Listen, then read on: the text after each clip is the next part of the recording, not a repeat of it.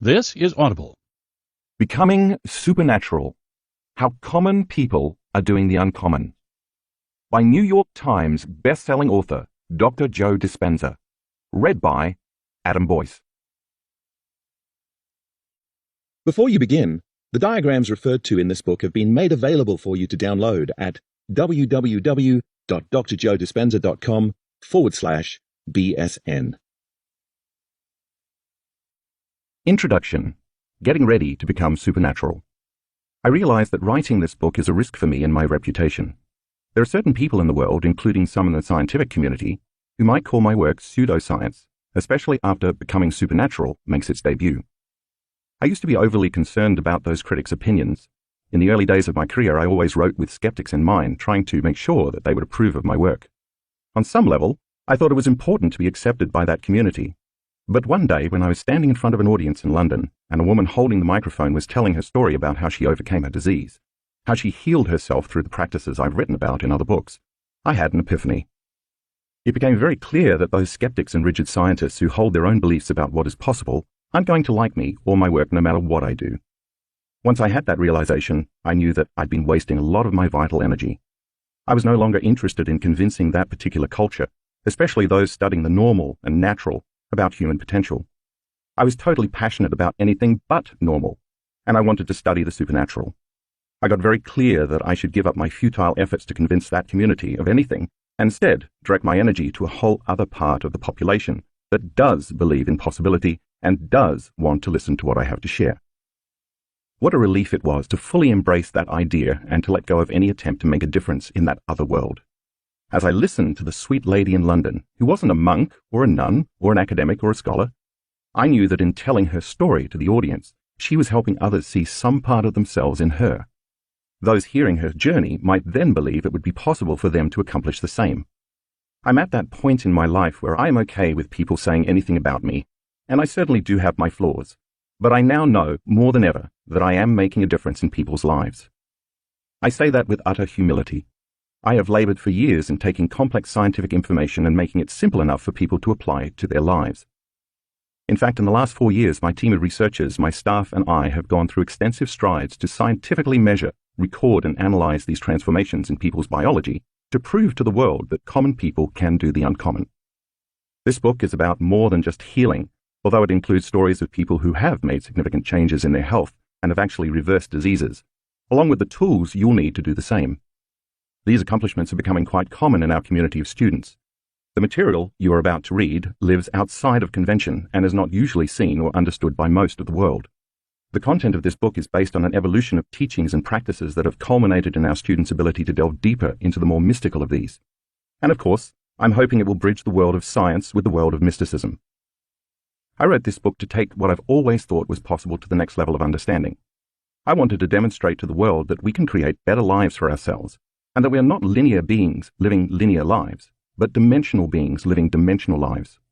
Hopefully, reading it will help you understand that you already have all the anatomy, chemistry, and physiology you need to become supernatural, sitting latent within you, waiting to be awakened and activated. In the past, I hesitated to talk about this realm of reality because I feared it might divide an audience based on their own personal beliefs. However, I have wanted to write this book for a long time now. Over the years, I have had profoundly rich mystical experiences that have changed me forever. Those inner events have influenced who I am today. I want to introduce you to that world of dimension and show you some of the measurements we took and the studies we did in our advanced workshops around the world. I started collecting data on our students in these workshops because we witnessed significant changes in their health, and I knew they were changing their biology during the meditations, in real time. We have thousands and thousands of brain scans that prove those changes were not just imagined in the minds, but actually took place in their brains. Several of the students we measured accomplished those changes within 4 days, the length of our advanced workshops. The scientific teams I've assembled have taken brain scan recordings using quantitative electroencephalogram (EEG) measurements before and after workshops, as well as real-time measurements during the meditations and practices themselves. I was not only impressed with the changes, but shocked by them. They were that dramatic. The brains of our students function in a more synchronized and coherent fashion after participating in the advanced retreats around the world. This increased order in their nervous systems helps them get very clear about a future they can create and they are able to hold that intention independent of the conditions in their external environment. And when their brains are working right, they are working right.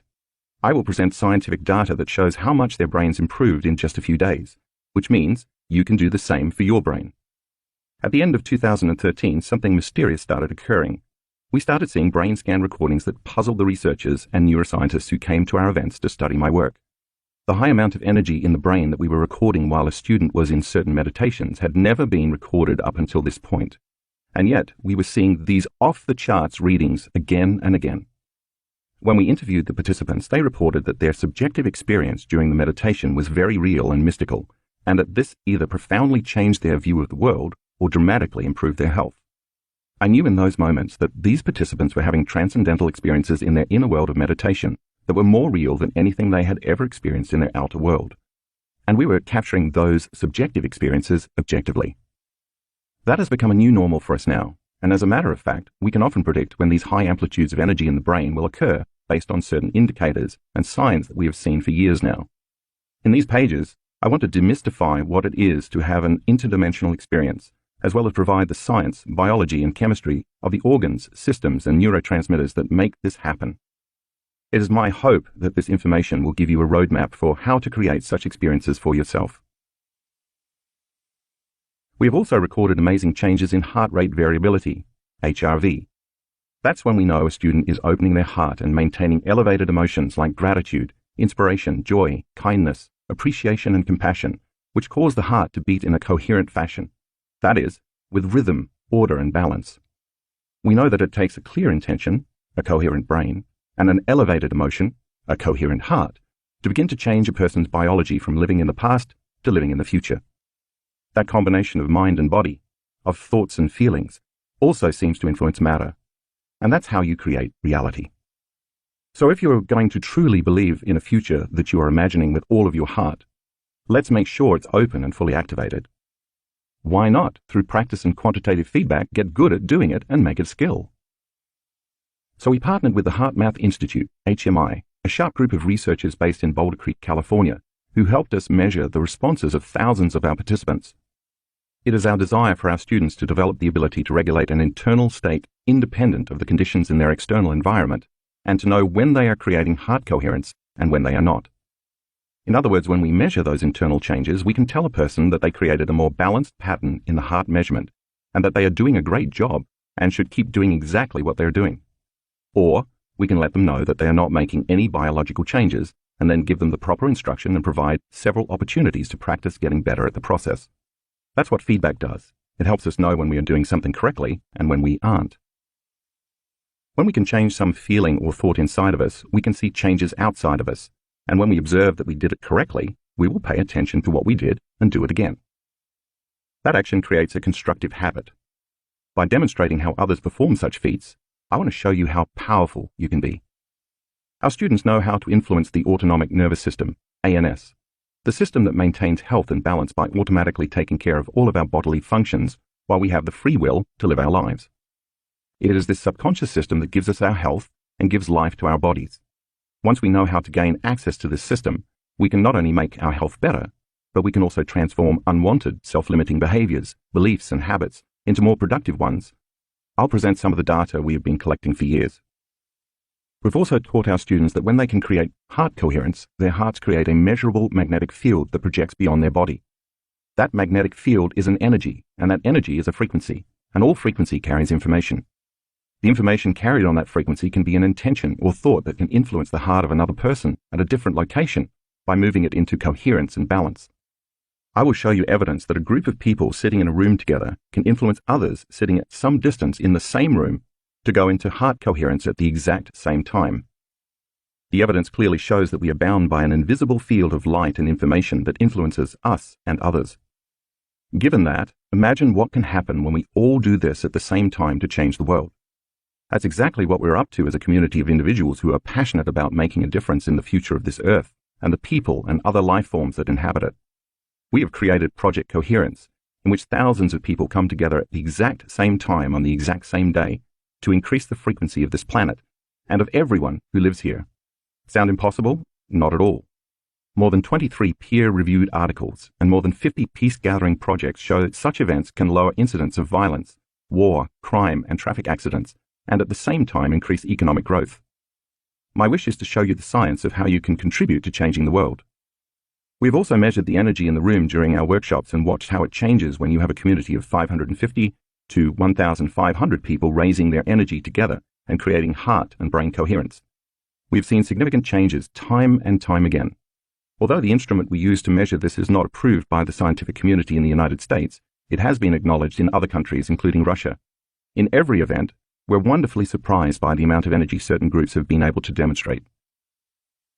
We have also assessed the invisible field of vital energy surrounding the body of thousands of students to determine whether they can increase their own light field.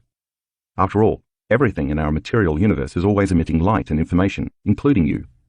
When you are living in survival mode under the burden of the hormones of stress, such as adrenaline, you draw from this invisible field of energy and turn it into chemistry. And as you do so, the field around your body shrinks. We discovered a very advanced piece of equipment that can measure the emission of photons, particles of light, to determine whether a person is building a field of light around them or diminishing their own light field. When more light is emitted, there's more energy and hence more life. When a person has less light and information surrounding their body, they are more matter and thus emit less vital energy. Extensive research proves that the body's cells and various systems communicate not only by the chemical interactions we are familiar with, but also by a field of coherent energy, light, that carries a message, information, that causes the environment within and all around the cell to give instructions to other cells and biological systems. We've measured the amount of vital energy that our students' bodies emit because of the inward changes they've made during our meditations, and I want to show you what changes they can create in only 4 days or less. Other centers in your body besides the heart are also under the control of the autonomic nervous system. I call them energy centers. Each has its own frequency, its own intent or consciousness, its own glands, its own hormones, its own chemistry, its own individual little brain, and so its own unique mind. You can influence these centers to function in a more balanced and integrated fashion. But to do that, you must first learn how to change your brainwaves so you can enter this subconscious operating system. In fact, moving from beta brainwaves, where the thinking brain is constantly analyzing and putting much attention on the outer world, to alpha brainwaves, which indicates you're calmly placing more attention on the inner world, is key. By consciously slowing your brainwaves down, you can more readily program the autonomic nervous system. Students who have done my various meditation practices over the years have learned how to change their brainwaves as well as sharpen the type of focus it takes to be present long enough to produce measurable effects. We've discovered an instrument that can measure those changes, and again, I'll show you some of the research. We've also measured several different biological markers related to changing gene expression, a process known as making epigenetic changes. In this book, you will learn that you are not in fact beholden to your genes, and that gene expression is changeable once you begin to think, act, and feel differently. During our events, students leave their familiar lives for 4 to 5 days to instead spend time in an environment that doesn't remind them of who they think they are. In doing so, they separate themselves from the people they know, the things they own, the automatic behaviors they demonstrate in their daily lives, and the places they routinely go, and they begin to change their inner states through 4 different types of meditations: walking, sitting, standing, and lying down. And through each one of these, they learn to become someone else. We know it's true because our studies show significant changes in our students' gene expression, and they've then reported significant changes in their health. Once we can show someone measurable results proving they truly have altered neurotransmitters, hormones, genes, proteins, and enzymes through thought alone, they can better justify their efforts and prove to themselves that they really are transforming. As I share these ideas with you in this book, walking you through the process and explaining the science behind the work that we're doing and why, you'll be learning a lot of fairly detailed information. But don't worry, I will review certain key concepts in different chapters. I do this intentionally to remind you of what you have already learned, so we can build a bigger model of understanding in that moment. At times, the material I present may be challenging. Because I've taught this material to audiences for years, I know it can be a lot. I'll be reviewing and reminding you of what you've learned, so you do not have to go back in the book to search for the information, although you can always review the earlier chapters if you feel you need to. Of course, all of this information will prime you for your own personal transformation. So the better you can wrap your mind around these concepts, the more easily you can surrender to the meditations at the end of most of the chapters, using them as tools to have your own personal experience. In Chapter 1, I tell 3 stories that will give you a basic understanding of what it means to become supernatural. In the first story, you'll meet a woman named Anna, who developed several serious health conditions because of a trauma that kept her anchored to the past. The emotions of stress triggered her genes, and the corresponding hormones created some very challenging health conditions for her. It is a very tough tale. I intentionally chose this story and included it in all its details because I wanted to demonstrate to you that no matter how bad things can get, you have the power to change them, just as this amazing woman did. She applied many of the meditations in this book to modify her personality and heal herself. To me, she is a living example of truth. But she's not the only one who has kept overcoming herself on a daily basis until she became someone else. She joins a whole student body of participants who have done the same, and if they can do it, so can you. I also share 2 of my own personal stories here, experiences that have changed me at a very deep level. This book is as much about the mystical as it is about healing and creating new opportunities in our lives. I share these stories because I want to prime you for what is possible when we leave this realm of space-time, the Newtonian world we learned about in high school science class, and activate our pineal gland so we can move into the realm of time-space, the quantum world. Many of our students have had similar mystical and interdimensional experiences, which seemed as real as this material reality. Because the second half of the book delves into the physics, neuroscience, neuroendocrinology, and even genetics of how this happens, I hope these stories will pique your curiosity, acting as teasers to open your mind to what's possible. There's a future you, a you who already exists in the eternal present moment, who is actually calling himself or herself to the more familiar you who is reading this book. And that future you is more loving, more evolved, more conscious, more present, more kind, more exuberant, more mindful, more willful, more connected, more supernatural, and more whole. That is who is waiting for you to change your energy to match his or her energy on a daily basis, so you can find that future you, who actually exists in the eternal now. Chapter 2 covers one of my favorite topics. I wrote it so you could fully comprehend what it means to be in the present moment.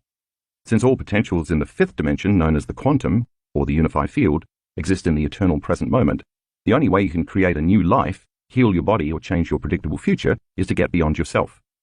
This elegant moment, which we have witnessed in thousands of brain scans, arrives when a person finally surrenders the memory of themselves for something greater. So many people spend the majority of their lives unconsciously choosing to live by the same routines on a regular basis, or they automatically romance their past, feeling the same way every day. As a result, they program their brain and body to be in a predictable future or a familiar past, never living in the present moment. It takes practice to get there, but it's always worth the effort. Finally finding the sweet spot of the generous present moment is going to require you to exercise a will that is greater than any of your automatic programs, but I'll encourage you every step of the way.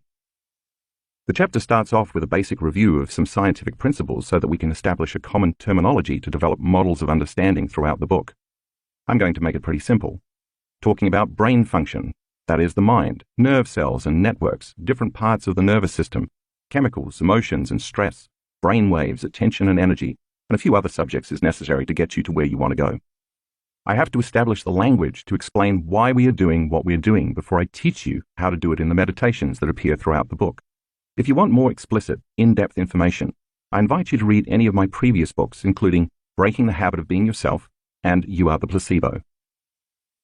Chapter 3 is your introduction to the quantum world, the 5th dimension.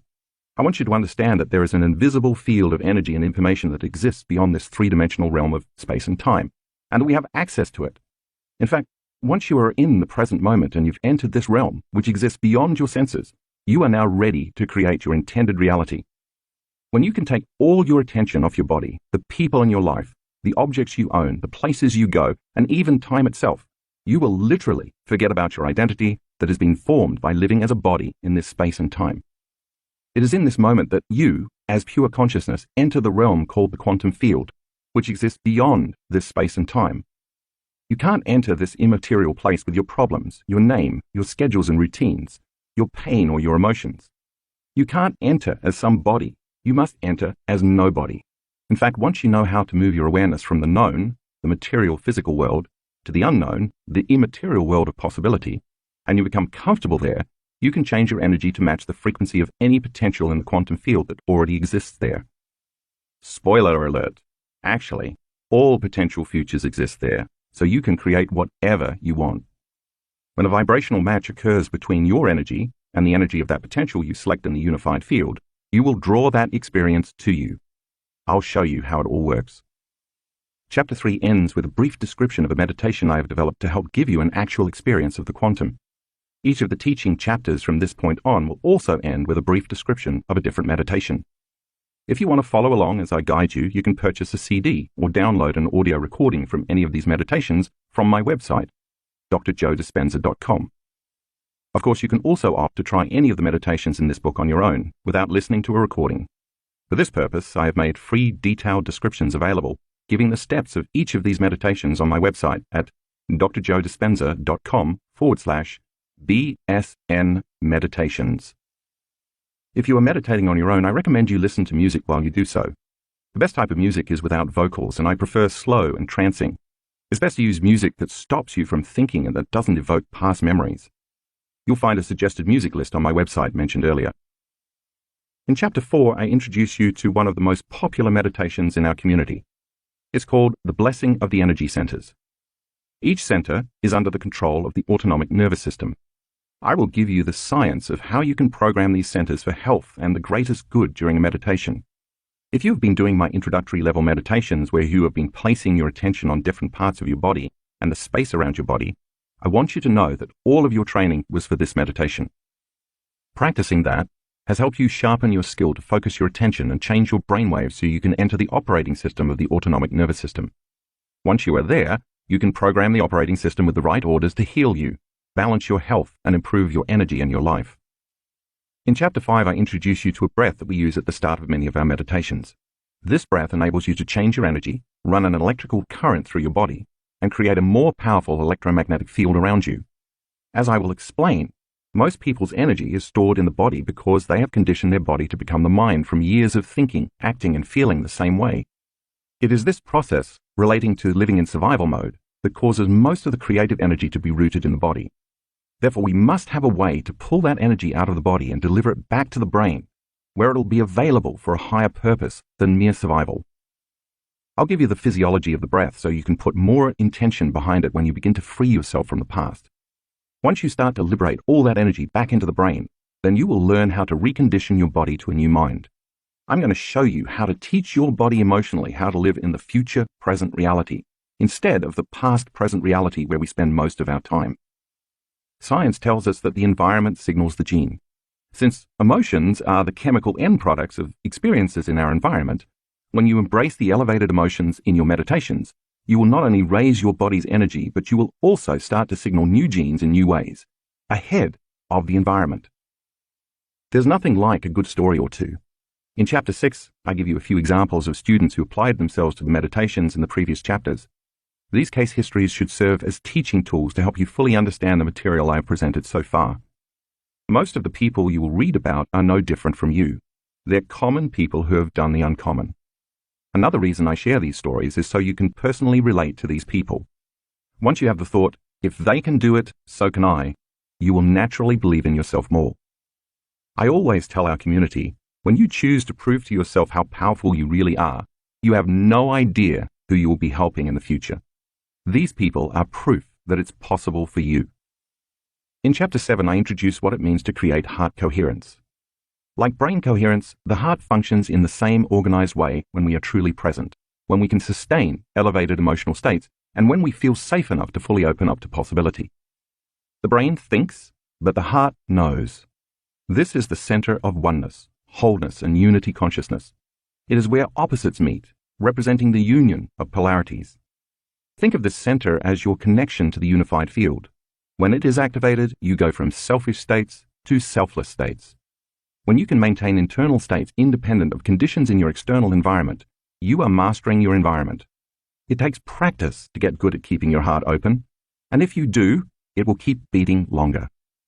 Chapter 8 shares one of the other favorite activities we do at our advanced workshops, combining a kaleidoscope with videos called mind movies that our students make of their future. We use the kaleidoscope to induce a trance because, when you're in trance, you are more suggestible to information. Suggestibility is your ability to accept, believe, and surrender to information without any analysis. If you do this properly, it is indeed possible to program your subconscious mind. So it makes sense that when you use the kaleidoscope to change your brainwaves, with your eyes open instead of closed in a meditation, you can lower the volume of the analytical mind to open the door between the conscious mind and the subconscious mind. And when you follow that with a mind movie, with scenes of yourself or pictures of what the future you want looks like, you program yourself into that new future. So many of our students have created amazing new lives and opportunities when they took the time to make their mind movie and then watch it with the kaleidoscope. Some students are already on their third mind movie because everything in their first two has already happened. In Chapter 9, I introduce the walking meditation. This meditation incorporates both standing and walking. I find this practice such a valuable tool in helping us literally walk into our future.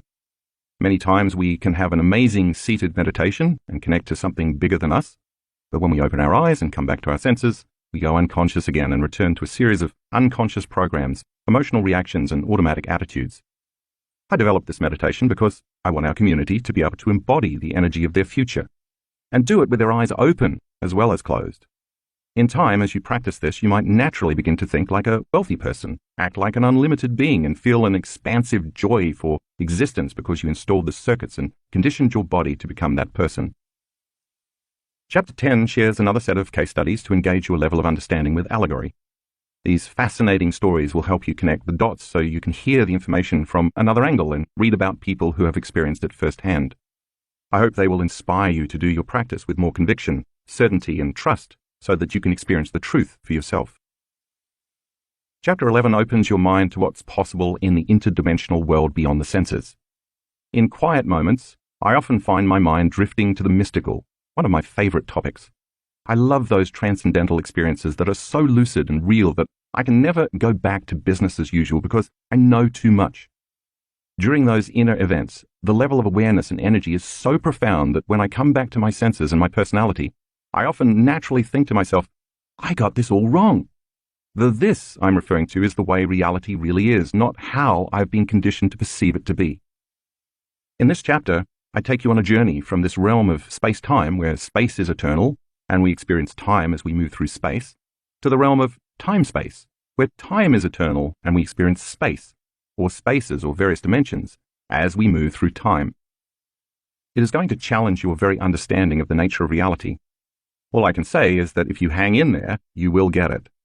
It might take you a few readings to fully understand it, but as you study the material and contemplate it, your contemplation builds the circuits in your brain in preparation for the experience.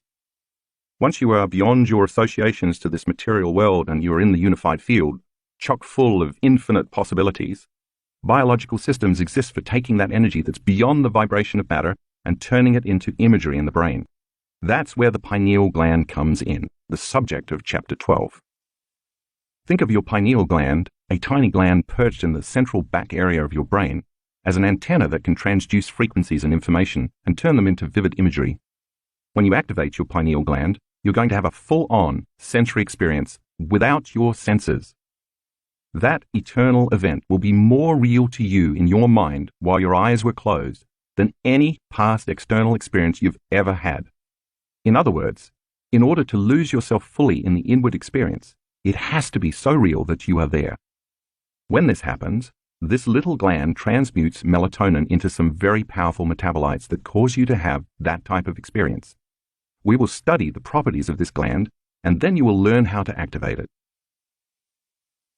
Chapter 13 introduces you to one of our most recent endeavors, Project Coherence. When we witnessed the measurements of so many of our students going into heart coherence at the exact same time on the exact same day during the exact same meditation, we knew that they were affecting each other non-locally, energetically as opposed to physically. The energy they were emitting in the form of elevated emotions carried their intention that the greatest good happen to everyone gathered in the room. Imagine a large body of people all elevating their energy and then placing the intention on that energy that lives be enriched, bodies be healed, dreams come true, futures be realized, and the mystical become common in our lives. When we saw how our students were able to open the hearts of others, we knew it was time to start doing global meditations to help change the world. Thousands and thousands of people from all over the world have joined in and participated in changing and healing this planet and the people on it. After all, are we doing this work to make the world a better place? I'll give you the science of how this all works, and I do mean science. Enough peer-reviewed studies on the power of peace-gathering projects have been published to prove it works, So instead of just studying history, why not make history? The book finishes with chapter 14, which shares some pretty wild case studies of some of the mind-blowing mystical experiences people have had doing this work. Once again, I share them so you can see that even the most mystical adventures can be yours if you work at it. So are you ready to become supernatural? Chapter 1. Opening the Door to the Supernatural. As spring was ending and the first glimpse of summer was approaching, what first appeared to be a typical Sunday afternoon in June 2007 turned out to be anything but typical for Anna Willems. The French doors from the living room to the garden were open wide, and the thin white curtains danced lightly in the breeze as scents from the garden floated inside. Streams of sunlight shone brightly all around Anna as she lounged comfortably. A chorus of birds chirped and trilled outside, and Anna could hear the distant melody of children's laughter and playful splashing coming from a neighbor's swimming pool. Anna's 12-year-old son reclined on the sofa, reading a book, and she could hear her 11-year-old daughter in the room directly above her, singing to herself as she played. A psychotherapist, Anna worked as a manager and board member for a major psychiatric institution in Amsterdam, whose profits totaled more than 10 million euros annually. She often caught up on professional reading on the weekends, and on this day, she was sitting in her red leather chair reading a journal article. Little did Anna know that what looked like the perfect world to anyone peering into her living room that day would become a nightmare within minutes. Anna felt a bit distracted, noticing that her attention wasn't fully engaged in the material she was attempting to study. She set her papers down and paused, suddenly wondering again where her husband had gone. He had left the house early that morning while she was taking a shower. Without saying where he was headed, he had simply disappeared. The children had told her that their father had said goodbye, giving each of them a big hug before he left. She tried to reach him on his cell phone many times, but he hadn't returned her calls. She tried one more time. No answer. Something definitely felt odd. At 3:30 p.m., the doorbell rang, and when Anna opened the front door, she found 2 police officers standing outside. "Are you Mrs. Willems?" one of them asked. When she confirmed she was indeed Mrs. Willems, the officers asked if they could come in and talk to her. Concerned and a bit confused, she complied. Then they delivered the news. Earlier that morning, her husband had jumped off one of the tallest buildings in the center of the city. Not surprisingly, the fall was fatal. Anna and her 2 children sat in shock and disbelief. Anna's breath momentarily stopped, and as she then gasped for air, she started to shake uncontrollably. The moment seemed frozen in time. While her children sat paralyzed in shock, Anna tried to hide her pain and stress for their sakes. An intense pain suddenly shot through her head, and she simultaneously felt a deep, hollow ache in her gut. Her neck and shoulders instantly stiffened as her mind frenetically raced from thought to thought. The hormones of stress had overtaken her. Anna was now in survival mode. How stress hormones take over. From a scientific standpoint, living in stress is living in survival. When we perceive a stressful circumstance that threatens us in some way, one for which we cannot predict or control the outcome, a primitive nervous system called the sympathetic nervous system turns on, and the body mobilizes an enormous amount of energy in response to the stressor. Physiologically, the body is automatically tapping into the resources it will need to deal with the current danger. The pupils dilate so we can see better. The heart rate and respiratory rate increase so we can run, fight, or hide. More glucose is released into the bloodstream to make more energy available to our cells, and our blood flow is shunted to the extremities and away from our internal organs so we can move quickly if we need to. The immune system initially dials up and then dials down as adrenaline and cortisol flood the muscles, providing a rush of energy to either escape or fend off the stressor.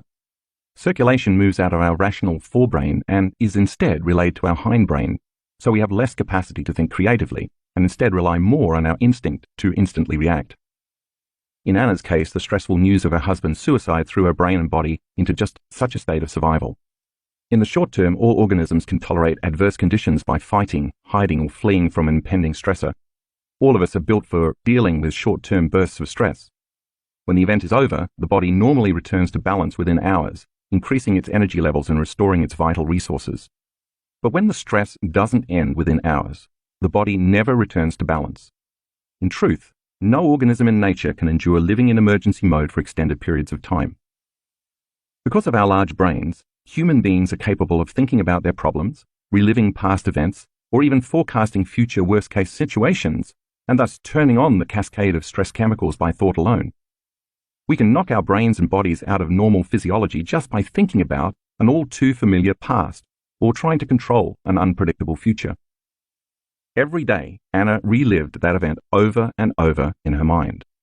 What she didn't realize was that her body did not know the difference between the original event that created the stress response and the memory of the event, which created the same emotions as the real-life experience all over again. Anna was producing the same chemistry in her brain and body as if the event were actually happening again and again. Subsequently, her brain was continuously wiring the event into her memory bank, and her body was emotionally experiencing the same chemicals from the past at least 100 times each day. By repeatedly recalling the experience, she was unintentionally anchoring her brain and body to the past. Emotions are the chemical consequences or feedback of past experiences. As our senses record incoming information from the environment, clusters of neurons organize into networks. When they freeze into a pattern, the brain makes a chemical that is then sent throughout the body. That chemical is called an emotion. We remember events better when we can remember how they feel. The stronger the emotional quotient from any event, either good or bad, the stronger the change in our internal chemistry. When we notice a significant change inside of us, the brain pays attention to whoever or whatever is causing the change outside of us, and it takes a snapshot of the outer experience. That's called a memory. Therefore, the memory of an event can become branded neurologically in the brain, and that scene becomes frozen in time in our grey matter, just as it did for Anna. The combination of various people or objects at a particular time and place from that stressful experience is etched into our neural architecture as a holographic image. That's how we create a long-term memory.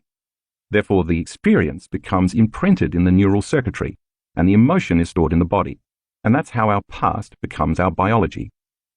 In other words, when we experience a traumatic event, we tend to think neurologically within the circuitry of that experience, and we tend to feel chemically within the boundaries of the emotions from that event. So our entire state of being, how we think and how we feel, becomes biologically stuck in the past. As you can imagine, Anna was feeling a rush of negative emotions, tremendous sadness, pain, victimization, grief, guilt, shame, despair, anger, hatred, frustration, resentment, shock, fear, anxiety, worry, overwhelm, anguish, hopelessness, powerlessness, isolation, loneliness, disbelief, and betrayal. And none of those emotions dissipated quickly. As Anna analyzed her life within the emotions of the past, she kept suffering more and more. Because she couldn't think greater than how she constantly felt, and since emotions are a record of the past, she was thinking in the past, and every day she felt worse. As a psychotherapist, she could rationally and intellectually understand what was happening to her, but all her insights couldn't get beyond her suffering. People in her life started treating her as the person who had lost her husband, and that became her new identity. She associated her memories and feelings with the reason she was in her present state.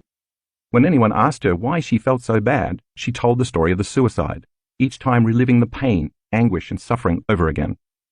All along, Anna kept firing the same circuits in her brain and reproducing the same emotions, conditioning her brain and body further into the past. Every day, she was thinking, acting, and feeling as if the past was still alive. And since how we think, how we act, and how we feel is our personality, Anna's personality was completely created by the past. From a biological standpoint, in repeatedly telling the narrative of her husband's suicide, Anna literally couldn't get beyond what had happened. A downward spiral begins. Anna could no longer work and had to take leave of absence. During that time, she found out that her husband, although a successful lawyer, had made a mess of their personal finances. She would have to pay off significant debts that she had previously been unaware of, and she didn't have the money to even begin. Not surprisingly, even more emotional, psychological, and mental stress began to add up. Anna's mind went in circles, constantly flooded with questions. How will I take care of our children? How will all of us deal with this trauma in our future, and how will it affect our lives? Why did my husband leave without saying goodbye to me? How could I not know he was so unhappy? Did I fail as a wife? How could he leave me with 2 young children, and how will I manage to raise them by myself? Then judgments crept into her thoughts. He shouldn't have committed suicide and left me in this financial mess. What a coward! How dare he leave his children without a father? He didn't even write a message for the children and me. I hate him for not even leaving a note. What a jerk to leave me and make me raise these kids alone. Did he have any idea what this might do to us? All of these thoughts carried a strong emotional charge, further affecting her body. 9 months later, on March 21st, 2008, Anna woke up paralyzed from the waist down. Within hours, she was lying in a hospital bed, a wheelchair beside her, diagnosed with neuritis, inflammation of the peripheral nervous system. After several tests, the doctors could not find anything structural as the cause of the problem, so they told Anna that she must have an autoimmune condition. Her immune system was attacking the nervous system in her lower spine, breaking down the protective layer that coats the nerves and causing paralysis in both of her legs. She could not hold her urine, had difficulty controlling her bowels, and had no feeling or motor control in her legs and feet. When the fight or flight nervous system is switched on and stays on because of chronic stress, the body utilizes all its energy reserves to deal with the constant threat it perceives from the outer environment. Therefore, the body has no energy left in its inner environment for growth and repair, compromising the immune system. So because of her repeated inner conflict, Anna's immune system was attacking her body. She had finally physically manifested the pain and suffering she'd emotionally experiencing in her mind. In short, Anna could not move her body because she wasn't moving forward in her life. She was stuck in her past. For the next 6 weeks, Anna's doctors treated her with huge doses of intravenous dexamethasone and other corticosteroids to reduce inflammation. Because of the added stress and the types of drugs she was taking, which can further weaken the immune system, she also developed an aggressive bacterial infection for which her doctors gave her huge doses of antibiotics. After 2 months, Anna was released from the hospital and had to use a walker and crutches to get around. She still could not feel her left leg and found standing very difficult. She couldn't walk properly. Although she could hold her bowels a bit better, she still couldn't control her urine. As you can imagine, this new situation was adding to Anna's already high stress levels. She had lost her husband to suicide. She could not work very much to support herself and her children. She was in serious financial crisis, and she had been living in a hospital paralyzed for more than 2 months. Her mother had to move in to help. Anna was an emotional, mental, and physical wreck, and although she had the best doctors and the latest medications from a reputable hospital, she was not getting any better. By 2009, 2 years after the death of her husband, she was diagnosed with clinical depression, so she started taking even more medication.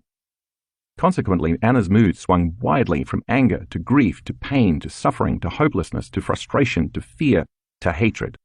Because those emotions influenced her actions, her behavior became somewhat irrational. At first, she fought with almost everybody around her except her children, but then she started to have conflicts with her youngest daughter. The dark night of the soul. In the meantime, many more physical problems started showing up, and Anna's journey became even more painful. The mucous membranes in her mouth started to develop large ulcerations that spread into her upper esophagus as the result of another autoimmune disease called erosive lichen planus.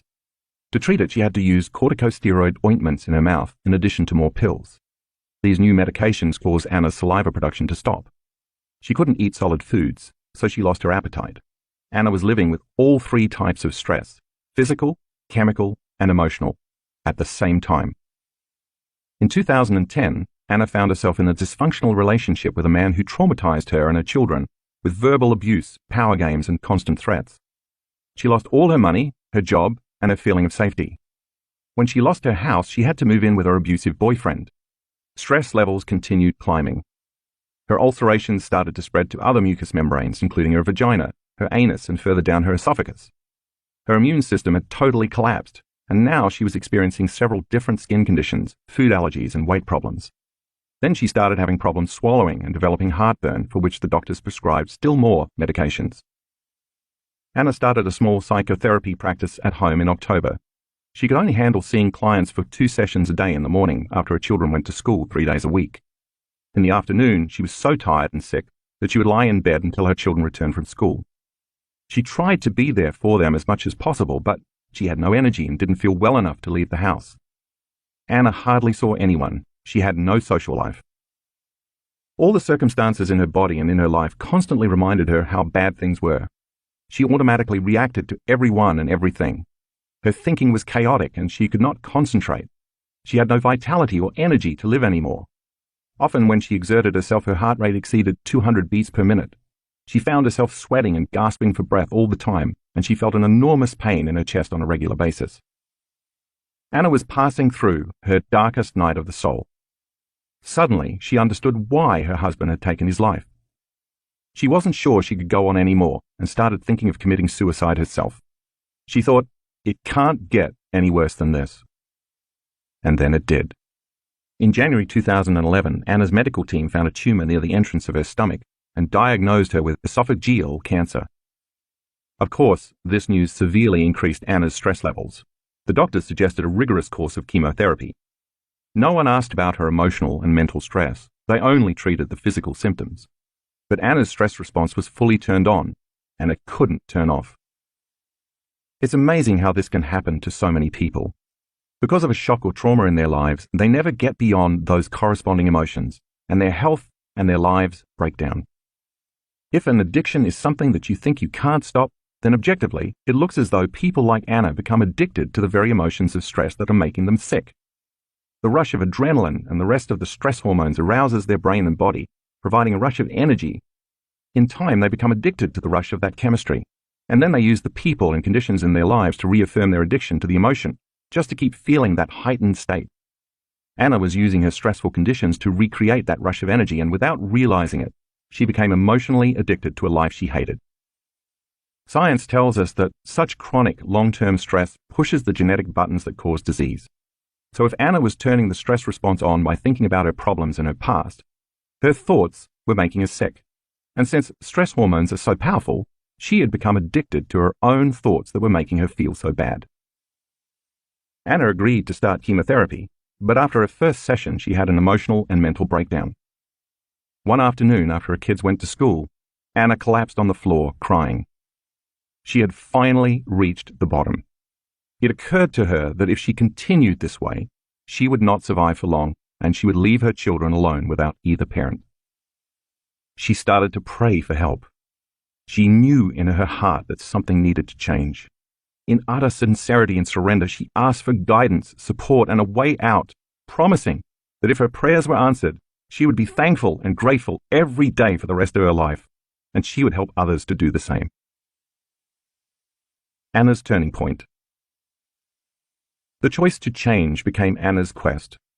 She first decided to stop all the treatments and all the medications for her various physical illnesses, although she continued to take her antidepressants. She didn't tell the doctors and nurses that she was not coming back for treatment. She simply did not show up anymore. No one ever called her to ask why. Only her family doctor contacted Anna to express concern. On that cold winter's day in February 2011, when Anna was on the floor crying for help, she made a choice with a firm intention to change herself and her life, and the amplitude of that decision carried a level of energy that caused her body to respond to her mind. It was that decision to change that gave her the strength to rent a house for herself and her children, and to move away from the negative relationship she was in. It was as if that moment redefined her. She knew she had to start all over. When I first saw Anna, it was 1 month later. One of the few friends she had left had reserved a seat for Anna at a Friday evening talk that I was giving. Her friend made Anna an offer. If she liked the evening lecture, she could stay for a full 2-day weekend workshop. Anna agreed to go. The first time I saw her, she was sitting in a packed conference room on the left side on the outer aisle, her crutches leaning against the wall near where she sat.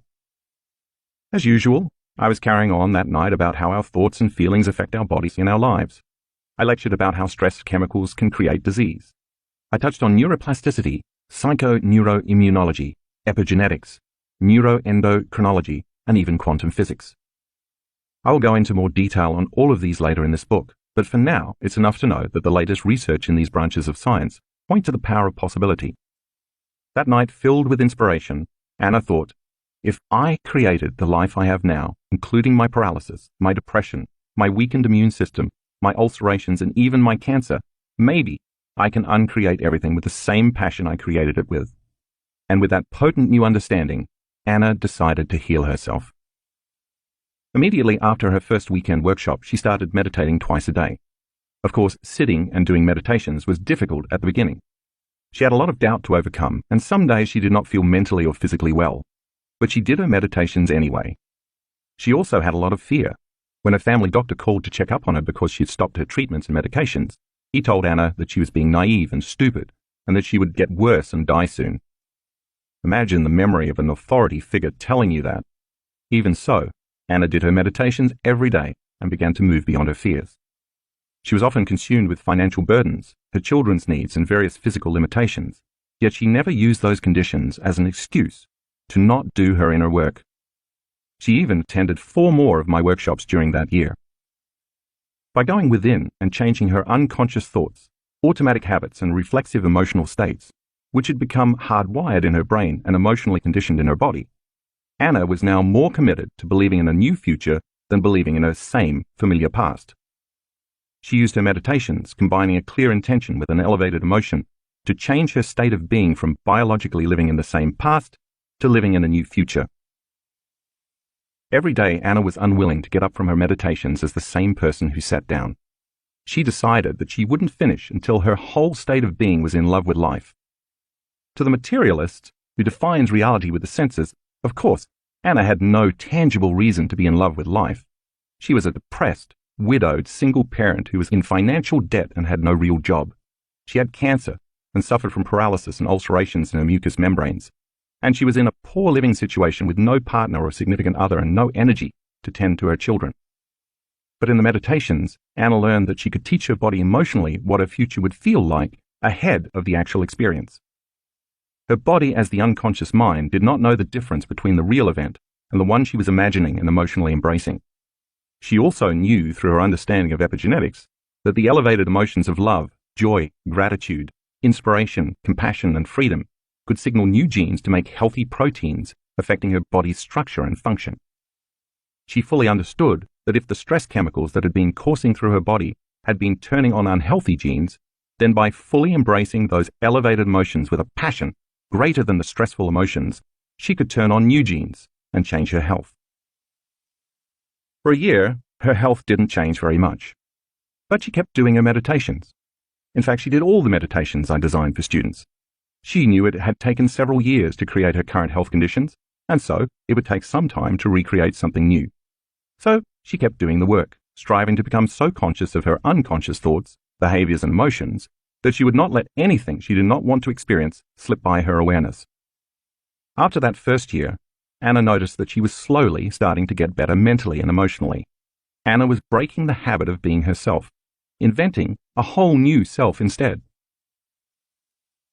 Anna knew from attending my workshops that she had to move her autonomic nervous system back into balance, because the ANS controls all the automatic functions that happen beyond the brain's conscious awareness: digestion, absorption, blood sugar levels, body temperature, hormonal secretions, heart rate, and so on. The only way she could slip into the operating system and affect the ANS was to change her internal state on a regular basis. So first, Anna began each meditation with the blessing of the energy centers. These specific areas of the body are under the control of the ANS. As I mentioned in the introduction, each center has its own energy or frequency, which emits specific information or has its own consciousness, its own glands, its own hormones, its own chemistry, its own individual little mini brain, and therefore its own mind. Each center is influenced by the subconscious brain sitting under our conscious thinking brain. Anna learned how to change her brainwaves so she could enter the operating system of the ANS, located in the midbrain, and reprogram each center to work in a more harmonious manner. Every day with focus and passion, she rested her attention in each area of her body, as well as the space around each center, blessing it for greater health and the greater good. Slowly but surely, she began to influence her health by reprogramming her autonomic nervous system back to balance. Anna also learned a specific breathing technique I teach in our work to liberate all the emotional energy that is stored in the body when we keep thinking and feeling the same way. By constantly thinking the same thoughts, Anna had been creating the same feelings, and then by feeling those familiar emotions, she would think more of the same corresponding thoughts. She learned that the emotions of the past were stored in her body, but she could use this breathing technique to liberate that stored energy and free herself from her past. So every day, with a level of intensity that was greater than her addiction to past emotions, she practiced the breath and got better and better at doing it. After she learned to move that stored energy in her body, she learned how to recondition her body to a new mind by embracing the heart-centered emotions of her future before her future unfolded. Since Anna also studied the model of epigenetics I teach in our workshops and lectures, she learned that genes don't create disease. Instead, the environment signals the gene to create disease. Anna understood that if her emotions were the chemical consequences of experiences in her environment, and if she lived every day by the same emotions from her past, she was selecting and instructing the same genes that might be causing her poor health conditions. If she could instead embody the emotions of her future life by embracing those emotions before the experience actually happened, she could change her genetic expression and actually change her body to be biologically aligned with her new future. Anna did an additional meditation that involved resting her attention in the center of her chest, activating the ANS with those elevated states to create and maintain a very efficient type of heart rate we called a coherent heart rate, which I'll explain in detail later in the book, for extended periods of time. She learned that when she felt resentment, impatience, frustration, anger, and hatred, those states induced the stress response and caused the heart to beat incoherently and out of order. Anna learned in my workshops that once she could sustain this new heart-centered state, just as she had gotten used to feeling all of those negative emotions on a regular basis, in time, she could feel these new emotions more fully and deeply. Of course, it took quite a bit of effort to trade anger, fear, depression, and resentment for joy, love, gratitude, and freedom, but Anna never gave up. She knew that those elevated emotions would release more than 1,000 different chemicals that would repair and restore her body, and she went for it. Anna then practiced a walking meditation I designed in which she walked as her new self every day. Instead of sitting down and meditating with her eyes closed, she started these meditations standing up with her eyes closed. While standing, she got into the meditative state that she knew would change her state of being, and then while still in that state, she opened her eyes, staying in a meditative state, and walked as her future self. By doing so, she was embodying a new habit of thinking, acting, and feeling on a regular basis. What she was creating would soon become her new personality. She never wanted to go unconscious again and return to her old self. Because of all this work, Anna could see that her thought patterns had changed. She was no longer firing the same circuits in her brain in the same way, so those circuits stopped wiring together and started pruning apart. As a result, she stopped thinking in the same old ways. Emotionally, she began to feel glimpses of gratitude and pleasure for the first time in years. In her meditations, she was conquering some aspect of her body and her mind every day. Anna calmed down and became much less addicted to the emotions derived from stress hormones. She even started to feel love again, and she kept going, overcoming, and overcoming every day on her way to becoming someone else. Anna grabs a hold of possibility. In May 2012, Anna attended one of my 4-day progressive workshops held in upstate New York. On the third day, during the last of 4 meditations, she completely surrendered and finally let go. For the first time since she had started meditating, she found herself floating in an infinite black space, aware that she was aware of herself. She had moved beyond the memory of who she was and became pure consciousness, totally free of her body, of her association to the material world and of linear time. She felt so free that she no longer cared about her health conditions. She felt so unlimited that she couldn't identify with her present identity. She felt so elevated that she was no longer connected to her past. In this state, Anna had no problems. She left her pain behind, and she was truly free for the first time. She wasn't her name, her gender, her disease, her culture, or her profession. She was beyond space and time. She had connected to a field of information called the quantum field, where all possibilities exist. Suddenly, she saw herself in a brand new future, standing on a huge stage, holding a microphone and talking to a crowd as she told them the entire story of her healing. She wasn't imagining or visualizing this scene. It was as if she got a download of information, a glimpse of herself as a totally different woman in a new reality. Her inner world appeared much more real to her than her outer world, and she was having a full-on sensory experience without using her senses. The moment Anna experienced this new life in the meditation, a burst of joy and light came into her body, and she felt relief on a deep, visceral level. She knew she was something or someone greater, much grander than her physical body. In this state of intense joy, she felt such delight and such immense gratitude that she burst into laughter. And at that moment, Anna knew she was going to be okay. From then on, she developed so much trust, joy, love, and gratitude that her meditations became easier and easier, and she began to go much deeper. As Anna moved out of her past, she felt this new energy opening her heart further and further. Instead of seeing her meditations as something she had to do every day, she started looking forward to them. It became her way of life. Doing the work became her habit. Her energy and vitality returned. She stopped taking antidepressants. Her thought patterns completely changed and her feelings were different. She felt like she was in a new state of being, so her actions changed drastically. Anna's health and life improved tremendously that year. The next year, she attended several more events. By keeping connected to the work, Anna started to develop relationships with more people in our community, and she received more and more support to keep her going on her journey back to health. Like many of our students, she sometimes found it challenging not to take a few steps back into the old programs and the old patterns of thinking, feeling, and acting once she returned home after a workshop. But even so, she kept doing her meditations every day. In September 2013, Anna's doctors gave her a very thorough medical checkup that included many different tests. 1 year and 9 months after a cancer diagnosis, and 6 years after her husband's suicide, Anna's cancer had completely healed, and the tumor in her esophagus had vanished. Her blood tests showed no cancer markers. The mucous membranes in her esophagus, vagina, and anus were completely healed. Only a few minor problems remained. The mucous membranes in her mouth were still slightly red, although she no longer had any ulcerations, and because of the medication she had taken for the ulcerations, she still didn't produce saliva. Anna had become a new person who is healthy. The disease existed in the old personality. By thinking, acting, and feeling differently, Anna reinvented a new self. In a sense, she had become reborn in the same life. In December 2013, Anna came to an event in Barcelona with the friend who had introduced her to my work. After hearing me tell the participants a story about a remarkable healing of another student in our community, Anna decided it was time to share her story with me. She wrote it all down and gave the letter to my personal assistant. Like many letters I get from students, the first line read, "You are not going to believe this." After I read what she'd written, the next day, I asked Anna to come up on stage and share her story with the audience. And there she was, a year and a half after the vision she'd had during her meditation in New York, unbeknownst to me, standing on a stage, talking to an audience about her journey healing herself. After the Barcelona event, Anna was inspired to work on her mouth even more. About 6 months later, I was lecturing in London, and Anna attended. I spoke in detail about epigenetics. Suddenly, a light went on for Anna. I've healed myself of all these medical conditions, including cancer, she thought. I should be able to signal the gene for my mouth to produce more saliva. A few months later, during another workshop in 2014, Anna suddenly felt saliva dripping in her mouth.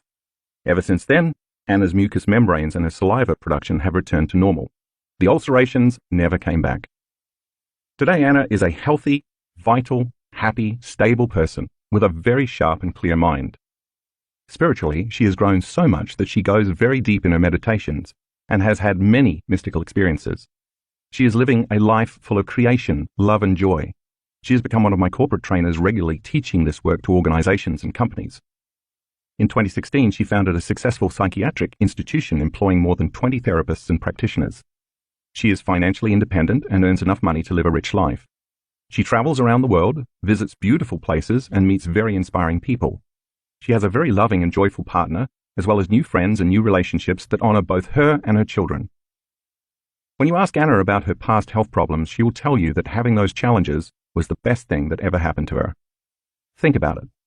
What if the worst thing that ever happened to you turns out to be the best thing that has ever happened to you? She often tells me that she loves her present life, and I always respond, of course you do. You created your life every day by not getting up from your meditations until you were in love with that life. So now you get to love your life. It was through the course of her transformation that Anna had, in effect, become supernatural.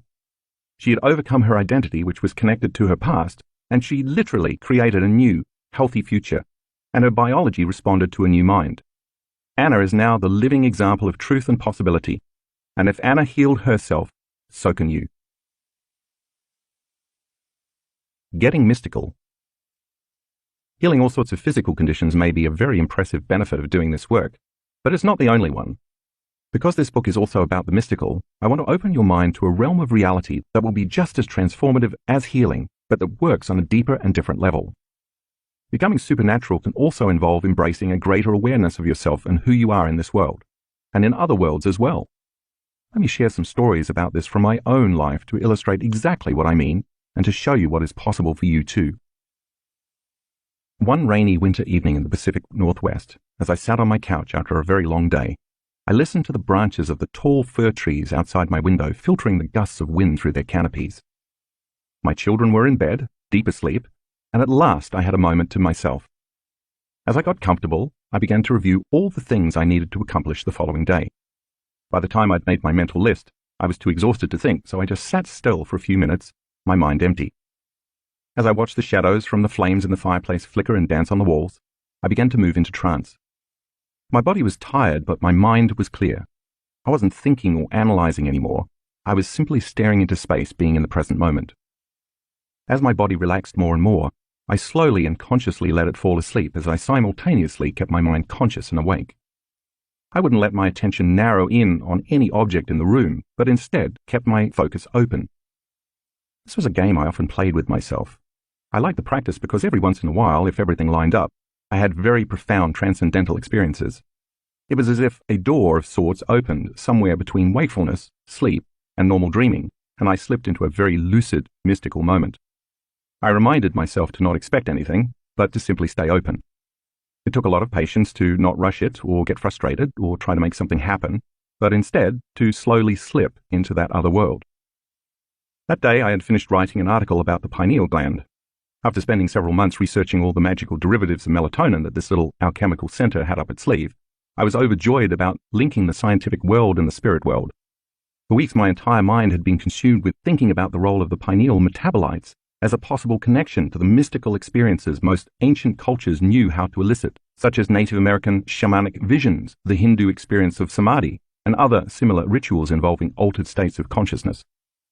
Some concepts that had been loose ends for years had suddenly clicked for me, and my discoveries left me feeling more whole. I thought I was one step closer to understanding the bridge to higher dimensions of space and time. All the information I had learned inspired me to a deeper awareness about what is possible for human beings. Yet I was still curious to learn more, curious enough to move my awareness to where the pineal gland existed in my head. I casually thought, speaking to the gland, "Where are you anyway?" As I rested my attention in the space the pineal gland occupies in my brain, and as I was drifting off into the blackness, suddenly, out of nowhere, a vivid image of my pineal gland appeared in my mind as a three-dimensional round knob. Its mouth was wide open in a spasm, and it was releasing a white milky substance. I was shocked by the intensity of the holographic image, but was too relaxed to be aroused or react, so I simply surrendered and observed. It was so real. I knew what I was seeing before me was my own tiny pineal gland. In the next instant, a huge timepiece appeared right in front of me. It was one of those old-fashioned pocket watches with a chain, and the vision was incredibly vivid. The moment I put my attention on the timepiece, I received very clear information. I suddenly knew that linear time as I believed it to be, with a definite past, present, and future, was not the way the world really works. Instead, I understood that everything is actually happening in an eternal present moment. In this infinite amount of time, there exist infinite spaces, dimensions, or possible realities to experience. If there is only one eternal moment happening, then it makes sense that we would have no past in this incarnation, let alone no past lives. But I could see every past and future like I was looking at an old-fashioned piece of movie film with an endless number of frames, with the frames representing not single moments but windows of limitless possibilities that existed as scaffolding and went on in all directions forever. It was much like looking into two mirrors opposite one another and seeing infinite spaces or dimensions reflected in both directions. But to understand what I was seeing, imagine that those infinite dimensions are above and below you, in front and behind you, and to your left and to your right. And each one of those limitless possibilities already existed. I knew that by putting my attention on any one of those possibilities, I would actually experience that reality. I also realized I wasn't separate from anything. I sensed oneness with everything, everyone, every place, and every time. I can only describe it as the most familiar, unfamiliar feeling I've ever had in my life. The pineal gland, as soon as I understood I was being shown, serves as a dimensional timepiece that, when activated, can dial into any time. When I saw the hands of the timepiece move forward or backward, I understood that, like a time machine set to any particular time, there is also a reality or a dimension to experience in a particular space. This amazing vision was showing me that the pineal gland, like a cosmic antenna, had the ability to tune into information beyond our physical senses and to hook us up to other realities that already exist in the eternal moment. While the download of information I received seemed limitless, no words exist that can completely describe the magnitude of this experience. Experiencing my past and future selves simultaneously. As the hands of the watch moved backward to a past time, a dimension of space and time came to life. I immediately found myself in a reality relevant to me personally, although amazingly, that past moment was still occurring in the present moment I was experiencing while sitting on my couch in the living room. I next became aware that I was in a physical space at that specific time. I observed myself as a young child, again, while simultaneously having the experience of being the adult me on the couch. The child version of me was about 7 years old and had a very high fever. I remember how much I loved fevers at that age because I could go deep within and have the kind of abstract dreams and visions that often come with the delirium produced by high body temperatures. This specific time I was in my room in bed with the covers up to the bridge of my nose, and my mother had just left the room. I was happy I was alone. The moment she closed the door, I somehow innately knew to do exactly what I had just been doing in my living room as an adult, continuously relaxing my body and remaining somewhere between sleep and wakefulness as I stayed present to whatever came up. Up to this point in my present life, I had completely forgotten about the memory of this childhood experience, but when I lived it again in that moment, I saw myself in the midst of a lucid, conscious dream, comprehending possible realities like the squares on a chessboard. As I observed myself as this young boy, I was deeply moved by what he was attempting to understand, and I wondered how he could grasp such complicated concepts at his age. In that moment, as I watched him, I fell in love with that little guy, and the second I embraced that emotion, I somehow felt a simultaneous connection to both that point in time and the one I was experiencing as my present time back in Washington State. I had such a strong knowingness that what I was doing then and what I am doing now were happening at the same time, and that those moments were significantly connected. In that split second, the love I felt for him as my present self was drawing that young boy to the future I was living now. Then the experience got even stranger. That scene faded away, and the watch appeared again. I became aware that the hands of the timepiece could also move forward. Filled with a sense of wonder, and without any trepidation or fear, I simply observed the watch move forward in time. Instantaneously, I was standing barefoot in my backyard in Washington in the cold night. It's difficult to explain what time it was because it was the same night I was in my living room, but the me who was outside the house was the me from the future in that now. Again, words are limited here, but the only way I can explain this experience is that the future personality, called Joedispenza, had changed immensely. I was so much more evolved, and I felt amazing, euphoric in fact. I was so aware, or should I say as that person, I am so aware. By aware, I mean superconscious, as if all my senses were heightened 100%. Everything I saw, touched, felt, smelt, tasted, and heard was amplified. My senses were so elevated that I was acutely aware of and paying attention to everything around me, wanting to experience the moment completely. And because my awareness increased so drastically, so did my consciousness and therefore my energy. Feeling so full of this intense energy caused me to be more conscious of everything I sensed simultaneously. I can describe this feeling only as consistent, unwavering, highly organized energy. It was nothing like the chemical emotions we normally feel as human beings. In fact, in that moment I knew I couldn't even feel those normal human emotions. I'd evolved beyond them. I did, however, feel love, although it was an evolved form of love that was not chemical, but electric. I felt almost as though I was on fire, passionately in love with life. I was in an incredibly pure form of joy. I was also walking around my backyard in the middle of winter with no shoes and no jacket, yet I was so aware of the feeling of the cold that it was actually intensely enjoyable. I didn't have an opinion about how ice cold the ground under my feet was. I just loved having my feet touch the frozen grass on the earth, and I felt very connected to both the feeling and the grass. I understood that if I entertained the typical thoughts and judgments I normally would have about being cold, it would cause me to create a sense of polarity, dividing the energy I was experiencing. If I judged it, I would lose the feeling of wholeness.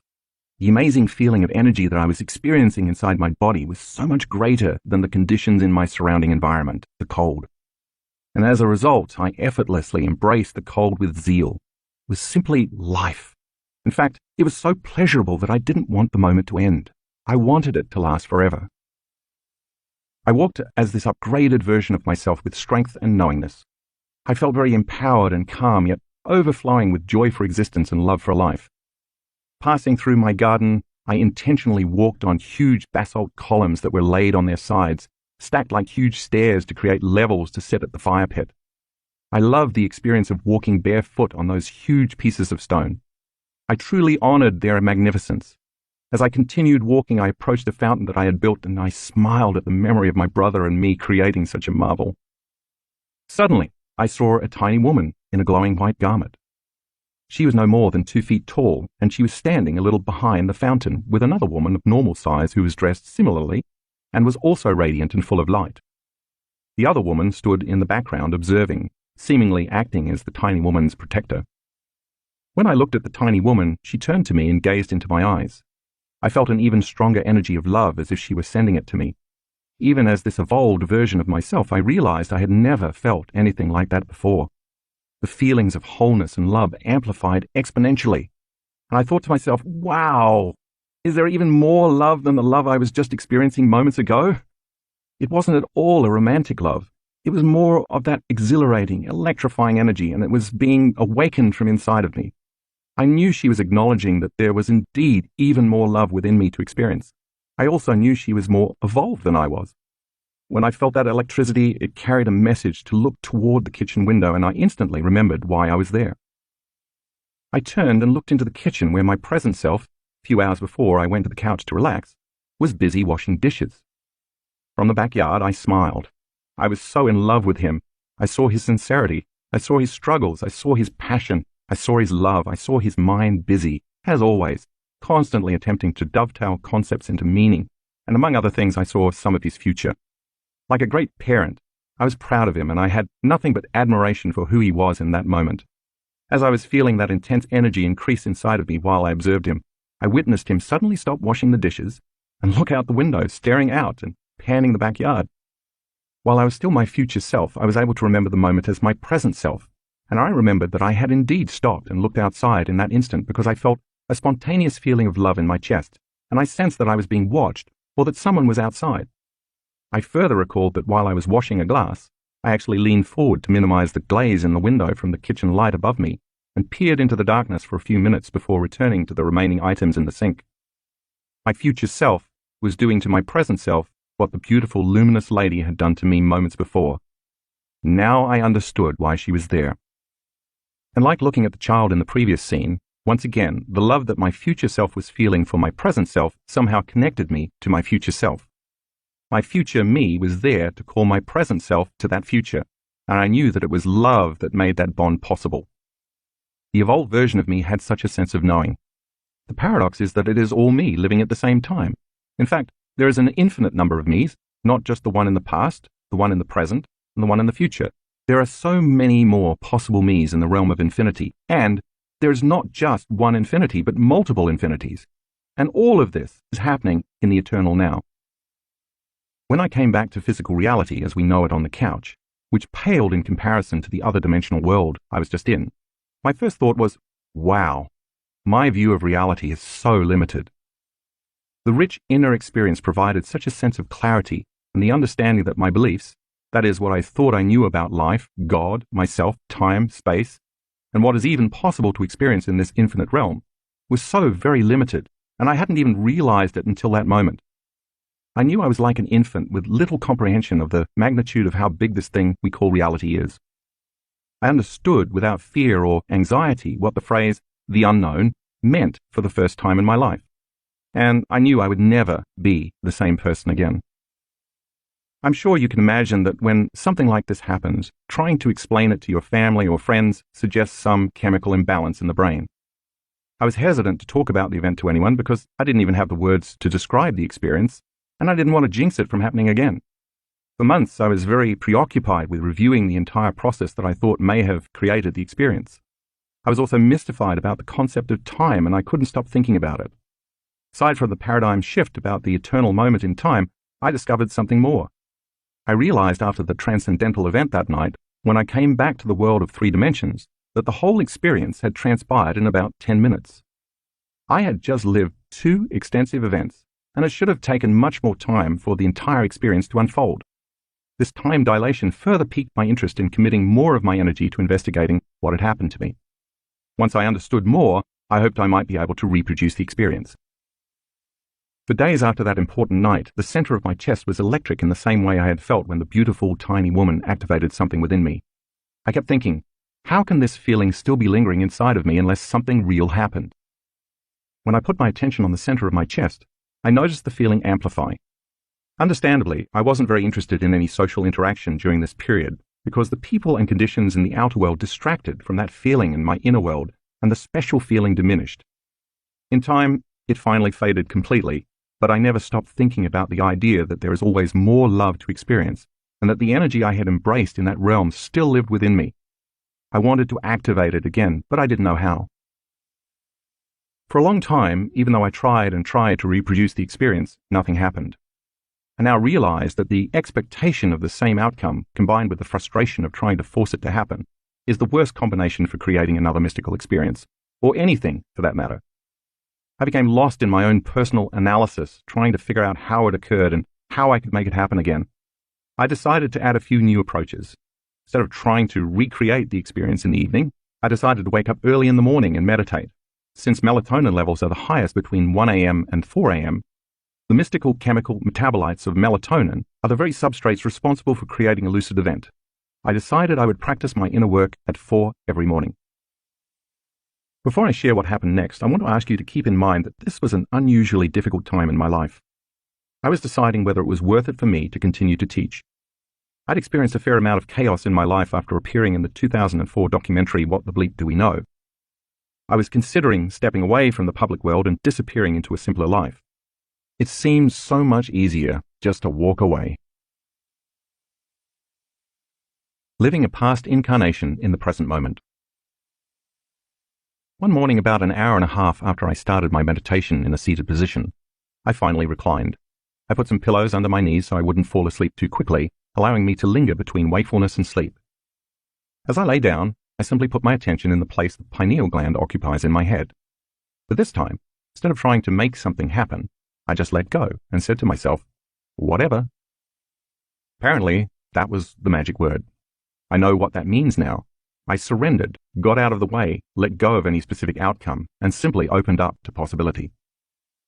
The next thing I knew, I was experiencing myself as a stout man in a very hot region of the world that seemed to be what we now call Greece or Turkey. The terrain was rocky, the ground was parched, and stone buildings like those in Greco-Roman times were interspersed with many small tents made of brightly colored fabrics.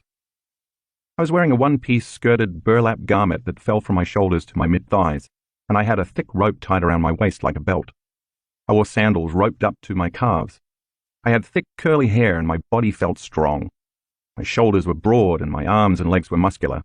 I was a philosopher and a long-time student of some charismatic movement. I was simultaneously the self in that experience and my present self observing me in that particular time and space. Again, I was way more conscious than normal. I was super conscious. All my senses were heightened and I was very aware of everything. I could smell the familiar musk of my body and could taste the salt of my perspiration dripping from my face. I loved the taste. I felt grounded in the physicality and strength of my body. I was aware of deep pain in my right shoulder, but it did not consume my attention. I saw the brightness of the blue sky and the richness of the green trees and mountains, as if I were living in Technicolor. I heard seagulls in the distance, and I knew I was near a large body of water. I was on a pilgrimage and mission of sorts. I was traveling about the country teaching the philosophy that I had studied and lived by my whole life. I was under the tutelage of a Grand Master whom I loved very deeply because of the care, patience, and wisdom he had given me for so many years. It was my time now to be initiated and to deliver a message to change the minds and hearts of the culture. I knew that the message I was disseminating was counter to the current beliefs of that time, and that the government and religious orders of the day would challenge me. The main message of the philosophy I studied would free people from living in any type of obligation to something or someone outside of them. It would also inspire individuals to demonstrate a code of principles that would empower them to have more enriched and meaningful lives. I was passionate about this idealism, and I worked daily to live in alignment with the doctrines. Of course, the message would omit the need for religion and for any dependence on governments, and it would free people from personal pain and suffering. As the scene came to life, I had just finished addressing a crowd in a relatively populated village. The gathering was just breaking up when suddenly, several men quickly moved through the masses to arrest me. Before I could even try to escape, I was seized. I knew that they had planned their strategy well. If they had begun to move about while I had been talking to the crowd, I would have spotted them. They timed it perfectly. I surrendered without resistance, and they took me to a prison cell where I was left alone. Locked in a small stone cube with narrow slits for windows, I sat there knowing my destiny. Nothing I could do would prepare me for what was about to happen. Within 2 days, I was taken to the center of the city where hundreds of people gathered, many of them the same people who had listened to me speak just a few days earlier. But now, They eagerly anticipated the chance to watch my trial and impending torture. I was stripped to a small cloth undergarment and then strapped to a large horizontal stone slab with large grooves notched into the corners through which ropes led. The ropes had metal cuffs on the ends that were fastened to my wrists and ankles. Then it began. A man standing to my left started to crank a lever that moved the slab slowly from a horizontal position forward to a more vertical position. As the stone block moved upward, the ropes pulled my limbs tighter in all four directions. When I made it to about 45 degrees, the real pain began. Someone who seemed to be a magistrate yelled out, asking me if I would continue teaching my philosophy. I did not look up or answer. He then ordered the man to crank the lever further. At a certain point, I started to hear audible noises and pops, evidence of my spine dislocating in certain areas. As the observer of this scene, I watched the look on my face as the pain increased. It was like looking into a mirror and seeing myself. I became acutely aware that it was me on that slab. The metal cuffs around my wrists and ankles now tore into my skin, and the sharp metal burned. I was bleeding. One of my shoulders dislocated, and I heaved and grunted in pain. My body was convulsing and shaking as I tried to resist the tearing of my limbs by flexing and holding my muscles tight in resistance. Letting go would have been unbearable. Suddenly, the magistrate hollered out again, asking me if I would continue to teach. I had a thought. I will agree to stop teaching, and then when they let me down from this public display of torture, I will simply start again. I reasoned that this was the right answer.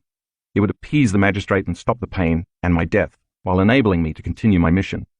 I slowly shook my head from side to side in silence. Then the magistrate pressed me to verbally say no, but I would not speak. He then motioned quickly to the tormentor on my left to push the crank even harder. I looked down at the man as he turned the gears with a clear intention to hurt me. I saw his face, and as we looked into each other's eyes, I, as the observer, instantly recognized this person as someone in my present life as joedispenza. The same person, but in a different body. Something clicked within me as I witnessed this scene. I recognized that this tormentor is still tormenting others, including me, in my current incarnation, and I understand that person's role in my life. It was an odd familiar feeling or knowing, and it made perfect sense. As the slab accelerated upward, my lower back snapped and my body started to lose control. That was the moment that broke me. I wept from the blinding pain and also felt such a deep sadness consume my whole being. When the weight of the heavy stone was released, it fell quickly back to the horizontal position. I lay there quivering, uncontrollably, in silence. I was then dragged back to the small prison cell where I lay curled up in the corner. For 3 days I couldn't stop the flashbacks of my torture. I was so humiliated that I never could speak in public again. The very thought of returning to my mission created such a visceral response in my body that I stopped even thinking about it. One night they released me, and without being noticed, head down in utter shame, I disappeared. I was unable to look anyone in the eye ever again. I felt like I had failed in my mission. I spent the rest of my life in a cave by the sea, trapping fish and living in silence as a hermit. As I witnessed this poor man's plight and his choice to hide from the world, I understood that this was a message for me. I knew that in my present life I could not disappear or hide from the world again, and that my soul wanted me to see that I had to continue my work. I had to make the effort to stand up for a message and never again retract from adversity. I also recognized that I hadn't failed at all. I had done my best. I knew that the young philosopher still lived in the eternal present moment as a myriad of possible me's, and that I could change my future, and his, by never again being afraid to live for the truth instead of dying for it. Each of us has myriad possible incarnations that exist in the eternal present moment, all waiting to be discovered. When the mystery of the self is unveiled, we can wake up to the understanding that we are not linear beings living a linear life, but instead dimensional beings living dimensional lives. The beauty behind the infinite probabilities that await us is that the only way we can change those futures is to change ourselves in the present infinite moment.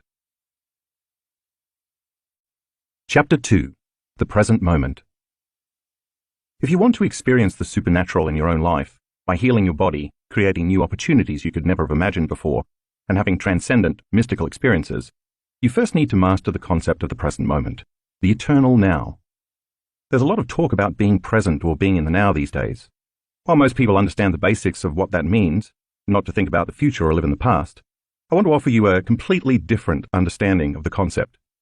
It's going to require that you get beyond the physical world, including your body, your identity, and your environment, and even beyond time itself. This is where you turn possibility into reality. After all, if you don't get beyond who you think you are and the way you've been conditioned to believe the world works, it's not possible to create a new life or a new destiny. So in a very real sense, you have to get out of your own way, transcend the memory of yourself as an identity, and allow something greater than you, something mystical, to take over. In this chapter, I'm going to explain how that works. First, let's take a look at how the brain functions. When any neurological tissue in the brain or the body is activated, it creates mind. Consequently, from a neuroscientific understanding, mind is the brain in action. For instance, you have a specific mind to drive your car. You have another mind to take a shower. You have a different mind when you sing a song or listen to music. You use a specific level of mind to execute each of those complex functions, because you've probably done each of these tasks thousands of times, so your brain turns on in a very specific way whenever you do any of them. When your brain is in action as you drive your car, for example, you are in fact turning on a specific sequence, pattern, and combination of neurological networks. Those neural networks, or neural nets, are simply clusters of neurons that work together as a community, just like an automatic software program or a macro, because you've done that particular action so many times. In other words, the neurons that fire together to accomplish the task become more wired together. As you consciously choose to perform the task of driving your vehicle, we could say that you are automatically selecting and instructing those neurons in your brain to turn on to create a level of mind. For the most part, your brain is a product of the past.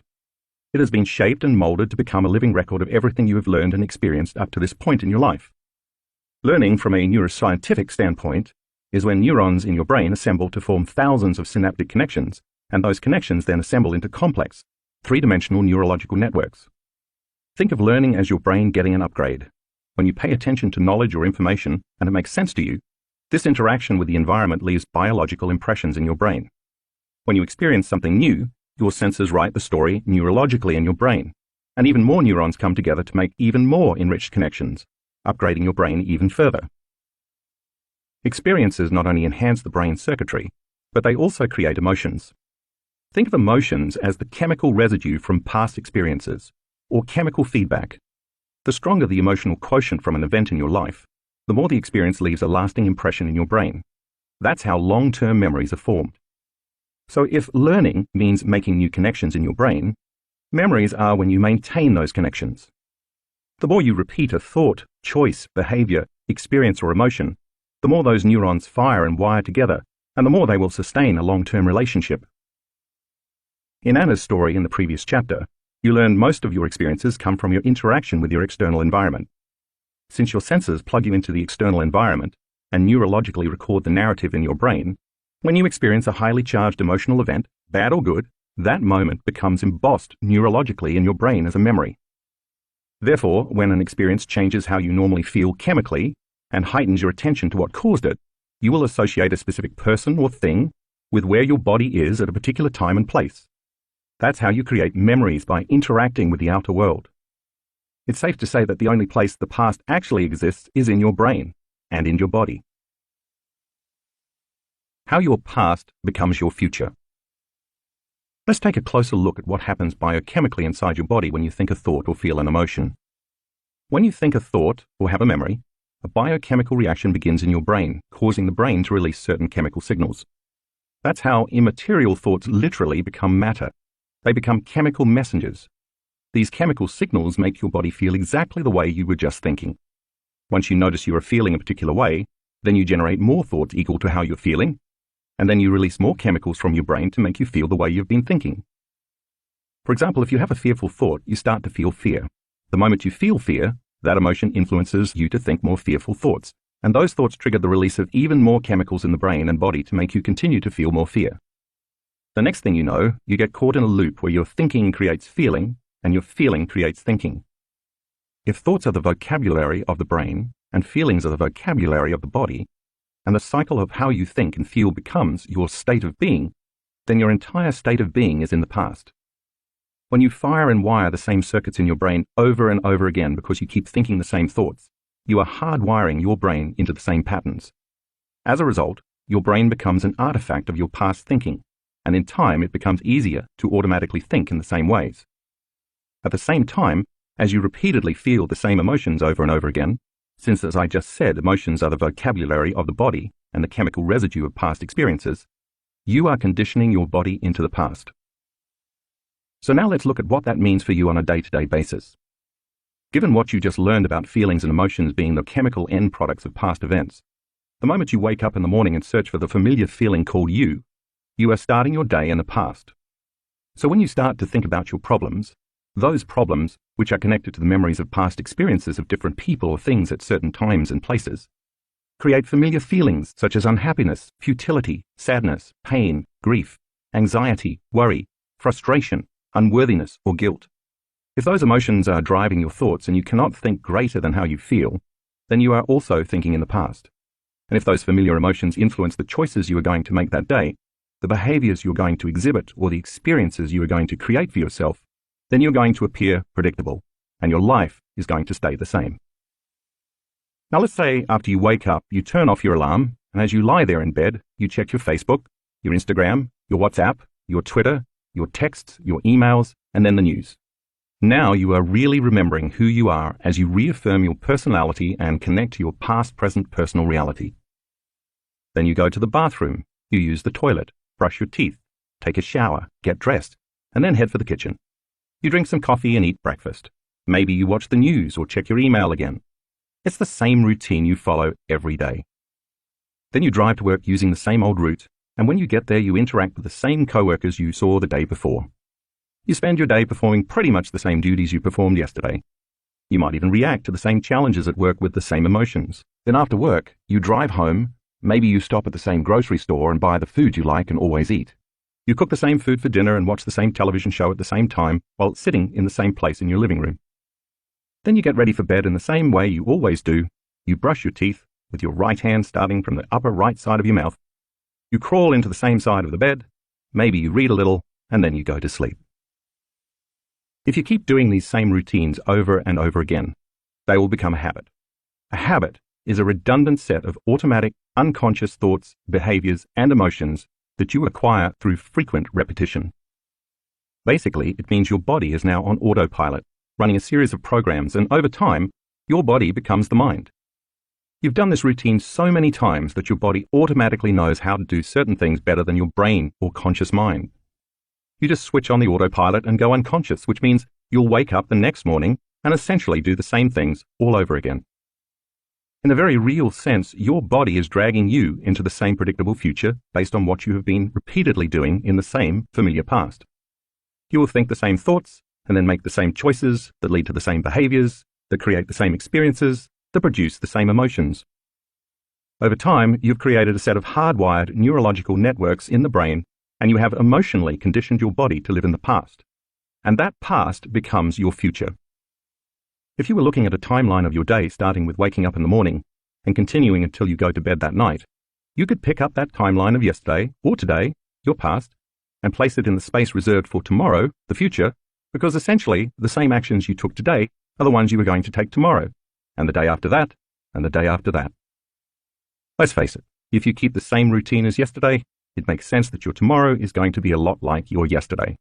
Your future is just a rerun of your past. That's because your yesterday is creating your tomorrow. Take a look at figure 2.1. Each of those vertical lines represent the same thought that leads to the same choice that initiates an automatic behavior that creates a known experience that produces a familiar feeling or an emotion. If you keep reproducing the same sequence, in time all those individual steps merge into one automatic program. This is how you lose your free will to a program. The arrow represents an unknown experience dropping in somewhere between your driving to work in traffic, knowing you are going to be late again, and you trying to stop by the dry cleaners on your way. We could say that your mind and body are in the known, the same predictable future based on what you did in the same familiar past. And in that known certain future, there's no room for the unknown. In fact, if something new happened, if something unknown were to unfold in your life at that moment to change the same predictable timeline of your day, you'd probably be annoyed at the disruption of your routine. You'd likely consider it troublesome, problematic, and downright inconvenient. You might say, "Can you come back tomorrow? This is not the right time." The fact is, there's no room for the unknown in a predictable life.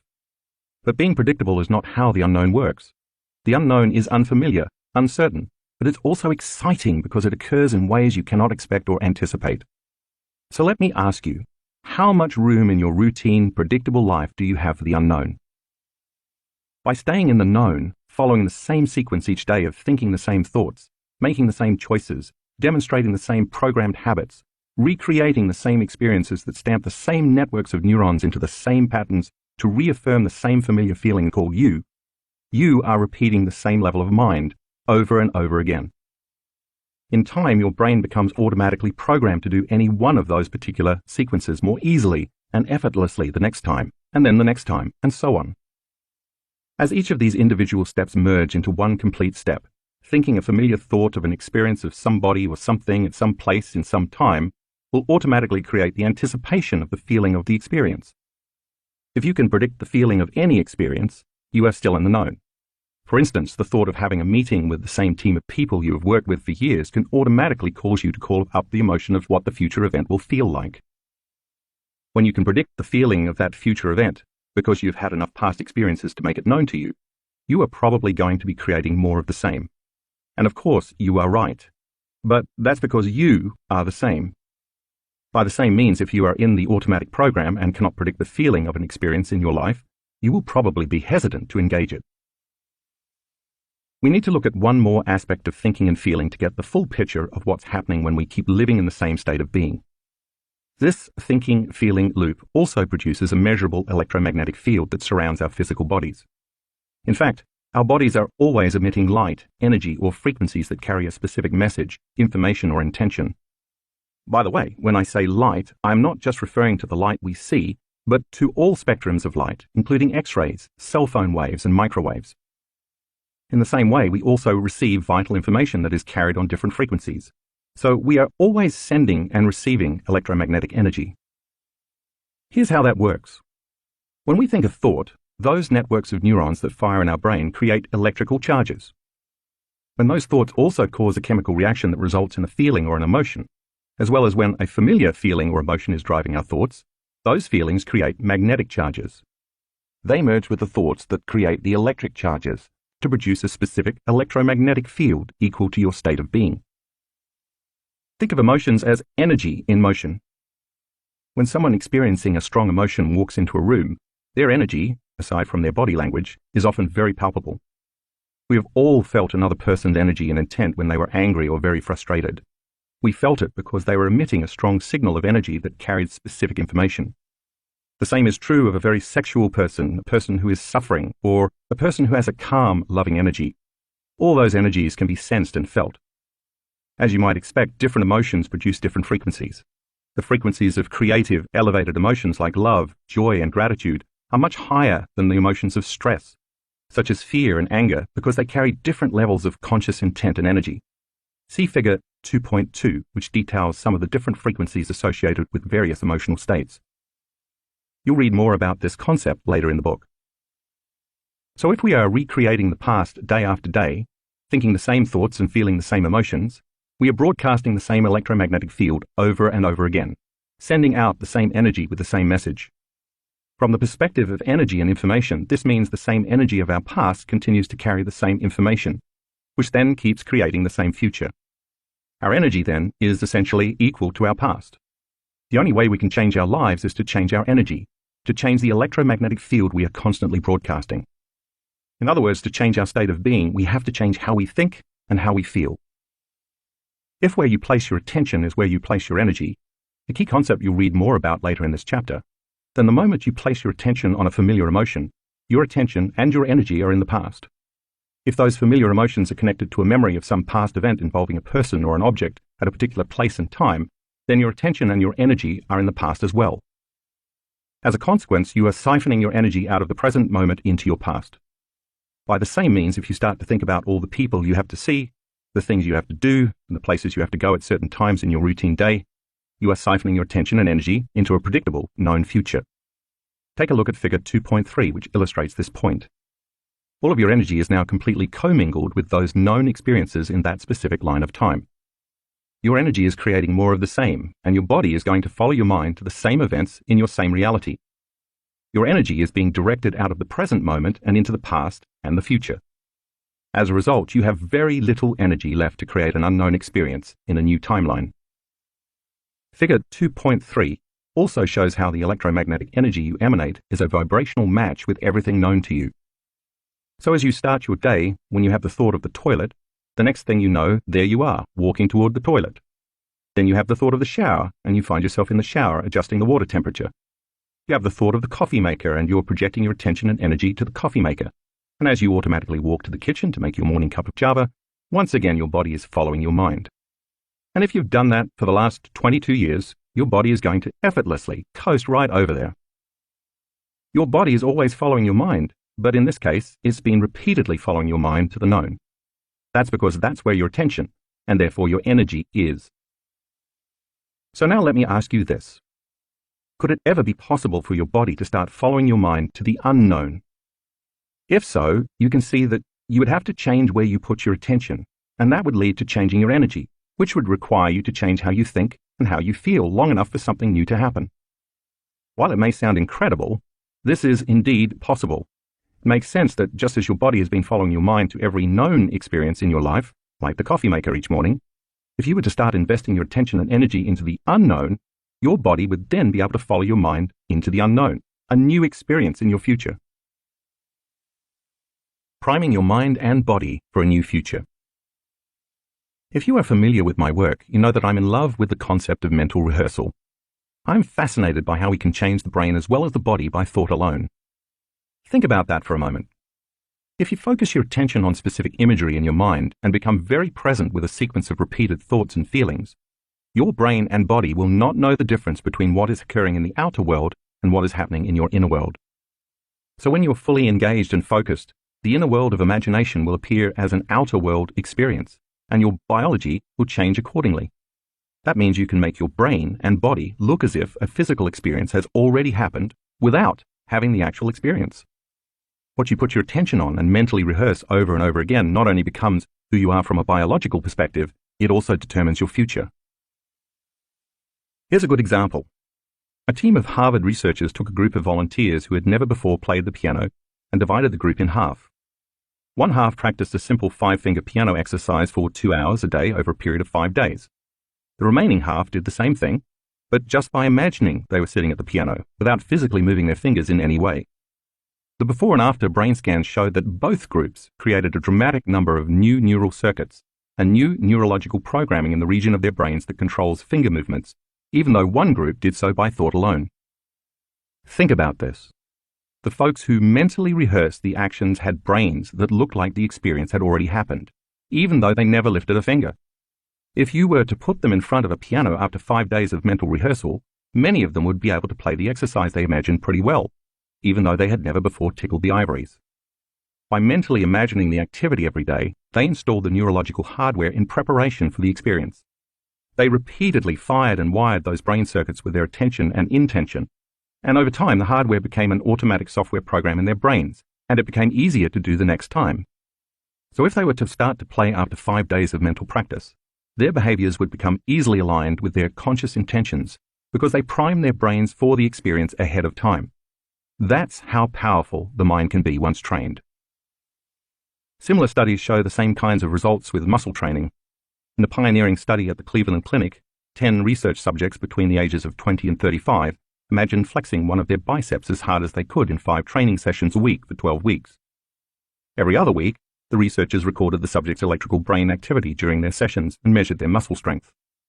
By the end of the study, the subjects had increased their bicep strength by 13.5%, even though they hadn't actually been using their muscles at all. They maintained this gain for 3 months after the training session stopped. More recently, a research team made up of scientists from the University of Texas at San Antonio, the Cleveland Clinic, and the Kessler Foundation Research Center in West Orange, New Jersey, asked subjects to visualize contracting their elbow flexor muscles.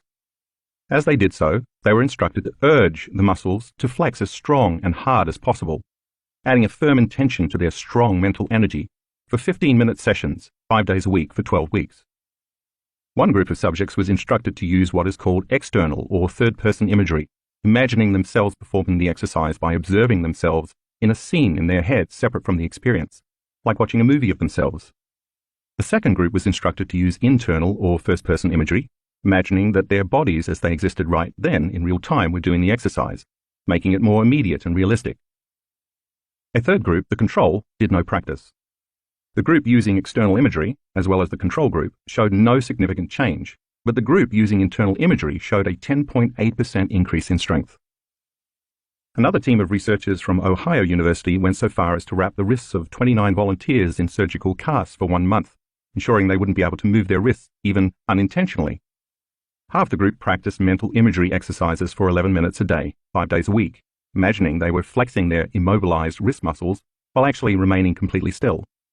The other half, the control group, did nothing. At the end of the month, when all the casts came off, the muscles of the imagery group were twice as strong as those of the control group.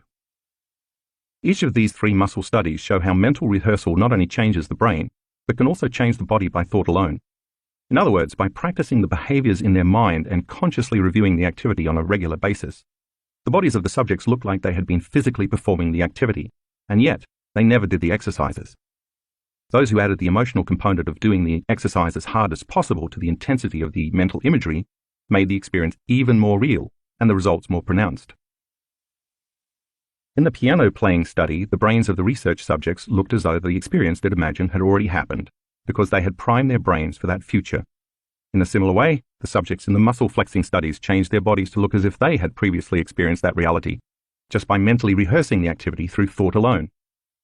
You can see why when you wake up in the morning and start thinking about the people you have to see, the places you have to go and the things you have to do in your busy schedule, that's mentally rehearsing. And then you add an intense emotion to it like suffering or unhappiness or frustration, just like the elbow flexor volunteers who urged their muscles to flex without moving them at all. You are conditioning your brain and body to look like that future has already happened. Since experience enriches the brain and creates an emotion that signals the body, when you continuously create an inward experience that is as real as an outer experience, over time you're going to change your brain and body, just like any real experience would. In fact, when you wake up and start thinking about your day, neurologically, biologically, chemically, and even genetically, which I will explain in the next section, it looks as though that day has already happened for you. And in fact, it has. Once you actually start the day's activities, just as in the experiments above, your body is naturally and automatically going to behave equal to your conscious or unconscious intentions. If you've been doing the same things for years on end, those circuits, as well as the rest of your biology, are more readily and easily activated. That's because not only do you prime your biology every day with your mind, but you also recreate the same physical behaviors in order to reinforce those experiences further in your brain and body. And it actually becomes easier to go unconscious every day because you keep mentally and physically reinforcing the same habits over again, creating the habit of behaving by habit. Making genetic changes. We used to think that genes created disease and that we were at the mercy of our DNA. So if many people in someone's family died of heart disease, we assumed that their chances of also developing heart disease would be pretty high. But we now know through the science of epigenetics that it's not the gene that creates disease, but the environment that programs our genes to create disease, and not just the external environment outside our body, cigarette smoke or pesticides, for example, but also the internal environment within our body, the environment outside our cells. What do I mean by the environment within our body? As I said previously, emotions are chemical feedback, the end products of experiences we have in our external environment. So as we react to a situation in our external environment that produces an emotion, the resulting internal chemistry can signal our genes to either turn on, upregulating or producing an increased expression of the gene, or to turn off, downregulating or producing a decreased expression of the gene. The gene itself doesn't physically change. The expression of the gene changes. And that expression is what matters most because that is what affects our health and our lives. Thus, even though someone may have a genetic predisposition for a particular disease, for example, if their genes continue to express health instead of expressing that disease, they won't develop the condition and will remain healthy. Think of the body as a finely tuned instrument that produces proteins. Every one of our cells, except red blood cells, makes proteins, which are responsible for the body's physical structure and physiological function. For example, muscle cells make specific proteins known as actin and myosin, and skin cells make the proteins collagen and elastin. Immune cells make antibodies, thyroid cells make thyroxine, and bone marrow cells make hemoglobin. Some of our eye cells make keratin, while our pancreatic cells make enzymes like protease, lipase, and amylase. There isn't an organ or a system in the body that does not rely on or produce proteins. They are a vital part of our immune system, digestion, cellular repair, and bone and muscle structure. You name it, they're a part of it. In a very real way, then, the expression of proteins is the expression of life and is equal to the health of the body. In order for a cell to make a protein, a gene must be expressed. That's the job of the genes, to facilitate making proteins. When the signal from the environment outside of the cell reaches the cell membrane, the chemical is accepted by a receptor outside of the cell and makes its way to the DNA inside the cell. Then a gene makes a new protein that's equal to that signal. So if the information coming from outside of the cell does not change, the gene keeps making the same protein and the body stays the same. Over time, the gene will begin to downregulate. It will either shut off its healthy expression of proteins, or it will eventually wear out, like making a copy of a copy of a copy, causing the body to express a different quality of proteins. Different classifications of stimuli upregulate and downregulate genes. We activate experience-dependent genes, for example, by doing new things or learning new information. These genes are responsible for stem cells getting the instructions to differentiate, transforming into whatever type of cell the body needs at that particular time to replace cells that are damaged. We activate behavioral state-dependent genes when we are in high levels of stress or arousal, or in alternate states of awareness like dreaming. You can think of these genes as the fulcrum of mind-body connection because they provide a link between our thoughts and our bodies, allowing us to influence our physical health through various behaviors, meditation, prayer, or social rituals, for example. When genes are altered in this way, sometimes within minutes, those altered genes can then be passed on to the next generation. So when you change your emotions, you can change the expression of your genes, turning some on and others off, because you are sending a new chemical signal to your DNA, which can then instruct your genes to make different proteins, upregulating or downregulating to make all kinds of new building blocks that can change the structure and function of your body. For example, if your immune system has been subject to living in the emotions of stress for too long and has certain genes activated for inflammation and disease, you can turn on new genes for growth and repair and switch off the old genes responsible for disease. And at the same time, these epigenetically altered genes will begin to follow new instructions, making new proteins and programming the body for growth, repair, and healing. This is how you can successfully recondition your body to a new mind. So as you read earlier in this chapter, this means that if you're living by the same emotions day in and day out, your body believes it's in the same environmental conditions. Then those feelings influence you to make the same choices, causing you to demonstrate the same habits that then create the same experiences, that then produce the same emotions all over again. Thanks to these automatic, programmed habits, your cells are constantly being exposed to the same chemical environment, outside your body and your environment as well as outside the cells, but within your body. That chemistry keeps signaling the same genes in the same way, and so you're stuck because when you stay the same, your genetic expression stays the same. And now you are headed for a genetic destiny because you don't have any new information coming from the environment. But what if the circumstances in your life change for the better? Shouldn't that also change the chemical environment surrounding your cells? Yes, that happens, but not all the time. If you've spent years conditioning your body to this cycle of thinking and then feeling and thinking without realizing it, you've also conditioned your body to become addicted to these emotions.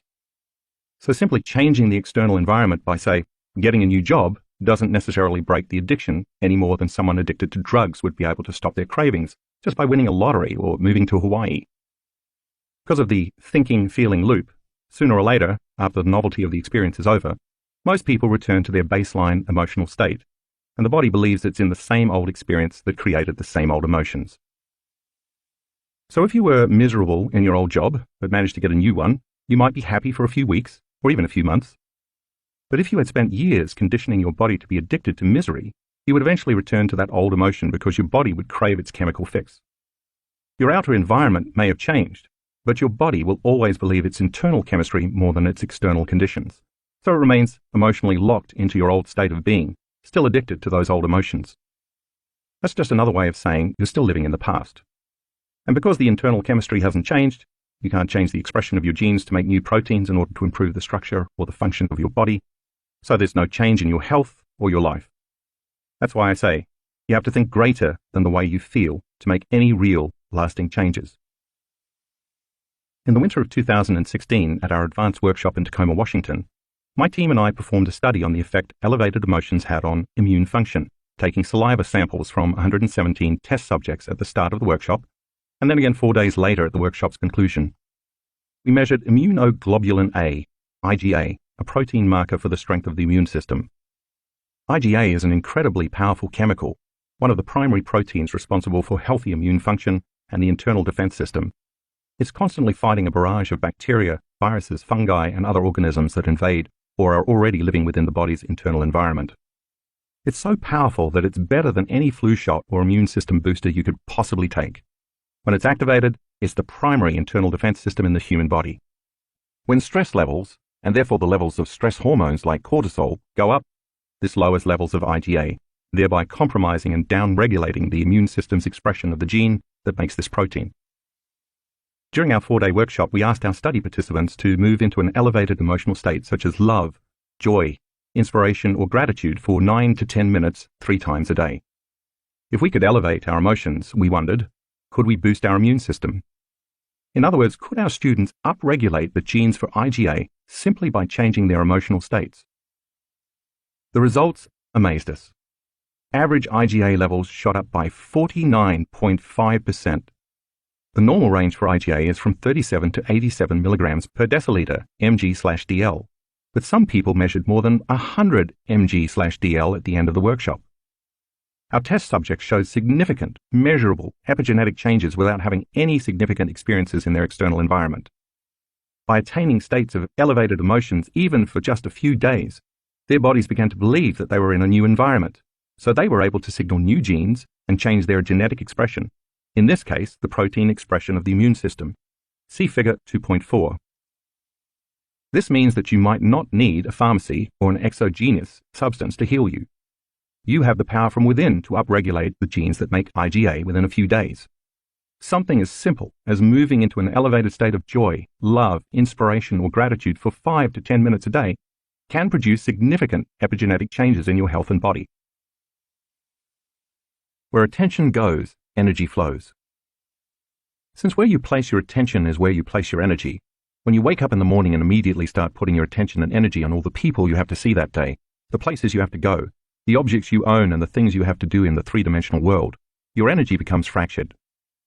All of your creative energy is flowing away from you, as Figure 2.5 illustrates, to all things in the outer world that compete for your attention: your cell phone, your laptop, your bank account, your house, your job, your co-workers, your spouse, your kids, your enemies, your pets, your medical conditions, and so on. Take a glance at Figure 2.5. It is obvious that most people's attention and energy are directed to their outer material world. It begs the question, how much energy do you have left in your inner world of thoughts and feelings to create a new reality? Consider for a moment that each of these people or things you give so much attention to is a known in your life because you've experienced it. As I mentioned earlier in the chapter, you have a neurological network in your brain for each one of those things. Since they are mapped in your brain, you perceive and so experience them from your past. And the more you keep experiencing them, the more automatic and enriched the neural circuits for each of them become, because the redundancy of the various experiences keeps assembling and refining more and more circuits. That's what experience does. It enriches the brain. So you have a neurological network about your boss, a neurological network about money, a neurological network about your partner, a neurological network about your kids, a neurological network for your financial situation, a neurological network for your house, and neurological networks about all your physical world possessions because you've experienced all of those people or things at different times and places. When your attention and therefore your energy is divided between all these outer world objects, people, problems, and issues, there's no energy left for you to put on your inner world of thoughts and feelings. So there's no energy left for you to use to create something new. Why?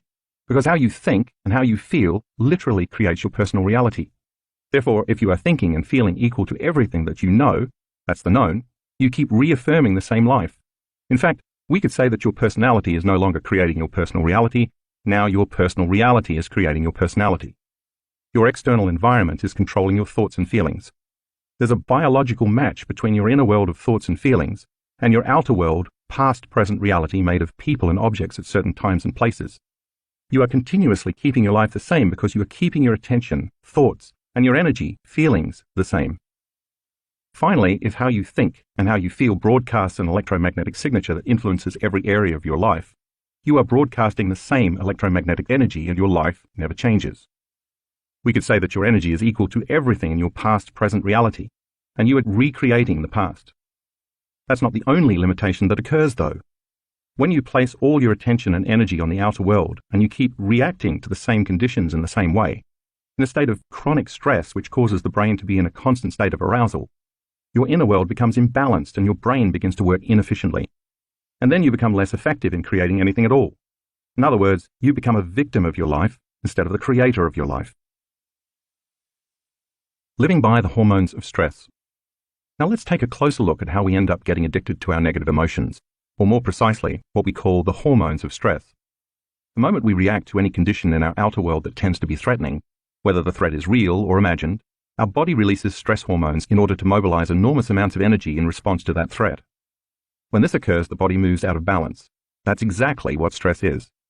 This is a natural and healthy response because, in antiquity, that chemical cocktail of adrenaline and cortisol and similar hormones were released when we were facing some danger in the outer world. Maybe a predator was chasing us, for example, and we had to make a decision to fight, run, or hide. When we are in survival mode, we automatically become materialists, defining reality with our senses by what we can see, hear, smell, feel, and taste. We also narrow our focus and put all of our attention on matter, on our bodies existing in a particular space and time. The hormones of stress cause us to give all of our attention to our outer world because that's where the danger lurks. Back in the days of early humans, of course, this response was a good thing. It was adaptive. It kept us alive. And once we had focused our attention on the cause, and then the danger had passed, the levels of all those stress hormones went back into balance. But in modern times, that's no longer the case. After just one phone call or email from our boss or a family member that elicits a strong emotional reaction such as anger, frustration, fear, anxiety, sadness, guilt, suffering, or shame, we turn on the primitive fight-or-flight nervous system, causing us to react as if we were being chased by a predator. The same chemistry automatically stays switched on because the external threat never seems to go away. The truth is that many of us spend the majority of our time in this state of heightened arousal. It's become chronic. It's as though the predator is not out there in the wild making an occasional toothy appearance, but is instead living in the same cave as we are, a toxic coworker whose desk is right next to ours, for example. Such a chronic stress response is not adaptive. It's maladaptive. When we're living in survival mode and those hormones of stress like adrenaline and cortisol keep pumping through our body, we stay on high alert instead of returning to balance. As in Anna's experience in Chapter 1, when this imbalance is maintained long-term, chances are we are headed for disease, because long-term stress downregulates the healthy expression of genes. In fact, our bodies become so conditioned to this rush of chemicals that they become addicted to them. Our bodies actually crave them. In this mode, our brains become overly alert and aroused as we try to predict, control, and force outcomes in an effort to increase our chances of survival. And the more we do this, the stronger the addiction becomes, and the more we believe we are our bodies connected to our identities and our environment living in a linear time. That's because that's where all of our attention is. When your brain is aroused and you are living in survival mode, and you have to keep shifting your attention to your job, to the news, to your ex, to your friends, to your emails, to Facebook, and to Twitter, you're activating each of these different neurological networks very quickly. Review figure 2.5. If you keep doing this over time, the act of habitually narrowing your focus and shifting your attention compartmentalizes your brain, and it no longer works in a balanced fashion. And when that happens, you are training your brain to fire in a disordered, incoherent pattern which causes it to work very inefficiently. Like a lightning storm in the clouds, different neural networks fire out of order so your brain works out of sync. The effect is similar to a group of drummers all banging on their skins at the same time, but not together or with any rhythm. We will talk much more about the concepts of coherence and incoherence in a later chapter, but for now, it's enough to know that when your brain gets incoherent, you get incoherent. When your brain isn't working optimally, you're not working optimally. For each outer world person or thing or place you've experienced in your life that is a known, you have an emotion connected to it because emotions, which are energy in motion, are the chemical residue of experience. And if most of the time you're living by those addictive stress hormones, you might use your boss to reaffirm your addiction to judgment. You might use your coworkers to reaffirm your addiction to competition. You might use your friends to reaffirm your addiction to suffering. You might use your enemies to reaffirm your addiction to hatred, your parents to reaffirm your addiction to guilt, your Facebook feed to reaffirm your addiction to insecurity, the news to reaffirm your addiction to anger, your ex to reaffirm your addiction to resentment, and your relationship with money to reaffirm your addiction to lack. This means your emotions, your energy, are commingled, even bonded with every person, place, or thing you experience in your known familiar reality. And that means there's no energy available for you to create a new job, a new relationship, a new financial situation, a new life, or even a newly healed body. Let me say it another way.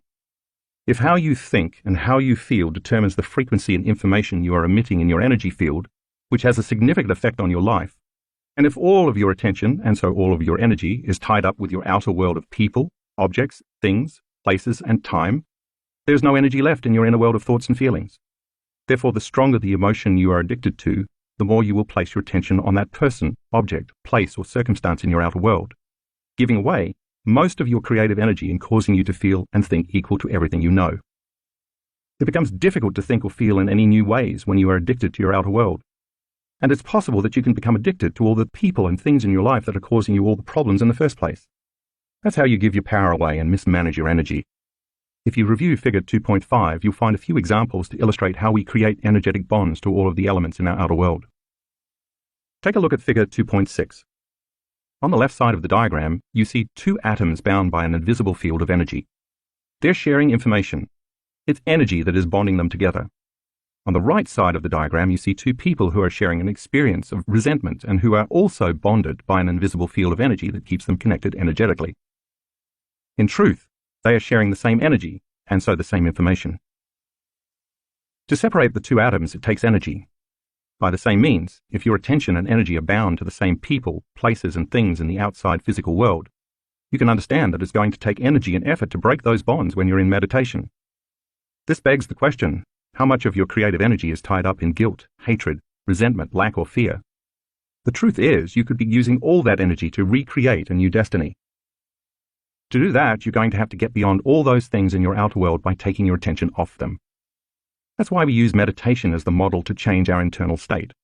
This allows us to break from our associations to everybody, everyone, everything, everywhere, and every time, long enough to journey within. Once you overcome your emotional body and you take your attention off everything known to you in your outer world, you call your energy back to you, breaking the bonds with your past-present reality, which has been staying the same. You're going to have to make the transition from being somebody to being nobody, which means you have to take your attention off your body, your pain, and your hunger. You're going to have to go from being someone to being no one, taking your attention off your identity as a partner, parent, and employee. You'll have to go from keeping your attention on something to placing your attention on no thing, forgetting all about your cell phone, your emails, and getting a cup of coffee. And from being somewhere to being nowhere, getting beyond any thoughts about the chair you're meditating in or where you'll be going later today.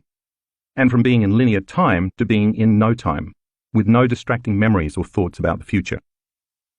I'm not saying that your cell phone or your laptop or your car or your bank account is bad, but when you're overly attached to those things and they've captured your attention to such a degree that you can't get beyond thinking about them because of the strong emotions you associate with them, those possessions own you, and then you can't create something new.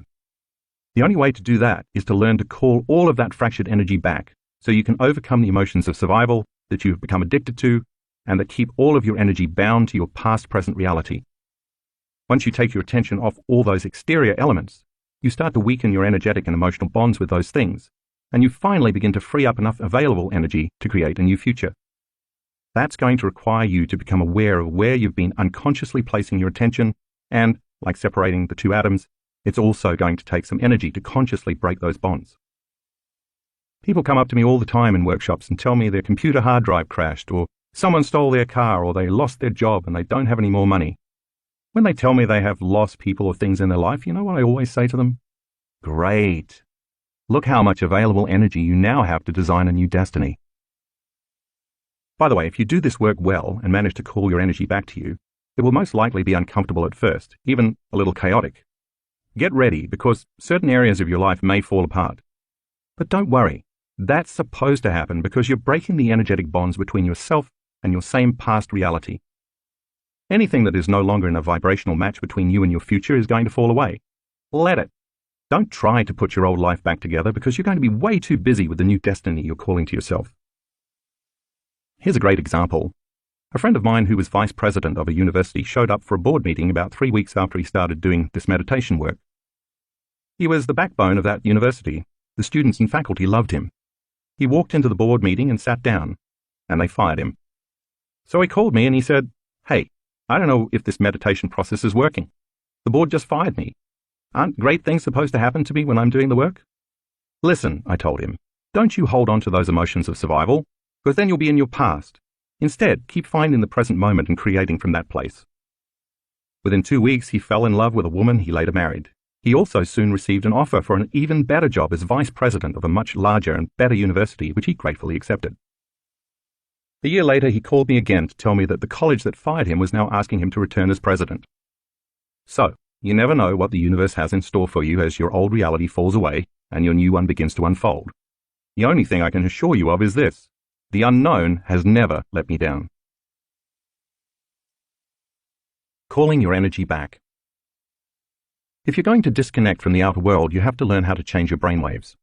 So let's talk about brainwave frequencies for a moment. Most of the time that you're awake and conscious, you are in the beta range of brainwave frequencies. Beta is measured in low range, medium range, and high range frequencies.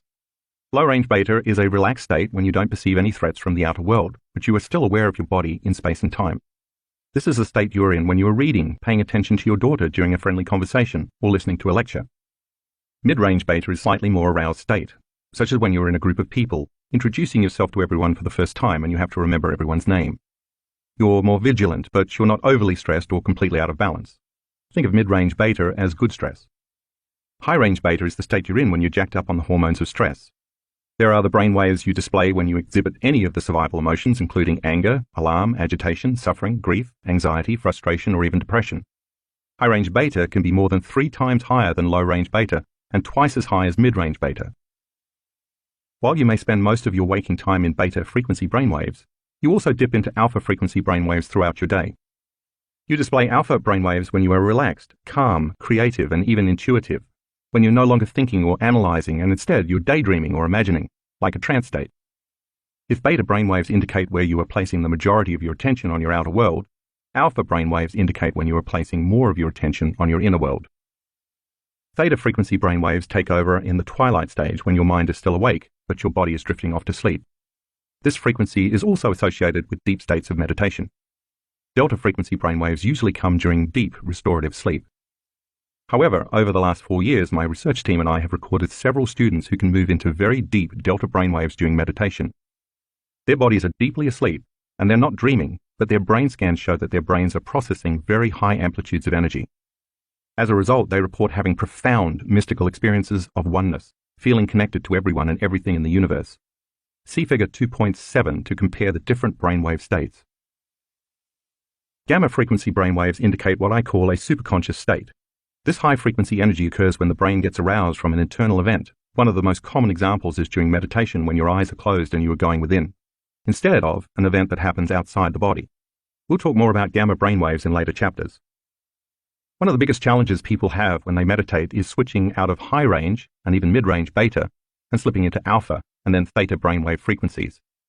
It's absolutely vital to do so, though, because when they slow down their brainwaves to these other frequencies, they are no longer paying attention to the outer world and all the distractions they're so used to thinking about when they're under stress.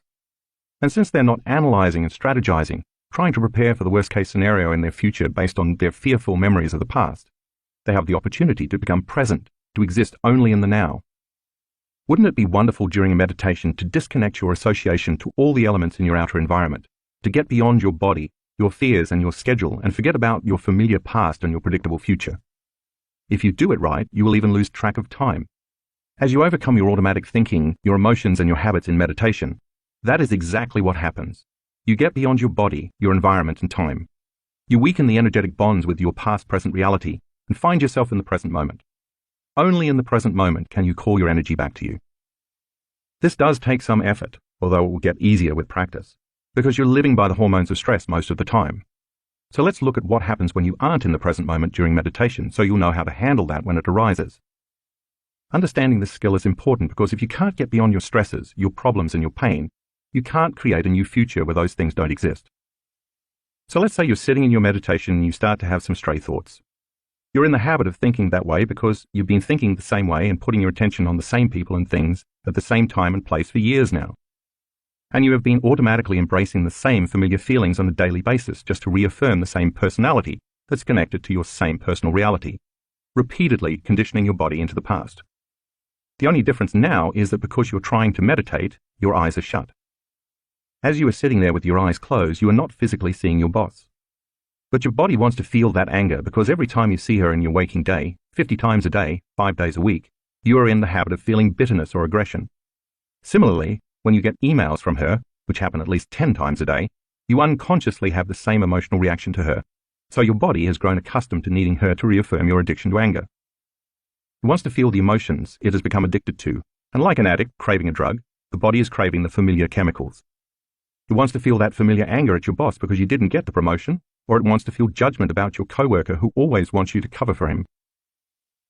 Then you start thinking about other colleagues who annoy you and other reasons to be upset with your boss. You're sitting there trying to meditate, but your body is throwing the kitchen sink at you. That's because it wants its chemical fix or familiar emotions that you normally feel throughout the waking day with your eyes open. The instant you notice what's happening, that you are putting all of your attention on that emotion, you become aware that you're investing your energy into the past, because emotions are records of the past. So you stop and return to the present moment, and you begin to disinvest your attention and energy out of the past. And then, in a little while, you start to feel frustrated and angry and resentful again, and you realize what you were doing. You remember that your body is trying to feel those emotions in order to reaffirm its addiction to those chemicals. And you remember that those emotions drive your brain into high-range beta brainwaves. And you stop. Every time you pause, settle your body down, and return to the present moment, you are telling your body that it is no longer the mind. You are the mind. But then thoughts start drifting into your mind about the people you have to see and the places you have to go and the things you have to do later that day. You wonder if your boss has answered that email yet, and you remember that you haven't returned your sister's phone call either. And today is trash day, so you remind yourself you need to put out the trash. And all of a sudden you become aware that by anticipating those future scenarios, you are investing your attention and your energy into the same known reality. So you stop, return to the present moment, and once more disinvest your energy out of that predictable, known future and make room for the unknown in your life. Take a look at figure 2.8. It shows that once you find yourself in that sweet spot of the generous present moment, your energy, represented by the arrows, no longer goes away from you to the past and future the way it did back in figure 2.3. Now you are divesting your energy from that familiar past and predictable future. You are no longer firing and wiring the same circuits in the same way, and you are no longer regulating and signaling the same genes in the same way by feeling the same emotions. If you keep doing this process, you are continuously calling all that energy back to you by breaking the energetic bonds that keep you connected to your past-present reality. This happens because you are taking your attention and your energy off your outer world and placing it instead on your inner world, and you're building your own electromagnetic field surrounding your body. Now you have available energy that you can use to create something new. Not surprisingly, your attention eventually begins to wander again. As you continue to sit in meditation, your body becomes more annoyed and impatient because it wants to do something. After all, you've programmed it every day to get up and follow the same routine. It wants to quit meditating, open its eyes and see someone. It wants to hear something on TV or talk to someone on the phone. It prefers to taste breakfast instead of sitting there doing nothing. It would like to smell coffee brewing, like it does every morning, and it would love to feel something like a hot shower before it starts the day.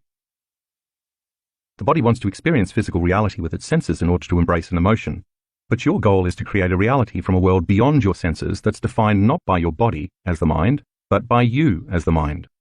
So as you become aware of the program, you keep settling your body down into the present moment. The body tries again to return to the familiar past because it wants to engage in a predictable future, but you keep settling it back down. Each time you overcome those automatic habits, your will becomes greater than your program. Every time you keep settling your body back to the present moment, like training a dog to sit, you are reconditioning your body to a new mind. Each time you become aware of your program and you labor for the present moment, you are stating that your will is greater than your program. And if you keep returning your attention, and therefore your energy, back to the present moment, and you keep noticing when you are present and when you are not, sooner or later your body is going to surrender. It is this process of continuously returning to the present moment every time you become aware that you've lost it that begins to break the energetic bonds with your familiar known reality. And when you do return to the present moment, what you're actually doing is getting beyond your physical world identity and unfolding into the quantum field, a concept I will explain in detail in the next chapter. The hardest part of every war is the last battle. That means that when your body, as the mind, is raging, causing you to think that you cannot go any further, wanting you to stop and return to the world of the senses, you keep persevering. You truly step into the unknown, and sooner or later you will begin to break the emotional addiction within you. When you get beyond your guilt, your suffering, your fear, your frustration, your resentment, or your unworthiness, you are freeing your body from the chains of those habits and emotions that keep you anchored in the past. And as a result, you are liberating energy that is now coming back to you. As the body releases all of this stored emotional energy, it is no longer becoming the mind. You discover that right on the other side of your fear is courage. Right on the other side of your lack is wholeness. And just beyond your doubt is knowing. When you step into the unknown and surrender your anger or hatred, you discover love and compassion. It's the same energy. It has just been stored in the body, and now it's available for you to use to design a new destiny. So when you learn to overcome yourself, or the memory of yourself in your life, you break the bonds you have with everything, every person, every place, and every time that's keeping you connected to your past-present reality. And when you finally overcome your anger or your frustration, and you liberate energy that was trapped in the past, you call that energy back to you. As you liberate all of that creative energy that has been tied up in those survival emotions, within you and all around you, you are building your own personal energy field around your body. In our advanced workshops, we've actually measured this effect on calling the energy back. We have experts who use very sensitive equipment called a gas discharge visualization, GDV, machine, with a specially designed sensor called a Sputnik antenna, developed by Konstantin Korotkov, PhD. It measures the ambient electromagnetic field in the workshop conference spaces to see how the energy changes as the workshop progresses. On the first full day of some of our advanced workshops, we sometimes see the energy in the room drop. That happens because once we start meditating and those students have to overcome themselves by breaking the energetic bonds with everyone and everything in their known reality, they are calling energy back to themselves. They're drawing energy from the greater field, and the field in the room can diminish as the participants begin to build their individual field of energy around their own bodies. And now they have available energy to use to design a new destiny. Of course, as our entire group gets beyond themselves the first day, they finally build their own light field, and as their energy keeps expanding each day, they begin to contribute to the energy in the room. As a result, we finally witness the energy of the room rise. To see what this sometimes looks like, find graphics 1A and 1B in the color insert. One way to increase your chances of a successful meditation is to give yourself enough time so you don't get distracted by trying to rush through the experience. When I meditate, for example, I allow for 2 hours. I don't have to take 2 hours every time, but I know myself well enough by now to realize that if I have only 1 hour, I'm going to tell myself there's not enough time. If I have 2 hours, on the other hand, I can relax knowing I have plenty of time to find the present moment. Some days I find the sweet spot of the present moment pretty quickly, while on other days I have to work for an hour at bringing my brain and body back into the present. I'm a very busy person. Some days when I have just arrived home for 3 days between workshops or events, I wake up in the morning and immediately think of the 3 meetings I have planned that day with different staff members, mentally rehearsing what I have to talk about. Then I think about the emails I have to get done before I go to those meetings. Then I think about the flight I have to catch that afternoon. Then I make a mental note about the phone calls I have to make on the drive to the airport. You get the idea. As that happens and I'm thinking about the same people I have to see, the same places I have to go, the same things I have to do, all at the same time in my known familiar reality, I realize that I am priming my brain and body to look like that future has already happened. I become conscious that my attention is in the known future, and I stop anticipating the known and turn back to the present moment. As I do that, I'm beginning to unfire and unwire those neural connections. Then I might get a little emotional and become impatient and a little frustrated thinking about something that happened yesterday. And since emotions are a record of the past and where I place my attention is where I place my energy, I become aware that I'm investing my energy in the past. Then the hormones of stress may get my brain aroused and my body gets a bit fired up into high-range beta brainwaves, and I have to settle it back down into the present moment again. And as I do that, I'm no longer firing and wiring the same circuits in my brain, and I'm disinvesting my energy out of the past. And if I'm aware of the same thoughts that are connected to those same familiar feelings, when I stop myself from feeling the same way, I'm no longer conditioning my body into the past, and I'm no longer signaling the same genes in the same ways. And if the emotions are the end products of experiences in the environment, and if it's the environment that signals the gene, then when I stop feeling those same emotions, I'm no longer selecting and instructing the same genes in the same ways. That not only affects the health of my body, but also no longer primes my body to be in the same future based on living in the past. So as I inhibit those familiar feelings, I'm changing the genetic program of my body. And since the hormones of long-term stress downregulate the expression of healthy genes and create disease, every time I am able to stop when I catch myself feeling any of those emotions that are related to stress, I am no longer conditioning my body to stay addicted to the emotions of stress. If I do it properly, overcoming my familiar thoughts and emotions of my known past and future, then energetically, neurologically, biologically, chemically, hormonally, and genetically, that predictable future, as well as the familiar past I used to affirm it, no longer exists. If I am no longer firing and no longer wiring those same old neural networks, by no longer thinking about those memories of the people or things at certain times and places, and I keep returning to the present moment, I am calling energy back to me. Take a look at figure 2.9 and you can see how the familiar past and the predictable future no longer exist. Now I'm in the sweet spot of the generous present moment, and I have available energy to create. I've built my own energy field surrounding my body.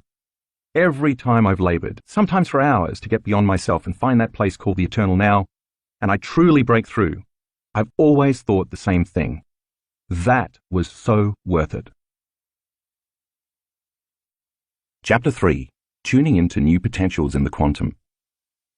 Getting beyond our body, our environment and time isn't easy. But it's worth it because once we disconnect from three-dimensional reality, we enter a whole other reality called the quantum, the realm of infinite possibility.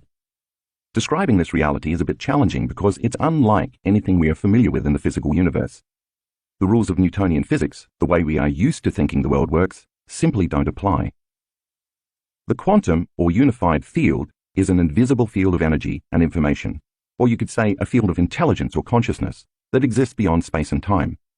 Nothing physical or material exists there. It's beyond anything you can perceive with your senses. This unified field of energy and information is what governs all the laws of nature. Scientists have been working to quantify this process so we can more fully understand it, and they are discovering more and more all the time. Based on my knowledge and experience, I believe there's a self-organizing intelligence that is energy, and it is observing all of the universes and galaxies into order. Sometimes people will say to me that this idea seems a bit unscientific. I always answer them with the same question. What happens after an explosion, order or disorder? Their answer is always that disorder results. Then I ask, so why, after the Big Bang, which was the biggest explosion ever, has so much order been created? Some intelligence must be organizing its energy and matter into form and unifying all the forces of nature to create such a masterpiece. That intelligence, that energy, is the quantum or unified field. To give you some idea of what this field is like, imagine taking away all the people and bodies on Earth, all the animals and plants and physical objects, both natural and man-made, all the continents, the oceans, and even the Earth itself. Imagine you could then take away all the planets and moons and stars in our solar system, including our sun. And then imagine taking away all the other solar systems in our galaxy, and then all the galaxies in the universe. There's no air, and there isn't even any light that you can see with your eyes. There's just absolute blackness, the void, the 0-point field. It's important to remember this because when you as a consciousness in the present moment unfold into the unified field, you will be in an infinite black space, void of anything physical. Now imagine that not only do you not see anything here, but because you enter into this realm without a physical body, you also have no sight with which to see, nor do you have the capacity to hear, feel, smell, or taste. You have no senses here at all. The only way you can exist in this quantum is as an awareness. Or better said, the only way you can experience this realm is with your awareness, not your senses. And since consciousness is awareness, and awareness is paying attention and noticing, once you are beyond the world of the senses, when you pay attention to the energy of the quantum field, your consciousness is connecting to greater levels of frequency and information.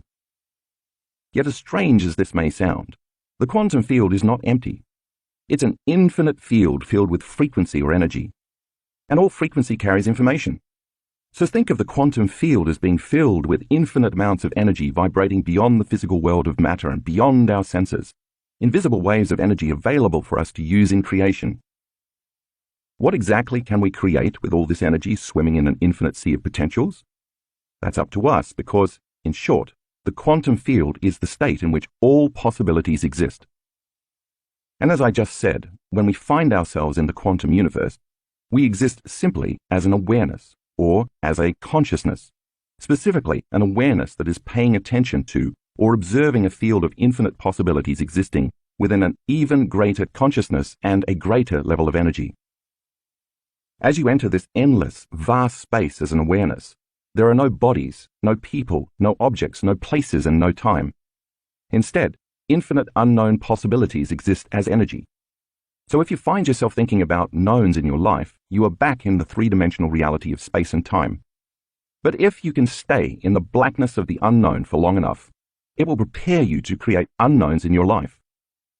In the previous chapter, when I was instructing you to return to the present moment, I was referring to you stopping yourself from thinking about the predictable future or from remembering the familiar past and simply unfolding into this eternal, vast space as an awareness, to no longer place your attention on anything, or any one material in this three-dimensional reality, like your body, the people in your life, the things you own, the places you go, and time itself. If you do that properly, you are nothing but awareness. That's how you get there. Now let's back up a bit and look at how scientists came to discover the quantum universe, which happened when they began studying the subatomic world. They found that atoms, the building blocks of everything in the physical universe, are made up of a nucleus surrounded by a large field containing one or more electrons. This field is so large in comparison with the tiny electrons that appear to be 99.9999999999% empty space. But as you just read, the space isn't actually empty. It's made up of a vast array of energetic frequencies that make up an invisible, interconnected field of information. So everything in our known universe, although it may appear to be solid, is actually 99.9999999999% energy or information. In fact, most of the universe is made up of this empty space. Matter is an infinitesimally small component in relation to the immense space of nothing physical. Researchers soon discovered that the electrons that move around in that vast field behave in a completely unpredictable manner. They don't appear to be subject to the same laws that govern matter in our larger universe. They're here in one moment and then gone the next, and it's impossible to predict where and when the electrons will appear. That's because, as the researchers eventually discovered, the electrons exist simultaneously in an infinite number of possibilities or probabilities. It is only when an observer focuses his or her attention and looks for something material that the invisible field of energy and information collapses into a particle we know as the electron. That is called collapsing the wave function, or a quantum event. But as soon as the observer looks away, no longer observing the electron and taking his or her mind off the subatomic matter, it disappears back into energy. In other words, that particle of physical matter, the electron, can't exist until we observe it, give it our attention. And the moment we're no longer putting our attention on it, it turns back into energy, specifically an energetic frequency which scientists call a wave, and into possibility. In this way, mind and matter are related in the quantum. By the way, just as we as subjective consciousness are observing the electron into form, there's an objective universal consciousness that is constantly observing all of us and our three-dimensional reality into order and form as well. So what that means for you is this. If you're viewing your life from the same level of mind every single day, anticipating a future based on your past, you are collapsing infinite fields of energy into the same patterns of information called your life. For example, if you wake up and you think, "Where's my pain?" your familiar pain soon appears because you expected it to be there. Imagine what would happen instead if you were able to take your attention off the physical world and the environment. As you learned in the last chapter, when you take your attention off your body, you become nobody, and you no longer have access to, or any use for, the senses. When you take your attention off the people in your life, you become no one, and so you no longer have an identity as a parent, a partner, a sibling, a friend, or even as a member of a profession, a religious group, a political party, or a nationality. You have no race, no gender, no sexual orientation, and no age. When you take your attention off objects and places in the physical environment, you are in no thing and nowhere. Finally, if you take your attention off linear time, which has a past and a future, you are in no time. You are in the present moment in which all possibilities in the quantum field exist. Because you are no longer identifying with or connected to the physical world, you are no longer trying to affect matter with matter. You are beyond matter and beyond how you identify yourself as a body in space and time. In a very real sense, you are in the immense blackness of the unified field where nothing material exists. That's the direct effect of continuously laboring to get to the present moment that I described in the previous chapter. The moment that happens, you unfold your attention and energy into an unknown field beyond matter where all possibilities exist. A field made up of nothing but invisible frequencies carrying information or consciousness. And just like the quantum scientists who took their attention off the electron only to find that it reverted to energy and possibility, if you were to take your attention off your life or get beyond the memory of your life should turn into possibility. After all, if you focus on the known, you get the known. If you focus on the unknown, you create a possibility. The longer you can linger in that field of infinite possibilities as an awareness, aware that you are aware in this endless black space, Without putting your attention on your body, on things, or on people, places, and time, the longer you invest your energy into the unknown, the more you are going to create a new experience or new possibilities in your life. It's the law. Brain changes. When you walk through the door to the quantum field, you can't enter as a somebody. You have to enter as a nobody, as only an awareness or a consciousness, a thought or a possibility, leaving behind everything else in the physical world and living only in the present moment. And as I said in the previous chapter, this process requires that you break your chemical addiction, at least temporarily, to the same emotions that used to drive your thoughts, and you stop feeling the same way so you can stop putting your attention on the three-dimensional world of matter, the particle, and instead put your attention on energy or possibility, the wave. Given all of that, you probably won't be surprised to learn that such an experience creates some pretty significant changes in your brain. First, because you are perceiving yourself as being beyond the physical world, which means there's no outside danger to anticipate, your thinking brain, the neocortex, the seat of your conscious mind, slows down, becomes less aroused, and works in a more holistic fashion. Earlier, we talked about how living by the hormones of stress causes our brain waves to fire in a very disordered, incoherent pattern, which in turn means our bodies can't work efficiently, because we are trying to control and predict everything in our lives.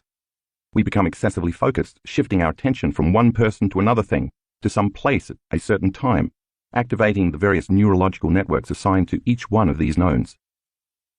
Once we slip into the present moment and become aware of this infinite field of information where there is nothing physical, this eternal void, and once we are no longer analyzing or thinking about any body, any one, anything, any place, or any time, we are no longer activating those different compartments of neural networks in our brain.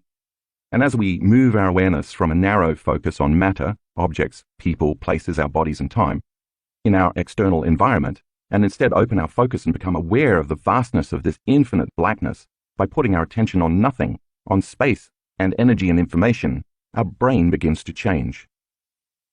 The different compartments that were once subdivided now start to unify and move toward a coherent whole brain state. Different neural communities reach out and form bigger communities. They synchronize, organize, and integrate.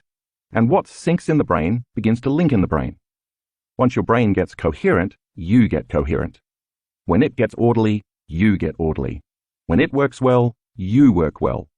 In short, when it functions more holistically, you feel more whole.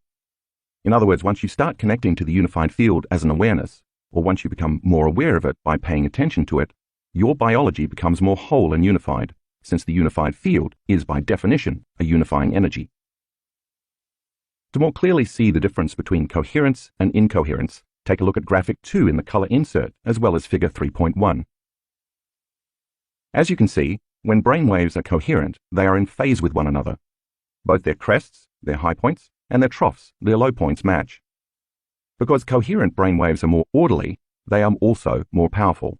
You could say they speak the same language, follow the same rhythm, dance to the same beat, and share the same frequency, so they find it easier to communicate. They're literally on the same wavelength. When brain waves are incoherent, on the other hand, the electrochemical messages or signals they are sending to different parts of the brain and body are mixed and erratic, so the body cannot then operate in a balanced, optimal state. The second change our brains experience when we enter the quantum is that our brainwaves move into a slower frequency, from beta brainwaves to coherent alpha and theta brainwaves.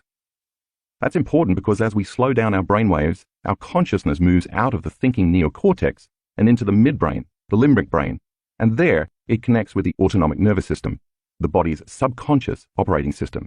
See figure 3.2. This is the part of the nervous system that is in charge of digesting food, secreting hormones, regulating body temperature, controlling blood sugar, keeping our heart beating, making antibodies that fight infections, repairing damaged cells, and myriad other functions of our bodies over which most scientists believe we have no conscious control. Basically, the autonomic nervous system keeps you alive. Its main job is to create order and homeostasis, which balances the brain and ultimately the body. The more we can linger in the present moment as no body, no one, no thing, no where, and no time, the more integrated and coherent our brain becomes. This is when the autonomic nervous system steps in and begins to heal the body, because our consciousness merges with its consciousness. In other words, when you are in the present moment, you get out of your own way. As you become pure consciousness, pure awareness, and change your brainwaves from beta to alpha and even to theta, the autonomic nervous system, which knows how to heal your body much better than your conscious mind does, steps in and finally has an opportunity to clean house. That's what creates brain coherence. If you look at graphics 3A-3C in the color insert, you'll see 3 different brain scans. Graphic 3A is a normal scan of someone in normal thinking beta brainwaves. Graphic 3B was recorded while a student was performing an open focus, showing coherent, synchronized alpha brainwaves. Graphic 3C represents a deeper brainwave state of coherent, synchronized theta. If in this state you are no longer reaffirming the known, your same life, and instead you keep investing your energy into the unknown, as you would invest money in a bank account, then you are able to create new, unknown possibilities in your life. Just as the material electron expands back to immaterial energy in the quantum field once scientists stop observing it, when you no longer observe your pain, your routine life, and your problems, they will turn back into energy, into an infinite number of possibilities, into pure potential. Only once you are truly present in this potent place beyond this space and time, the place from where all things materially come, can you begin to create real change. At a 4-day advanced workshop in 2016 in Tacoma, Washington, we conducted a study to show how this actually works. We measured the brainwaves of 117 workshop participants using electroencephalograms. EEG measurements were taken before and after the workshop. We were looking to see if we could detect changes in 2 different measures of brain function. The first measure was how long it took the subjects to achieve a meditative state, defined by the ability to maintain an alpha brainwave state for at least 15 seconds. We found that the participants were able to achieve meditative states 18% quicker by the end of the 4-day workshop. The second measure we looked at was the ratio between delta brainwaves, associated with moving into deeper levels of the subconscious mind, and high-range beta brainwaves, usually associated with high levels of stress. Anxious people usually have lots of high-range beta and a lower level of delta brainwave frequencies. We were looking to see if meditation, specifically the successful practice of slipping into the quantum realm and becoming no body, no one, no thing, nowhere, in no time, might improve those values, and in fact, it did. Participants lowered their high-range beta brainwaves, indicating they were feeling less stress, by an average of 124%, and increased their delta brainwaves, indicating a greater feeling of oneness during meditation, by an average of 149%. The amount of high-range beta brainwaves diminished relative to the amount of delta waves by 62%, and this all happened in only 4 days. Look at figure 3.3 to see these results. You'll notice that some of the changes we measured were greater than 100%, indicating these participants were able to make unusually significant improvements relatively quickly. That's pretty supernatural. Changing your energy, combining a clear intention with elevated emotions. Once you're in the sweet spot of the generous present moment, where all possibilities exist in the quantum field, how do you turn one or more of those potentials, those immaterial possibilities, into reality in the 3-dimensional world of matter? This requires 2 things: a clear intention and elevated emotion. Your clear intention is exactly what it sounds like. You have to get clear on what it is you want to create, getting as specific as possible, and describe it in detail. Let's say you want to go on a great vacation. Where is it you want to go? How do you want to get there? Who do you want to go with, or who do you want to meet when you're there? What sort of accommodations do you want to stay in? What do you want to do or see when you're there? What food do you want to eat? What do you want to drink? What kind of wardrobe will you pack? What will you buy to bring home? You get the point. Make it detailed. Make it as real as you can, because you are going to assign a letter as a symbol of possibility to all of those conditions. As you read in the previous chapter, those thoughts, which make up your intention, are the electrical charge you are sending out into the unified field. Now you have to combine that intention with an elevated emotion such as love, gratitude, inspiration, joy, excitement, awe, or wonder, to name just a few examples. You have to tap into the feeling you anticipate you will have when you manifest your intent, and then feel the emotion ahead of the experience. The elevated emotion, which carries a higher energy, is the magnetic charge you are sending out into the field. And as you have read, when you combine the electric charge, your intention, with the magnetic charge, elevated emotion, you create an electromagnetic signature that is equal to your state of being. Another way to describe these elevated emotions is to call them heartfelt emotions. Usually when we feel emotions like those I just mentioned, we notice that our heart begins to swell. That's because our energy is moving to that area, and as a result, we feel these wonderful, elevated feelings that carry an intent to give, to care for, to nurture, to trust, to create, to connect, to feel safe, to serve, and to be thankful. Unlike the stress emotions, which we discussed in the previous chapter, that draw from the invisible field of energy and information that surrounds the body, these heartfelt emotions contribute to the body's energy field. In fact, the energy that is created when the heart opens makes the heart become more orderly and coherent, just like the brain, so it produces a measurable magnetic field. It's this action that connects us to the unified field. And when we marry an intention, the electric charge, with that energy, the magnetic charge, we create a new electromagnetic field. Since energy is frequency, and all frequency carries information, it is that elevated energy that carries your thought or intention. Remember, those potentials in the quantum field exist only as electromagnetic frequencies, frequencies with information, and you cannot perceive them with your senses as matter yet. It makes sense then that the new electromagnetic signal you broadcast would attract those electromagnetic frequencies in the field that are a vibrational match to it. In other words, when there's a vibrational match between your energy and any potential that already exists in the unified field, you begin to draw that new experience to you. It will find you as you become the vortex to your future. So in that way, you don't have to work to bring what you want to manifest to you, and you don't have to go anywhere to get it. That's changing matter with matter. You have to become pure consciousness, no body, no one, no thing, nowhere in no time, and change your energy, the electromagnetic signal you are broadcasting, and then you will draw that future experience right to you, changing energy into matter. You will literally tune into the energy of a new future, and as you do so, the observer, the unified field, is observing you observe a new destiny, and it then endorses your creation. Take a glance at figure 3.4. Before we go any further, I want to back up just a bit to emphasize how important elevated emotions are for this equation to work. After all, when you decide to observe a future in the quantum field that you want to manifest, if you're doing it as a victim or as someone who's suffering or feeling limited or unhappy, your energy is not going to be consistent with your intended creation, and you won't be able to call that new future to yourself. That's the past. You may have a clear intention, and therefore your mind may be in the future because you can imagine what you want, but if you feel any of those familiar limited emotions, your body still believes it's in the same limited past experiences. As you learned in the previous chapter, emotion is energy in motion, and elevated emotions carry a higher frequency than survival emotions.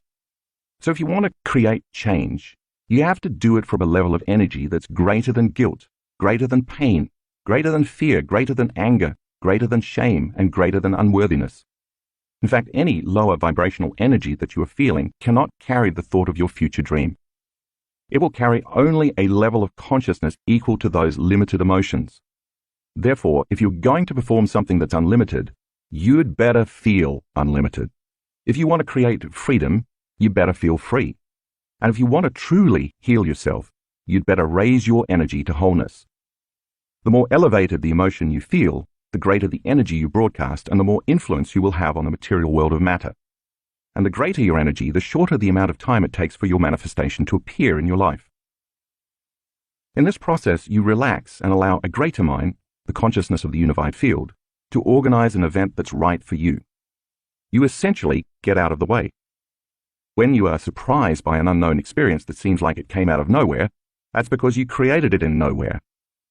Something appeared out of nothing because you created it in no thing. And it can happen in no time if you create it in the realm beyond linear time. That's the quantum field, where there is no time.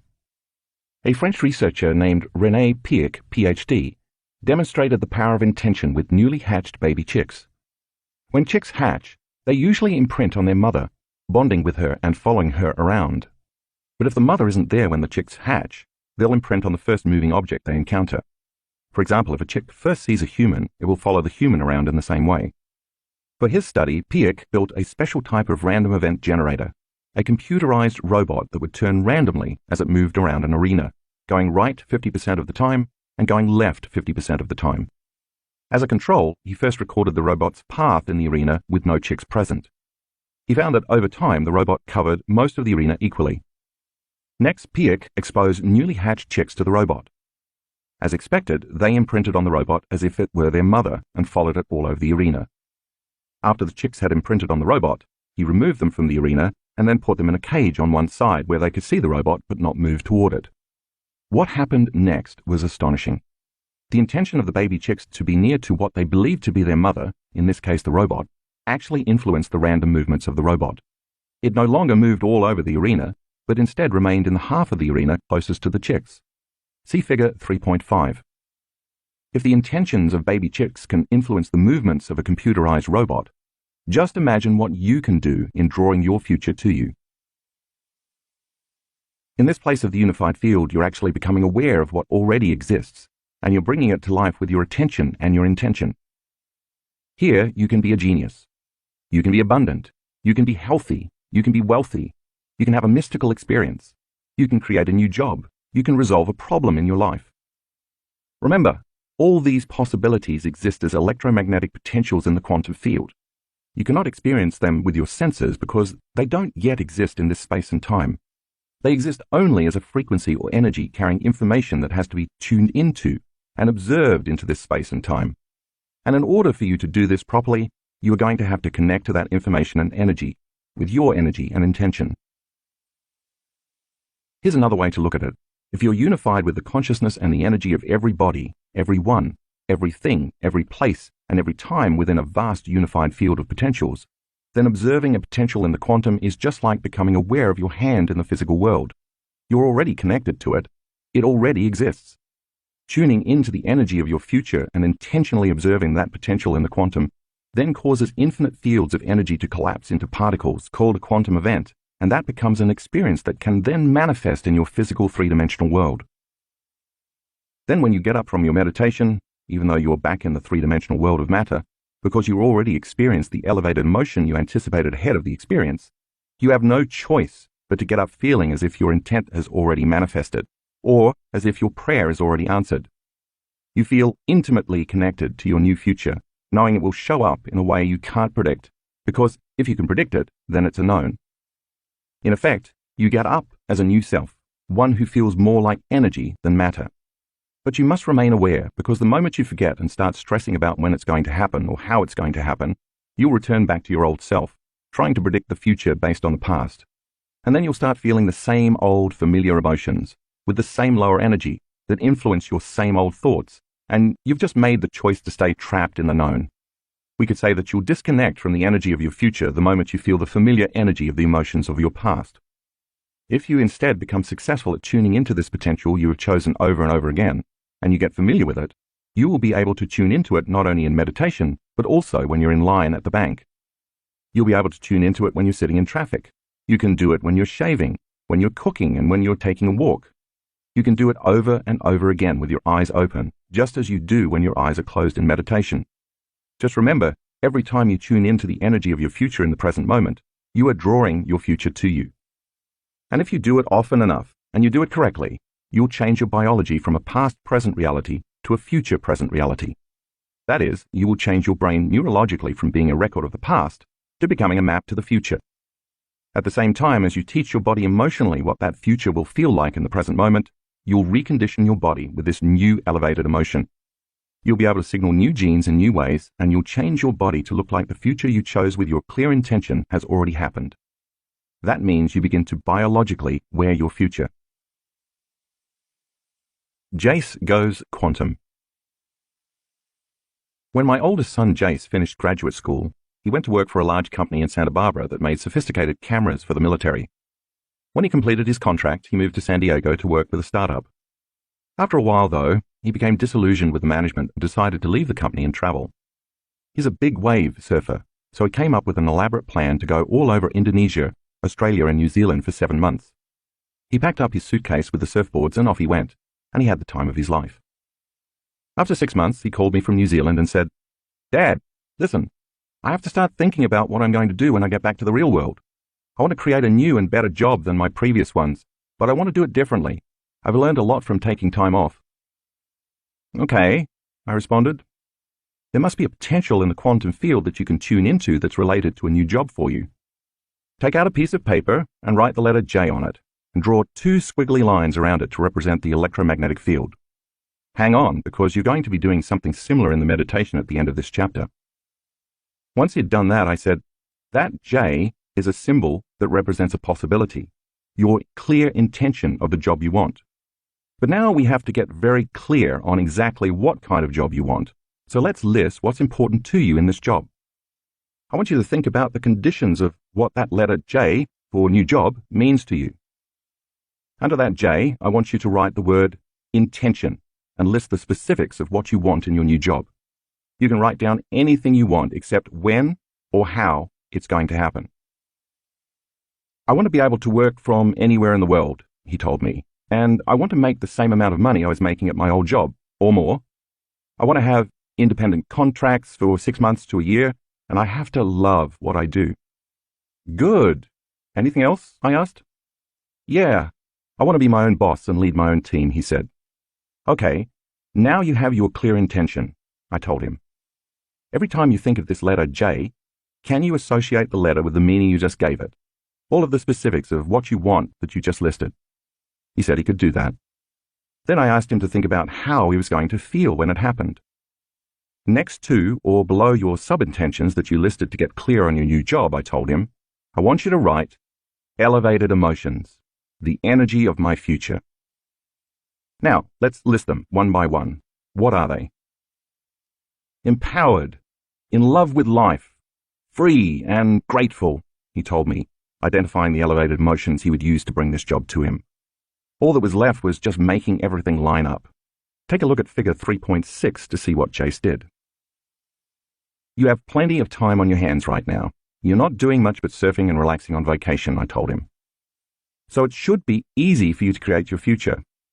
Will you commit to doing what it takes to broadcast a new signature into the field every day? He agreed. Then I reviewed with him the concept of finding the present moment and getting centered and raising his energy so that his energy could carry his intention for his future. Just hold that symbol in your mind's eye while you radiate that energy into the space beyond your body and space, I instructed. Like tuning in to a radio station and picking up a frequency that carries information. The longer your awareness lingers in this energy, or the longer you are conscious of the energy of your future, the more likely you will be to call the experience to you. So just tune in to the energy of your future every day. And remember, whatever you broadcast into the unified field is your experiment with destiny. When there is a vibrational match between your energy and the energy of this potential, it will find you. So Jace, can you stay there? Yeah, he replied. And then once you've been in that new state of being for some time, I want you to think about what you're going to do in your new job, I continued. What choices will you make? What things will you do? What experiences await you and how will they feel? I want you to live in that future reality in the present moment. Simply remember your future from that new state of being. Just as people tend to obsess about the worst thing that could happen to them in their lives every day, I was instead asking my son to obsess about some of the greatest things that could happen when his new job found him. Think about all the time you will have to surf, the traveling you can continue to do, the team of people you will work with, their strengths and the money you can save for a new house and a new car, I encouraged him. Have fun with those ideas each day. Just like the piano players and the muscle exercises that you read about in the last chapter, Jace was about to prime his brain and his body to look as if the future he wanted had already occurred. And since where you place your attention is where you place your energy, I continued, I want you to invest your attention and your energy into that new future. And just as your body follows your mind to the shower every morning, to a known, if you keep doing this process, your body is going to follow your mind to an unknown. Jace agreed to do the meditation every day. 1 month later, he returned, and the moment he landed in Los Angeles, he texted me and asked, Hey Dad, I'm in the US again. Can we talk? Uh-oh, I thought. Here we go. So I called him and asked how things were going. Great, Jace said. But I kind of ran out of money. I don't know what I'm going to do. Now, the father in me wanted to say, Don't worry, son, I'll spot you some money until you get back on your feet. But the teacher in me prevailed and responded, That's so cool because now you're really going to have to create. Now you're in the unknown. Let me know how it goes. And I hung up. I could feel his discomfort, but I know my son and I knew he would get focused and do the work. Since he was really feeling the heat now, Jace had to seriously step up his game. He drove to Santa Barbara to see his college roommates, and a bunch of them went snowboarding for 4 days, just as they do together every year. When the 4-day weekend was over, he stopped back in Santa Barbara before coming home, and he happened to walk into a surf shop. All of a sudden, he saw the top surfboard fin designer in the world, who also just happened to be there. They started talking, and before long, the designer told Jace, "I'm looking for an engineer to design surfboard fins. We're going to revolutionize the industry together.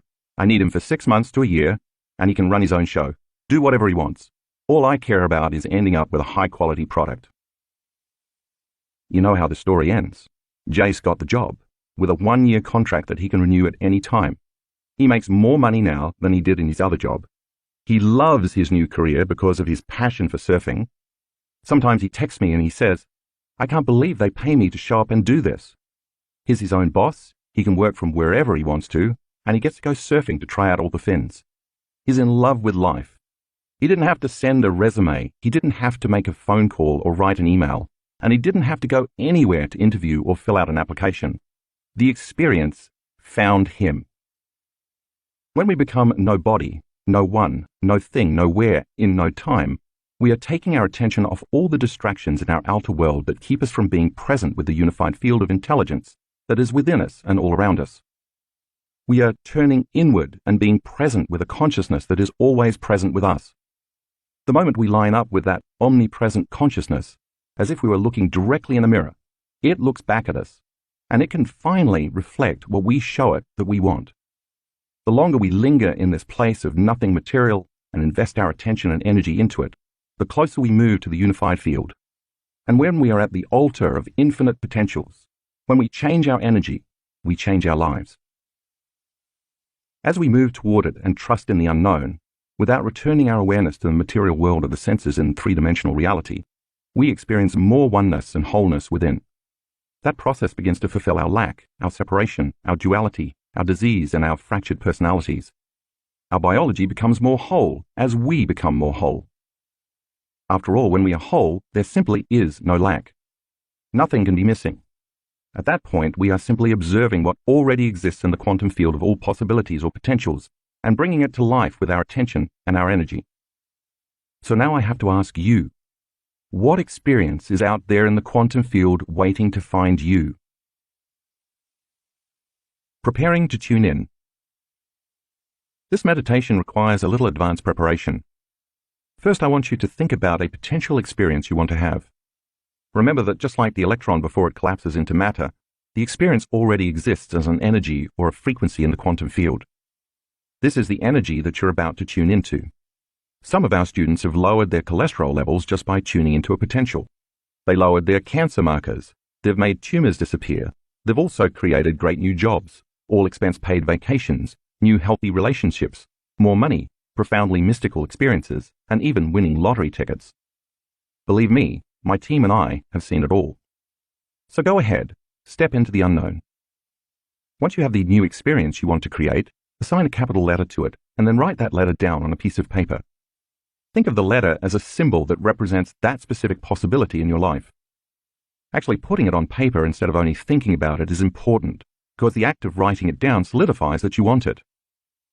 Then draw 2 squiggly circular lines around the letter to represent the electromagnetic field you need to generate around your body to match that potential in the quantum. Now assign some meaning to that letter so that you can get even clearer about your intention. Think of some specific refinements of what you want and list at least 4 of them. The only thing I don't want you to consider including is any mention of a time frame. For example, if your intention is a great job, your list might look like this. Making $50,000 a year more than I'm making now. Managing my own team of awesome professionals. Traveling all over the world on a generous expense account. Having exceptional health benefits and great stock options. Making a difference in the world. Now on that same piece of paper, write down the emotions you will feel when that imagined potential happens. You might write, empowered, unlimited, grateful, free, in awe, in love with life, joyful, worthy. Whatever it is for you, write it down. And if you think you won't know how it's going to feel because you haven't experienced it yet, then try gratitude. That works really well. Gratitude is a powerful emotion to use for manifesting because normally we feel gratitude after we receive something. So the emotional signature of gratitude means it has already happened. When you are thankful or you feel appreciation, you are in the ultimate state to receive. When you embrace gratitude, your body, as the unconscious mind, will begin to believe it is in that future reality in the present moment. These various emotions you just listed are the energy that is going to carry your intent. This is not an intellectual process. It is a visceral one. You have to really feel those emotions. You have to teach your body emotionally what that future is going to feel like before it happens. And you have to do that in the present moment. Now you're ready for the meditation. You can purchase the Tuning into New Potential CD or MP3 download from drjoedispenza.com and follow along as I guide you, or you can choose to do the meditation on your own. Tuning into New Potentials Meditation. Start by resting your attention in different parts of your body as well as the space around those parts of your body. You will learn more about doing this and why it's important in the next chapter, but for now, it's enough to know that focusing on the space around your body helps change your brainwaves, moving you from an incoherent beta brainwave pattern to a coherent alpha and theta brainwave pattern. Become aware of the infinite, vast space way out behind your eyes in this eternal black space. The space in the center of your head. The space between the back of your throat and the back of your head, and then beyond your head in space. Then move to becoming aware of the space in the center of your throat, the space beyond your throat and around your neck, the space in the center of your chest, the space around your body, the space behind your navel, and finally the space around your hips in this endless black void. With each of these, take your time and feel it. Become aware of it and stay present with it. Become aware of the vastness of space that the room you're in occupies in space, and then extend your awareness to the vastness of space beyond the room in space, and finally, to the vastness of space that all of space occupies in space. Now it's time to take your attention off your body, the environment and time, and to become nobody, no one, no thing, nowhere, in no time, to become pure consciousness, to unfold as an awareness into this infinite black space, an endless field where all possibilities exist. If you get distracted, simply return to the present moment, as we discussed in the previous chapter. Keep unfolding into this immaterial space by continuously reinvesting your attention into it. Think about the potential that already exists in the quantum field that you want to tune into by remembering your ladder. Sense the energy of that future potential within you and all around you, and tune in to your future. When you do this, you'll be moving into a new state of being, broadcasting a whole new electromagnetic signature into the field. When there's a vibrational match between your energy and that potential, the new event is going to find you.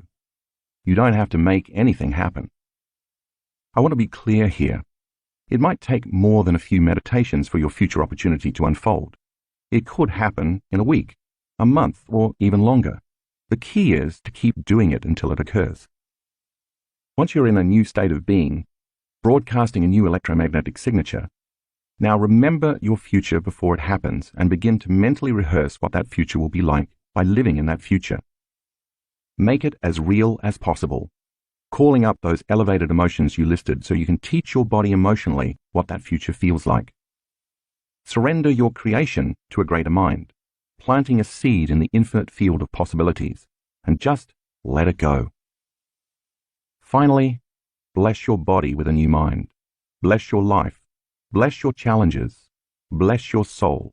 Bless your past, and bless your future.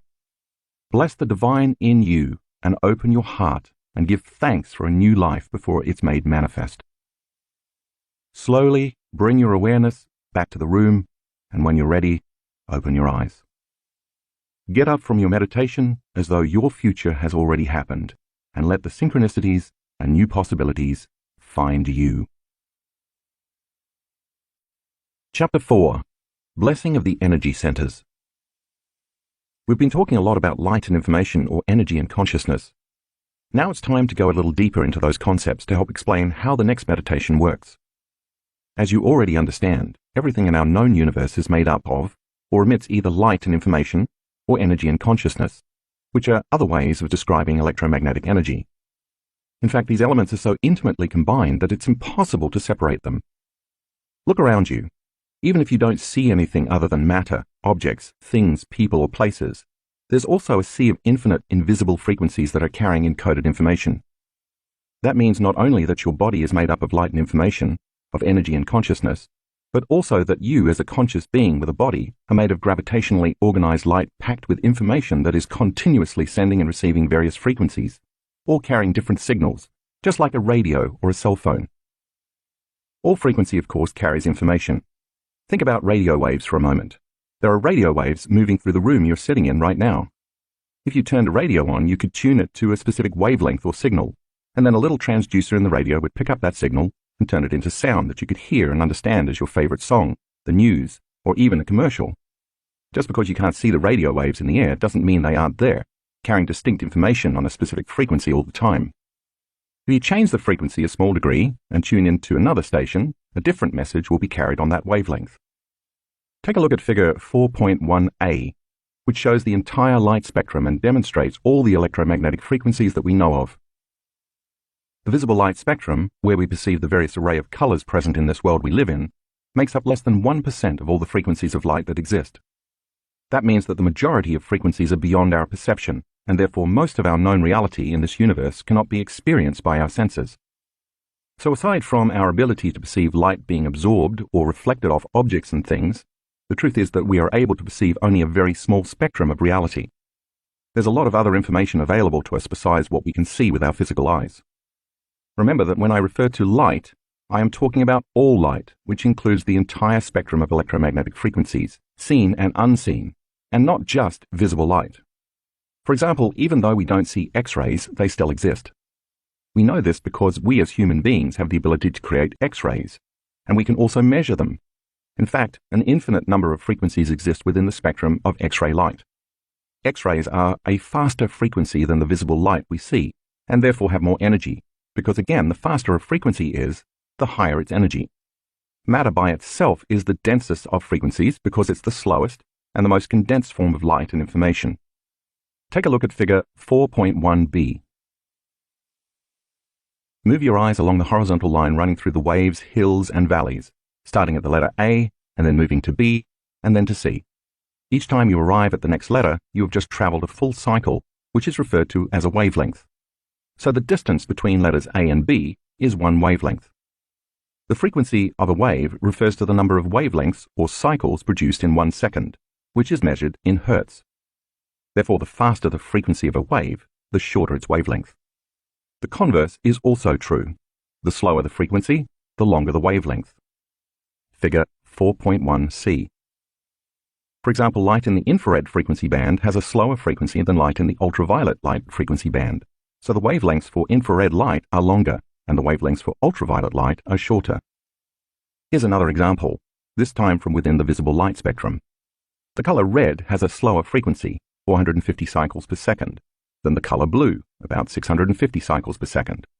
Therefore, the wavelength of red is longer than the wavelength of blue. Throughout history, people have made several different attempts to photograph and measure fields of light. One prominent example is Kirlian photography, discovered in 1939 by Russian electrician and amateur inventor Semyon Davidovich Kirlian. With this technique, Kirlian was able to capture images of the electromagnetic field that surround both living and non-living objects. He found that by putting a sheet of photographic film on a metal plate, placing an object on top of the film, and applying a high voltage current to the metal plate, an image of the electrical discharge between the object and the plate would show up on the film, appearing like a glowing silhouette of light around whatever was being photographed. In one of Kirlian's many experiments, he reportedly photographed 2 seemingly identical leaves, one from a healthy plant and one from a diseased plant. The photograph of the leaf from the healthy plant showed a strong light field, while the other showed a much weaker glow, leading Kirlian to believe that his photographic technique might be a means of assessing health. While scientists today debate the usefulness of Kirlian photography as a diagnostic tool, research on the technique continues. A more recent development along these lines comes from German biophysicist Fritz Albert Popp, Ph.D., who has spent more than 3 decades studying biophotons, tiny, low-intensity light particles that are stored within and emitted by all living things. In 1996, Popp founded the International Institute of Biophysics, IIB, a network of research laboratories from more than a dozen countries around the world that study biophotons. Pop and his fellow IIB researchers believe that the information contained in these light particles, which are stored in DNA, communicates extremely effectively with the cells of the organism, thus playing a vital role in regulating the organism's function. These biophotons can be detected by an extremely sensitive camera designed to measure their emissions. The stronger the emissions, as well as the more intense and coherent the light field, the greater communication between cells and the healthier the organism. In order to sustain life and health, our cells communicate with each other by exchanging vital information transmitted on different frequencies of light. Pop discovered that the reverse is also true. When a cell does not emit enough organized and coherent electromagnetic energy, that cell becomes unhealthy. It's not able to share information with other cells very well, and without that exchange, it doesn't have what it needs. So the mechanistic version of the inner workings of the cell that we learned in high school biology is dated. Charged molecules attracting and repelling each other are not responsible for the way cells work. Instead, the electromagnetic energy that the cell emits and receives is the life force that governs those molecules. That's a vitalistic view that supports the truth of who we are. What all this means, in effect, is that we are quite literally beings of light, each radiating a very vital life force and expressing an actual light field around our bodies. The totality of each cell expressing and contributing to a vital field of light that carries a message. It would be safe to say, then, that the more we define reality with our senses and live our lives as materialists, focusing primarily on the physical, and therefore the more we turn on the stress response, the more we may be missing out on valuable information. That's because the more we keep narrowing our focus on the matter, objects, things, people, and places in our outer world, the less able we are to sense those other frequencies that aren't visible to the naked eye. And if we are unaware of them, they do not exist to us. As you have already read, and I hope begun to experience yourself with the meditation in the previous chapter, it's possible for you to tune in to certain frequencies around you, just like you can tune a radio dial to 107.3. When you close your eyes and sit still and eliminate the external environment, the static that normally keeps you from sensing those other frequencies, you can train yourself to get a clear signal and receive information from it. When you do this repeatedly, you tune into a new level of light and information that you can use to influence or affect matter. And when you do that, your body experiences syntropy, enhanced order, instead of entropy, disorder, physical breakdown, and chaos. Once you can quiet down your analytical, thinking mind and more readily tune into this more orderly information, your body automatically responds by processing this new stream of consciousness and energy, thereby becoming more efficient, coherent, and healthy.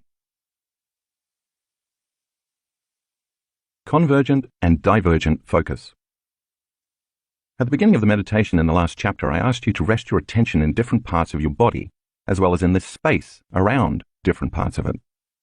Now I want to dive deeper into why I ask you to do that in almost all my meditations. When you practice this, you sharpen your ability to master two different ways your brain can focus using convergent focus and divergent focus. Convergent focus is a single-minded or narrow focus on an object, anything having matter. That's the kind of focus you're displaying in my meditations when you rest your attention on a specific place in your body. It's the same kind of focus you use when you pay attention to objects in your environment. Typically, when you go to pick up a glass, call or text somebody, or tie your shoe, you use narrow focus. The majority of the time that you're in narrow focus, you're focusing on objects or things, matter, and people or places in the outer world, mostly things that have 3 dimensions. Remember our previous discussion about living in survival mode with the hormones of stress continually pumping through our bodies, helping us stay at the ready to fight or flee? When we're in that state, we narrow our focus even further because paying very close attention to the external physical world becomes very important. In effect, we become materialists, defining reality with our senses. The different compartments of the brain that normally work in community then begin to subdivide, no longer communicating effectively with each other, and no longer working together seamlessly in a state of coherence, orderliness. Now they're in an incoherent state, sending incoherent messages down the spinal cord to various parts of the body. We've seen this over and over again when we do the brain scans to measure brain waves. As I've said before, when your brain is incoherent, you are incoherent. And when your brain is not working right, you are not working right. It's as though instead of playing a beautiful symphony, your brain and body are producing a cacophony. And because of this unbalanced, incoherent state, you are left trying to control or force outcomes in your life. You try to predict a future that's based on the past, and you do that in part by paying more attention to your outer world of objects and things than to your inner world of thoughts and feelings. In other words, you stay in narrow, convergent focus, obsessively thinking about the same things over and over again. That's what stress does. It influences you to obsess about your problems so you can be prepared for the future worst-case scenario based on your past memories. Being prepared for the worst outcome gives you a better chance of survival because no matter what happens, you are prepared for it. However, when you change your attention from using this narrow focus to adopting a more open and broad focus, as you will do in this meditation, you can become aware of the space and so the light and energy around your body in space. This is called a divergent focus. You go from focusing on something to focusing on no thing, on the wave, energy, instead of the particle, matter. Reality is both the particle and the wave. It's both matter and energy. So when you practice using narrow focus to rest your attention in different parts of the body, acknowledging the particle, and then you open your focus so that you sense the space around these parts of your body in space, acknowledging the wave, your brain changes into a more coherent, balanced state. Entering the subconscious mind.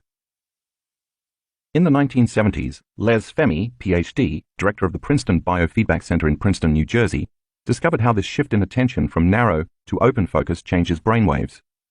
Femi, a pioneer in attention and biofeedback, was trying to find a method for teaching people how to move their brainwaves from beta, conscious thought, to alpha, relaxed and creative. The most effective way to make the shift, he discovered, was by directing people to become aware of space or nothingness, adopting what he called open focus. The Buddhist tradition has been using this method of meditation for thousands of years. As you open your focus and sense information instead of matter, your brainwaves slow down from beta to alpha. This makes sense because when you are sensing and feeling, you are not thinking. As your thinking brain, the neocortex, slows down, you are able to get beyond the analytical mind, also called the critical mind, which separates the conscious mind from the subconscious mind. See figure 4.2. Now you're able to move into the seat of your body's operating system, the autonomic nervous system, which you read about in the previous chapter, and now your brain can work in a more holistic fashion. As you do the blessing of the energy centers meditation I will teach you later on in this chapter, you'll place your attention in each of your body's energy centers, also referred to as chakras, meaning wheels, in ancient East Indian Vedic texts, and then you'll open your focus.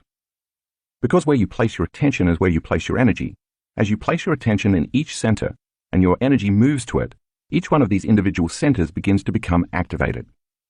It's no mystery that if you have a sexual fantasy in your mind and brain, for example, as energy moves into that center of your body, it's going to become activated in a very specific way. And when it does, organs, tissues, chemicals, hormones, and nervous tissue are all going to respond.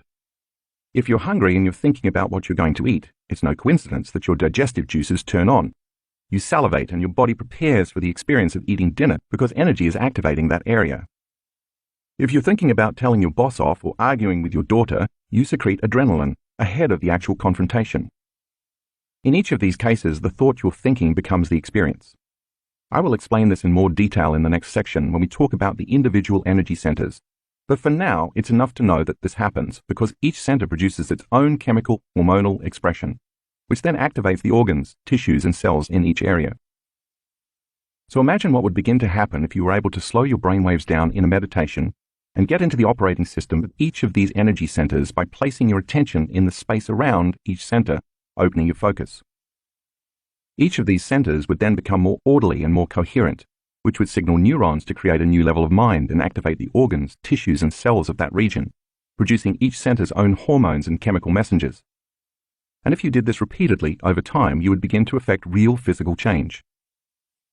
In the community of students who do this work, people have healed themselves of chronic bladder infections, prostate problems, impotence, diverticulitis, Crohn's disease, food allergies and sensitivities like celiac disease, ovarian tumors, elevated liver enzymes, acid reflux, heart palpitations, arrhythmias, asthma, lung conditions, back problems, thyroid conditions, throat cancer, neck pain, chronic migraine, headaches, brain tumors, and more. We've seen all kinds of improvements in people from doing this particular meditation, sometimes even after the very first time they do it.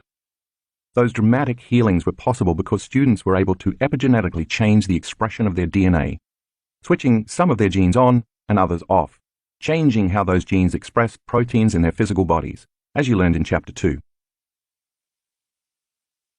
How your body's energy centers work. We're about to take a closer look at each of the body's energy centers, but first I want to explain a bit more about how they work. Think of each of them as an individual center of information. Each has its own specific energy that carries a corresponding level of consciousness, its own emission of light expressing very specific information, or its own frequency carrying a certain message. Each also has its own individual glands, its own unique hormones, its own chemistry, and its own individual plexus of neurons.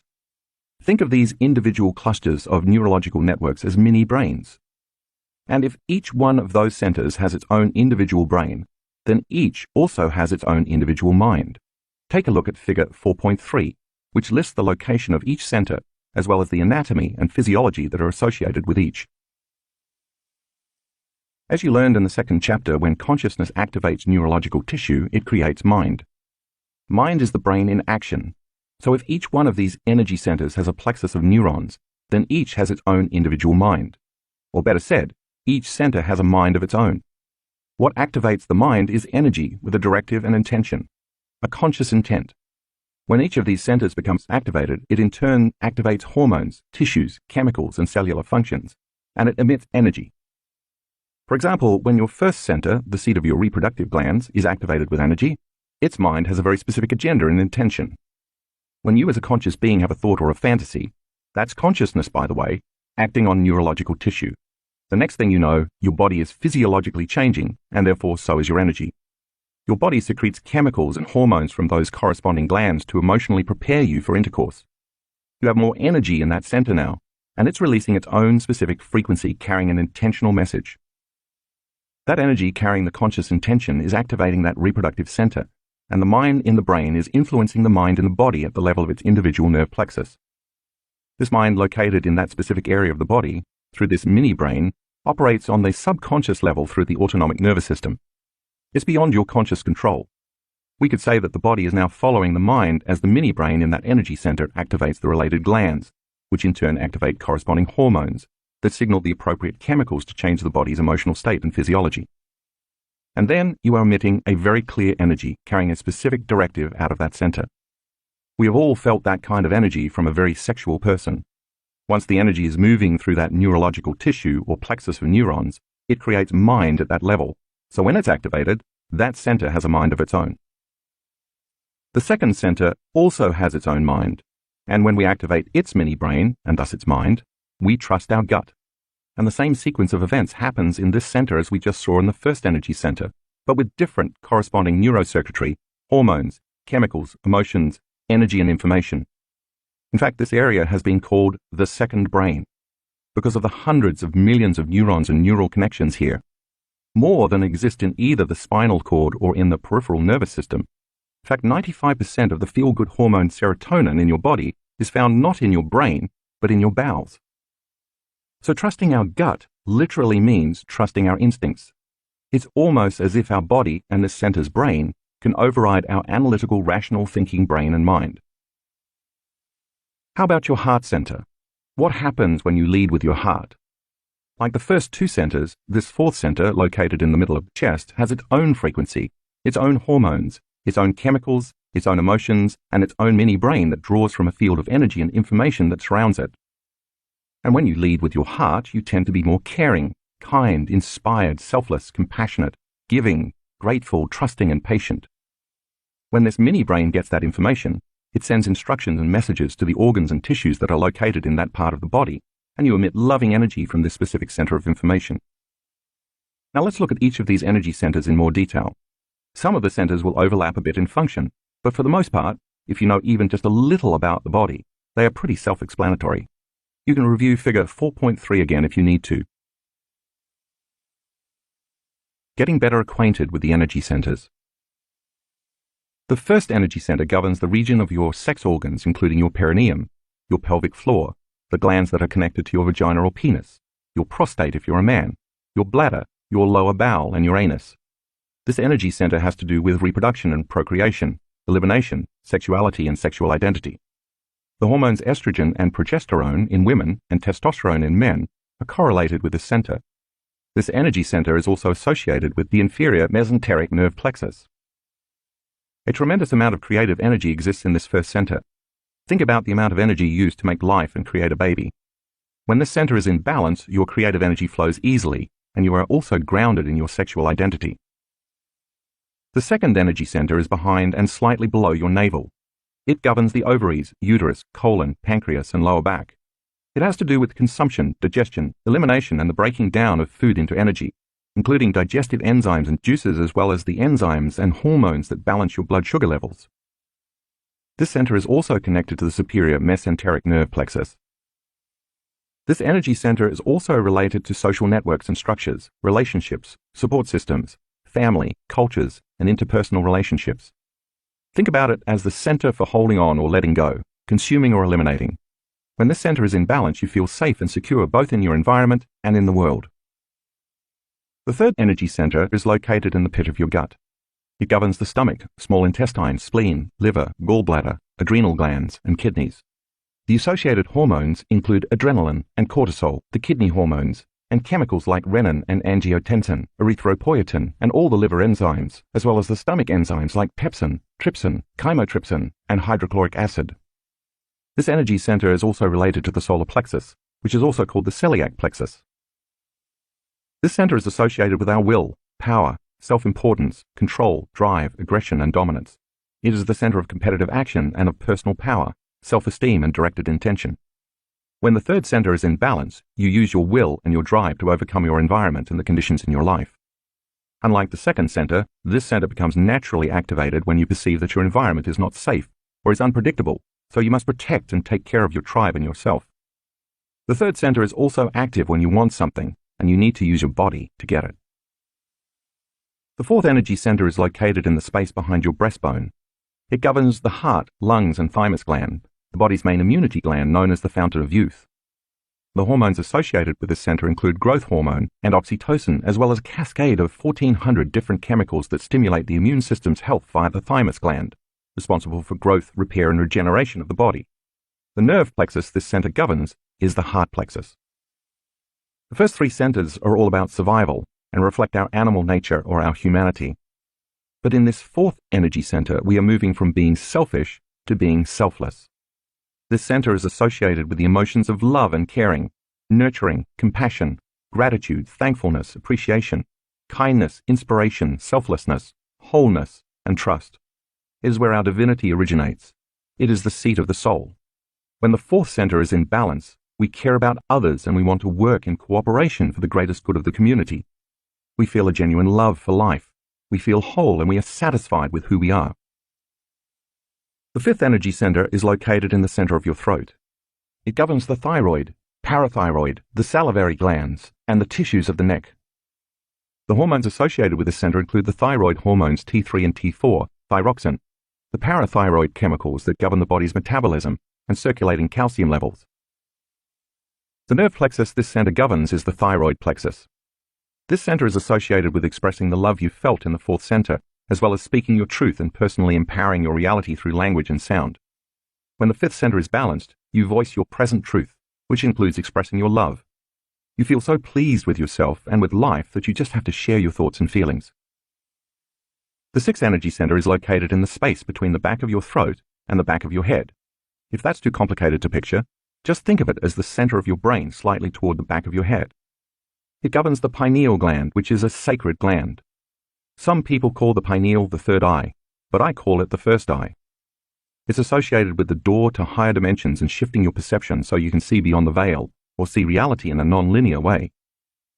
When this center is opened, it's like a radio antenna you can use to tune into higher frequencies beyond the five senses. This is where the alchemist in you awakens. I devote a whole chapter to the pineal gland later in the book, but for now, know that the pineal gland secretes hormones like serotonin and melatonin, as well as some other wonderful metabolites, which are responsible for your circadian rhythms of feeling awake in response to visible light during the day and sleepy in response to being in darkness at night. In fact, the pineal gland is sensitive to all electromagnetic frequencies beside visible light and can produce corresponding chemical derivatives of melatonin that change your view of reality. When this gland is in balance, your brain works in a clear manner. You are lucid, more conscious of both your inner world and your outer world, seeing and perceiving more each day. The seventh energy center is located in the center of your head and includes the pituitary gland. This gland has been called the master gland because it governs and creates harmony in a downward cascade from the center of your brain to your pineal gland, your thyroid gland, your thymus gland, your adrenal glands, your pancreatic gland, and all the way to your sexual glands. This is the center of the body where you experience your greatest expression of divinity. This is where your divinity, your highest level of consciousness, originates. When this gland is in balance, you are in harmony with all things. The eighth energy center is located about 16 inches, 40 centimeters above the head, so it is the only energy center that is not associated with an area of the physical body. The Egyptians called it the Ka. It represents your connection to the cosmos, to the universe, to the whole.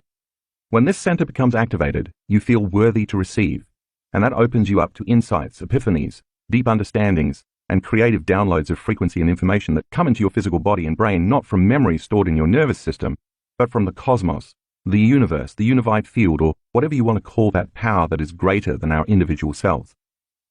We access the data and memory of the quantum field through this center. Evolving our energy.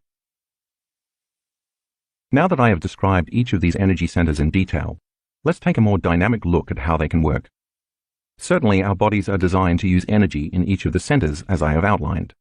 But what happens when we do more with our energy than just survive? What happens when instead of releasing all our energy outward, to procreate, to digest food, to run from danger, and so on, we begin to consistently evolve some of that energy upward from one center to the next, increasing its frequency as it ascends? Here's what that would look like. We start out by channeling our creative energy from the first center. When we feel safe and secure enough to create, that creative energy evolves, ascending and flowing into the second center. When we have to master some limitation or overcome some condition in our environment, we're able to put the creative energy to good use, and then it will flow to the third center, the seat of our will and power.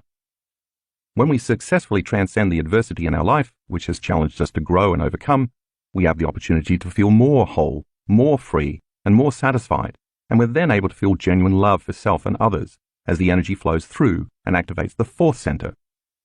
When that happens, we then want to express our present truth, what we've learned or the love or wholeness we feel, and that allows the energy to then move through and turn on our fifth center. After this, when the evolution of energy activates the sixth center, dormant areas of the brain open so that the veil of illusion is lifted, and we perceive a broader spectrum of reality than we ever saw before. We then begin to feel enlightened.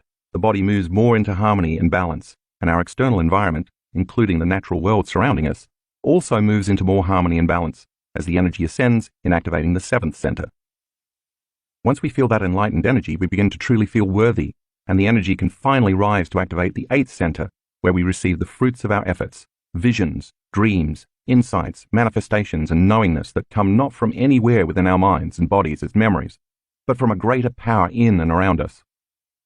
This continuous flow of evolving energy from our first center to our eighth center is illustrated in figure 4.4a.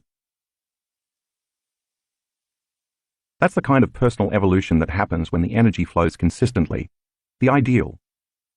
What all too often happens, however, is that the events of our lives and the way we react to them cause our energy to get stuck, so that it doesn't flow in this magnificent pattern I just outlined.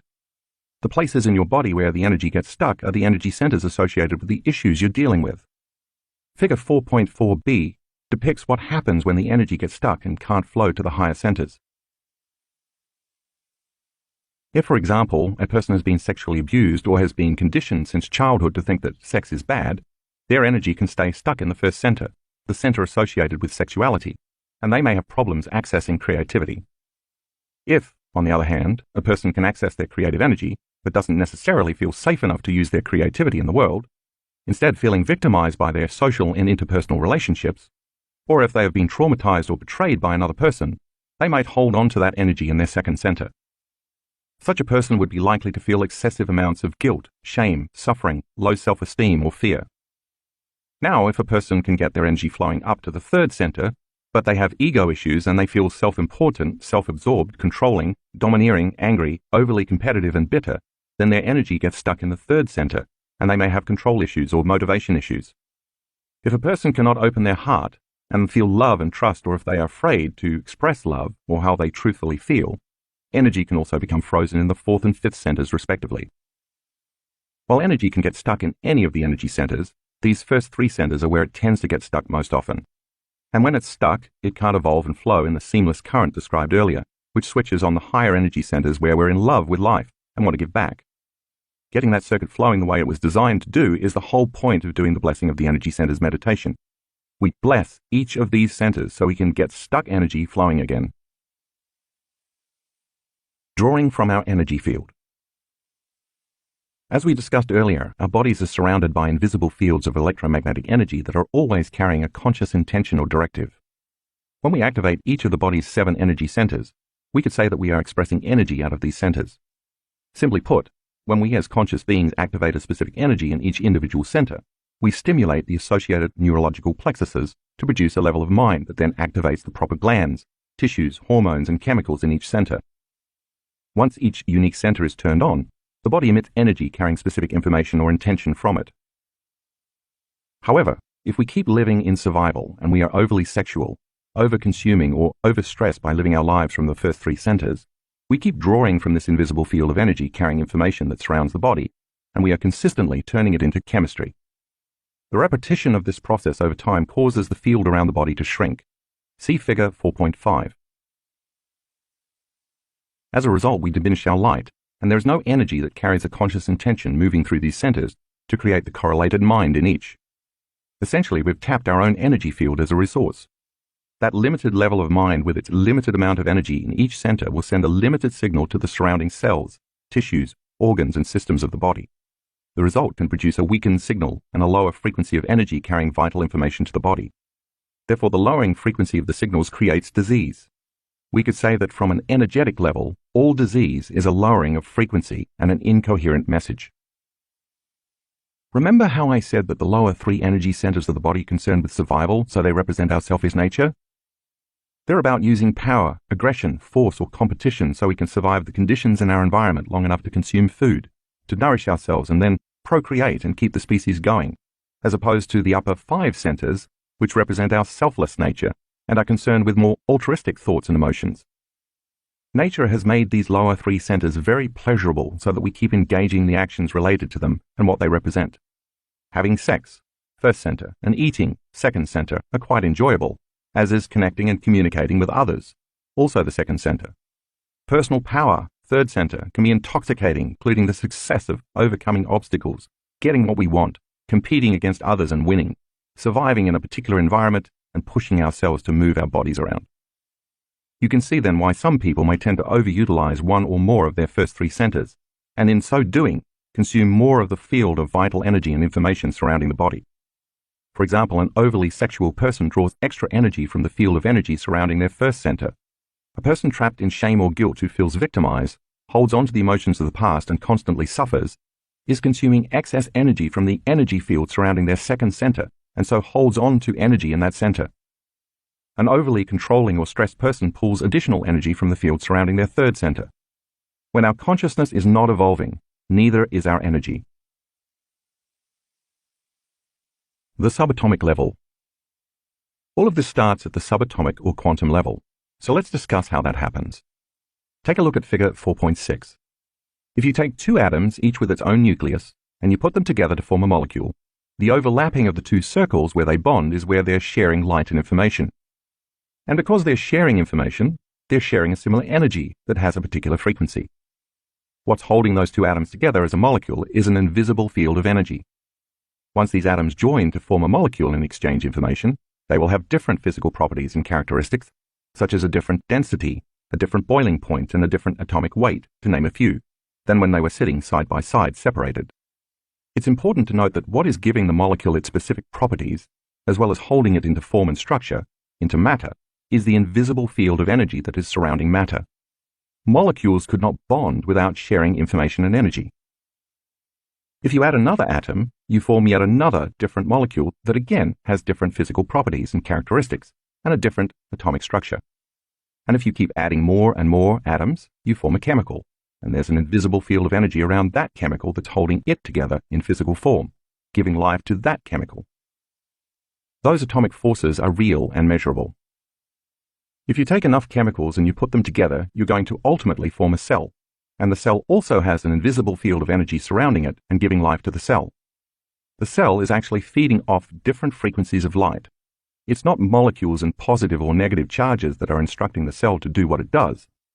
According to the new field of biology called quantum information biology, it's the biophotons we discussed earlier and their patterns of light and frequency that the cell emits and receives that gives the instructions. The healthier the cell, the more coherent the biophotons it emits. If you remember from what you learned so far, coherence is an orderly expression of frequency.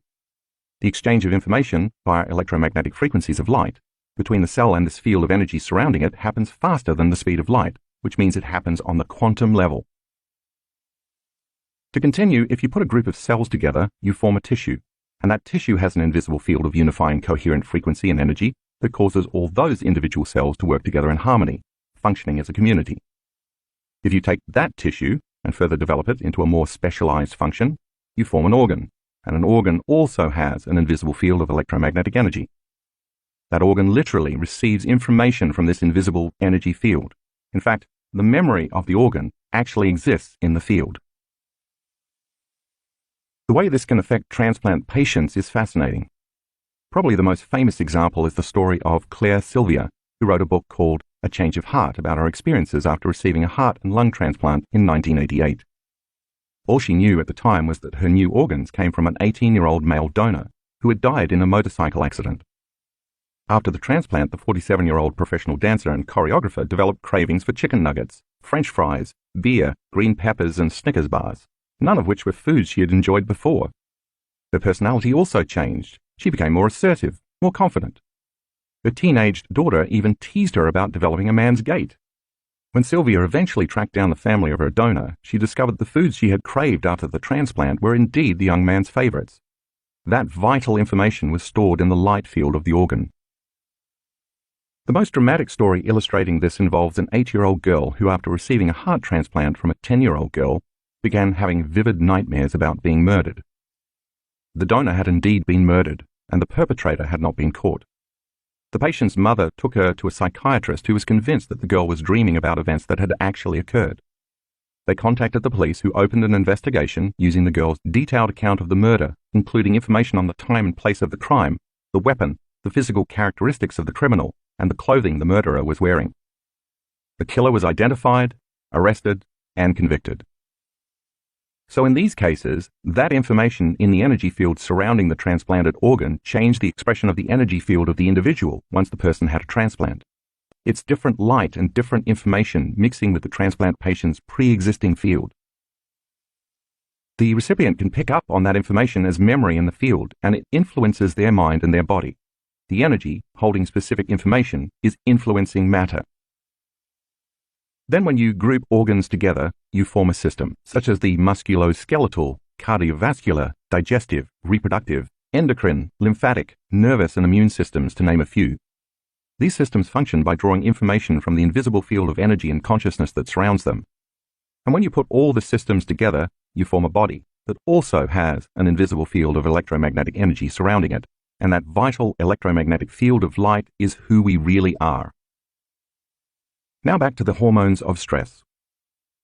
As I mentioned earlier, when you're in survival mode and you're drawing too much from this invisible field of energy to turn it into chemistry in your physical body, whether you're oversexed, overeating, overstressed, or all at once, this energetic field around your body diminishes. That means there's not enough energy or light surrounding the body to give the proper instructions to matter for homeostasis, growth, and repair. When that occurs, these individual centers no longer receive, process, or express energy, and they no longer produce a healthy neurological mind to send the necessary signals to the associated parts of the body where these centers innervate. Since that energy with a conscious intent moving through or activating neurological tissue creates mind, the energy centers diminish in the expression of the minds to regulate the cells, tissues, organs, and systems of the body because there's no energy moving through them. The body begins to function more like a piece of matter without the proper coherent energy of light and information. Those mini-brains become incoherent, just as our brain becomes incoherent. In addition, when the brain is incoherent and compartmentalized because of the hormones of stress, that incoherent brain then sends a very incoherent message, like static on a radio, down the central nervous system to each of the plexuses of neurons that have to do with communicating with the body. And when these mini-brains receive incoherent messages, then they send an incoherent message through the organs, tissues, and cells in each area of the body that's related to each one of these centers. This in turn affects the hormonal expression and nerve conductivity going to different organs and tissues and cells in the body, and this incoherence begins to create disease or imbalance. The result is that when these individual brains become incoherent, each corresponding area of the body becomes incoherent. And when they don't work well, we don't work well. Increasing energy. In the Blessing of the Energy Centers meditation, when you learn how to rest your attention in each of these centers and become aware of the space around them, you create coherence in each of these little brains in the same manner as you create coherence in the big brain between your ears. And as you acknowledge the particle, matter, by resting your attention in your perineum for the first center, or in the space behind your belly button for the second center, or in the pit of your gut for the third center, or in the center of your chest for the fourth center, and so on, you're anchoring your attention in that center. And where you place your attention is where you place your energy. Then you'll move to placing your attention in or opening your focus to the space around each of those centers, tuning in to the energy beyond that center. And as you do this, it's vitally important that you move into a state of elevated emotion such as love or gratitude or joy. As you know from previous chapters, this is important because the elevated emotion is energy, and the longer you can hold that open focus from a state of elevated emotion, the more you will build a very coherent field with a very high frequency around that center in your body. Once you build that coherent field around a center, that center has a coherent energy with the right instructions to draw from. The atoms, molecules, and chemicals that form the cells that create the tissues that make up the organs and the systems of the body will be drawing from a new field of light and information and a more coherent energy carrying a more intentional message, giving new instructions to each center of the body. The body will then begin to respond to a new mind. As you surrender and move into the present moment, and you understand that where you place your attention is where you are placing your energy, you can build a new field of light and information and raise the frequency of the signal. And that intentional thought directs energy through each center to produce a new mind in that individual brain. As each center draws from a new field of frequency and information, the body moves back toward balance or homeostasis. And in this new state, you become more energy and less matter, more wave and less particle. The more elevated the emotion, the more energy you create, and the more dramatic a shift can result. If, on the other hand, you stay stuck in the survival emotions of worry, fear, anxiety, frustration, anger, distrust, and so on, you don't have this energy, this information, and this light around your body. As the frequency, light, and energy slow down and become more incoherent in each center, you become more matter and less energy until your body begins to become diseased. That's the point of doing this meditation, to speed up the frequency so it entrains the lower, disorganized frequency back into coherence and orderliness, raising the frequency of matter or entraining matter to a new, more coherent mind. But remember, you can't muscle this. You can't just will it or force it to happen. You can't do it by trying. You can't do it by hoping, and you can't do it by wishing, because you can't do it with your conscious mind. You have to get into your subconscious mind because that's where the operating system is, the autonomic nervous system that functions and controls all these centers. You have to get out of your beta brainwave pattern because beta keeps you in your conscious mind, separated from your subconscious or your autonomic nervous system that actually runs the show. The deeper you go in meditation, from beta brainwaves to alpha brainwaves, and then even to theta brainwaves, the half-awake, half-asleep state of deeper meditation, the slower your frequency and the more access you have to the operating system.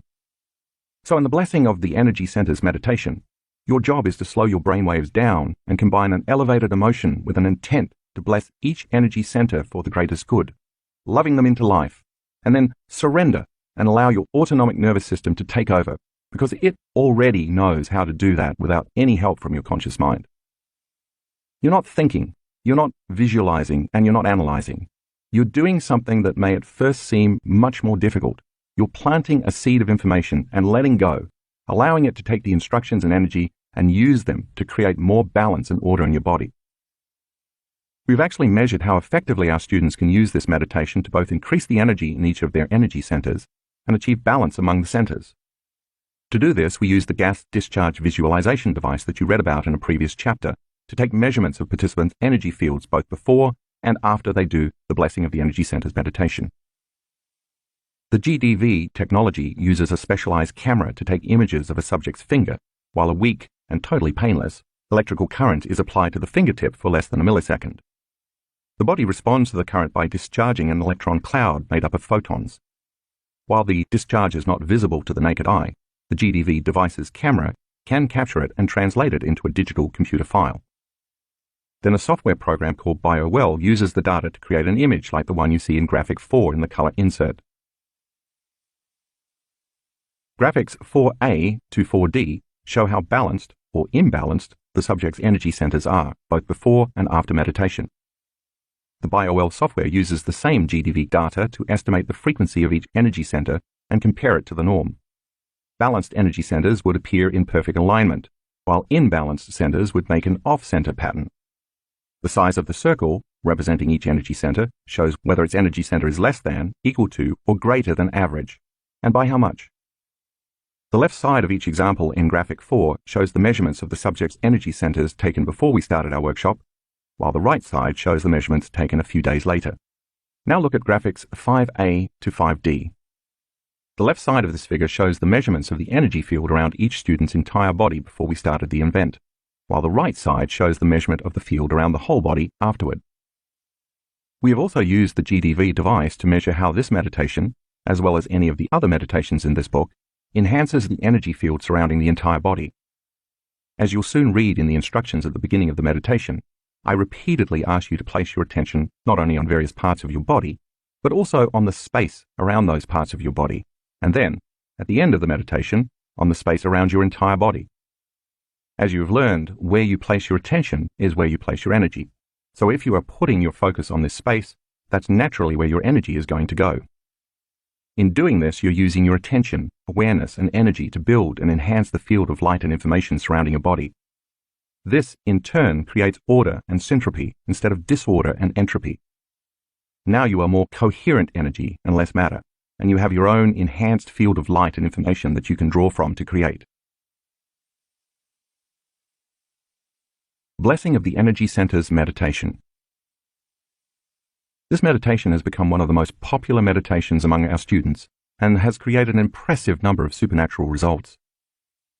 As I did in the previous chapter, I will give you some basic instructions so that if you choose to do the meditation on your own, you'll know how to proceed. Begin by placing your attention in the first energy center and then move to opening up your attention to the space around this center. Once you can sense this space around the energy center, bless that center for the greatest good, and then connect to elevated emotions like love, gratitude, or joy to raise the frequency of this center and also create a coherent field of energy. Do this for each of the 7 energy centers in the body, and when you come to the 8th center, a place about 16 inches above your head, bless this center with gratitude or appreciation or thankfulness, because gratitude is the ultimate state of receivership. This center will then begin to open the door to profound information from the quantum field. Now open your focus and place your attention on the electromagnetic energy surrounding your entire body, building a new field of energy. As your body draws from a new field of electromagnetic energy, you become more light, more energy, and less matter, and you raise your body's frequency. Remember, if you are going to create the unlimited, you have to feel unlimited. If you're going to heal in a magnificent way, you have to feel magnificent. Tap into elevated emotion and sustain it throughout the meditation. Once you've blessed each of the energy centers, lie down for at least 15 minutes. Relax, surrender, and let your autonomic nervous system take the orders and integrate all this information into your body. Chapter 5. Reconditioning the body to a new mind. In this chapter, we're going to discuss how to do a breathing technique we use before we start many of our meditations. I'm going to explain it in detail here because understanding how this works is vital to your ability to truly change your energy and free your body from the past. As you'll see, the proper use of the breath is one of the keys to becoming supernatural. To get all the benefits of this technique, your knowledge of what you will be doing and why you will be doing it will serve as the foundation for the experience, and so will make the how easier for you, not to mention making the technique more effective. Once you understand the physiology of how this particular breath works, you will be able to assign meaning to the activity, put more attention behind it, do it properly, and experience all the benefits of using breath to pull the mind out of the body, and then recondition your body to a new mind. Before we start, I want to review the thinking-feeling loop we discussed in Chapter 2, because the concepts are central to the meditation in this chapter. As you will recall, thoughts cause biochemical reactions in your brain that release chemical signals, and those chemical signals make the body feel exactly the way you were just thinking. Those feelings then cause you to generate more thoughts that make you feel the same way you were just thinking. So your thoughts drive your feelings, and your feelings drive your thoughts. And eventually, this loop hardwires your brain into the same patterns, which conditions your body into the past. And because emotions are a record of past experiences, if you can't think greater than how you feel, this thinking-feeling loop keeps you anchored to your past and creates a constant state of being. This is how the body becomes the mind, or, in time, how your thoughts run you and your feelings own you. So once your body becomes the mind of that emotion, your body is literally in the past. And since your body is your unconscious mind, it is so objective that it does not know the difference between the experience in your life that creates the emotion and the emotion you are creating by thought alone. Once you are caught in this thinking-feeling loop, the body believes it is living in the same past experience, 24 hours a day, 7 days a week, 365 days a year. The body believes it's in the same past experience because to the body, the emotion is literally the experience. Let's say you've had a few difficult experiences in your life that have branded you emotionally, and you've never got over the fear, bitterness, frustration, and resentment those experiences engendered. So every time you have an experience in your external environment that is similar in some way to what happened previously, the experience triggers you, and you feel the same emotions that you did at the time of the first event. Once you feel the same emotion you felt 30 years ago when the event initially occurred, it's quite possible that you will behave in the same way you did at that time, because those emotions are driving your conscious or unconscious thoughts and behaviors. Now those emotions have become so familiar to you that you believe that's who you are.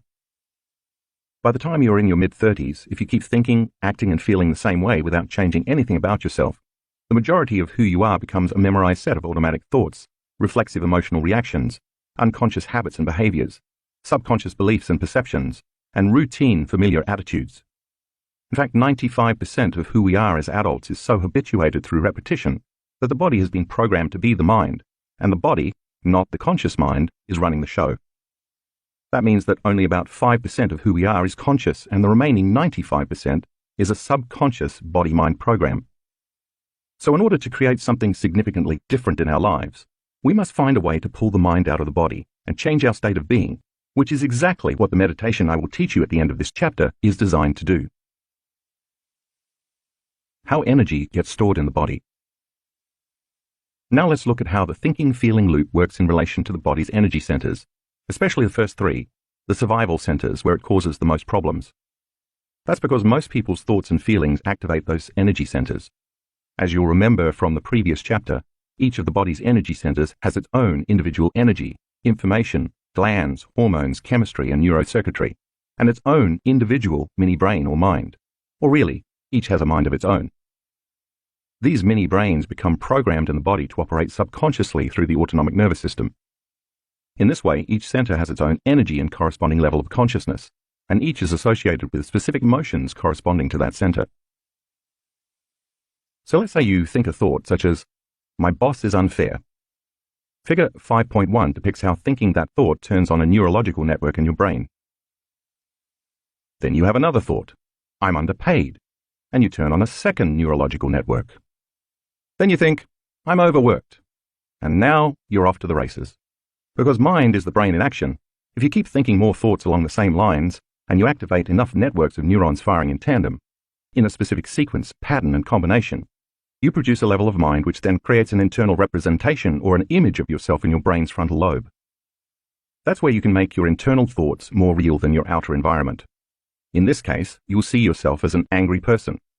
If you accept, believe, and surrender to that idea, that concept, or that image without any analysis, the neurotransmitters, chemical messages that send information between neurons in your brain that produce that level of mind, begin to influence neuropeptides, which are the chemical messengers created by the autonomic nervous system within the limbic brain. Think of neuropeptides as molecules of emotion. Those neuropeptides signal hormonal centers, in this case turning on the adrenal glands in the third energy center. As the adrenal glands release their hormones, you're feeling pretty ticked off, and you broadcast a specific energy signature through the third energy center that in effect carries the message, Send me another reason to feel the way I'm already feeling. Send me another reason to feel angry. As this center becomes activated, it produces a specific frequency that carries a particular message. Your brain monitors your chemical state, and the moment you feel angry, it's going to think more corresponding thoughts equal to how you feel. My boss is such a jerk. I should quit my job. What an idiot driver. My coworker stole my idea. I'm right and everyone else is wrong. It fires and wires similar circuits in the same way over and over again. And if you turn on enough of those circuits, you keep producing that same level of mind. This reaffirms your identity with the same image in your forebrain. And then the limbic brain creates more of the same neuropeptides, which then signal the same hormones from your third energy center, and you start to feel even more angry and frustrated, which then influences you to think more of the same corresponding thoughts.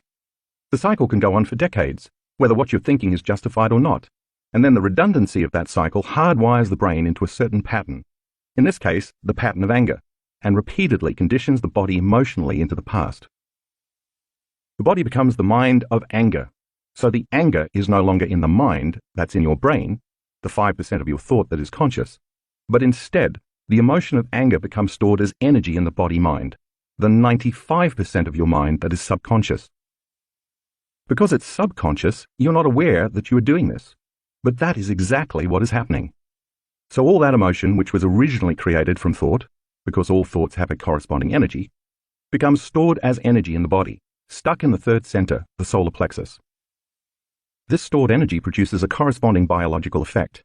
In this case, it could be adrenal fatigue, digestive problems, kidney issues, or a weakened immune system, not to mention other psychological effects like a short temper, impatience, frustration, or intolerance. Over the years, you keep producing the same thoughts that keep signaling the same feelings, and you continue hardwiring your brain into this very finite pattern.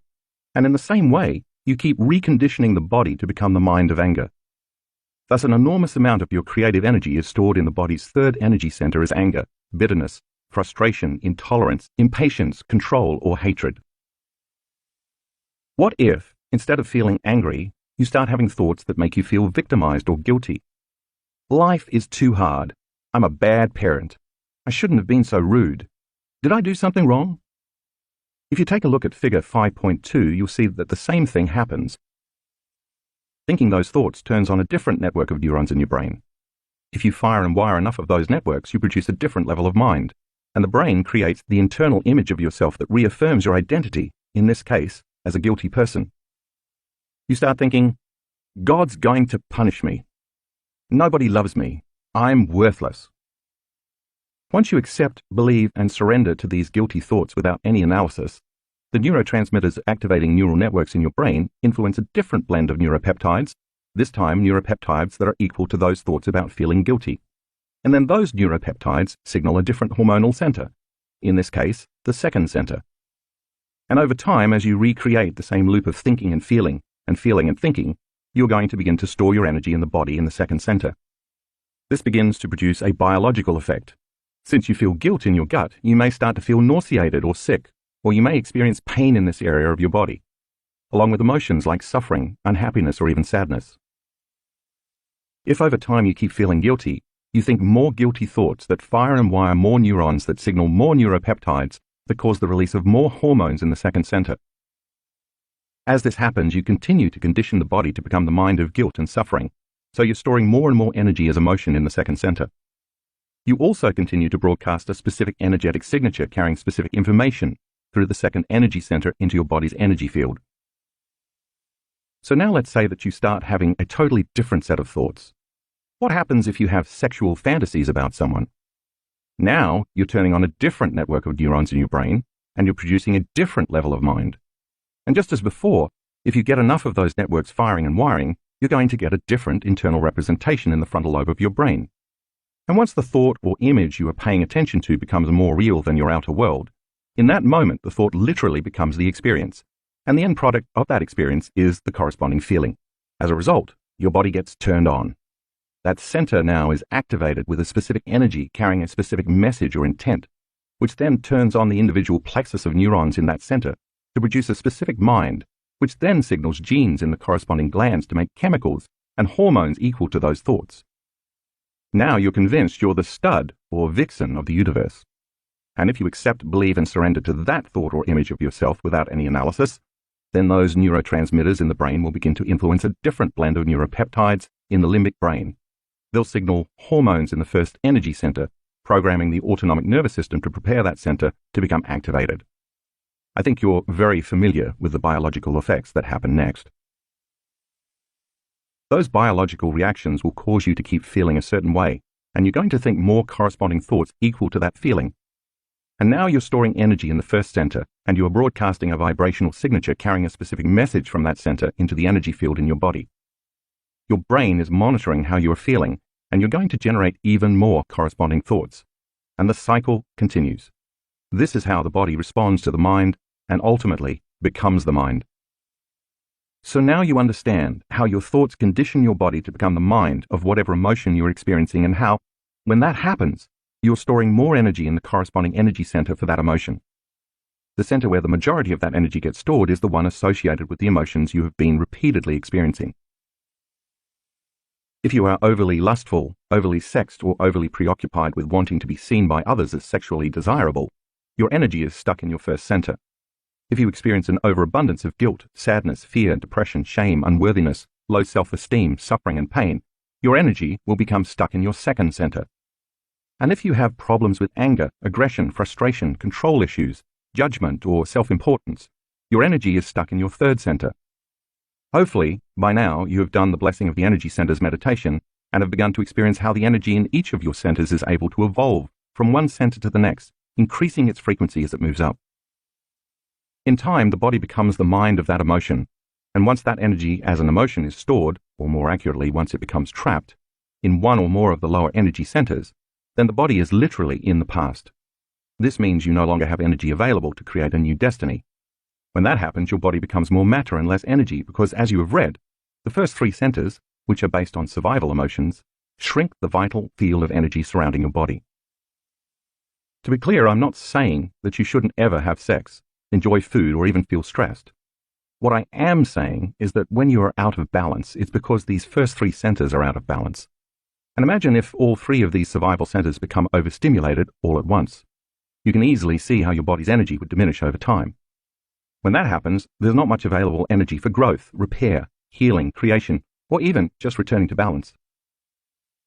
By the same means, many people who feel out of balance may retreat from their lives and limit the amount of food they eat. By digesting less food, their body has more energy to balance itself. They may also abstain from sexual intercourse for a period of time to allow the body to restore itself. During their retreat, they will also remove themselves from the constant stimulation they normally receive from their environment, including their friends, kids, co-workers, appointments and schedules, job, computers, homes, and cell phones. This helps the body keep from reacting, consciously or unconsciously, to all those familiar elements in their outer world that they associate with thoughts and emotional memories from the past.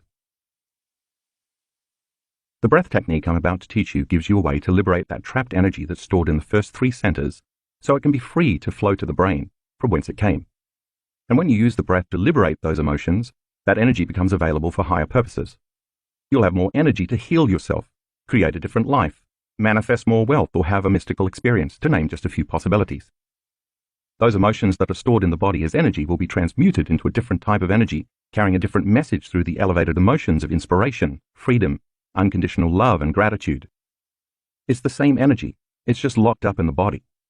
The breath is a way to pull the mind out of the body. You will be using your body as an instrument of consciousness to ascend your energy, turning those survival emotions into creative emotions. As you free your body from the chains of the past and liberate this energy, you have available energy to do the uncommon, to achieve the supernatural. The body as a magnet. Think about a magnet as you look at figure 5.3.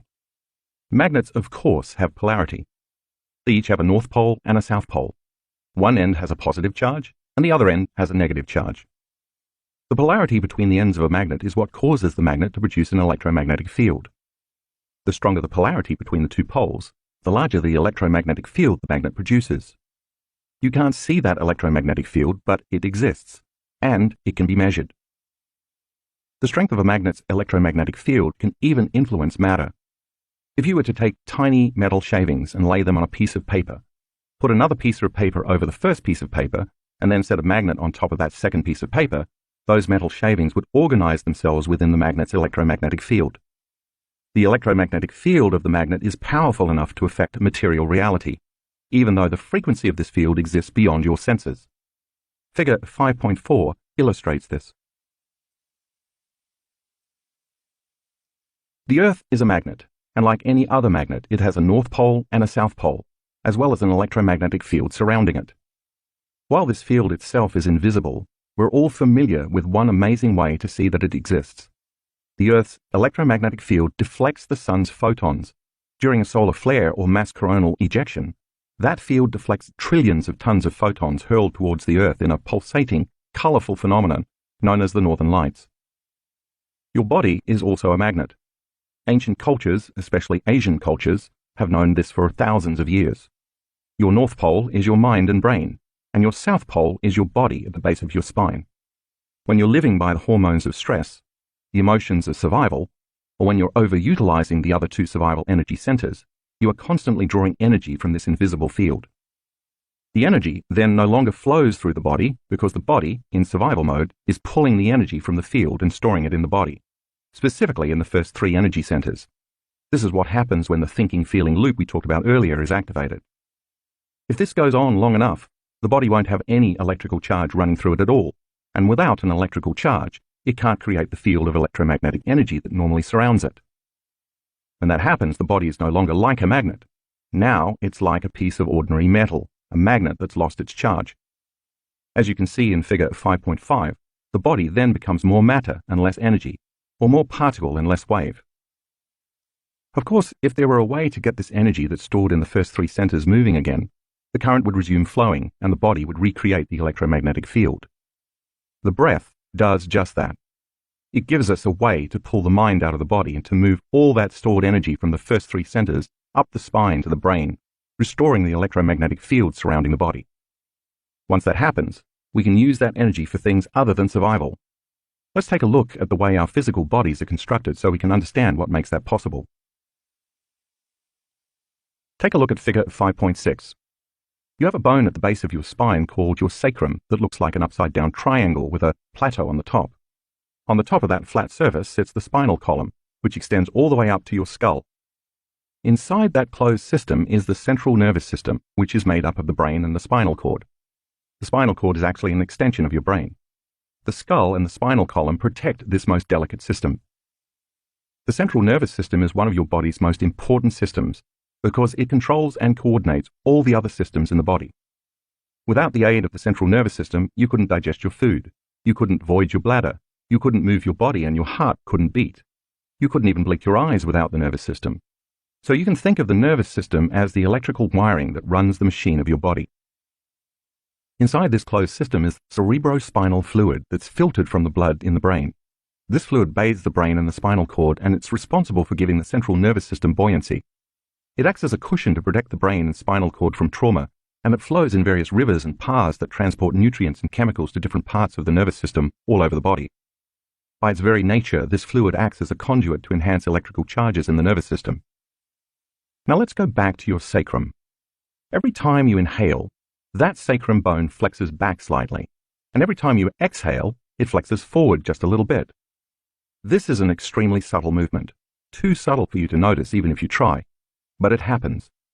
And at the same time you inhale, the sutures of your skull, the joints between the individual plates of your skull, which fit together like pieces of a puzzle and give the skull a degree of flexibility, open up just slightly, and as you exhale, they close back up. Again, this is extremely subtle. You can't feel it happening. The movement of your sacrum back and forth as you slowly breathe in and out, along with the sutures of the skull opening and closing, propagates a wave within the fluid of this closed system, and it slowly pumps that cerebrospinal fluid up your spine all the way to the brain, passing through 4 chambers called cerebral aqueducts or ventricles. If you were to tag one molecule of cerebrospinal fluid and follow it from the base of your spine all the way up to your brain and then all the way back down to your sacrum, you'd see that it would take 12 hours to make a complete circuit. So in essence, you flush your brain twice a day. Check out figure 5.7 to see what that looks like. So think about what would happen if you contracted the intrinsic muscles of your perineum, your pelvic floor, the same muscles you use for intercourse and elimination, and you locked them down And then while they were locked down, you next contracted the muscles of your lower abdomen, locking those muscles down, and then you did the same with the muscles of your upper abdomen. If you kept squeezing and contracting those muscles in your first 3 energy centers by contracting your core muscles, that fluid in your central nervous system would move up, as illustrated in figure 5.8. You would be moving that cerebrospinal fluid in your central nervous system up your spine. Each time you tighten the muscles of those centers, the fluid would be forced upward. Now imagine you then placed your attention on the top of your head. Where you place your attention is where you place your energy. So if you put your attention at the top of your head, that would become your target for moving energy. Now think about taking one slow, steady breath through your nose and at the same time squeezing and holding the muscles of your perineum, then those of your lower abdomen, and then those of your upper abdomen, all while following your breath up your spine and through your chest, your throat and your brain, and all the way to the top of your head. Imagine that when you get to the top of your head, you hold your breath as you keep squeezing. You'd be pulling that cerebrospinal fluid all the way up toward your brain. That's significant because cerebrospinal fluid is made up of proteins and salts in solution, and the moment proteins and salts dissolve in solution, they become charged. If you take a charged molecule and accelerate it, as you would if you pulled that molecule up your spine, you create an inductance field. An inductance field is an invisible field of electromagnetic energy that moves in a circular motion in the direction that charged molecules are moving in. The more charged molecules you accelerate, the bigger and more powerful the inductance field. Take a look at figure 5.9 to see what an inductance field looks like. Think of the spinal cord as a fiber optic cable that acts as a two-way highway, simultaneously communicating information from the body to the brain and from the brain to the body. Every second, important information is relayed from your brain to your body, such as the desire to walk across the room or to scratch an itch. At the same instant, a lot of information from the body is carried up your spinal cord toward the brain, such as knowledge of where your body is in space, or the signal that you're hungry. Once you accelerate these charged molecules in one direction up the spine, the resulting inductance field will reverse the current of information flowing from the brain down through the body, and it will then draw energy from the lower 3 centers up the spine to the brain. Take a look at figure 5.10a to see how that works. Now there's a current running through the body and the central nervous system, just like a magnet, and as a result, the same kind of electromagnetic field of energy that surrounds a magnet surrounds the body, as you can see in figure 5.10b. The field of electromagnetic energy you've created is a 3-dimensional field, and as it moves, this energy creates a torsion field or a torus field. By the way, the shape of this electromagnetic field is a familiar pattern in the universe. This pattern shows up in the shape of an apple, as well as in the shape of a black hole in a distant galaxy. See figure 5.11. So now you understand that by doing this breathing technique, you're starting to stir up all this stored energy in a very big way. And if you do this technique correctly, and you do it enough times, you are going to wake up a sleeping dragon. Evolving the energy to the brain. Once this energy becomes activated, the sympathetic nervous system, a subsystem of your autonomic nervous system that arouses the brain and body in response to a threat in your outer environment, turns on, and energy begins to move up from the body's lower 3 energy centers to the brain. But instead of the body being aroused because of some external condition, you are turning on the sympathetic nervous system by passionately engaging the breath from within. As the sympathetic nervous system starts to merge with the parasympathetic nervous system, another subset of your autonomic nervous system that relaxes your brain and body, such as after a big meal, it is as if traveling energy from the lower centers is ejaculated into the brain. When this energy reaches the brainstem, a gate called the thalamic gate opens up and all that energy is permitted to enter the brain. Once this energy that was initially stored in the body enters the brain produces gamma brainwave patterns. We've recorded many students producing gamma brainwaves during this breathing technique. Gamma brainwaves, which I call superconsciousness, are notable not only because they produce the highest amount of energy of all the brainwaves, but also because that energy comes from within the body instead of being released in reaction to a stimulus in the environment, the outer world. In contrast, the brain produces high-range beta brainwaves when the body releases stress hormones, allowing you to be super alert to danger in your environment. In beta, the outer world seems more real than your inner world, while gamma waves create a similar type of arousal in the brain, which then causes a heightened sense of awareness, consciousness, attention, and energy related to more creative, transcendental, or mystical experiences. The difference is that in gamma, whatever is happening in your inner world becomes much more real to you than many experiences you've had in your outer world.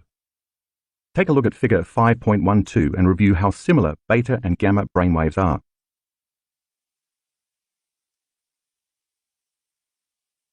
Many of our students who do this breath technique produce significant high beta brainwaves on their way to the gamma range, the highest frequency brainwaves, or they may simply stay in these very high-level beta states.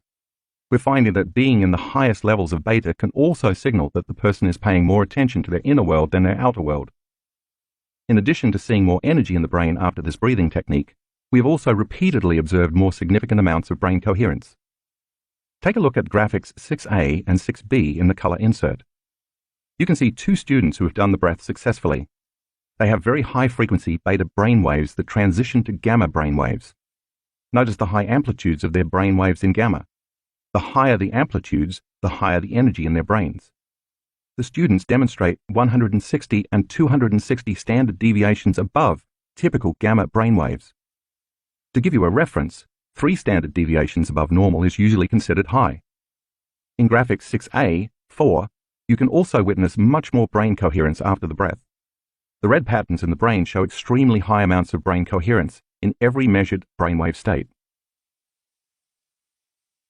As you do this powerful breathing technique, you are drawing the energy that's been stored in those lower 3 centers, the energy you use for orgasm and to make a baby, to digest a meal, to run from a predator, and instead of releasing it out into chemistry, you're going to draw it up your spine like you would draw fluid up a straw and release it into your brain. In fact, there's a tube of energy or light called the prana tube running along your spinal column. See figure 5.13. Prana is the Sanskrit word for life force. Yogis have known about this tube, which is not a physical structure but an energetic one, for thousands of years. This tube is considered etheric because of the electrical information in the spine that constantly moves through it. The more energy moves in the physical spinal cord, the more energy is created as light in this tube.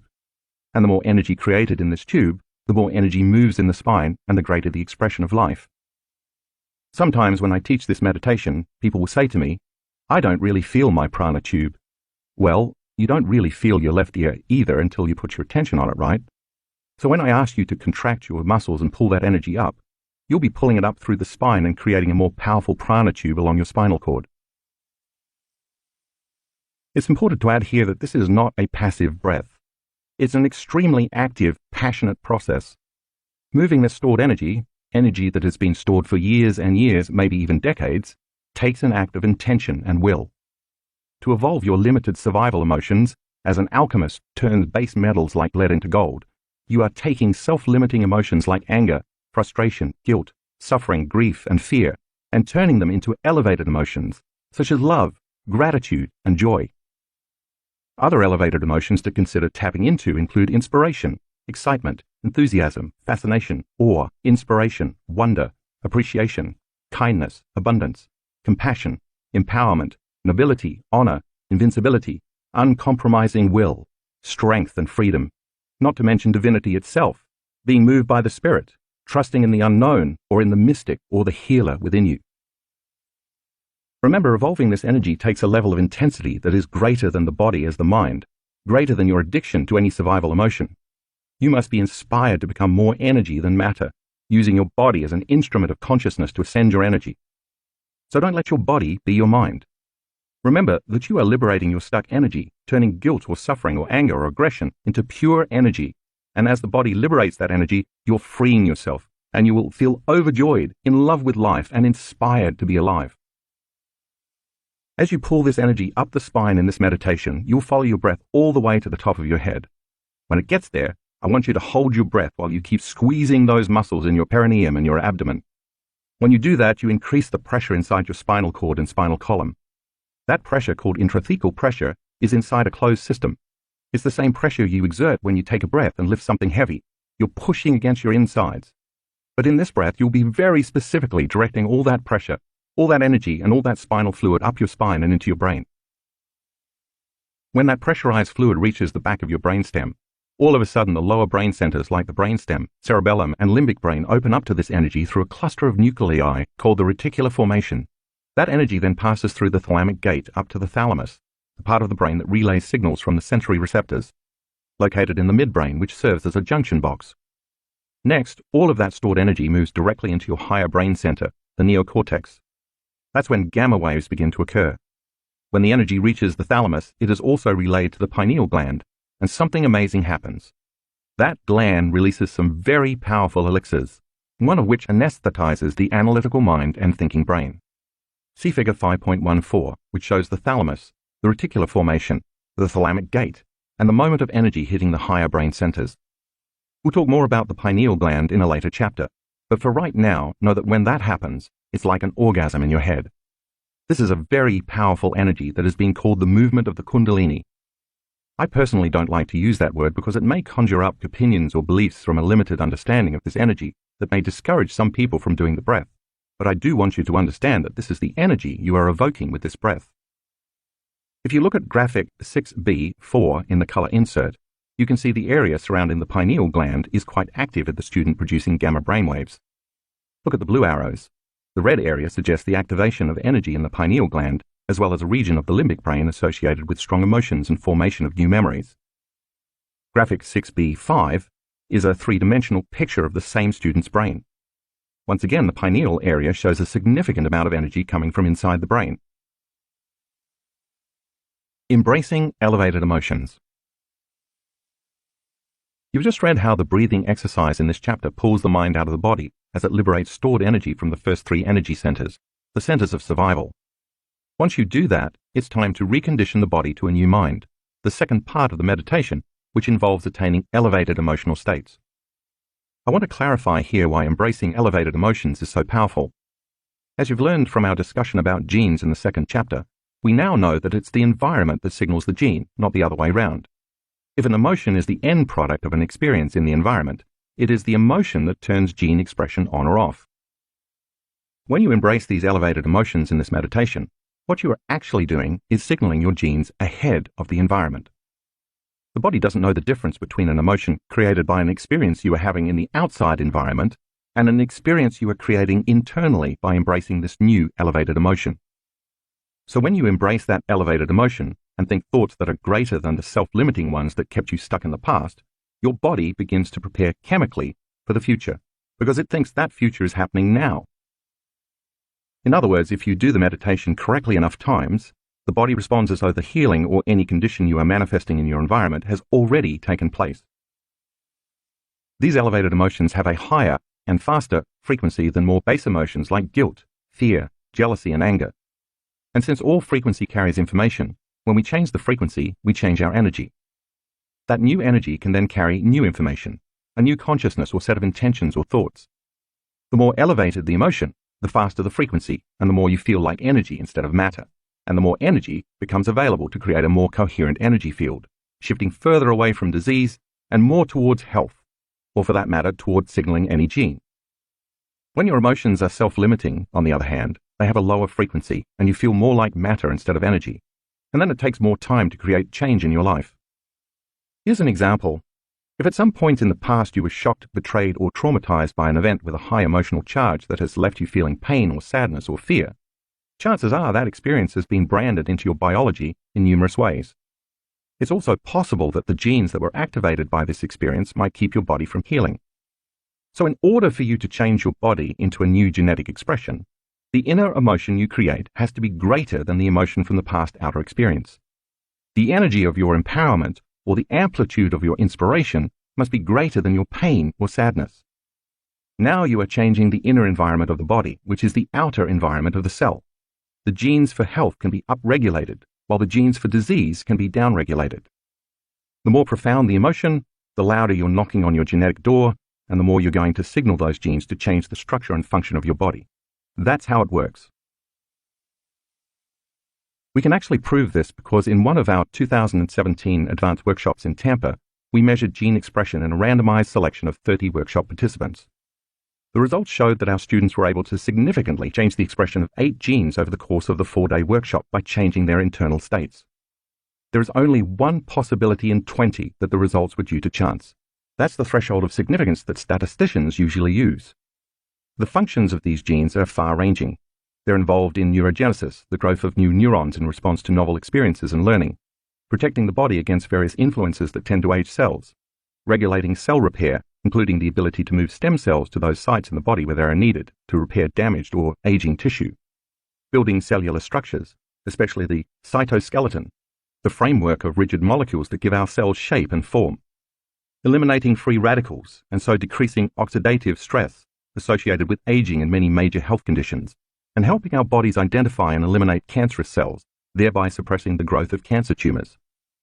Activating the genes for neurogenesis was particularly significant because most of the time our students were in meditation. They were so present in their inner world of imagination that their brains believed they were in the actual event. See figure 5.15 below to learn what each of these genes does and why it is important for our health. If our students have changed their gene expression by creating elevated emotions in just a few days, imagine what you can do if you practice this meditation for a few weeks. By using this breath technique to release the familiar emotions stored in the body from years of thinking and feeling the same way, and then by emotionally rehearsing new states every day, with practice, these unlimited emotions will become the new normal for you. Your brain will think different thoughts equal to those elevated emotions. Finally, by embracing these unlimited emotions instead of the same limited ones, when you understand that you are signaling new genes and making new proteins that are responsible for the change in structure and function of your body, you can assign more meaning to what you are doing. That leads to a greater intention, which creates an even greater outcome. It is a scientific fact that we use about 1.5% of our DNA. The rest is called junk DNA. There is a principle in biology called endowment that holds that nature never wastes anything that it is not going to use. In other words, if the junk DNA is there, there must be a reason. Otherwise, nature, in its infinite wisdom, would have evolved it away. Because the universal law is, if you don't use it, you lose it. So think of your genes as a library of potentials. There are infinite combinations of gene variations that can be expressed in those latent genes. They are waiting for you to activate them. There are genes for an unlimited genius mind, for longevity, for immortality, for an uncompromising will, for the capacity to heal, for having mystical experiences, for regenerating tissues and organs, for activating the hormones of youth so you have greater energy and vitality, for photographic memory, and for doing the uncommon, just to name a few. It's all equal to your imagination and creativity. As you signal any of those genes ahead of the environment, your body will express a greater potential by expressing new genes to make new proteins for a greater expression of life. So when I ask you to feel certain elevated emotions, when you recondition the body to a new mind, know that as you embrace each emotion, you are knocking on your own genetic door. So I invite you to surrender to the process and fully engage in the experience. Reconditioning the body to a new mind meditation. Before we start the formal meditation, we're going to do some practice sessions. They build on several individual instructions so you can learn this step by step. Once you've mastered each individual step, we can put it all together. So let's start by sitting up straight in a chair and putting both feet flat on the floor, or sitting on the floor in the lotus, cross-leg position with a pillow under your buttocks. Place your hands uncrossed in your lap. If you like, you can close your eyes.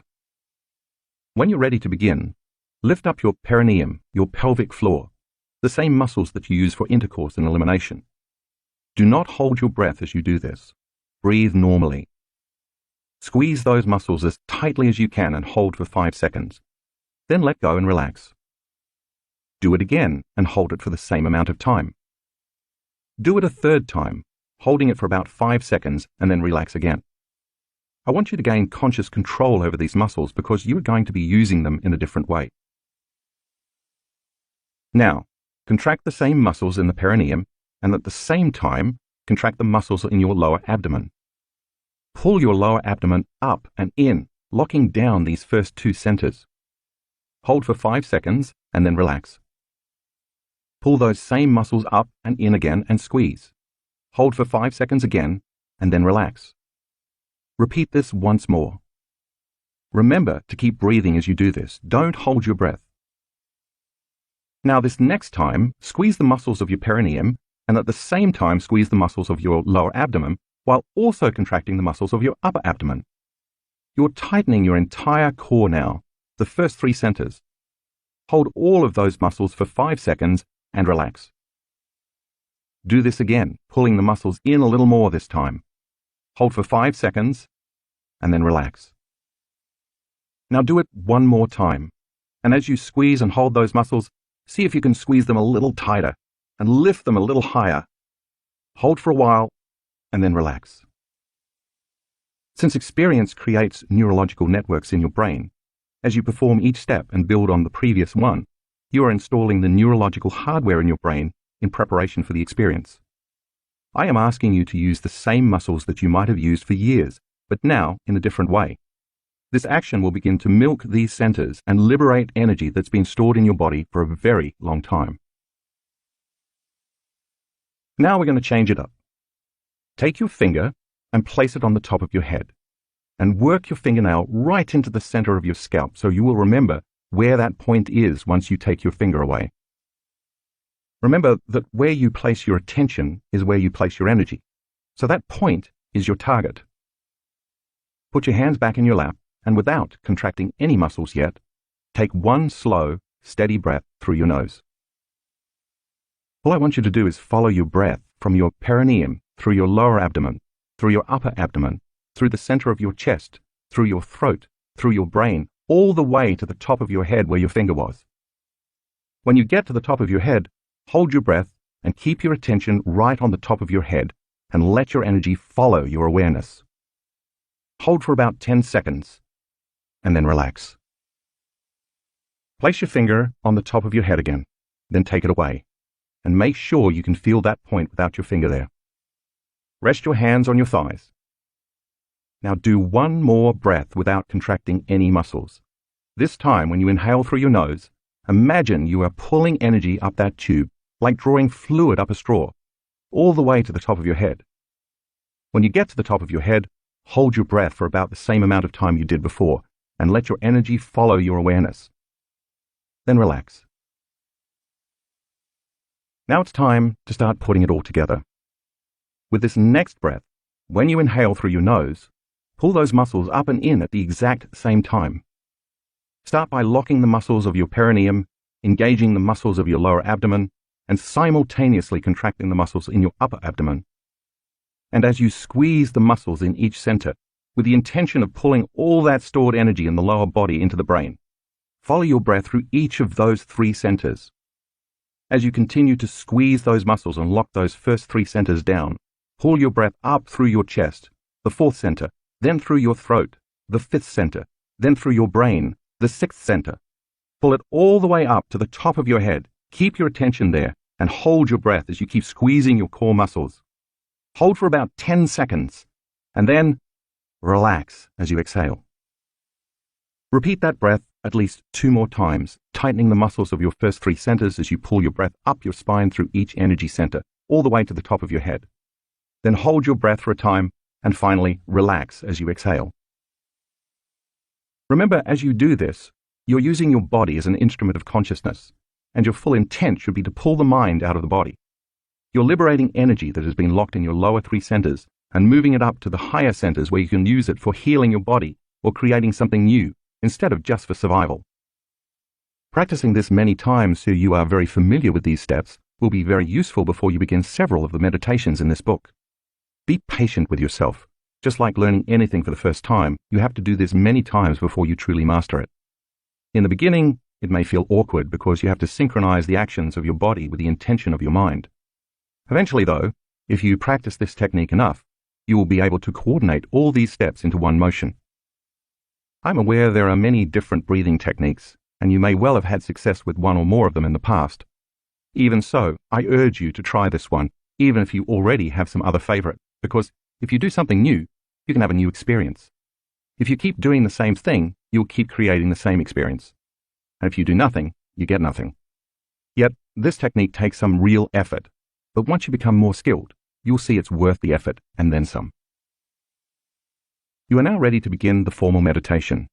If you purchase my Reconditioning the Body to a New Mind CD or audio download from drjoedispenza.com, you'll find the recording includes a song I've specifically chosen to truly inspire you to raise your energy. As you listen, I want you to interpret the music as the movement of energy. If you do the meditation on your own, practice the breath while you listen to one inspiring song that's between 4 and 7 minutes long. Then open your focus, putting your attention on different parts of your body, as well as the space around those parts of the body. Next, unfold as pure consciousness into the unified field, staying in the generous present moment and becoming no body, no one, no thing, nowhere, and in no time. Now it's time to cultivate several elevated emotions one by one, emotionally rehearsing each. Remember, the more powerful your feelings, the more you are up-regulating your own genes. Bless your body, bless your life, bless your soul, bless your future as well as your past. Bless the challenges in your life and bless the intelligence within you that is giving you life. Finish by giving thanks for a new life before it has been made manifest. Chapter 6. Case Studies. Living Examples of Truth. Over the years, I've found that stories serve a great purpose, to reinforce information in a practical manner. Hearing about someone else's experience makes it more real for us. Once we can relate to the challenges and triumphs a person has along their journey from one state of consciousness to another, we start to believe a similar experience can happen for us. Stories also make the ideas from the teachings become less philosophical and more personal. The case studies that you're about to read concern real people who have applied the information you just learned in the previous chapters. They first understood the concepts as intellectual knowledge in their minds, then they applied it and experienced it in their bodies, and finally, they turned it into wisdom in their souls. For these students to accomplish such supernatural changes, they ultimately had to master some aspect or limitation in themselves. And if they could do it, so can you. Ginny heals her chronic back and leg pain. On December 9, 2013, Ginny was driving on the highway in Las Vegas when her car was hit from behind. Even though she slammed on the brakes, the impact catapulted her car into the car in front of her, resulting in a double impact. She immediately felt a burning sensation in her lower back as pain shot down her right leg. When the paramedics arrived, she described her pain as moderate, but over the next few days, the pain increased until it was constant and severe. Most of her pain was in her lower lumbar spine, caused by two herniated discs, L4 and L5. She also felt pain radiating all the way down her right leg to her foot. Ginny saw a chiropractor 3 times a week, but the pain worsened. She then saw a pain management doctor who prescribed muscle relaxants, Neurontin, a nerve pain medication, and Mobic, a non-steroidal anti-inflammatory drug. After 9 months, the pain was still intense, so she had injections in her back. They didn't help. As a result, Ginny had difficulty walking and found driving almost impossible.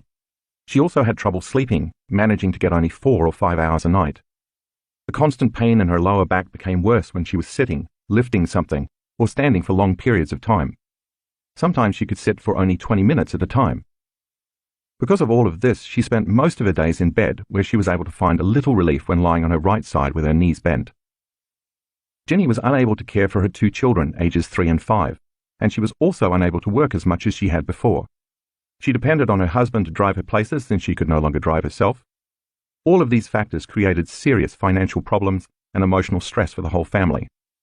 Ginny became depressed and angry at life. Although she had attended her first workshop with me before the accident and had been doing her meditations, after the accident she stopped meditating regularly because the pain got too severe, and she said she couldn't sit or concentrate. After 2 years, her doctor suggested lumbar surgery to repair the herniated discs. If that didn't work, he said, Ginny could consider additional surgery, including spinal fusion.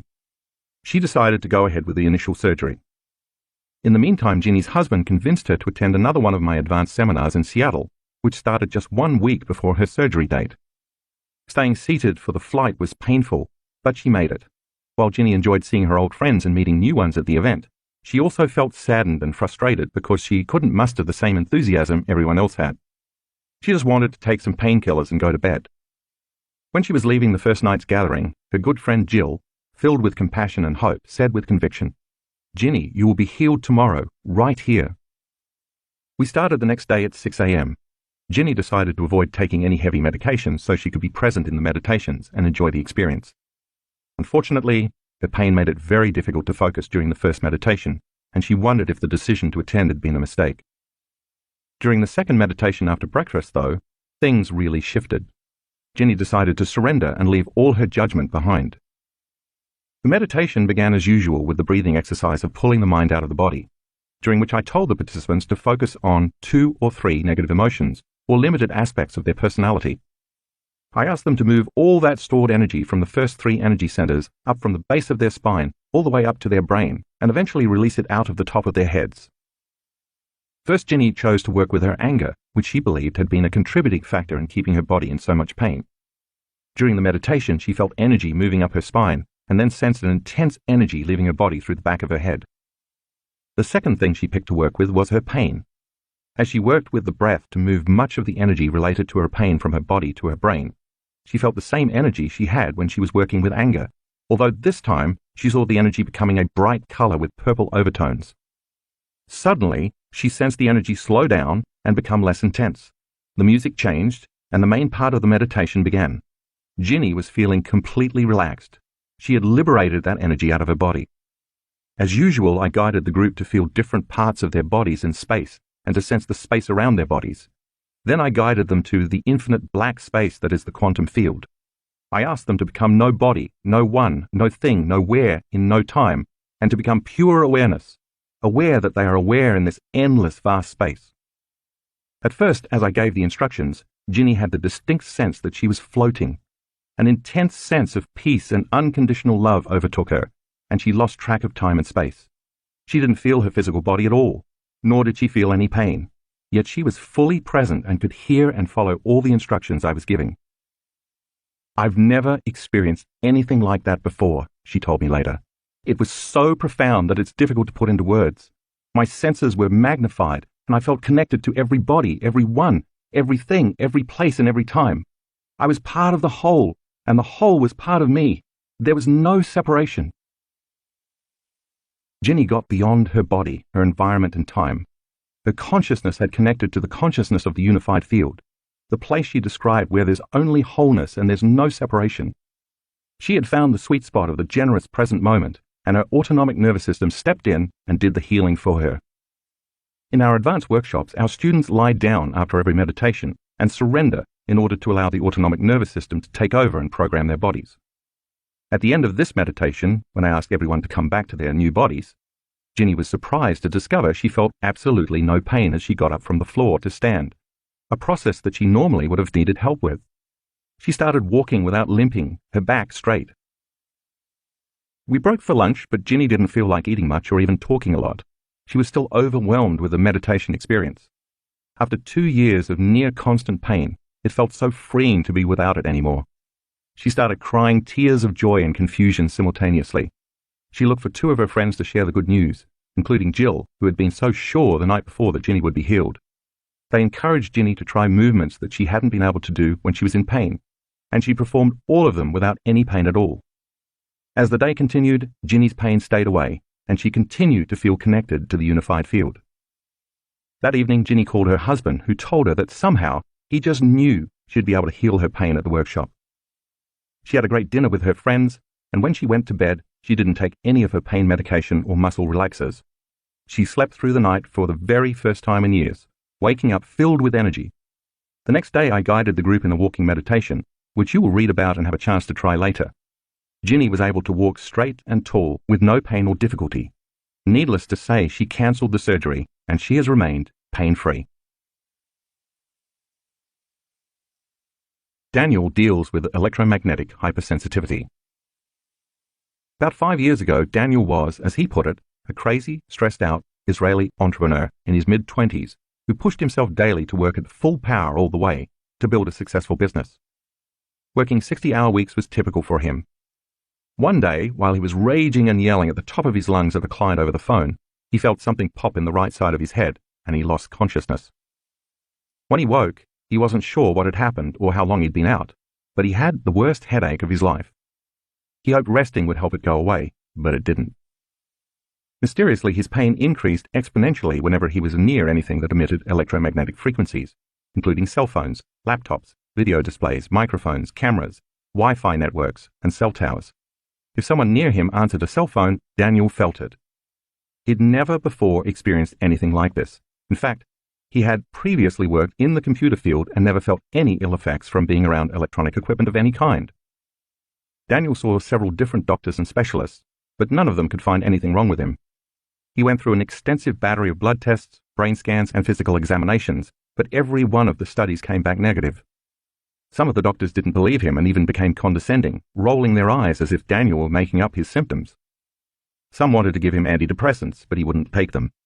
They told him his pain was all in his head, which, of course, it was, but not in the way the doctors meant. Then Daniel started seeing holistic doctors who suspected he had developed a rare condition called electromagnetic hypersensitivity, EHS. While the existence of EHS is still controversial in the medical community, the World Health Organization recognizes the condition. The mechanism of EHS remains unknown, but when you consider that the brain is 78% water, and that water containing minerals, such as those commonly found in the body including calcium and magnesium, conducts electricity, you can see that for EHS-sensitive people, that natural electromagnetic charge might somehow become amplified around things that signal and emit electromagnetic radiation. Like many others with EHS, Daniel also experienced chronic pain and fatigue in addition to his headaches. He'd sleep for 12 hours and still wake up exhausted. One of the holistic doctors suggested he take 40 nutritional supplements a day to combat the ill effects, but the supplements didn't help. He was still in near constant agony. Before long, Daniel had to close his business. He went into debt and lost everything he had worked so hard to acquire. Finally, he declared bankruptcy and had to move in with his mother. I basically retreated from life, he told me. I was a zombie because I couldn't think, I couldn't focus, I couldn't do anything. Nothing I did helped, and whenever I got anywhere near the real world, I got a really strong headache. In fact, Daniel told me that if he was ever near anything that emitted a signal, his headaches would be 1,000 times worse, to the point that he would emotionally break down. Daniel spent most of his time curled up in a ball in his bed in his tiny room in his mother's house, crying from the pain. I was wasting my life, he said, watching all my friends get married, have children, get promoted, buy houses, everything. When he began to feel suicidal, his friends and family pushed him to try to find something that would help. Because of the chronic fatigue, depression, and severe pain, Daniel had only about a half hour of energy each day, so he started to use that time to find something that might help his condition. 3 years after his symptoms began, he read my book, You Are the Placebo. Something clicked, he told me when I met him in a workshop I gave recently. I knew this was the solution. So he started doing the changing beliefs and perceptions meditation I talk about in that book. Very gradually, over time, Daniel felt a little less pain, so I kept doing the meditation. After a while, he discovered my Blessing of the Energy Centers meditation, and he started doing that. The very first time I did it, Daniel told me, something happened that I didn't know how to explain. When he got to the 6th Energy Center, he said it was like a light show was going on in his head. He saw different areas of his brain that had been shut down suddenly start lighting up and communicating with each other. Then a huge beam of what he described as loving light shot out of the top of his head. His inward experience in that moment was more real than the memory of the past experience, which had created the pain in the first place. From that point on, Daniel noticed a significant change. After meditating, he would have 10 minutes without any pain at all. The pain-free periods kept getting longer and longer until a few months later, he was pain-free.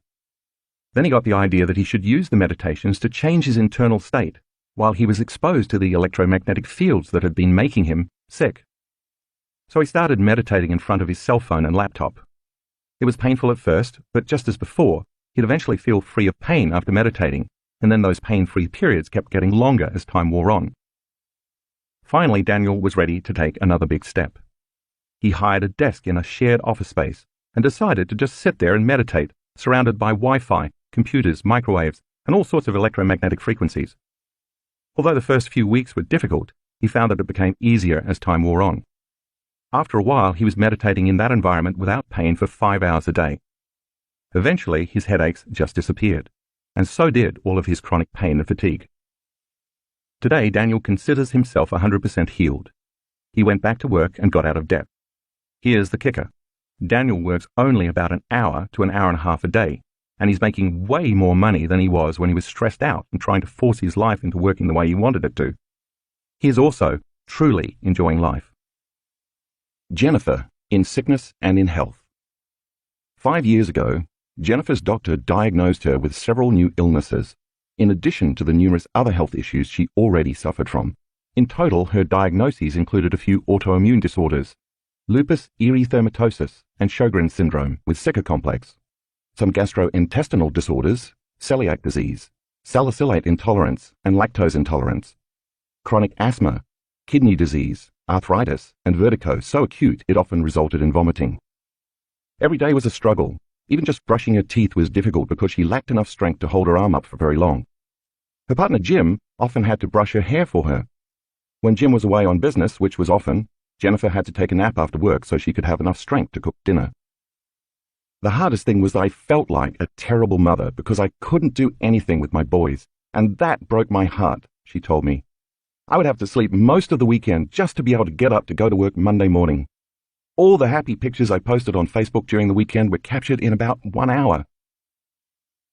By this point, Jennifer weighed only 108 pounds and struggled to walk due to arthritis and severe swelling in her ankles and knees. She could no longer use her right hand to open containers or cut vegetables because of the pain and arthritis. At times, she would lie in bed and hit her arms against the night table to stop the pain. Her body was in a constant state of acute inflammation, and even the specialists she saw said they couldn't do anything more for her, and that she had to learn to live with all her conditions as best she could. Although she never admitted it to anyone, she feared she might only have a few years left to live. She may have been ready to give up, but Jim wasn't. Every night, Jim devoured books looking for alternative solutions, repeatedly encouraging Jennifer to keep going. Then Jim found You Are the Placebo and read about a woman with a similar condition who was able to heal herself. Jennifer and Jim agreed that she had to go to a workshop. 2 months later, in June 2014, Jennifer attended a weekend workshop in Sydney, Australia. She started to feel a bit better and registered for an advanced workshop in Mexico. Unfortunately, around the time she was scheduled to leave for the workshop, she developed an 8.5mm kidney stone, and her doctor refused to let her fly. So she missed it, but she kept doing her meditations, getting up at 4:50 a.m. every day, and when I held the next advanced workshop in Australia the following year, both she and Jim attended. I remember the first night I could hardly make it up the stairs to our room, which was normal for me, she reported. But by the end of the workshop, I was walking around like a healthy person and didn't have to use my asthma medication.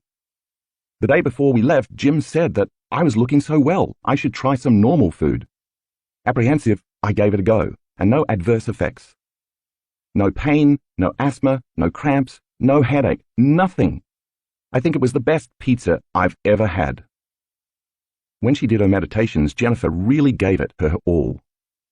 She repeatedly tuned in to the potential of health and felt an abundance of energy throughout her body that could carry her all day long. In the meditation, when I asked the students to live from that new state of being, she imagined her feet hitting the ground and heard her breath as she joyfully ran. By the end of her meditation, she was crying tears of joy. Eventually, Jennifer conditioned her body to forget what illness feels like, look like, sound like, and tastes like by raising her energy, changing her frequency, reconditioning her body to a new mind, and signaling new genes to repair her body. Now I eat normal foods, she reports, and I haven't used my asthma medication since June 2015. I can walk up to 10 miles a day and lift 45 pounds. I'm training, and my goal is to complete a half marathon, which I will soon do. Felicia overcomes severe eczema. Felicia had intermittently suffered from eczema and skin infections since she was 3 months old. The short-term relief provided by a strict diet and a regime of medications, creams, steroids, antihistamines, antifungals, antibiotics, and so on, never seemed to keep the condition at bay for long. In 2016, as a 34-year-old medical doctor in the United Kingdom, Felicia found herself becoming increasingly frustrated by the limitations of her profession. After a decade of clinical practice where she'd seen more than 70,000 patients, she began to recognize a similar sense of frustration and disconnect emerging from her patients as well. While seeking more satisfying science-based solutions, she came across my work. Intrigued by possibility and hungry for alternative evidence-based ideas and solutions, Felicia signed up for a weekend workshop. The event was life-changing, she says. It gave me the tools to reevaluate and update my previous limited beliefs about myself, as well as what our bodies are truly capable of. The breathing technique was particularly intriguing to her. I must confess, she says, that I remained a little skeptical and held back, not allowing myself to truly surrender to the process. During the months that followed, Felicia continued to meditate daily. Her skin improved, and she successfully manifested a new relationship in her life. Feeling inspired, she sought new ways to pivot within her medical practice to adopt a more holistic approach. But to her great disappointment, all the United Kingdom medical indemnity bodies refused to insure any non-conventional approaches. Felicia felt trapped and in December 2016, her eczema and skin infections returned.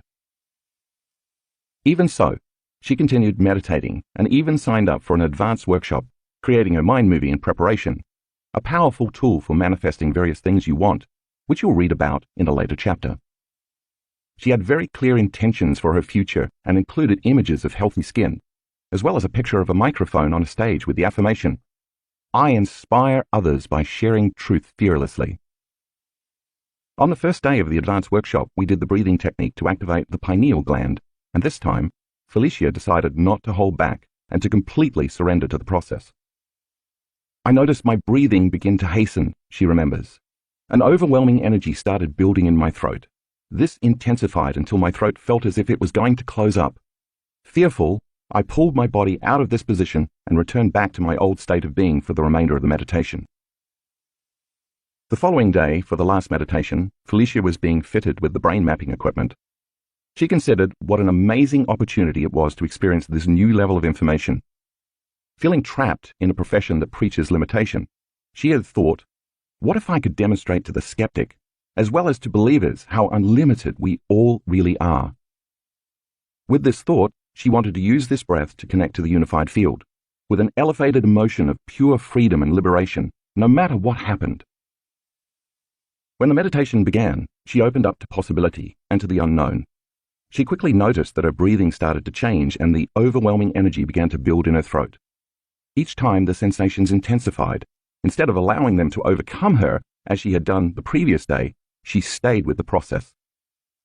She returned her body to the present moment, ignoring the distraction, and placed all her energy and awareness on connecting to the field, to truth, and to love. Her body was persistently defiant, but after repeatedly overcoming her internal struggles, her body eventually surrendered. What I experienced on the other side was an exhilarating explosion of energy in my brain and an instantaneous connection with a loving consciousness within and all around me, she says.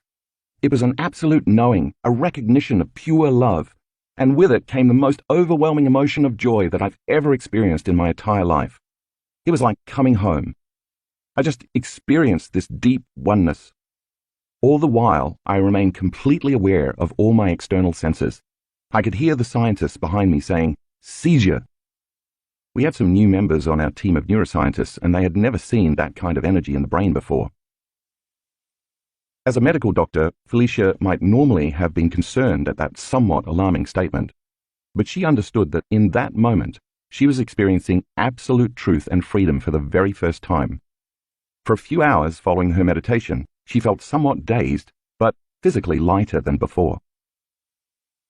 If you review the brain scans in graphics 7A to 7C, you can see Felicia's brain showing the classic changes that we witness when there is high energy in the brain. She starts in normal beta brainwaves and then transitions into high beta brainwaves before she hits a high energy gamma state. The energy in gamma brainwaves is 190 standard deviations above normal. The area surrounding the pineal gland, as well as the part of the brain that processes strong emotion, is highly activated. During the next few days, Felicia began to experience a sense of fearlessness and playfulness emerging from within her. She also experienced a string of synchronicities, including manifesting the scene from her mind movie where she was speaking into a microphone on stage. In fact, without knowing that scene had been in her mind movie, I pulled her on stage to share her experience. It was only once she returned home that she noticed her eczema was no longer bothering her. I looked at my skin, and all the rashes that had been there just a few days prior had completely resolved, she reported. Look at graphic 7D in the color insert. The first pictures were taken before the event. The second set of pictures was taken the next day after the event. Her eczema is gone. To this day, Felicia takes no further medication, and her skin is clear. Her life continues to unfold in new, exciting, and surprising ways. I'm so grateful for the realization that we are all unlimited, she told me. Mark my words. If a once jaded, intensely analytical doctor can do it, absolutely anyone can. Chapter 7. Heart Intelligence. Since our human ancestors first began etching their histories upon cave walls and stone tablets, like a thread through the needle of time, the heart has appeared as a symbol to represent health, wisdom, intuition, guidance, and higher intelligence. The ancient Egyptians who referred to the heart as Ibi believed the heart, rather than the brain, was the center of life and the source of human wisdom. The Mesopotamians and the Greeks both thought of the heart as the center of the soul. The Greeks, however, considered it an independent source of heat within the body, while the Mesopotamians believed it was a fragment of the sun's heat. They even performed human sacrifices whereby they extracted a still-beating human heart to offer it to the sun god. The Romans understood the heart to be the body's most life-giving, vital organ. In the 17th century, during the early years of the scientific revolution, French philosopher René Descartes argued that the mind and body were two radically distinct substances. Through this mechanistic view of the universe, people began to view the heart as an extraordinary machine. The mechanism of the heart as a physical pump began to overshadow its nature as humanity's connection to an innate intelligence. Through scientific inquiry, the heart slowly ceased to be recognized as our connection to feelings, emotions, and our higher selves. It has only been through the new science of the last few decades that we've begun to reconcile, understand, and recognize the true significance of the heart as a source that generates electromagnetic fields and as our connection to the unified field. We know that the heart, beyond its obvious role in sustaining life, is not simply a muscular pump that moves blood throughout our body, but an organ capable of influencing feelings and emotions. The heart is a sensory organ that guides our decision-making ability, as well as our understanding of ourselves and our place in the world. It's a symbol that transcends time, place, and culture. It's a commonly accepted premise that when we are connected to the heart's inner knowing, we can tap into its wisdom as a source of love and higher guidance. You may well be wondering why it is that out of all of the organs in the body, such as the spleen, liver, or kidneys, the heart is the only one to have intelligence. Since 2013, we've gone to great lengths to measure and quantify coherence and transformation, which are central to understanding the heart's role. Almost everyone recognizes that the elevated feelings of the heart connect us to the consciousness of love, compassion, gratitude, joy, unity, acceptance, and selflessness. These are feelings that fill us up and make us feel whole and connected, rather than the feelings of stress that divide communities and drain us of vital energy. The problem is that these elevated feelings of the heart often occur through chance, dependent upon something external in our environment, rather than as something we can produce for ourselves on demand. Without a doubt, it's a challenge to maintain our mental and emotional equilibrium in today's fast-paced, stress-filled, productivity-focused, hurry-up-and-finish culture, and the loss of this equilibrium can have serious ramifications for our health. For instance, at the turn of the 20th century, hardly anyone died of heart disease, while today it's the leading cause of death for both men and women. Each year in the United States alone, heart disease costs approximately $207 billion in healthcare services, medications, and lost productivity. Stress is one of the main contributing factors to heart disease, and it's reaching an epidemic level. Fortunately, there's an antidote. What we've found in researching and studying the many facets of heart coherence is that we can, in fact, regulate our internal states, independent of the conditions in our external environment. Just like developing any skill, voluntarily creating heart coherence requires knowledge, application, and practice. Integral to our understanding of the heart has been our partnership with a pioneering, groundbreaking work of the HeartMath Institute. HMI is a non-profit research and education organization that works to better understand heart-brain coherence. Since 1991, HMI has researched and developed reliable, scientifically based tools to help people bridge the connection between their hearts and minds, as well as deepen their connection with the hearts of others. Their mission is to help people bring their physical, mental, and emotional systems into balanced alignment through the intuitive guidance of the heart. The foundation of our partnership is built upon the shared belief that in order to create a new future, a person needs to marry a clear intention, coherent brain, with an elevated emotion, coherent heart. HMI's research has proven that by combining an intention or thought, which as you have read acts as the electrical charge, with a feeling or emotion, which you already understand acts as a magnetic charge, we can change our biological energy. And when we change our energy, we change our lives. It's the union of these two elements that produces measurable effects on matter, moving our biology away from living in the familiar past to living in the new future. At our workshops across the world, we teach our students to maintain and sustain these elevated states of being so they can cease living as victims of circumstance, swinging from one emotion to the next, and begin living as the creators of their reality. This is the process whereby we create a new state of being, or a new personality, which creates a new personal reality. For the past several years, one of the goals of our partnership with HMI has been to teach our students to intentionally regulate and sustain something called heart coherence. Like the regular beating of a drum, heart coherence refers to the physiological function of the heart that causes it to beat in a consistent, rhythmic, orderly manner. The opposite, when it is not operating in an orderly manner, is heart incoherence.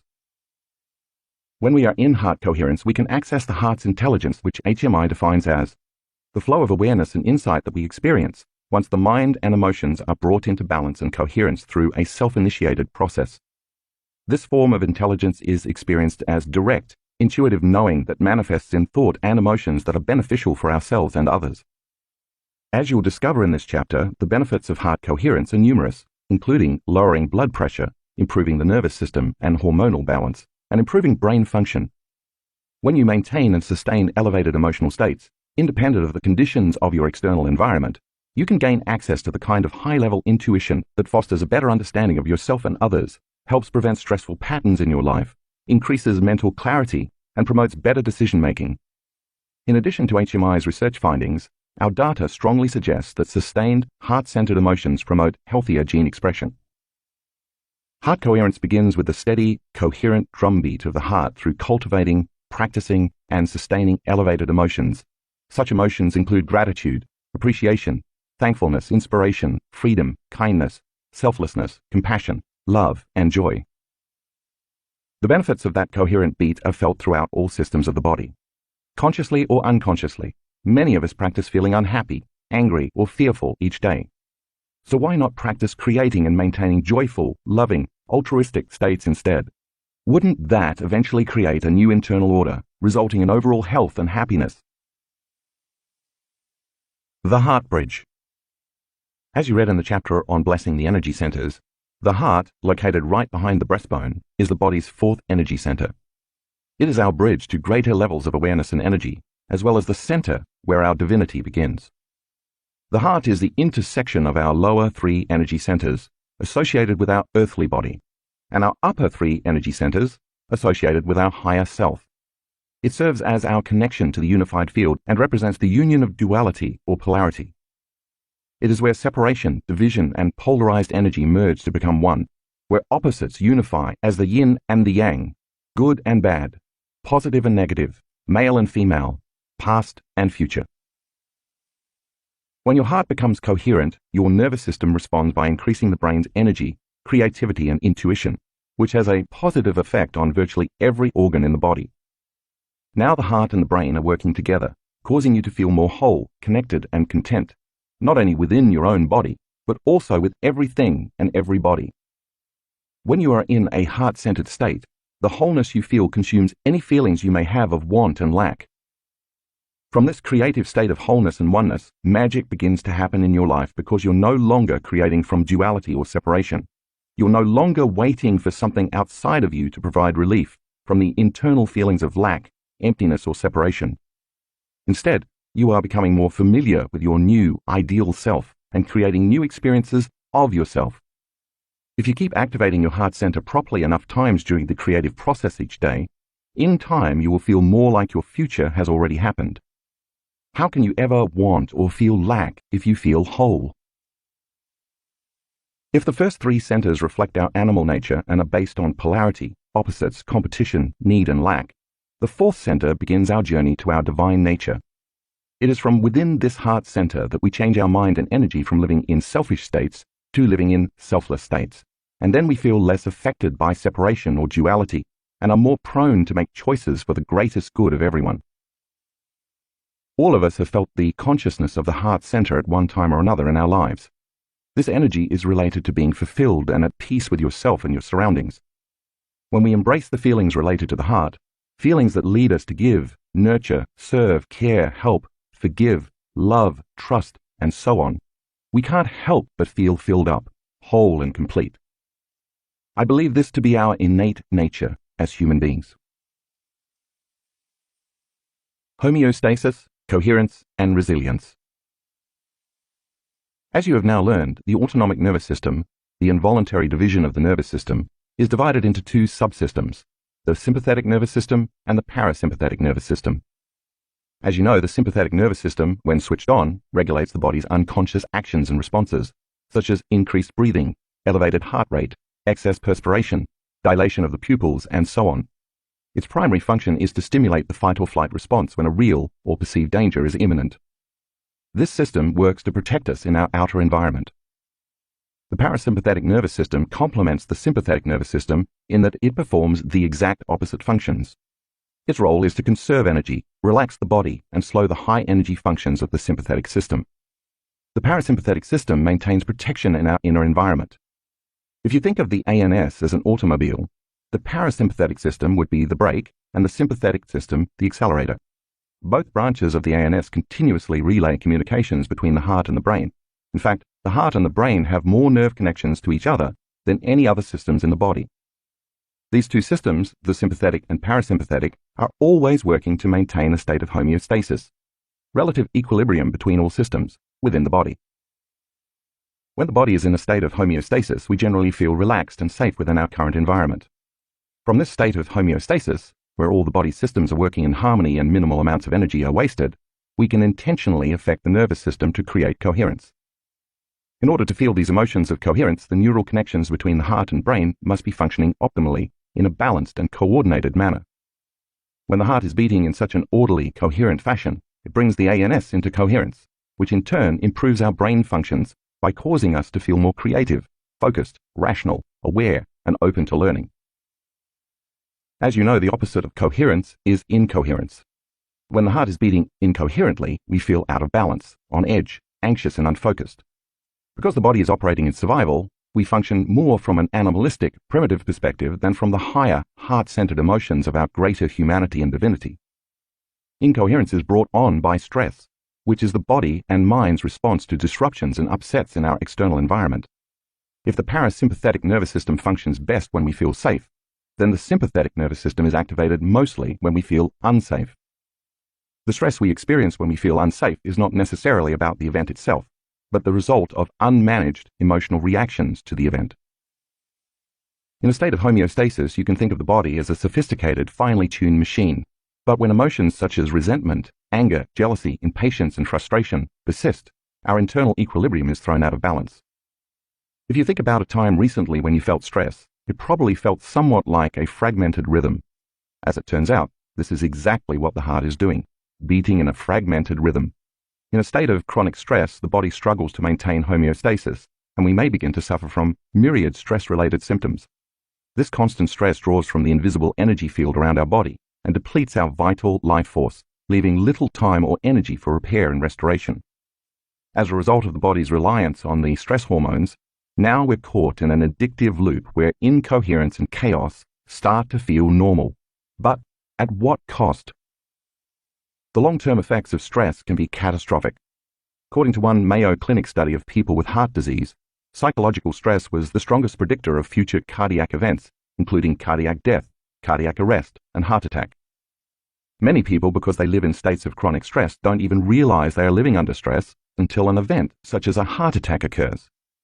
It makes sense, then, that if the heart is beating incoherently for extended periods of time, not working in balance and order, sooner or later it is going to fail. Key to our ability to manage stress is what's known as resilience, which HMI defines as the capacity to prepare for, recover from, and adapt in the face of stress, adversity, trauma, or challenge. Resilience and the management of emotions are both integral to many important physiological processes involved in energy regulation, how fast the body bounces back after the stress response, and our ability to maintain health and homeostasis.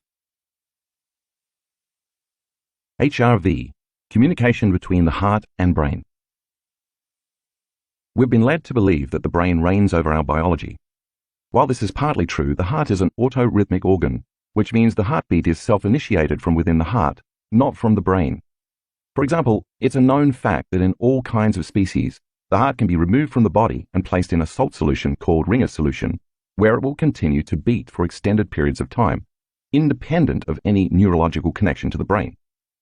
In a fetus, the heart begins beating before the brain is even formed, at about 3 weeks. while the electrical activity of its brain doesn't even begin until around the 5th or 6th week. This demonstrates that the heart is capable of initiating communication with the central nervous system. Another factor that makes the heart unique is that it contains nerves from both branches of the ANS, which means any and every change in both the parasympathetic and sympathetic nervous systems affect the way the heart works on a beat-to-beat basis. This is important because whether we are conscious of it or not, every emotion we experience influences our heart rhythm, which gets communicated directly through the central nervous system. In this way, the heart, the limbic brain, and the ANS have a very intimate relationship because balance or imbalance in one affects the other. As a side note, the limbic brain, the seat of the autonomic nervous system, is also called the emotional brain. So when you change your emotions, you affect your autonomic functions.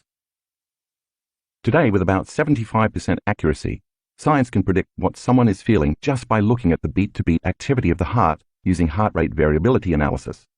HRV, heart rate variability, is a physiological phenomenon that measures environmental and psychological challenges as reflected by the variation of the heart's beat-to-beat intervals. Thus the term variability.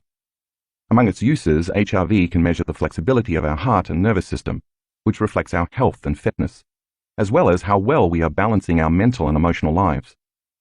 By studying the heart's rhythms as measured by HRV, scientists can detect patterns that deepen our understanding of how humans process emotions and the effects of feelings and emotions on our well-being. In this way, continued HRV research offers us a unique window into the communication between the heart, brain, and emotions. Many studies show that having a moderate level of variability makes us better able to adapt to life's challenges. But a low level of heart rate variability is a strong and independent predictor of future health problems, including all causes of mortality.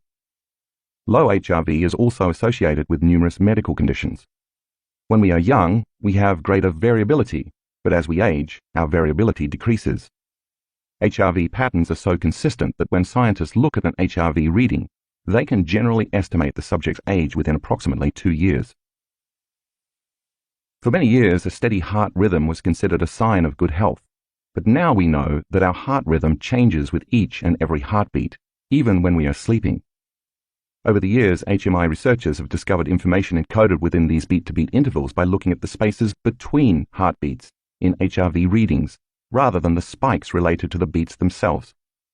This is somewhat similar to Morse code, where we understand communications by the intervals between transmissions. In the case of our heart, the intervals between its beats are complex transmissions used to relay communications between the brain and body. During the 1990s, researchers at HMI discovered that when people focused on their hearts and evoked elevated emotions such as appreciation, joy, gratitude, and compassion, those feelings could be observed as coherent patterns in the heart's rhythms. The opposite was true of stressful feelings, which caused the heart rhythms to be incoherent and to appear jagged and irregular. This discovery linked emotional states to HRV patterns. See Figure 7.1. The researchers also observed that heart rate, beats per minute, and heart rhythm were two separate biological responses. For instance, a person could have a high heart rate and still maintain a state of coherence. Therefore, it was determined that the heart's rhythms can create coherent internal body states. When our HRV is in a heart-coherent pattern, it reflects increased synchronization and harmony within the two branches of the ANS, as well as in the activity occurring in our higher-level brain centers. So much of what we've learned from Western medicine has caused us to believe that we cannot control our body's autonomic nervous system, like heart rate and blood pressure, because such functions are beyond the domain of the conscious mind, not to mention the separation between the voluntary and involuntary nervous systems. We now know, however, that you don't have to be a yogi or a mystic to be able to master such skills. You just have to be supernatural, which can be learned. This is one reason why HMI teaches the importance of heart coherence not only to individuals, but also to the military, law enforcement, schools, athletes, and other high-functioning individuals, so people can maintain clarity, decision-making ability, and composure in high-stress situations. The benefits of heart coherence. When we choose to cultivate and experience elevated emotions, and the coherent signal of those elevated emotions reaches the brain, if the amplitude of the signal is high enough, chemicals equal to those feelings and emotions are released into the body. We call this a feeling, and positive feelings like this make us feel lighter and freer. In other words, the energy of your whole state of being is elevated. If you are feeling an elevated sense of well-being in a safe environment, the energy of those feelings sets in motion a cascade of at least 1,400 biochemical changes in the body that promote growth and repair. Instead of drawing from the invisible field of energy around your body to transform energy into chemistry, now you're adding to and expanding that field, resulting in a new expression of chemistry reflective of the change in energy. How? If the first three energy centers of the body are energy consumers when we are out of balance, the heart is an energy expander. And when you rest your attention in your heart to create and sustain elevated emotions, that coherent energy causes your heart to beat like a drum. It's that coherent, rhythmic beating that creates a measurable magnetic field around your heart and thus your body. Just like the focused beat of a drum that produces a measurable sound wave, the stronger the coherent rhythm of the heart, the more expanded your field becomes. When you are feeling hurt, anger, stress, jealousy, rage, competition, or frustration, on the other hand, the signal from the heart to the brain becomes incoherent, and this triggers the release of approximately 1,200 chemicals into the body equal to those feelings. This chemical dump lasts approximately 90 seconds to 2 minutes. In the short term, these stressful feelings are not harmful. In fact, if they're resolved, they improve your resilience. However, the long-term effects of unresolved survival emotions put the entire body into a state of incoherence, making you vulnerable to stress-related health challenges. These survival emotions draw from the field around your body, causing you to feel separate and materialistic because you are putting most of your focus and attention on matter, your body, the environment, time, and of course the source of your problems. Amongst HMI's most significant findings is that what we feel on a minute-to-minute, second-to-second basis influences the heart, and that our feelings and emotions are a key aspect of unlocking heart intelligence. Because feelings and emotions are energies that emit powerful magnetic fields, the stronger the elevated feelings, the stronger the magnetic field. In fact, the heart produces the strongest magnetic field in the body, 5,000 times greater in strength than the field produced by the brain. Place your finger on your wrist and feel your pulse. That pulse is a wave of energy called the blood pressure wave, and it travels through your entire body, influencing everything, including brain function. Not only does the heart's magnetic pulse reverberate through every cell of the body, but it also produces a field around your body that can be measured up to 8 to 10 feet away using a sensitive detector called a magnetometer. When you activate the heart by calling up elevated emotions, you are not only broadcasting that energy to every cell, you are also radiating those feelings out into space. This is where the heart moves beyond biology and into physics. Using electroencephalograms, scientists at the HMI laboratory discovered that when the heart goes into coherence, the brain waves entrain with the heart's rhythm at a frequency of 0.10 Hz, and also that the synchronization between heart and brain is increased when the subject is in a heart coherent state. The coherent frequency of 0.10 Hz has been shown to be a state of optimum performance associated with increased access to our deeper intuition and internal guidance. Once the analytical mind is out of the way, the individual can move down the ladder of consciousness from alpha to theta to delta brainwaves, the state in which restorative functions in the body take place. Coincidentally, we often see our students reporting profound or mystical experiences in deep delta around 0.09 to 0.10 Hz. 0.09 Hz is just 1/100th of a cycle of a second of reported optimal coherence. While their hearts are in a very coherent state, however, the amplitude of energy produced by the heart increases the level of energy in the brain, in some cases more than 50 to 300 times the normal level or more. Supporting evidence of heart-brain coherence was further demonstrated by a series of experiments performed by Gary Schwartz, PhD, and his colleagues at the University of Arizona. In their experiments, they found inexplicable communications between the heart and the brain that made no sense via neurological or other established communication pathways. This discovery established the fact that energetic interactions between the heart and the brain exist through electromagnetic fields. Both examples point to the fact that when we focus our attention on our heart and emotions, the heart's beating acts as an amplifier. This increases the synchronization between our heart and brain and creates coherence, not only in the physical organs, but also in the electromagnetic field surrounding our body. Also noteworthy is that right behind the breastbone sits a small gland called the thymus, which has an intimate connection with the heart center. As one of the main organs of the immune system, the thymus serves a vital role in the promotion of T cells, which defend the body from pathogens such as bacteria and viruses. The thymus gland functions optimally up to the onset of puberty, but it begins to shrink as we get older because of natural decreases in the production of human growth hormone. As with many vital organs, the thymus is also prone to the negative effects of long-term stress.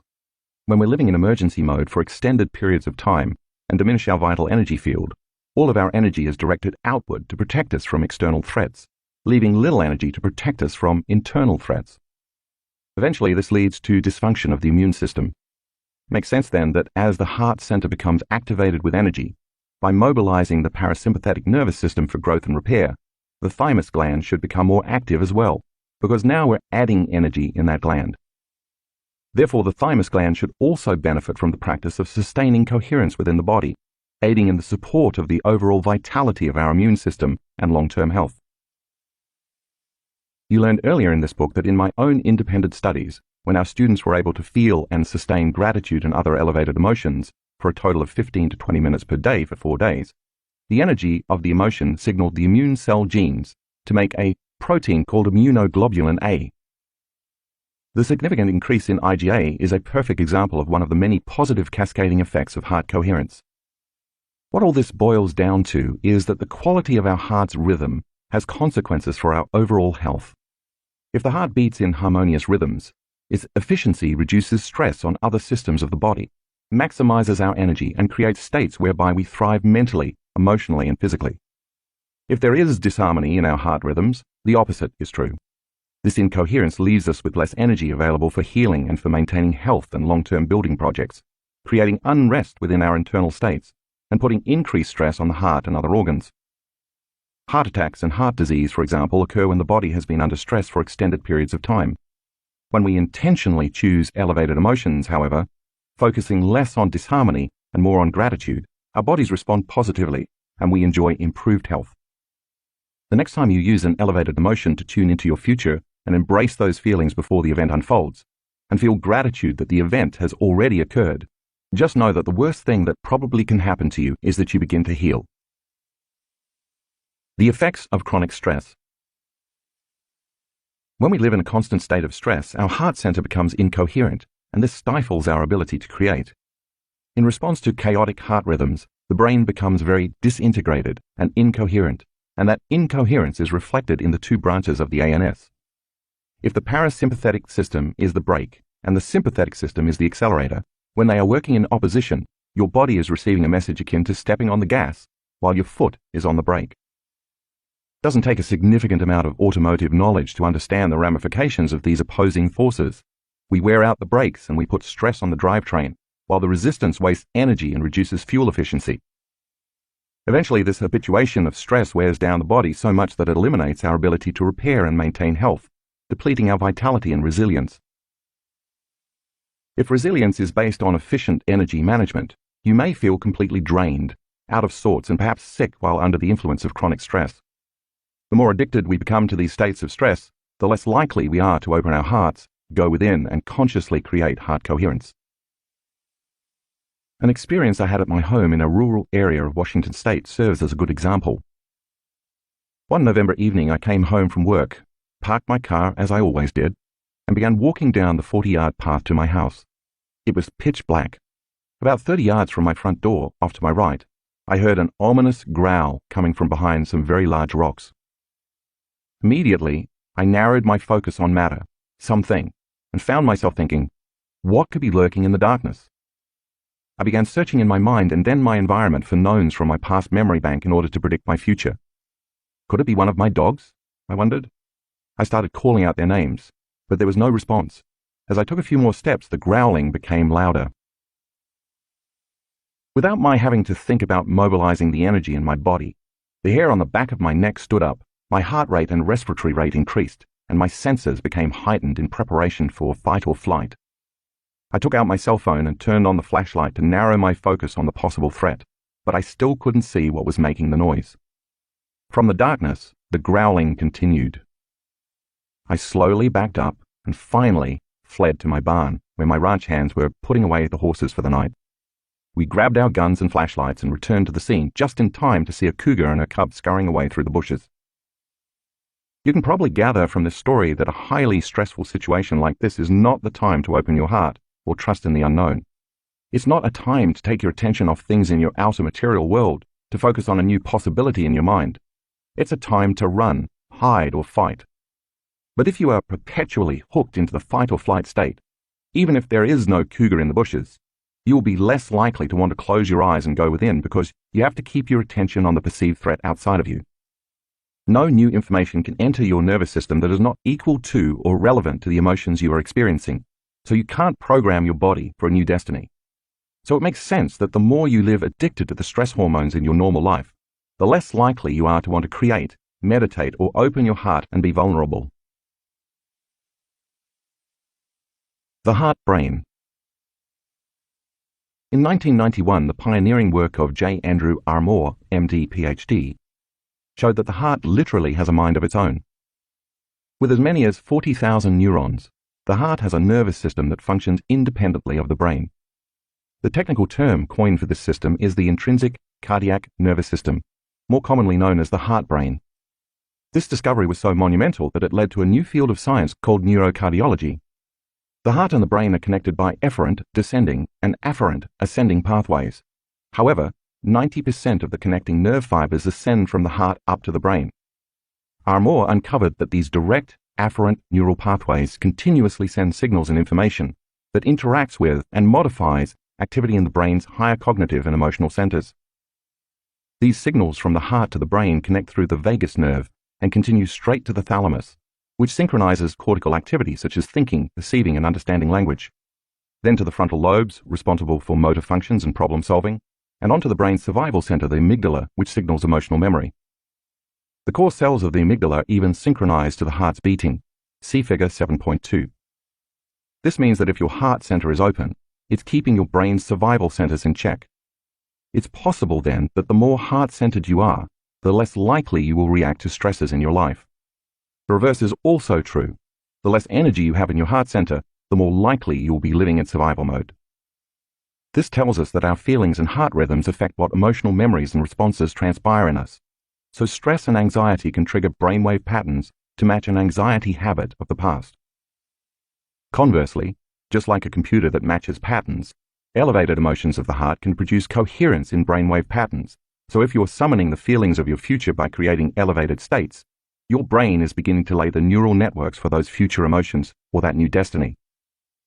Armour's discovery of the afferent neural pathways from the heart to the brain proves that the heart independently processes emotions, responds directly to the environment, and regulates its rhythms without receiving information from the brain. That's because the heart and the ANS always work together. Also noteworthy is that the nerves facilitating this communication enable the heart to sense, remember, self-regulate, and make decisions about cardiac control, independent of the nervous system. To put it simply, emotions and feelings originating in the heart play an important role in the way we think, process information, feel, and understand the world and our place in it. Once the heart center is activated, it acts as an amplifier to jumpstart the brain, enhance its activity, and create balance, order, and coherence throughout the body. Living heart-centered. As I said earlier, every thought you think produces corresponding chemistry equal to that thought, which in turn creates an emotion. Therefore, you are suggestible only to the thoughts equal to your emotional state.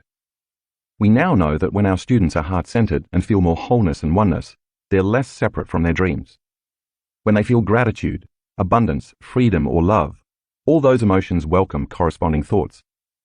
Those heart-centered emotions open the door to the subconscious mind so that you can program your autonomic nervous system equal to the thoughts of your new future.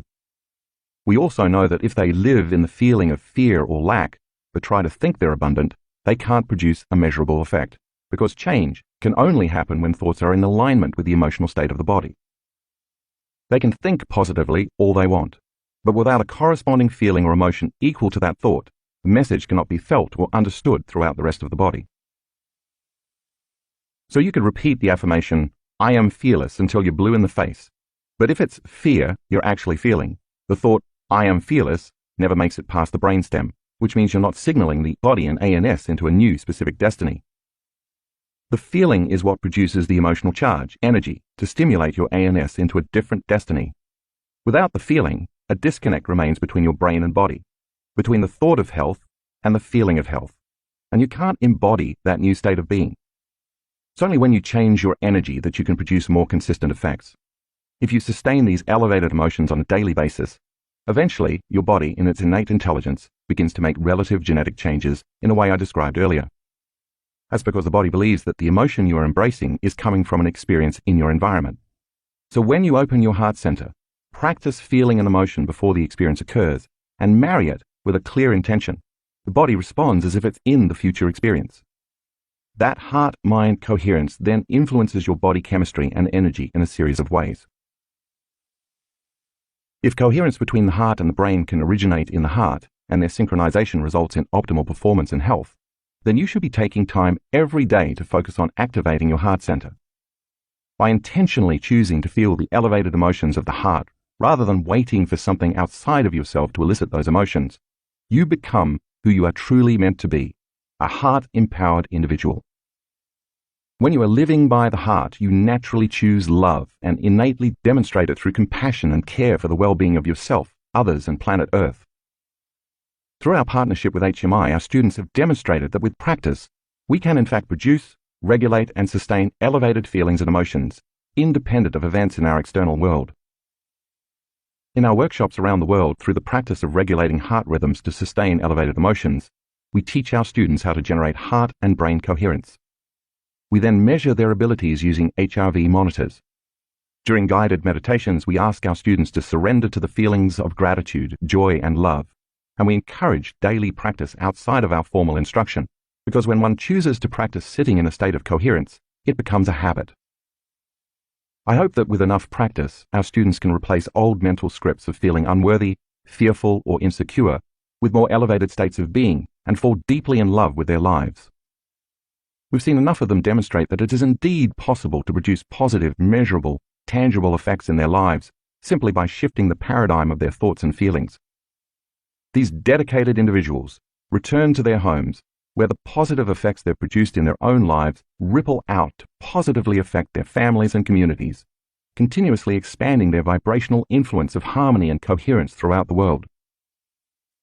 By repeatedly practicing the regulation of heightened emotional states, in time the constant feeling of elevated emotions creates a new emotional baseline. This baseline then begins to continuously influence a new set of thoughts equal to the heightened feelings. The summation of those novel thoughts creates a new level of mind, which then produces more corresponding emotions equal to those thoughts, further sustaining that baseline. When this feedback loop between the heart, body, and mind-brain occurs, you are in an entirely new state of being, the consciousness of the unlimited mind and the energy of profound love and gratitude. The repetition of this process is what it means to recondition your body, rewire your brain, and reconfigure your biology equal to your new state of being. Now you are naturally, automatically, and regularly broadcasting a different electromagnetic signature of energy into the field. This is who you are, or who you have become. Countless history books could be written through the lens of incoherent emotions. Whether the result is a Shakespearean tragedy, genocide, or a world war, survival emotions such as blame, hate, rage, competition, and retribution have resulted in an endless, unnecessary trail of pain, suffering, oppression, and death. The results have caused humans to live in opposition and conflict rather than in peace and harmony. This is a time in history when we can break that cycle. This is a pivotal moment in the story of humanity where ancient wisdom and modern science are intersecting to provide us with the technology and scientific understanding to learn not only how to more efficiently and effectively manage our emotions, but also what that means for our health, relationships, energy levels, and personal and collective evolution. It doesn't require moving mountains, only changing our internal state of being. This allows us to alter the way we act with one another, replacing stressful situations with positive experiences that give us energy, fill our spirit, and leave us with a sense of wholeness, connection, and unity. The brain may think, but when you turn your heart into an instrument of perception, it knows. Examples from our workshops. To see an example of how heart coherence creates brain coherence, take a look at graphics 8A and 8B in the color insert. The first image shows relatively low normal beta brainwave patterns before the person begins to create heart coherence. The second image shows a significant change once the person moves into sustained heart coherence, just a few seconds later. That's because the heart acts as an amplifier to influence the brain to create very coherent, synchronized alpha brainwaves. In figures 7.3a and 7.3b, you will see an HRV analysis from one of our students taken at an advanced workshop. She's having a pretty amazing day. The first chart in figure 7.3a represents 2 meditations, one in the morning and one right before lunch, and each block represents 5 minutes of elapsed time. Where you see the first grey arrow on the top of the scan pointing down to the right is when she went into and sustained heart coherence. During our 7 a.m. meditation, she maintained this state for more than 50 minutes, until you see the second arrow pointing down to the left. At the bottom of the scan, where you can see the second grey arrow pointing down to the right, is when she again went into heart coherence for 38 minutes, during meditation just before lunch, ending with the second grey arrow pointing down to the left. You can see she is developing the skill. Now look at figure 7.3b. In the next meditation, later that afternoon, if you glance between the 2 grey arrows at the top of the figure, you can see that she goes into heart coherence again for almost 45 minutes. What makes this reading so fascinating, however, is what happens later that evening around 8 p.m. See the second set of grey arrows pointing inward. Since there was no meditation taking place at the time, we asked her later what she had experienced. Her heart went into super coherence for more than an hour while she was in her normal level of wakefulness. She told us she'd been getting ready for bed when suddenly she felt an overwhelming feeling of love. It was so strong that she had to lie down and surrender to it. Her heart spontaneously went into heart coherence, and for an hour and 10 minutes, while she lay on her bed, she fell deeply in love with her life. She sustained a change in her ANS. Where you see the last arrow is where she said she rolled over on her side and fell asleep. Not a bad way to end a day, wouldn't you agree? So ponder this. You know how easy it is to think a fearful, anxious thought about a future event that hasn't happened, and in your mind emotionally embrace this fictional outcome over and over. And you know how the more energy you feed the thought, the more you ruminate over other possible outcomes, and eventually those thoughts deliver you to a worst-case scenario. It's the emotions that are driving those thoughts. You've conditioned your body to be the mind in fear and anxiety. If this continues over a long period of time, your body may have a panic attack, an autonomic, spontaneous bodily function that your conscious mind can't control. But what if, instead of conditioning the body to the mind of fear and anxiety, you experienced sustained elevated emotions and conditioned your body to the mind of love and coherence? Instead of being afraid and dreading that a panic attack is going to happen again, you'd get excited and look forward to the prospect of having an autonomic love attack. Figure 7.4 shows 3 more examples of students who are able to sustain heart coherence for extended periods of time. If you look closely, you'll see their hearts are all responding to a consistent state of elevated emotions for at least 45 minutes. That is, their bodies are responding to a new mind. I'd say that's pretty supernatural. Figures 7.5a and 7.5b demonstrate 2 examples of people with very poor heart rate variability, noted with 2 sets of black arrows pointing upward, in the natural waking state. Take a look at the changes in heart rate variability when they practice heart coherence, shown in the area between the grey arrows pointing inward. Even if it's only for 8 to 15 minutes, these students are changing their biology. Heart coherence meditation. This meditation is based on the heart lock-in technique developed by HMI. Close your eyes. Allow your body to relax and bring your attention to your heart. Start breathing in and out from the heart center and continue to do this more slowly and deeply. When your mind wanders, keep returning your attention and awareness to your chest, your heart, and your breath. Next, while you rest your attention in your 4th center, bring up some elevated emotions while continuing to breathe in and out of your heart center. Once you feel these heartfelt emotions in your chest area, send that energy out beyond your body and marry it with your intention. Continue to broadcast that energy and intention all around you. Start with 10 minutes and try to extend the time you practice every day.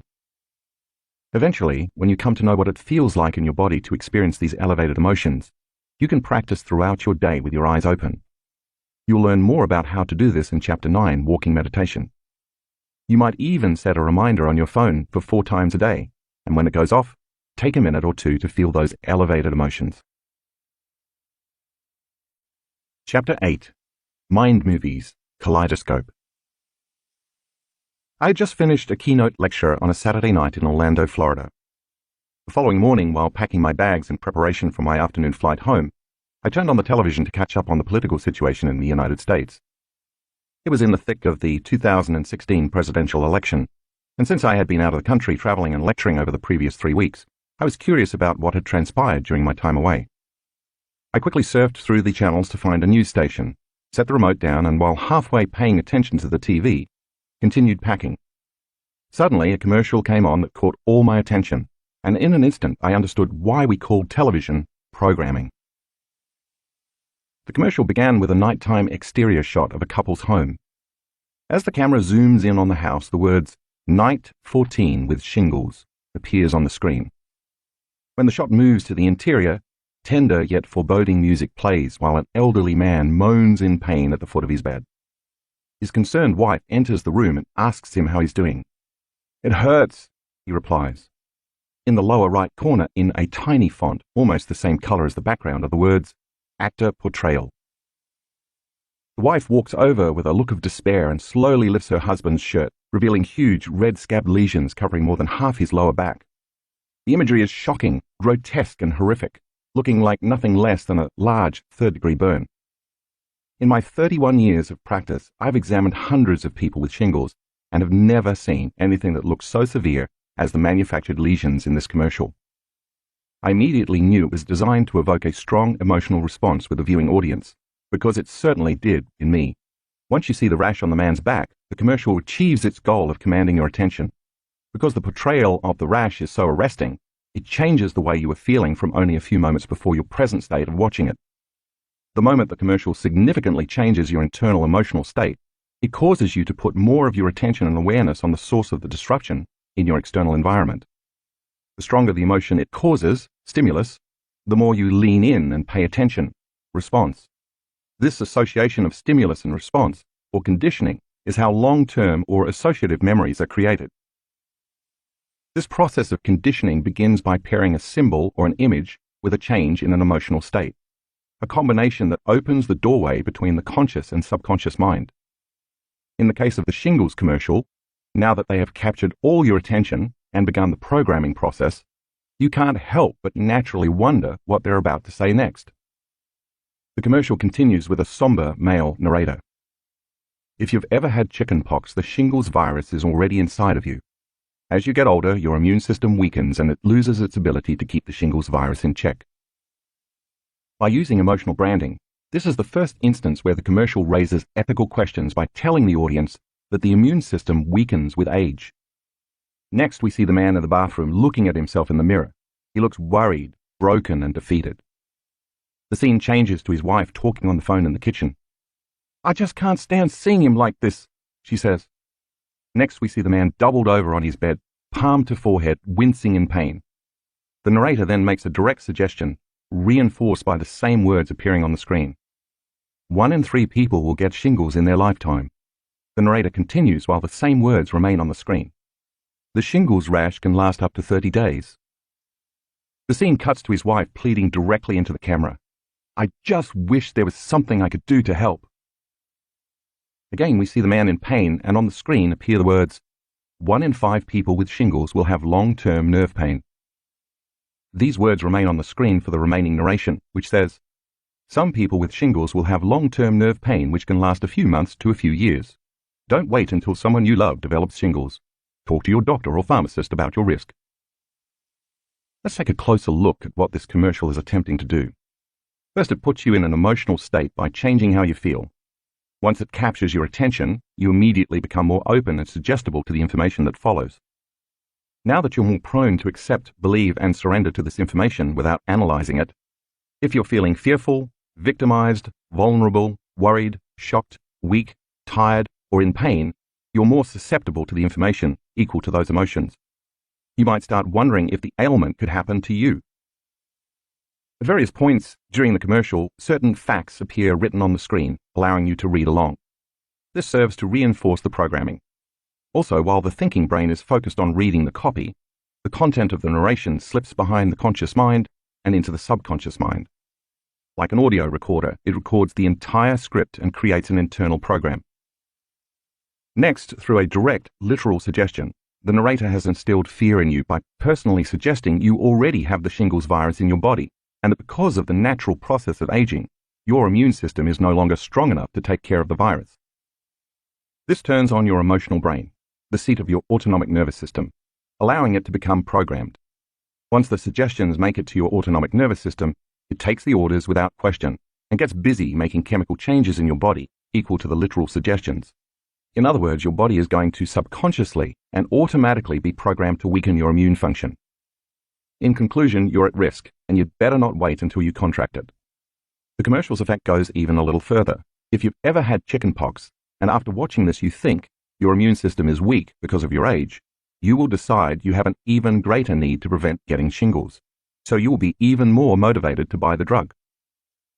If you happen to be the person who has shingles and you're watching this commercial, when you see that your condition is not as severe as the actor's shingles, you may find yourself thinking, I should take the drug now so that it doesn't get any worse.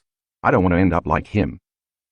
If you don't have shingles, at the commercial's end, you may still be left quietly wondering, am I part of the 2/3 of the population that is safe, or am I in the 1/3 of the population that will get the virus?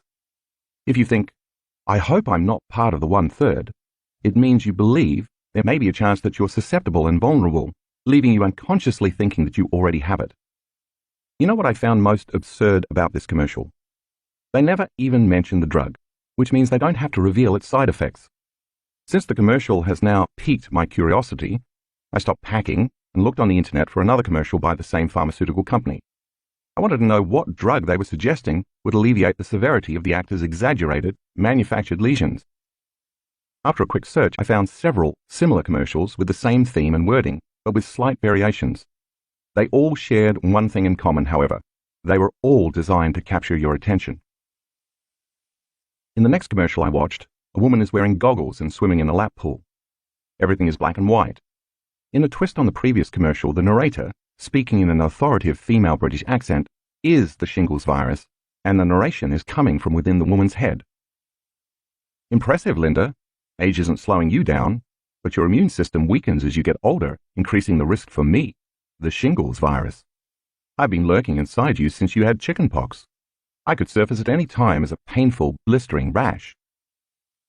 The scene then abruptly cuts from black and white to color, and a man lifts his shirt to reveal the worst shingles rash you've ever seen.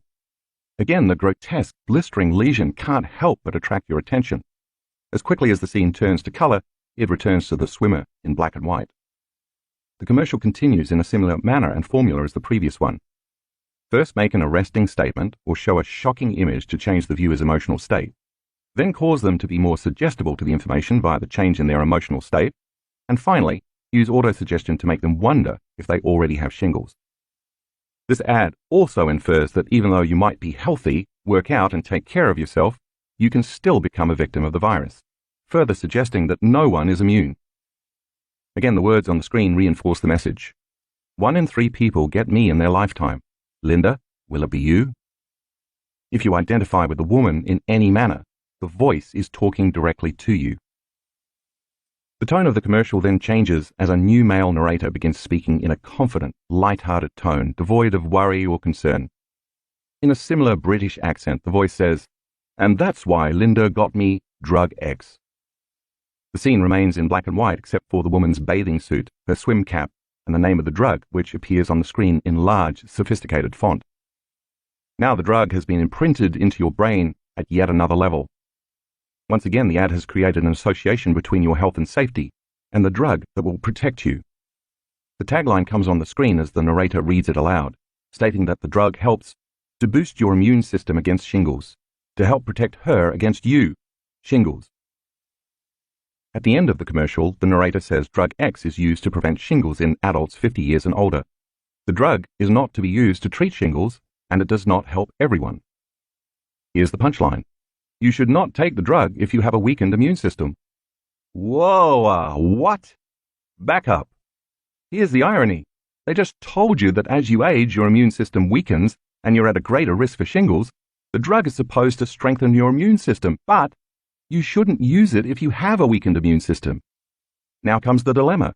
If you still choose to take the drug, you believe the drug to be more powerful than your possibly weakened immune system. The programming worked.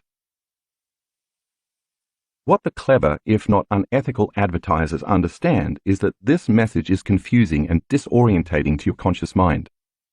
At the same time, however, they are programming your subconscious mind with the idea that your immune system is weak. You probably already have the virus within you, and chances are high that you'll get shingles, even if you are healthy.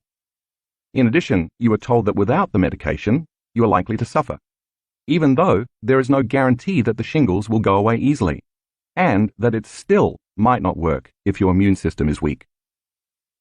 Finally comes the side effects, which are not side effects but direct effects. A shingles-like rash, redness, pain, itching, swelling, hard lumps, warmth, bruising or swelling at the injection site, and headache. Talk to your doctor if you plan to be around newborns or people who are pregnant or have a weakened immune system, because the vaccine has a weakened version of the chickenpox virus, and you could infect them. Wow! I started to wonder what planet I was living on.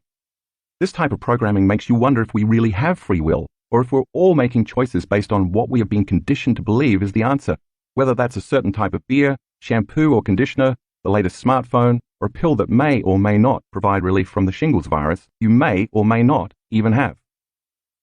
Most of the time, advertising appeals to lack and separation by reminding you to want what you don't have, desire what you need to fit into a social consciousness, or satiate a feeling of emptiness or loneliness. And of course, in this case, if you're sick or feeling like you're sick, the advertiser has the answer to your symptoms. In one final search, I came across a similar commercial with the same theme. An actor dramatically suffering for 17 days, the shocking exposure of a huge lesion, and words on the screen to influence the viewer's thoughts while reinforcing the same content. Like the other commercials, this one explicitly informs the public that the drug is not used to treat shingles. But at the end of the commercial, the handsome man smiles and declares, "I think I'm going to give it a try."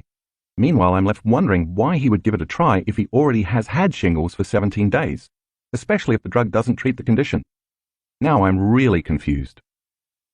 Years ago, I learned in my training that by definition, hypnosis is a disorientation of the inhibitory processes of the conscious mind, bypassing the analytical mind, so that one becomes highly responsive to suggestions and information in the subconscious mind. As the conscious mind is busy and preoccupied trying to figure things out, the subconscious mind takes it all in without discretion. If you can disorient people with information, or in today's world, disinformation, shock, or confusion, you just open the door to programming their subconscious mind. In this chapter, we're going to learn how to do the opposite and positively reprogram the negative programming we've been conditioned to for most of our lives. 3 minds in one brain: the conscious, subconscious, and analytical mind. By now you know that when you change your brainwaves from beta to alpha, you slow down your neocortex, the analytical thinking brain. As your brainwaves slow down, you leave the domain of conscious mind and enter the realm of the subconscious mind. We could say then that if you are somewhat conscious and aware but not actively engaged in thought, your consciousness is moving out of the thinking neocortex and entering the midbrain, otherwise known as the subconscious, the home to the autonomic nervous system and the cerebellum. If you've ever witnessed someone completely captivated by a television show, so much so that when you tried to speak to them that they didn't hear you, it's possible that they were experiencing alpha brainwave states, a state highly suggestible to information. Suggestibility is the ability to accept, believe, and surrender to information without analyzing it. In this state, the viewer is so engrossed, so focused on what they're watching, that they appear entranced and motionless. Nothing else exists to them except the object of their attention. If the person doesn't analyze the information they are being exposed to, they are likely to accept, believe, and/or surrender to it because there is no analytical filter. It makes logical sense then that the more suggestible you are, the less analytical you are. The opposite is also true. The more analytical you are, the less suggestible you are to information. Therefore, it is less likely that your brain will be in an alpha brainwave or trance state. Take a look at figure 8.1 to help you understand the relationship between suggestibility, the analytical mind, trance, and brainwaves. What the creators of the commercials I mentioned earlier fully understand is the best way to program a person to take a desired action is to put them in an alpha brainwave state, so that the information presented is not analyzed. When the commercial is repeated or a similar one with the same message is played over and over, sooner or later that program is going to enter the viewer's subconscious. The more we are exposed to the stimulus, in this case the commercial, the more automatic the programmed response becomes. Eventually, when we've unconsciously memorized the stimulus and the response is automatic, the conscious mind no longer needs to think about or analyze the incoming information. Meanwhile, the subconscious mind maps the information, recording and storing it like a voice or video recording. Once it is mapped in your brain, each time you are exposed to the commercial, it continues to prime the same neural networks, further reinforcing the same program, thought, and belief. Now, not only can information influence your health, but it can also give you the solution to the problem the commercial is actually creating. Other situations that increase suggestibility include shock, trauma, or a strong emotional reaction. For instance, when people are stunned or exposed to emotionally charged situations, it's common that the brain goes into an altered state. As the brain pauses because of a sensory overload, such as a motor vehicle accident, the person enters a suggestible state. In severe cases, the person surrenders to the shock, becomes frozen and numb, and their ability to think becomes impaired. Therefore, when someone is exposed to an aggressive rash and feels sickened by the images, combined with the right music and narration to create an ominous or foreboding mood, the door to the subconscious mind opens, making the person more easily programmable. If you remember, the subconscious mind sits right below the conscious mind. The limbic brain is the home of the subconscious and the autonomic nervous system, which controls all the automatic biological functions that happen on a moment-to-moment basis. Once a thought is programmed, like a servant carrying out their master's orders, the ANS carries out the request of the thought. If you are repeatedly told that your immune system weakens as you age, and that 1 out of 3 people who have had chickenpox in their life will get shingles, the emotionally charged experience allows the message to make it past your thinking, analytical mind. In response to this information, your ANS follows the orders and can begin to actually weaken your internal defense system. For the advertisers to really get their money's worth in this commercial endeavor, it's best for them to repeatedly run the commercials late in the evening when we're most suggestible to programming. Why? Because melatonin levels rise in response to darkness, and melatonin causes our brainwaves to slow down in preparation for sleeping and dreaming. Because our brainwaves are moving from beta to alpha to theta to delta in the evening, people are less analytical and their subconscious window opens. As daylight wakes us up in the morning and our brain begins producing serotonin, the reverse process occurs. Our brainwaves go from delta to theta to alpha, where again our subconscious is open to programming, and eventually to beta. So if you're an advertiser and you know the majority of the public is not aware of the way subconscious programming works, why not create a series of late-night commercials with your desired messaging? Accent it with just the right amount of fright and concern so as to capture the viewer's attention, and proceed to program their autonomic nervous system to get busy taking the orders just before they fall asleep. A good rule of thumb: don't watch anything on television or on the internet or participate in any mode of entertainment that you don't want to experience, not only before bed, but ever. Kaleidoscope eyes. Entranced in trance. For years I've been thinking about how we're all constantly programmed into self-limiting beliefs. That is, believing that we need something outside of us to change how we feel inside of us. That is, after all, what advertising is all about.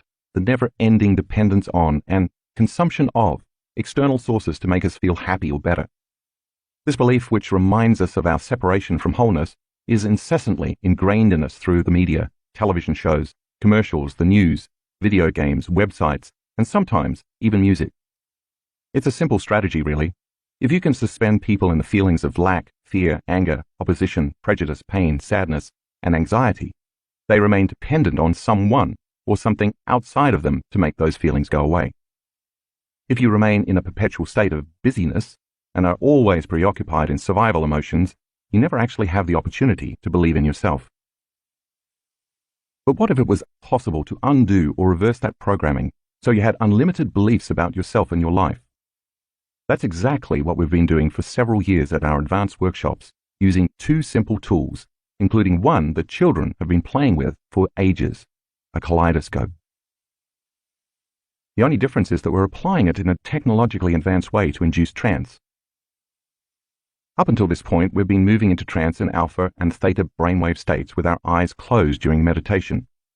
But if we can create alpha and even theta brainwave states with our eyes open, and intentionally expose ourselves to information relevant to our life's dreams and goals, we can reprogram ourselves into supernatural states, rather than the unconscious states we experience daily. But why the kaleidoscope?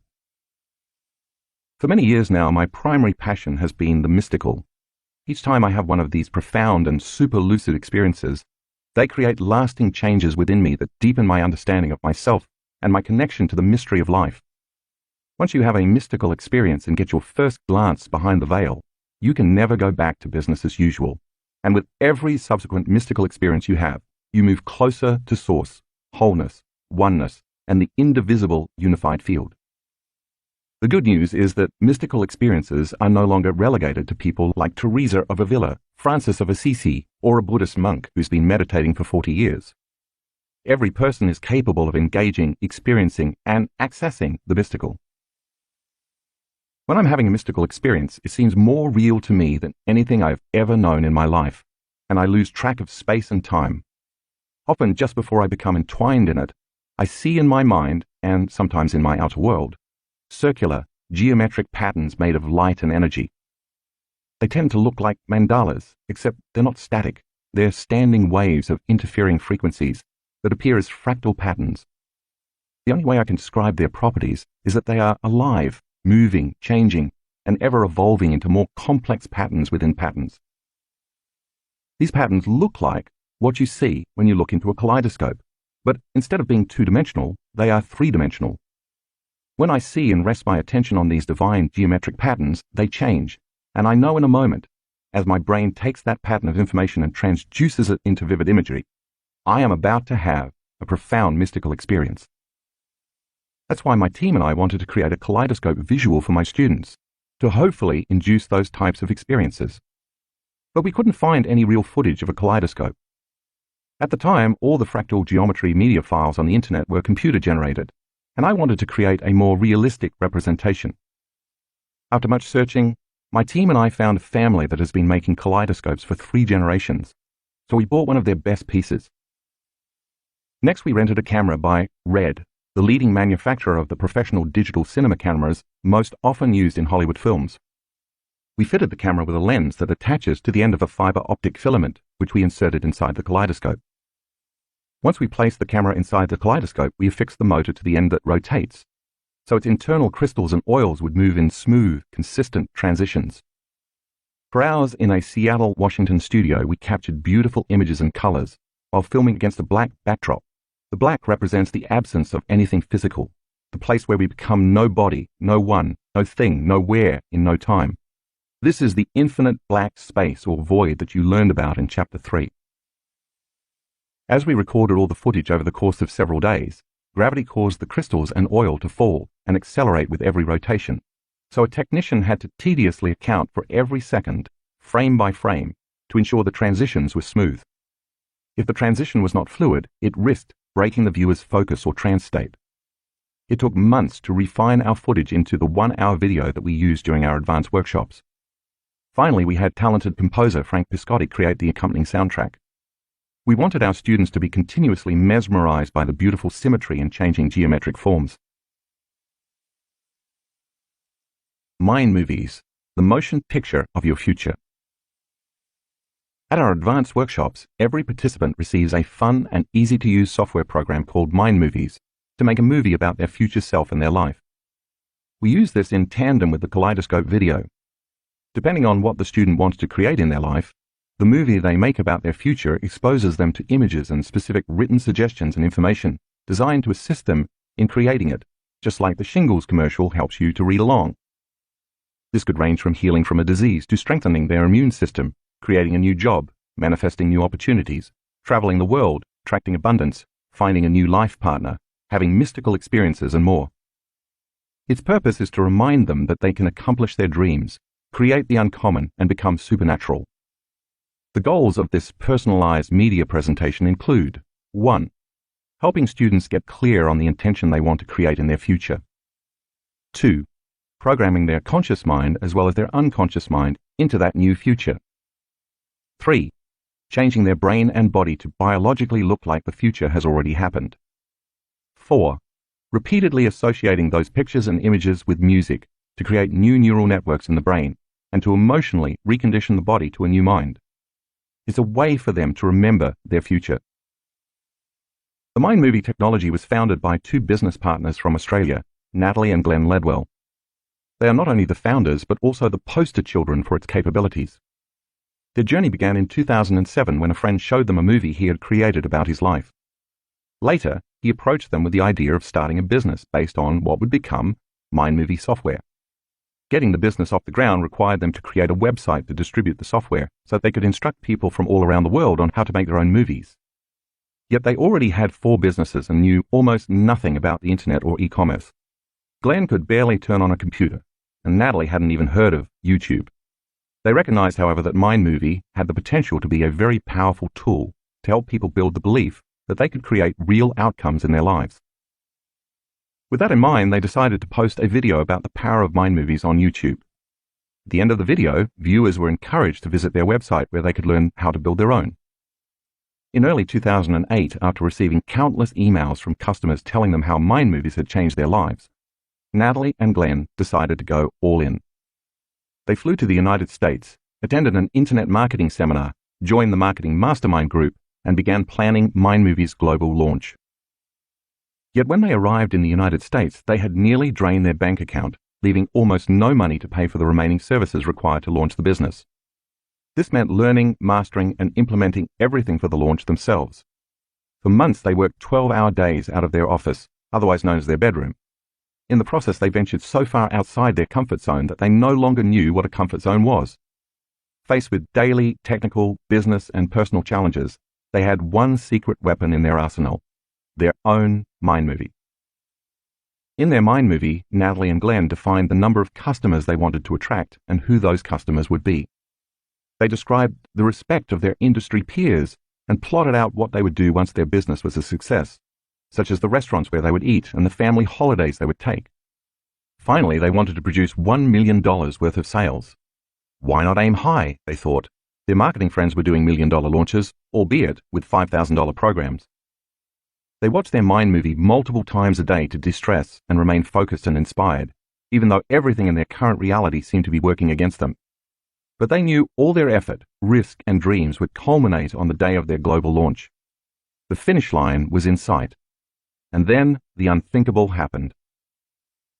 Scheduled for September 2008, their launch coincided with the global financial crisis.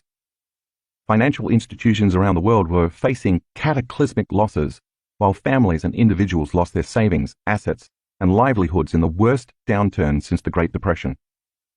Meanwhile, Glenn and Natalie were facing their own financial hardships. By launching the business, they'd racked up $120,000 in credit card debt. If the business failed, they'd lose everything: their home, cars, and investments, in addition to being buried under an insurmountable debt. On the morning of their launch, unbeknownst to them, their email delivery system was down for scheduled maintenance, so none of their customers received confirmation emails for their purchase. By lunchtime, they had already received thousands of customer support email complaints, in addition to challenges with their online bank. The bank wanted to freeze their account due to unusual activity. By evening, however, they had experienced the most memorable day of their lives. In the first hour on the first day, they had hit the $100,000 mark, and that by day's end they'd grossed $288,000. In the end, Glenn and Natalie ended up generating $700,000 based on a $97 program with no upsells. But the story doesn't end there. They were, of course, delighted with their achievement, but they faced one last monumental challenge. Because of the volatile and uncertain financial climate at the time, their bank froze their accounts so they couldn't access the money. This meant they couldn't pay commissions to their affiliates, or the $120,000 they owed to creditors, or deliver profit sharing to the people who had helped them launch the business. Everything hinged on their funds being released. Finally, after 6 months of sticking to their vision and watching their mind movie, they gained access to their account, lifting the financial burden that had nearly sent them into bankruptcy. But here's where the story gets really good. As the world was still reeling economically, the value of the US dollar against the Australian dollar was still grossly different. So thanks to the exchange rate, when they transferred their money back to Australia, they ended up earning an extra $250,000. With that, as well as with the commissions they received in exchange for promoting partner affiliate programs, Glenn and Natalie actually met their $1 million goal. They credit a huge part of their success, which was the complete opposite of what everyone else in the world was experiencing, with the fact that they focused on their mind movie every single day. While this is a great example of the potential of mind movies, and while the options to create your own mind movie are endless, the process is relatively the same. Students first pick their own song, one they will never tire of listening to. Next, they choose images and/or videos of either themselves or a future event and lay them out sequentially to tell a story of what their future looks like. Finally, we ask them to come up with specific words, phrases, or affirmations to add to the scenes, which they superimpose over the images. In the exact same way that TV commercials program people to be victims or to experience want and lack, mind movies can program students to be unlimited in the life they are capable of creating. In our advanced workshops, our students watch the kaleidoscope video before they watch their mind movies because it helps them induce and sustain alpha and theta trance states with their eyes open, opening the doorway between the conscious and subconscious mind.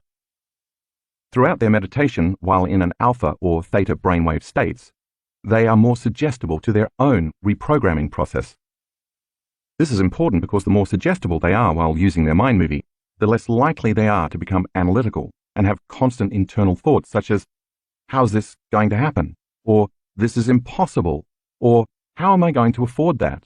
Or, it didn't happen last time, so why should it happen now? While the kaleidoscope induces students into trance to open the subconscious to programming, the mind movie is the new program. Mind movies program our students' subconscious minds the same way that television commercials program us, but in a more positive, unlimited, and constructive ways. When our brain's thoughts are silenced, the conscious mind is no longer analyzing incoming information. As a result, whatever information we are exposed to in this state encodes directly into the subconscious. Just like recording or videotaping something to be automatically played back later, we're recording a new program in the subconscious mind. A great amount of research over the years has documented how the right and left hemispheres of the neocortex relate to one another. We now know that the right hemisphere processes spatial, nonlinear, abstract, and creative thinking, while the left hemisphere processes logical, rational, linear, methodical, and mathematical thinking. The latest research, however, also suggests the right hemisphere processes cognitive novelty, and the left hemisphere processes cognitive routine. This means that when we learn new things, the right hemisphere is more active, and when new learnings become routine, then they're stored in the left hemisphere. The majority of people operate from the left hemisphere of their brain because they're hardwired into automatic habits and programs they've memorized. This is why language is stored in the left hemisphere. It's routine. You can think about the right hemisphere as the territory of the unknown, and the left hemisphere as the territory of the known. It makes sense, then, that the right hemisphere would be romantic, creative, and nonlinear, while the left hemisphere would be methodical, logical, and structured. We've actually seen this dual processing occurring while watching our students' brain scans in real time. Because the kaleidoscope's flow of geometric fractal patterns within patterns does not look like any one, anything, anywhere in any time, its patterns are designed to bypass the perceptual networks and associative centers in the brain that relate to known people, things, objects, places, and times. Its ancient geometrical patterns reflect repeating fractal patterns found all throughout nature. Thus they activate lower brain centers. It's for this reason you can't look into the kaleidoscope and see your Aunt Mary, a bicycle you owned in 6th grade, or the house where you grew up, because you're not activating or triggering the associative centers related to the memories primarily located in the left hemisphere of your brain.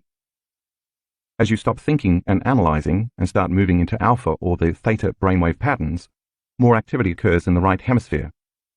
If the left hemisphere operates in the known and the right hemisphere operates in the unknown, as activity increases in your right hemisphere, you are more open to creating something unknown and new. Graphics 9A1 and 9A2 in the color insert show brain scans of two students who are in coherent alpha and theta states.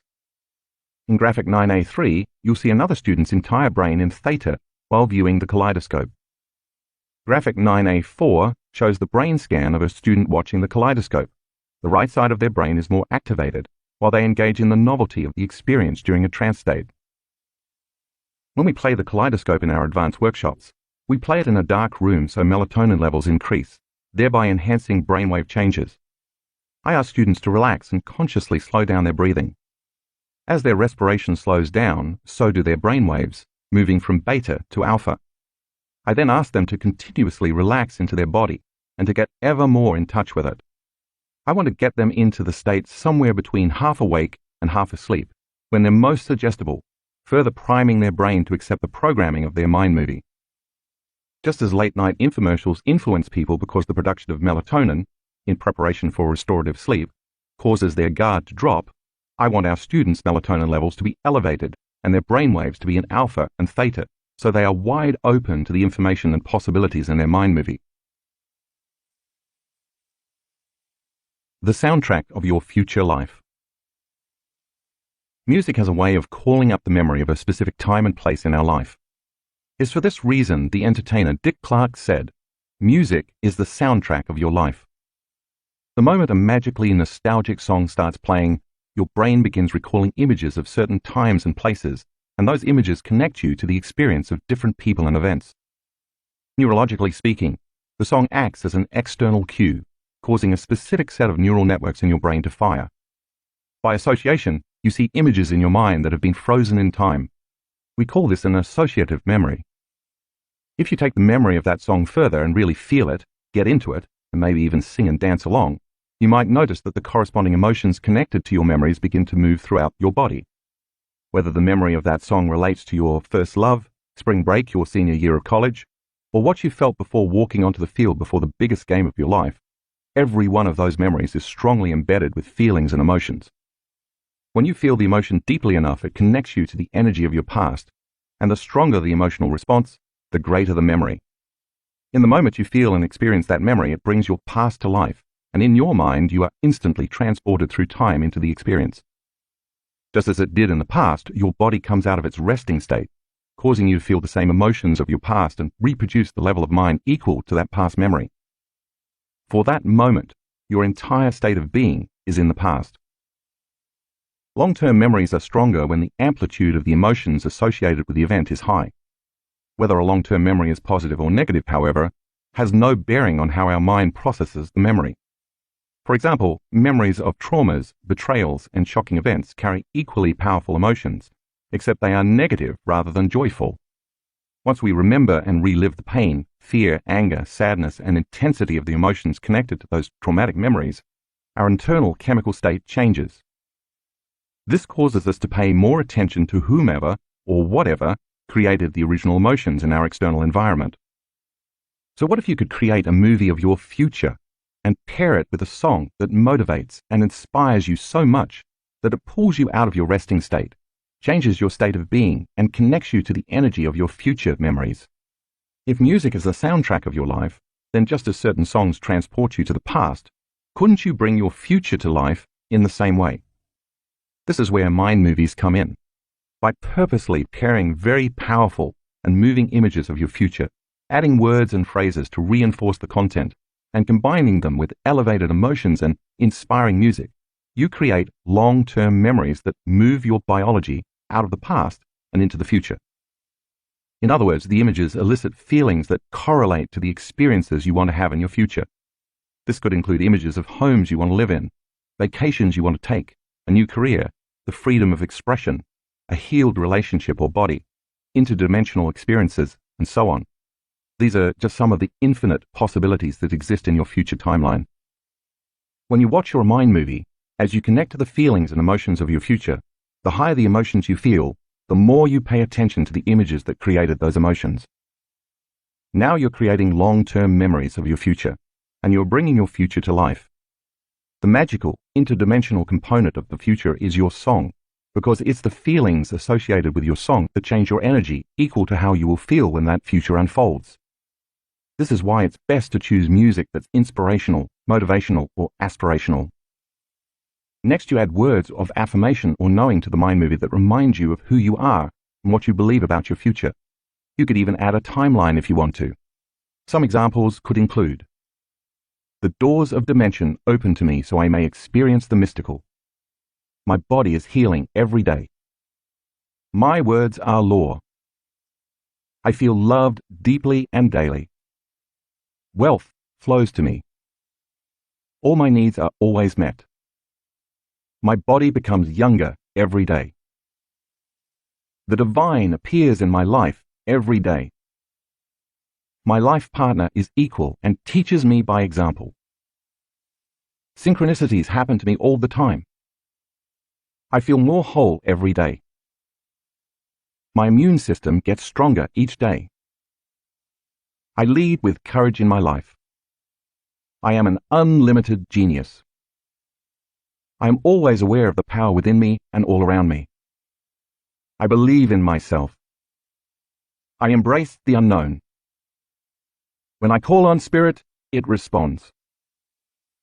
If you think of your favorite music video or scene from your favorite musical, chances are you know all the words of the song as well as the images that correspond to every note, beat, melody, and harmony. Most likely the power of that combination evokes a time and place in your life that was inhabited by a particular set of people, feelings, emotions, and experiences. This is exactly what you're doing with your mind movies, except instead of remembering the past, you're creating memories of the future. If you heard your song enough times while observing the images of your future, isn't it possible that when you heard your song, without viewing your mind movie, you'd be automatically transported into those images of a new future, just like you were transported back to your past? With practice, not only are you feeling the emotions that connect you to the memories of your future, but your biology is aligning to that future as well. You already know why this happens. If your body is the unconscious mind, and it doesn't know the difference between the experience that creates the emotion and the emotion you create by thought alone, in the present moment your body begins to believe it is living in that future reality. Since the environment signals the gene and emotions are consequences of experiences in the environment, by embracing the emotions of the event before the actual experience, you begin to change your body to be biologically aligned to your future in the present moment. Since all genes make proteins, and proteins are responsible for the structure and function of your body begins to biologically change to look like your future is already happening. Putting it all together. What if you invited a group of people to retreat from their lives for 4 or 5 days, and in the process removed the constant stimulation in their external environment that reminded them of who they thought they were as a personality? If you separated them long enough from the people they know, the places they go, and the things they do every day at the exact same time, they would be reminded of who they really are, unlimited human beings. And if you spent the first day or 2 teaching them how to create more coherence in their hearts and brains, and they repeatedly practiced cultivating these states every day, it makes sense that sooner or later, they would get better at opening their hearts and making their brains work more proficiently. In fact, they would be more focused on a vision of a new future without being distracted, and at the same time, they could more easily feel the emotions of that new future. As they created more coherence in their brains and hearts, they would create more coherence in their own energy fields, and this would create a clearer electromagnetic signature. As they continuously worked on overcoming themselves, their bodies, their environment and time, slowing down and changing their brainwaves, unfolding into the unified field, and transcending this 3-dimensional environment, it would become increasingly easier and more familiar for them to activate their heart center and create. After they practiced getting beyond their body, emotions, habits, pain, disease, identity, limited beliefs, analytical mind, and unconscious programs, by the time the practice of mind movies was introduced, they would be ready to absorb a greater degree of information equal to who they were becoming, which would increase their ability to connect with their future. This is how we use mind movies at our workshops. You can think of a mind movie as a 21st century version of a vision board, a tool used to clarify, focus on, and maintain specific life goals. Except it's dynamic instead of static. When used with the kaleidoscope, the mind movie technology is a great tool to help you bring your future to life by repeatedly experiencing it. It's also a great way to gain clarity on what you want to unfold in your life and to remind yourself on a daily basis what that future holds for you. This is called intention. Because mind movie technology is so versatile, it can be used across many applications and in a variety of settings. Not only can the technology be used to create relationships, wealth, health, careers, and other material items, it's also being used with children and teens to help them create a future vision so they feel they have some control over their lives. So many young people today are overwhelmed because of the frenetic pace, pressure, and demands of social media and modern society. Suicide is a leading cause of death for teens in the United States, so the founders of Mind Movie are using the technology in schools to help teens envision a brighter, more specific future for themselves. Mind movies are also used in corporate settings for team building and visioning. Entrepreneurs use the software to develop businesses, create mission statements, and strategize and create business plans. Imagine a team of motivated people not only reading and intellectualizing their mission statement, but also seeing it unfold in a dynamic, visual format before it happens. Integrative healing is another arena in which practitioners use this technology to help patients envision the healthiest version of themselves, assist them with their healing process, and keep them on task with a new lifestyle that must be maintained daily. This includes addiction treatment and recovery facilities, helping patients become clear on the future they want to create in the next phase of their recovery. Mind movies have also supported the generationally unemployed in finding new jobs or careers and living more future-orientated and productive lives, not only for themselves, but also for their families. As you can see, the applications for this technology are endless. No matter how it's applied, the power of mind movies resides in enabling people to construct a new reality by reminding themselves of the daily choices they must make, the new behaviors they must demonstrate, and the feelings they want to live by. Once you program these feelings and behaviors subconsciously, you can break your addiction to old habits, familiar lifestyles, and unconscious reactions. It's entirely up to you how creative you want to get when piecing together your future. While any time is a good time to watch your mind movie, I suggest watching it first thing in the morning and right before bed, because this is when you are most suggestible. If you watch it as soon as you wake up, you're starting your day off on a positive note by being mindful and focused on what you want to achieve for the day, as well as for your future. When you view it at night before you go to bed, your subconscious mind can contemplate it while you sleep, align your body and mind to the future, and come up with solutions that your autonomic nervous system can carry out while you sleep. Basically, you can use it anytime you need motivation or to make a different choice. The key is to make sure you're completely present when you watch it. Since implementing mind movies, I've seen our students manifest new homes and heard stories of homes selling that had been on the market for years. I've seen vacations spontaneously appear and witnessed new relationships develop out of nowhere. I've listened to countless testimonials of abundance, freedom, new careers, new cars, healings of all kinds, relief from unbearable hardships, and of course, profound mystical experiences that have permanently altered the recipients. But it's not magic or sorcery. It's simply learning how to become a conscious creator, learning how to align to your own destiny. Think of your mind movie as if you are turning on a radar device to track your future. Then as you repeatedly visit the future in your heart and mind, all the thoughts, choices, actions, experiences, and emotions you experience between your present reality and your future reality become course corrections that deliver you to your target. The more you keep your future alive with your intention, attention, energy, and love, the more it starts to unfold as a new reality because you're remembering your future just as you remember your past. Your job, then, is to continuously fall in love with that vision of the future, keep your energy up, and not let the circumstances, environment, hardwired attitudes, familiar negative feelings, or unconscious habits derail you from your goals. What makes this technology so profound is that we perceive reality based on pattern recognition, links between the neural networks in our brains and the objects, people, and places in our external environment. For example, when you see someone you recognize, the neural networks in your brain instantly recall memories and experiences with that person. By contrast, if someone is not wired in your brain, you probably won't recognize them. If your brain doesn't have the hardware, familiarity with the images, thoughts, and emotions from the mind movie, installed before your future unfolds, if you don't have the neural architecture wired into your brain, how will you recognize your new partner, your new job, your new house, or your new body? Think of it like this.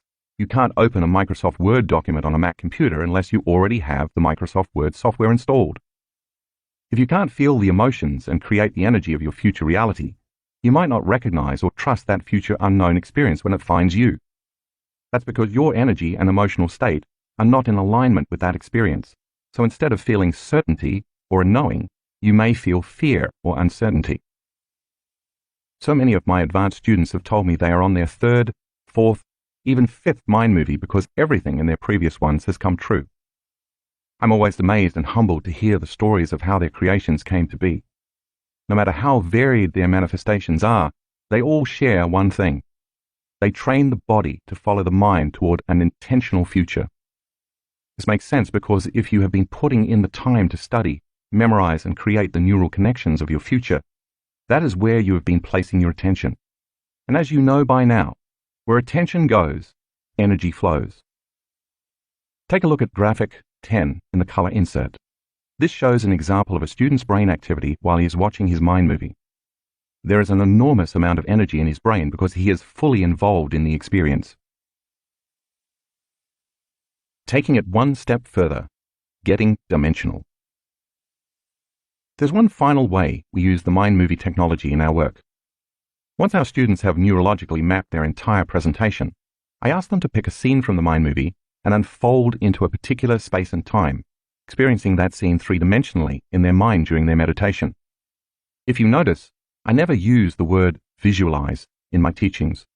Visualization usually involves just seeing something in the mind's eye, so it appears as a flat or two-dimensional image. For example, if you visualize a picture of a car, you will create a picture of a car. Instead, I want you to experience everything in the scene using all 5 senses, so it feels like a real-life, three-dimensional experience. Many people who have been introduced to my work have wondered why I spend so much time on becoming aware of the space their body occupies in space, as well as opening their focus to the space around their body and the space that the room occupies in space. Aside from the coherent changes my cues produce in the brain, it's all training for this mindful activity of pairing our mind movie with the kaleidoscope during meditation. When a student begins the dimensionalizing process, before they see anything in their mind, they are instructed to unfold as an awareness into the scene.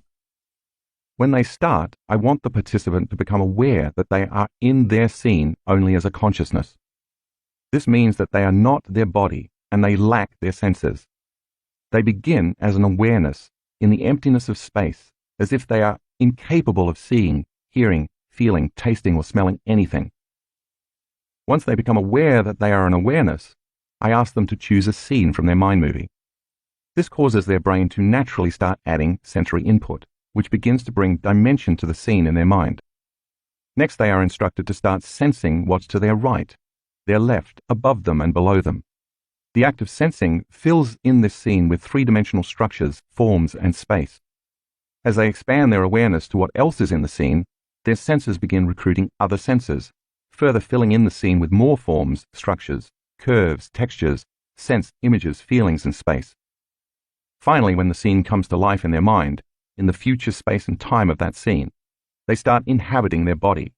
Not the body that is sitting there in the chair meditating, but the physical body of their future. They are asked to feel their arms, legs, torso, muscles, and so on, until they can feel their entire body in that scene. Then they are ready to move about in that scene and experience that reality. My theory is that when they simultaneously activate enough of the neural networks assigned to the objects, things, and people in a specific space and time, their possibility of having a full-on, holographic, IMAX-type experience increases.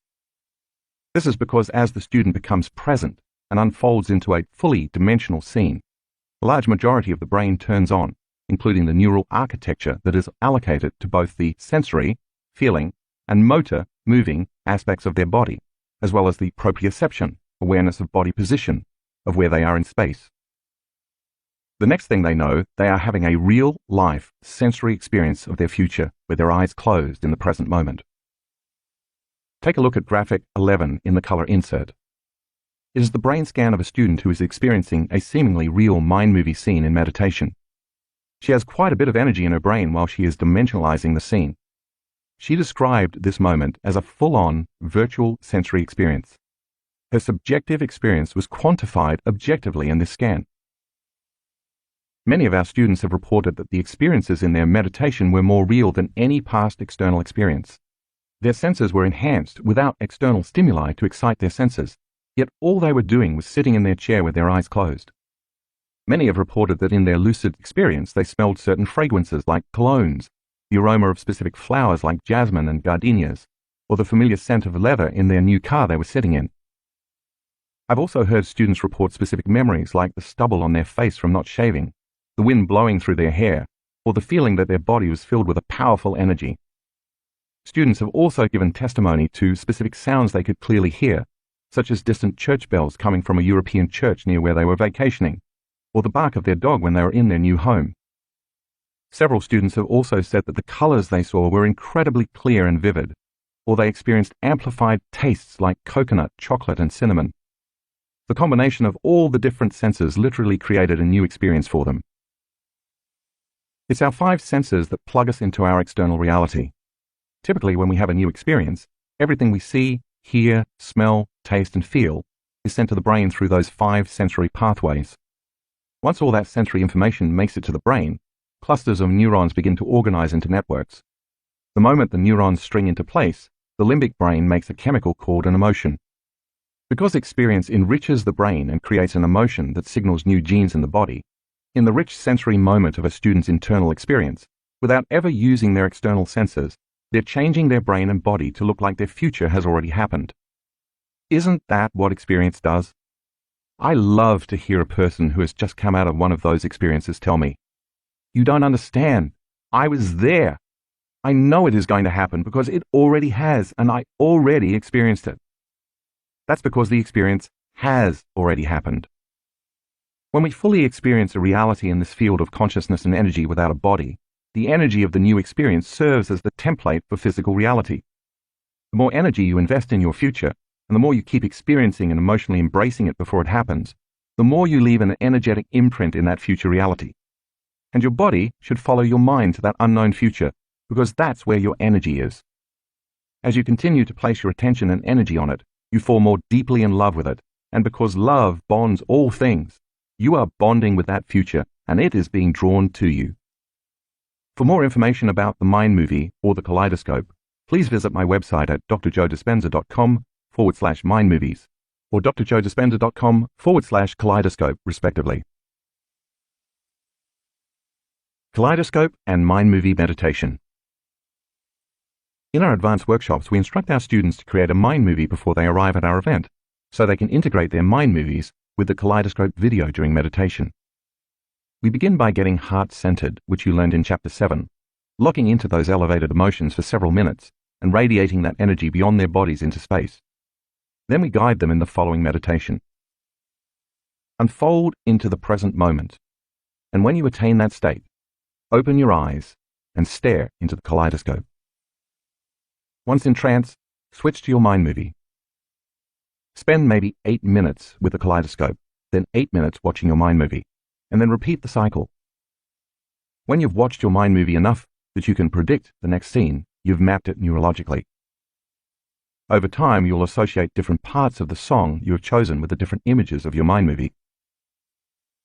Finally, spend 7 minutes watching the kaleidoscope or just listening to the music from your mind movie.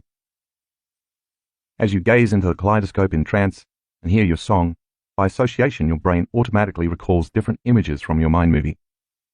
This causes you to further remember your future biologically, automatically, and repeatedly firing and wiring neural networks.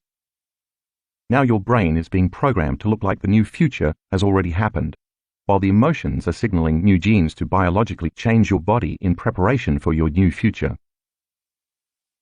Watch the kaleidoscope in tandem with your mind movie every day for a month, or at least try to watch your mind movie twice daily, as soon as you wake up and right before you go to sleep.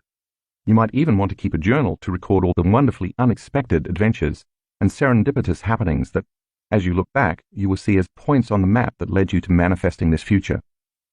Consider creating several mind movies, one for health and wellness, for example, and another for romance, relationships, and wealth. Chapter 9. Walking Meditation. Most spiritual traditions embrace 4 meditation postures, and at our advanced workshops we practice each of them. There's sitting, which hopefully you're in the process of mastering. There's standing and walking, which are combined in the meditations you'll learn in this chapter. and then there's lying down. While each type of meditation posture serves its own purpose, place and time, each builds upon the other to help us maintain and regulate our internal states, no matter what is happening in our external environment. But what could be the relevance of bridging the sitting meditation with the standing and walking meditation? Although practicing your meditation when you wake up is an ideal way to start your morning, if you can't maintain that energy and awareness throughout the course of your day, you're likely to fall right back into the unconscious programs that have been running your life for years. For example, let's say you just finished your sitting meditation. When you open your eyes, you probably feel more alive, awake, clear, empowered, and ready to start your day. Perhaps your heart feels open, expanded, and connected, or perhaps you just overcame an aspect of yourself, shifted your energy, and emotionally embraced a new future. But more often than not, you may fall right back into your unconscious programs, and all the work you just did to create an elevated internal state dissolves into a never-ending to-do list, making lunches and sending your kids off to school, rushing to work, getting irate at the person who cut you off on the freeway, answering calls and returning emails, hustling to appointments, and so on. In other words, you're no longer in a creative state because you've just returned to the habitual programs and survival emotions of your past. When this occurs, you disconnect from the energy of your future and essentially leave the energy you created right where you were sitting in your meditation, as opposed to carrying it with you throughout the day. You energetically return to your past. Since I, too, have been guilty of this, I started thinking about how our students could take this energy with them and embody it during the course of their day. That's why I created a meditation that includes standing and walking, so that when you become adept at raising your energy or frequency and marrying it with a clear vision, you now have a practice that enables you to maintain that elevated energy all day long, so that over time, this becomes your natural state of being. The purpose of this chapter is to help you do just that. Walking into your future. You've already learned that throughout much of your day you are behaving unconsciously, unaware of what you're doing and why. For instance, you may not remember driving to work because you were lost in an argument you had a few days prior, or you may be focused on how you're going to respond to your significant other's angry text. Maybe you're simultaneously running 3 programs at once, texting, talking, and checking emails. You may not be aware of your nervous tics or their causes, your posture and how it's perceived as shy, or how your speech, facial expressions, and the energy you bring into a room affect your coworkers. These unconscious programs and behaviors occur because the body has become the mind, and it's the combination of these unconscious programs that makes up who you are. You know by now that when the body becomes the mind, you're no longer living in the present moment, and so you're no longer in a creative state, which means you're keeping your goals, dreams, and visions at arm's length. By becoming aware of these unconscious behaviors and programs, however, you can work to actively broadcast a new electromagnetic signature that is in line with your future. And the more you broadcast that electromagnetic signature into the field, the sooner you will become it, and it will become you. When there's a vibrational match between your energy and that future potential that already exists in the quantum field, that future event is going to find you. Or better yet, your body will be drawn to a new reality. You will become a magnet to a new destiny, which will manifest as an unknown new experience. For a moment, think of your future reality as if it already exists, vibrating as unmaterialized energy in the quantum field. Imagine your future as the vibration coming from a tuning fork that has just been struck. The sound it emits is a vibration traveling on a certain frequency. If you also exist as a tuning fork, as you change your energy to resonate within the same harmonic of that quantum possibility of your future, you connect with and align to that frequency. The longer you can maintain and tune your energy into that frequency, the more you vibrate at the same harmonic of energy. Now you're connected to that future reality because you're operating at the same frequency or vibration. The closer frequencies come together in space and time, the more they influence each other until they entrain to one frequency. That's the moment when your future finds you. This is how you create new realities. It stands to reason then that the instant your energy changes because you're feeling lower survival emotions, there's dissonance and incoherence between you and your future reality. You are no longer resonating within the frequency of that possibility, and this causes you to become out of sync with the future you are trying to create. If you can't give up that reaction because the addiction to those emotions has a grip on you, you'll just wind up creating more of the same reality because your energy is vibrating equal to the reality you're reacting to.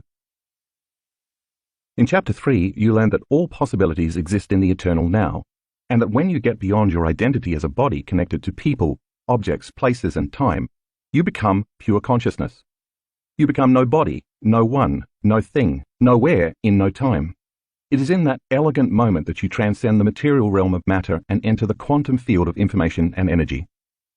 Now that you are beyond your associations to this physical reality, you are creating from the unified field.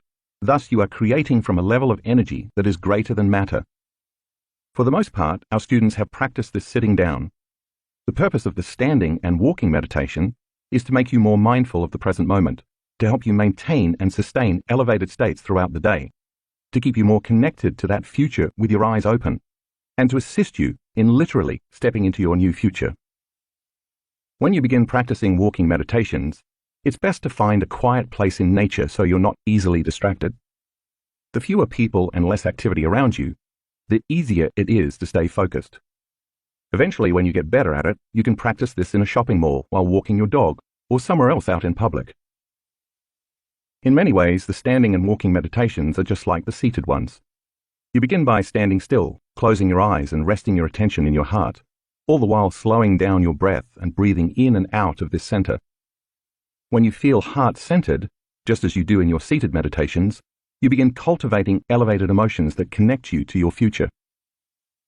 Once you feel fully grounded in these elevated emotions, for a few minutes, open your focus and radiate that energy beyond your body until you feel it within you as well as all around you. Next, lay upon the energy of these elevated emotions the intent of what you want for your day or your future, whether it's to radiate a synchronicity, lead a noble life, make a difference in the world, create a new job or relationship, or something else.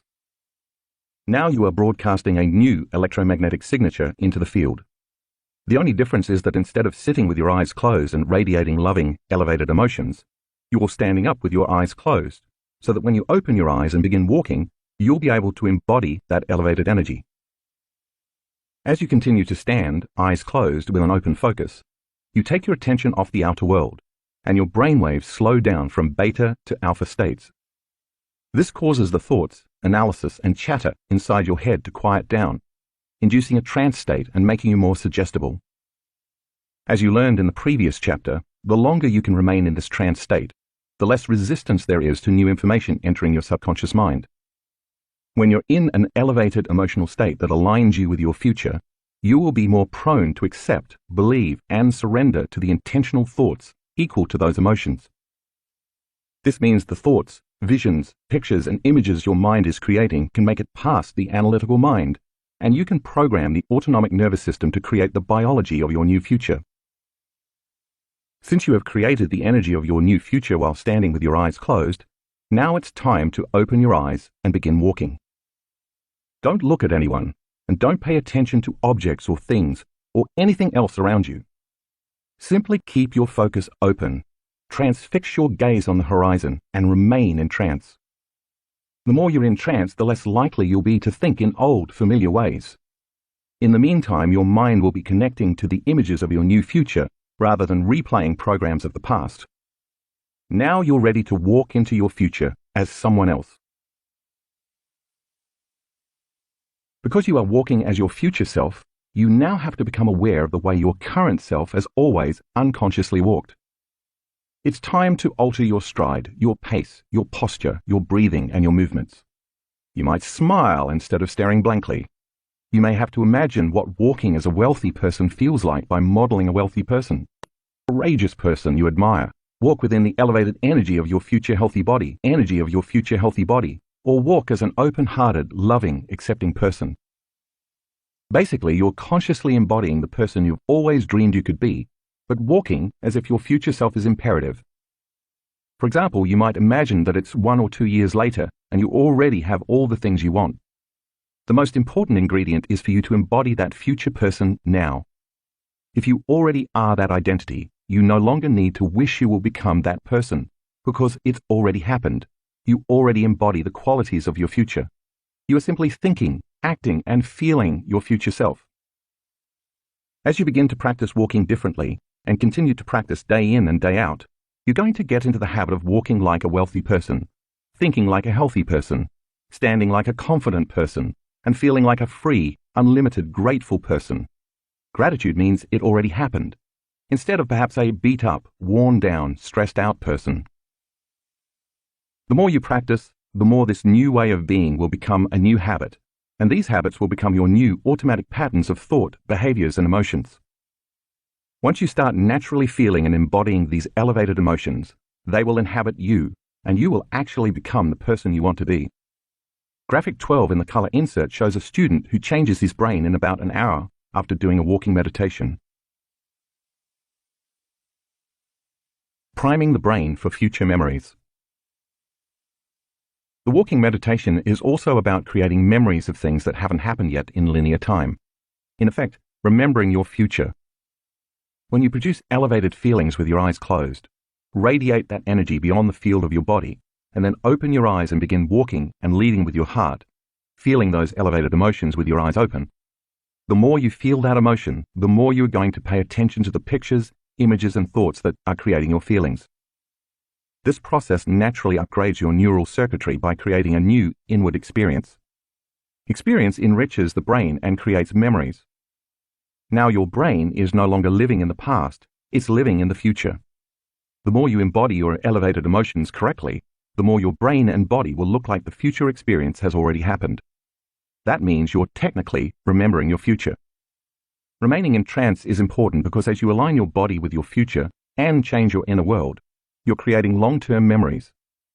Since where you place your attention is where you place your energy, you may even want to flash scenes of your mind movie in your head while you're envisioning, embodying, and feeling your future. As you do this, those mind movie scenes will become the energetic and biological maps to your future. The act of feeling the emotions of your future in the present moment and combining these emotions with your intention does two things. It installs new circuits to make your brain an intentional map to the future, and it also produces the emotional chemicals for that future event, which signals new genes in new ways, thus conditioning your body to prepare it for a new destiny. Remember that this meditation is not about what you get in life. It's about who you become, or who you are in the process of becoming. If you are trying to get wealth, success, health, or a new relationship, you are still conditioned to thinking you are separate from something, and you have to go get it. But the truth is that the more you become that person, the more reality will shape and mold equal to your new state of being. It's that process of consciously becoming that helps you maintain alignment to a different destiny. The more you practice the walking meditation and walk as your future self, the more you should be able to change your state of being with your eyes open, just as you did with your eyes closed. When you practice this enough times, you will not only carry that energy with you throughout the day, but you'll embody it. This type of repetition will make you feel more mindful in your waking hours, and before you know it, you will start automatically behaving, thinking, and feeling differently. This is programming a new personality to a new personal reality. Over time, who knows? You might find yourself naturally walking like a happy person, behaving like a courageous and compassionate leader, thinking like a noble, empowered genius, feeling like a worthy, abundant entrepreneur. In the middle of your day, you might become aware of the fact that the pain in your body is gone because you're feeling so whole, unlimited, and in love with life. What you've done has made a habit out of being the person you want to be. This is because you installed the circuitry and signaled the latent gene to think, act, and feel in a new way. Biologically, you have become that person. Becoming mindful and embodying your future self can occur many times throughout your day. Imagine that you're waiting for a friend who is running late, and instead of feeling frustrated and bothered, you're generating energy of your future. When you're sitting in traffic, instead of getting impatient and angry, practice tuning into the energy of your future with your eyes open. Imagine that when you're in line at the grocery store and judging a person for what they're buying, you'd redirect your thoughts to feeling incredibly grateful for your new life, walking as your future self. Imagine when you walk to your car in the parking lot or to your mailbox, you're naturally empowered by the thought of your new life. You'll then begin to accept, believe, and surrender to the thoughts equal to that emotional state. And as you surrender to those thoughts, your body will make the chemistry equal to that emotional state. This is how you begin to program your autonomic nervous system into a different destiny. And the more you practice it, the less likely you are to return to autopilot and miss the present moment. The walking meditation. Begin by finding a quiet space in nature. Disconnect from your external environment and anchor yourself in the present moment by closing your eyes.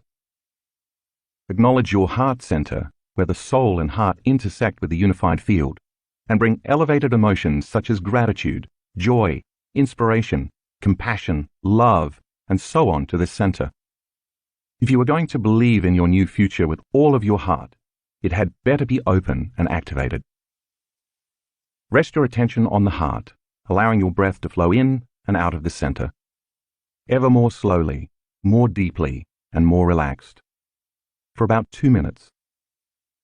Return to creating elevated emotions within your heart for 2 to 3 minutes. Radiate that energy into the space surrounding your body in space, and stay present with that energy. Tune in to the energy of your future. After a few minutes, hold a clear intention in your mind's eye. You might pick a representative symbol that connects you to the energy of your future, the way you learned in Chapter 3. Change your state of being with the feelings of these elevated emotions, and focus on broadcasting that new electromagnetic signature into the field. Remain in this state for 2 to 3 minutes. Next, open your eyes, and without looking at anything or anyone, open your focus and keep your awareness on the space around your body in space, while maintaining a trance state. Begin walking with your eyes open while you stay entranced. With each step you take, embody that new energy, that new frequency of whatever you're creating in your future. As you take this energy with you during your waking daily life, walking as your new self, you are activating the same neurological networks and producing the same level of mind as when you meditate with your eyes closed. Next, remember your future. Let the images come, feeling them and embodying them. Own them. Become them. Continue to walk for about 10 minutes and then stop to recalibrate. Once again, close your eyes and raise your energy. Stay present with this energy for about 5 to 10 minutes. For the next 10 minutes, with your eyes open in trance, walk again with intent and purpose as your future self. With each step you take, embodying this new energy, you move closer to your destiny and it moves closer to you. Do this cycle 2 times. When you finish the second round, stop and stand still one last time, really focusing on how you feel with your 4th energy center open. You can use this opportunity to affirm who you are based on how you feel. For example, if you're feeling unlimited, you can literally acknowledge, I am unlimited. Next, place your hand over your beautiful heart and be willing to feel valuable and worthy enough to receive what you have created. Raise your energy to its zenith and feel gratitude, appreciation, and thankfulness. Now acknowledge the divine within you, the energy that powers you and gives rise to all of life. Give thanks for a new life before it's made manifest. Acknowledging the power within you, ask that your life be filled with unexpected wonder, synchronicities and coincidences that create a joy for existence. Radiate your love while loving your new life into existence. Chapter 10. Case Studies. Making it real.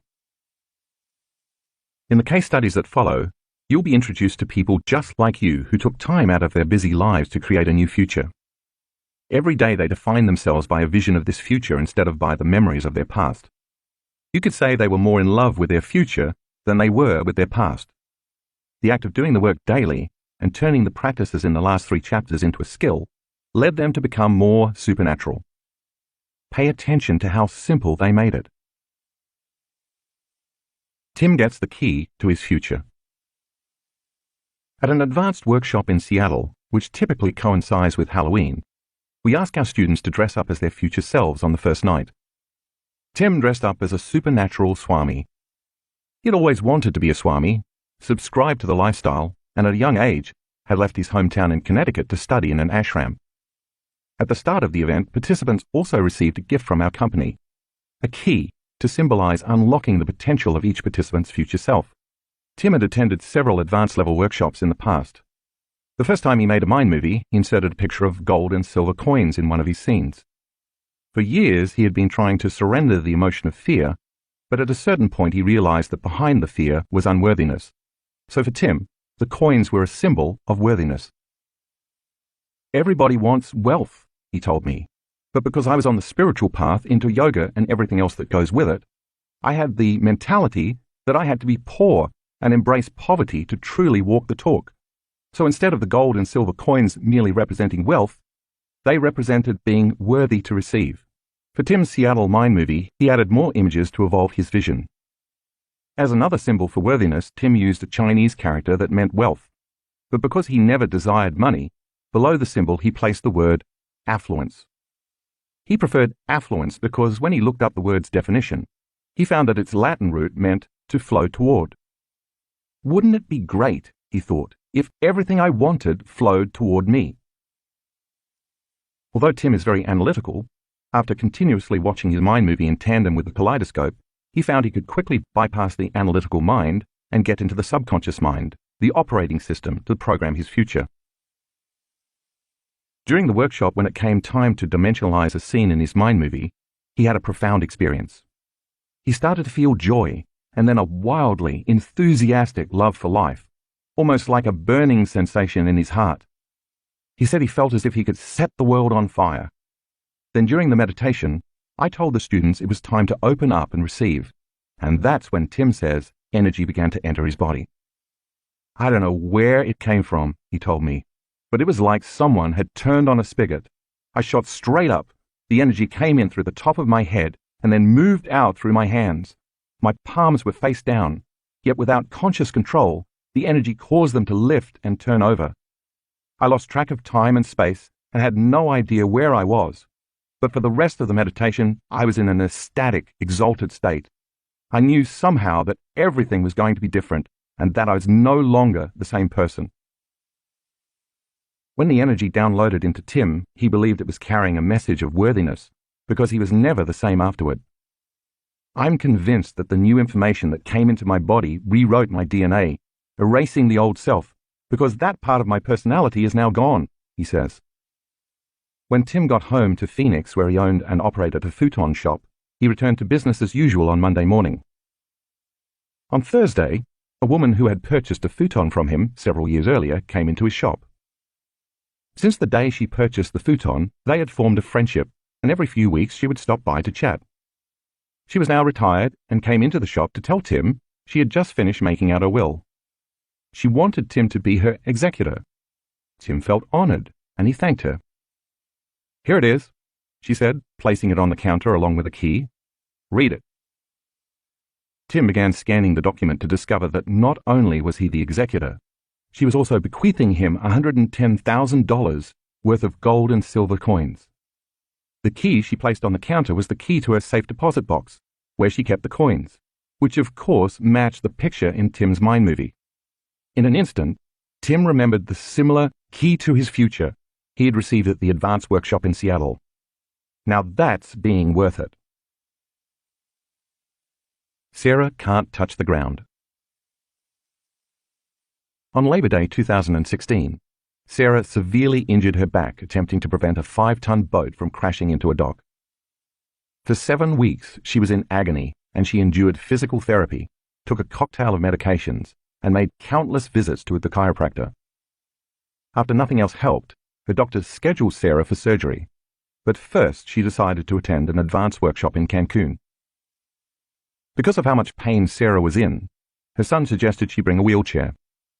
She decided not to, and when she arrived at the hotel, she collapsed on the floor in pain. Later, when she got into the pool on a float, she had severe spasms when she attempted to get out. Sarah was not new to my work, so she came to Cancun with her meditation cushion and her mind movie. In her mind movie, she was healthy, strong, and able to run again. She could play basketball with her son and lacrosse with her daughter. Every time Sarah saw herself in the scene performing aerial yoga, she embraced the joy she knew she would feel if she could actually do it, and when she heard the song from her mind movie, her energy rose. During the first few days, when she was tightening her core muscles and drawing energy up her spine with the breathing technique, she felt her sciatic nerve pulsating. It was as if a warm electric current was traveling up the nerve. At the same time, she had the intention that the energy was a healing light ascending her spinal column. On the third day, she started her morning by searching the internet until she found an image of a woman doing aerial yoga. She carried that image in her mind all day. That afternoon, our students were working with the kaleidoscope in their mind movies. After they unfolded into the quantum field, I then asked them to dimensionalize a scene from their mind movie. When the meditation was finished, I instructed them to lie down on the floor. But as Sarah told me later, she couldn't find the floor. She kept reaching lower and lower, searching for it, but it was no longer there. The next thing she knew, she was in another dimension, having a full-on, IMAX-like sensory experience, but without her senses. She was living a future scene of her mind movie. Enough circuits in her brain had turned on to make her internal experience as real as any external experience she had ever had. She was not visualizing this scene, she was in it, living it. I realized I was in another reality, a different time and space. I was in my future, she explained, and I was actually performing aerial yoga. I was hanging upside down, and the floor wasn't there. I kept reaching for it, but I was just swinging upside down from this beautiful red silk scarf. I felt freedom from my pain. I was swinging freely in space. Eventually she did lie down, with tears of joy flowing down her cheeks. When she came out of that meditation, all of her pain was gone. I knew I was healed, she said. I was in awe of the power of my mind, and I felt tremendous gratitude. I continue to manifest things from my mind movie. In fact, my mind movie can't even keep up with my life. Terry walks into a new future. In September 2016, while practicing her walking meditation along Australia's beautiful Sunshine Coast, Terry had a profound experience. Toward the end of her meditation, when she stopped for the final part, she was feeling connected, uplifted, and expansive.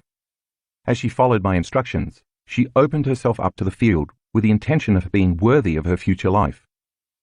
With no warning, she felt an electric charge enter her body through the crown of her head, where it continued to flow down into her heart.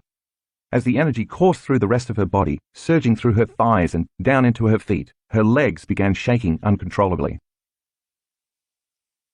The only way I can describe it is that there was an intense shaking from the inside, she told me.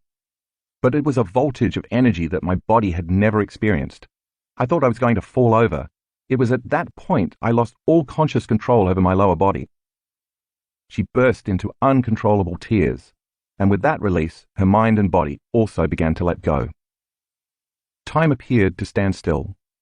Terry understood that her body was surrendering a lifetime of past unresolved emotions. As the surge of electricity continued to move through her, she felt huge amounts of dense, dark matter falling away from her body. I believe this matter was trauma, not only from my lifetime, but also past lifetimes, she remembered. It included the trauma of my father nearly dying from a suicide attempt when I was 8, which has cast a shadow over my life by preventing me from allowing myself to receive unconditional love. She felt all her limiting beliefs, many of which she had acquired through deep emotional conditioning and the unconscious beliefs of others, simply dissolve. Everything that was not in alignment with who I really am just fell away, Terry said. I experienced true liberation, something my soul has been yearning for a very long time. I knew in that moment that my soul had guided me to that very beach, at that very moment, with all these people to do this important work. She fell to her knees, an overwhelming amount of love flowing through her. Kneeling in the sand, humbled by this power, she saw that every choice she had made up to that point was necessary for her to arrive at this poignant moment. In that instant, she observed who she had been for the last year, consistently choosing to do the meditations every day, all the while falling in love with herself. She knew that her future self in that moment was calling her past self to have this experience of profound love. When Terry came back to the three-dimensional reality of her senses, she felt an overwhelming sense of peace and oneness with everything around her. She reported a deep reconnection to her physical, mental, emotional, and spiritual self, and said she felt more like herself than she had in a very long time. This experience reminded me that I am, as we all are, an aspect of divine energy, she said, and that I am worthy of receiving it. Chapter 11. Space-Time and Time-Space. We live in a three-dimensional universe, uni meaning one, where everything that exists is made up of people, objects, places, and time. For the most part, it's a dimension of particles and matter. Through our senses, we experience these things as form, structure, mass, and density. If I place an ice cube, your cell phone, or an apple pie in front of you, for example, you could not experience any of these objects without your senses. It's your senses that give rise to your experience of physical reality. While the ice cube, cell phone, and apple pie all have height, width, and depth, they only exist to you because you can see, hear, taste, smell, and feel them. If you lost your 5 senses, or they were simultaneously eliminated, you would be incapable of experiencing these physical objects because you would have no awareness of them. They would literally not exist to you because in this 3-dimensional reality, you can't experience them without your senses. Or can you? According to astrophysics, in this realm of 3 dimensions, the known universe, let's call it space-time reality, there's an infinite amount of space. Take a moment to ponder that concept. From the small perch where we sit staring out into the universe, when we look up at the night sky, we only see a sliver of the universe. It appears to us as infinite, and yet infinite is even bigger than that. In other words, in the realm of space-time, space is eternal. It has no end and goes on forever. But what about time? The way you and I typically experience time is by moving our bodies through space. For example, it might take you 5 minutes to set this book down, walk to the kitchen, pour a glass of water and return. This occurs because a thought that originated in your mind created a vision of what you were going to do in the kitchen. You acted on that thought, and consequently, you experienced time by moving from one point to another through space. Before you walked to the kitchen and as you were sitting in your chair, when you became conscious of the kitchen in relation to where you were sitting, you experienced a separation of 2 points of consciousness, where you sat and the kitchen. To close the gap between those 2 points of consciousness, you moved your body through space, and that took time. It makes sense then that the greater the space or distance between 2 points, the greater the time it takes to get from one point to the other. Conversely, the faster the speed at which you travel between these 2 points, the shorter the amount of time it takes. This measurement of the time it takes an object to move through space is the foundation for Newtonian physics, or classical mechanics. In the Newtonian world, if we know certain properties about an object, such as its force, acceleration, direction, speed, and the distance it will travel, we can make time-based predictions. Therefore, Newtonian physics is based on knowns and predictable outcomes. We can say then that when there's a separation between 2 points of consciousness, as you move from one point of consciousness to another point of consciousness, you are collapsing space. As a result of collapsing space, you experience time. Take a look at figure 11.1 to further understand the relationship between space and time in our 3-dimensional world. Here's another example. If I'm writing this book and I want to finish this chapter, it's going to take time. I may not have to move my body very much through space, but I still experience time. Why?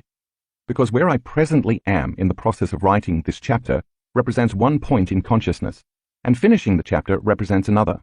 The completion of this chapter represents a future moment separate from the present moment. The space between, the closing of the gap between these 2 points in consciousness, is the experience of time. If you look at figure 11.1 again, it will help you gain a better understanding about time. To achieve my desired goal of arriving at the end of the chapter, I repeatedly have to do something. This requires me to use my senses to interact and move through my environment with a coordinated set of behaviors. And again, this takes time. If I cease writing and do something else, such as watch a movie, it's going to take more time for me to reach my intended result. Therefore, to achieve my goal of completing this chapter, I must consistently align my actions to match my intentions. In this material world of 3 dimensions, because we use our senses to navigate space, we place most of our attention on physical things such as people, objects, and places. They all are made up of matter, and they are localized, meaning they occupy a position in space and time. These all represent points of consciousness from which we experience separation. For instance, when you observe your best friend sitting across the table from you, or look at your car parked in the driveway, you notice the space between you and your friend or the car. As a result, you feel separate from them. You are here, and your friend or the car is there.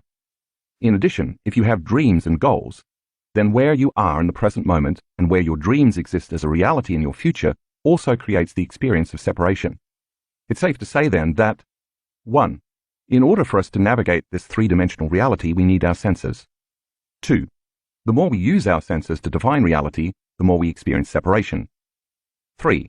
Because most of this three-dimensional reality is sensory-based, space and time create the experience of separation from everyone, everything, every place, and every body in every time. 4. All things material occupy one position in space and time. That's called locality in physics. In this chapter, we are going to explore and contrast two models of reality: space-time and time-space.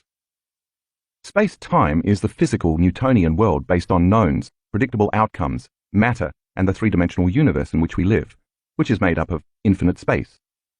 Time-space is the non-physical quantum world, an inverse reality based on unknowns, endless possibilities, energy, and the multi-dimensional multiverse where we also live, which consists of infinite time.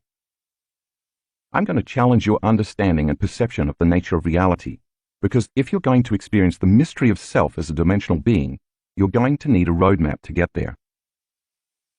Stress and the consequences of living in a perpetual state of survival.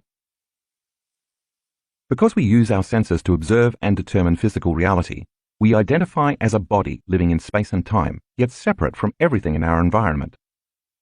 Over time, this interaction creates the experience of our identity. Throughout our lives, via the different interactions we have at certain times and places with people, things, and objects, our identity evolves into a personality. The quality of these interactions with our external environment creates lasting memories, and these memories shape who we become. We call this process experience, and it is life's experiences that shape who we are. And as you know, the majority of people's personality is based on past experiences. As you learned in Chapter 8, to our brains, the material objects, things, people, and places that we perceive daily occur to us as patterns, and the recognition of these patterns is called memory. If the self is created from memories of past experiences, then memories are based on knowns. Therefore, most of our three-dimensional world is based on knowns. This is where most of us focus our attention. When you align everything material in your external world with the memories of your past experiences, you recognize them as familiar. You're matching a physical reality with a set of neurological networks in your brain. This is called pattern recognition, and it's the process whereby most people perceive reality through a lens of the past. We could say, then, that we're materialists, not only living in this dimension, but also enslaved to and limited by it, because we've defined ourselves as a body living in an environment at certain times, and our focus is more on matter and less on energy. From a quantum perspective, we're keeping our attention on the physical particle, matter, instead of the immaterial wave of possibilities, energy.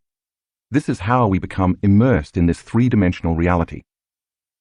When stress is thrown into the equation, our body begins to draw from the invisible electromagnetic field of energy around us to produce chemistry. The greater the frequency, intensity, and duration of the stress, the more energy our body consumes. The very nature of these chemicals endorses our senses, causing us to pay attention to matter and knowns. As this vital field of energy around our body shrinks, we feel more like matter and less like energy. In fact, when our frequency slows down, our bodies become more dense as we run out of energy. As we've discussed, this is fine for the short term when danger, crisis, or a predator is lurking around the corner. In fact, the fight or flight response has been a cornerstone of our evolution. In this state, stress chemicals heighten our senses, narrowing our focus to whatever matter in our environment represents potential danger. When this happens, our neocortex, the part of our brain involved in sensory perception, motor commands, spatial reasoning, and language, fires and becomes aroused. For survival purposes, this narrows our focus on our body and the external threat, causing us to become preoccupied by the time between the moment of the perceived threat and the moment we reach physical safety, both of which are points of consciousness. The more we experience stress, the more we feel separation. As you read in Chapter 2, the long-term effect of living in survival mode is that we begin to thrive on and become addicted to these stress chemicals. The more addicted we are to them, the more we believe we are our bodies that are local, that is, that are living in a particular place in space and occupying a particular position in linear time. The result is a manic, frenetic state where we continuously shift our attention from one person to one problem, to one thing, to one place in our environment. The evolutionary trait that once protected us now works against us, and we live in a constant high alert, obsessing about time. Because we view our external environment as unsafe, all of our attention is on our environment. As our outer world now appears more real than our inner world, we're addicted to someone or something in our external environment, and the longer we live in this state, the more our brain moves into high beta brainwaves. And as you know by now, prolonged high beta brainwaves cause us to feel pain, anxiety, worry, fear, anger, frustration, judgment, impatience, aggression, and competition. As a result, our brainwaves become incoherent, and so do we. When the emotions of survival have a hold on us, we need the conditions in our external world, our problems with different people, financial hardships, fear of terrorism, disdain for our job, to reaffirm our addiction to those emotions. These emotional addictions cause us to become preoccupied by whatever we think might be causing the upset in our environment, whether it be someone or something, and as a result, the survival gene switches on. Now we're living in a self-fulfilling prophecy. If you understand that where you place your attention is where you place your energy, you know that the stronger the emotional reaction associated with the cause, the more you will consistently place all your attention on a person, thing, or problem in your external world. When you do this, you are giving quite a bit of your power away to someone or something. Now all your attention and energy is anchored in this three-dimensional realm of the material, and your emotional state is causing you to continuously reaffirm your present reality. You can become emotionally attached to the reality you really want to change.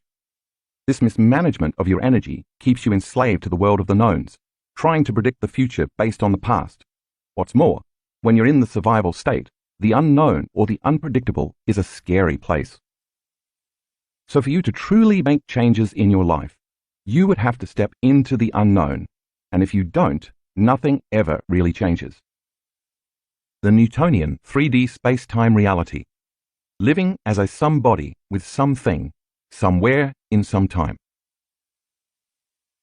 If feelings and emotions are a record of the past, and those feelings are driving your hardwired thoughts and behaviors, you'll keep repeating your past and therefore become predictable. Now you're firmly ensconced in the Newtonian world because Newtonian physics is based on predictable outcomes. The more you live in stress, the more you are simply matter trying to affect matter, matter trying to fight, force, manipulate, predict, control, and compete for outcomes. As a result, everything you want to change, manifest, or influence is going to take a lot of time, because in this space-time reality, you have to move your physical body through space to create the outcomes you want. The more you are living in survival and using your senses to define reality, the more you experience separation from a new future. Between where you are presently, as one point of consciousness, and where you want to be, as another point of consciousness, lies a very long distance. Not to mention that your constant obsession on how it's going to happen is based on how you think and predict it should happen. But if you're predicting, your thinking is based on knowns, so there's no room for an unknown or new possibility in your life. If you are trying to buy a house, for example, you need to save for a down payment, look for a house, get a loan, go through the application process, beat out other buyers, and then spend 30 years dragging your body back and forth to work, through space, trying to pay it off. These 2 points in consciousness, having the idea to buy the house and having the house with the mortgage paid off, are going to take time to intersect. In a similar way, if you want a new relationship, you might go online, set up a profile, scroll through countless other profiles, make a list of people to reach out to, contact each one, and eventually go on many dates in the hope of finding someone intriguing. If you want a new job, you might take the time to create a resume, search for open positions, and go on interviews. What these processes have in common is they require time, which you experience as linear. You may get what you want, but the more you live in survival, the more time it's going to take because you're matter trying to influence matter, and there's a distinct separation in space and time between where you are and where you want to be. We can agree then that in this three-dimensional reality, within your experience of time, there's a definite past, present, and future. Since you live in linear time, you also experience a separation from time because the past, present, and future appear as separate moments in time. You are here, and your future is there. Figure 11.2 graphically represents how the past, present, and future all exist as distinct, discontinuous moments. As I said earlier, thanks to Newtonian physics, We've unraveled the natural laws of force, acceleration, and matter, allowing us to predict outcomes. If we know the general direction, velocity, and rotation of an object traveling through space, for the most part we can predict where it's going to end up and how long it will take. This is why we can travel from New York to Los Angeles by plane, predict how long it's going to take to get there, and know where the plane will land. Within the understanding of Newtonian physics and this three-dimensional world we live in, many of us spend most of our lives focusing our attention outward on trying to become a someone, have some body, own some things, go somewhere, and experience something in some time. When we don't have the things we want, we experience lack, and lack and separation cause us to live in a state of duality and polarity. It's natural for us to want what we don't have. In fact, this is how we create things. When we experience separation from our future desires, we think and dream of what we want, and then set about performing a series of actions in linear time to get them. If we're always under financial stress, for example, we want money. If we have a disease, we want health. If we feel lonely, we want a relationship or companionship. Because of this experience of duality and separation, we are driven to create, and this is how we naturally evolve and grow toward our dreams. But if we are matter, focused on matter, trying to influence matter to get money, health, love, and so on, as we've established, it's going to take quite a bit of time and energy. When we finally attain what we're seeking, the emotion we feel from the fruition of our creation, or the meeting of those 2 points of consciousness, satiates the sense of lack we formerly experienced. When the new job comes, we feel secure. When the new relationship manifests, we feel love and joy. As we heal, we feel more whole. If we are living in this state, we are waiting for something or someone outside of us to change how we feel internally. Once we feel relief from the experience of lack, because we are embracing the emotion correlated with the manifestation of the external event, we pay close attention to whomever or whatever caused the relief. This cause and effect forms a new memory, and to some degree, we evolve. When something in our world doesn't happen, or seems to be taking a long time to happen, we experience more lack because we feel even more separate from what we are trying to create. Now, our own emotional state of lack, frustration, impatience, and separation is keeping our dreams at a distance, further increasing the time it will take for our desired outcome to occur. From somebody to nobody, from someone to no one, from something to no thing, from somewhere to nowhere, and from some time to no time. If Newtonian laws are an outward expression of the physical material laws of space-time, a dimension where there's more space than time, we could say, in a sense, that quantum laws are the inverse. The quantum is an inward expression of the laws of nature, an invisible field of information and energy that unifies everything material. This immaterial field organizes, connects, and governs all the laws of nature. It is a dimension where there's more time than space. In other words, it's a dimension where time is eternal.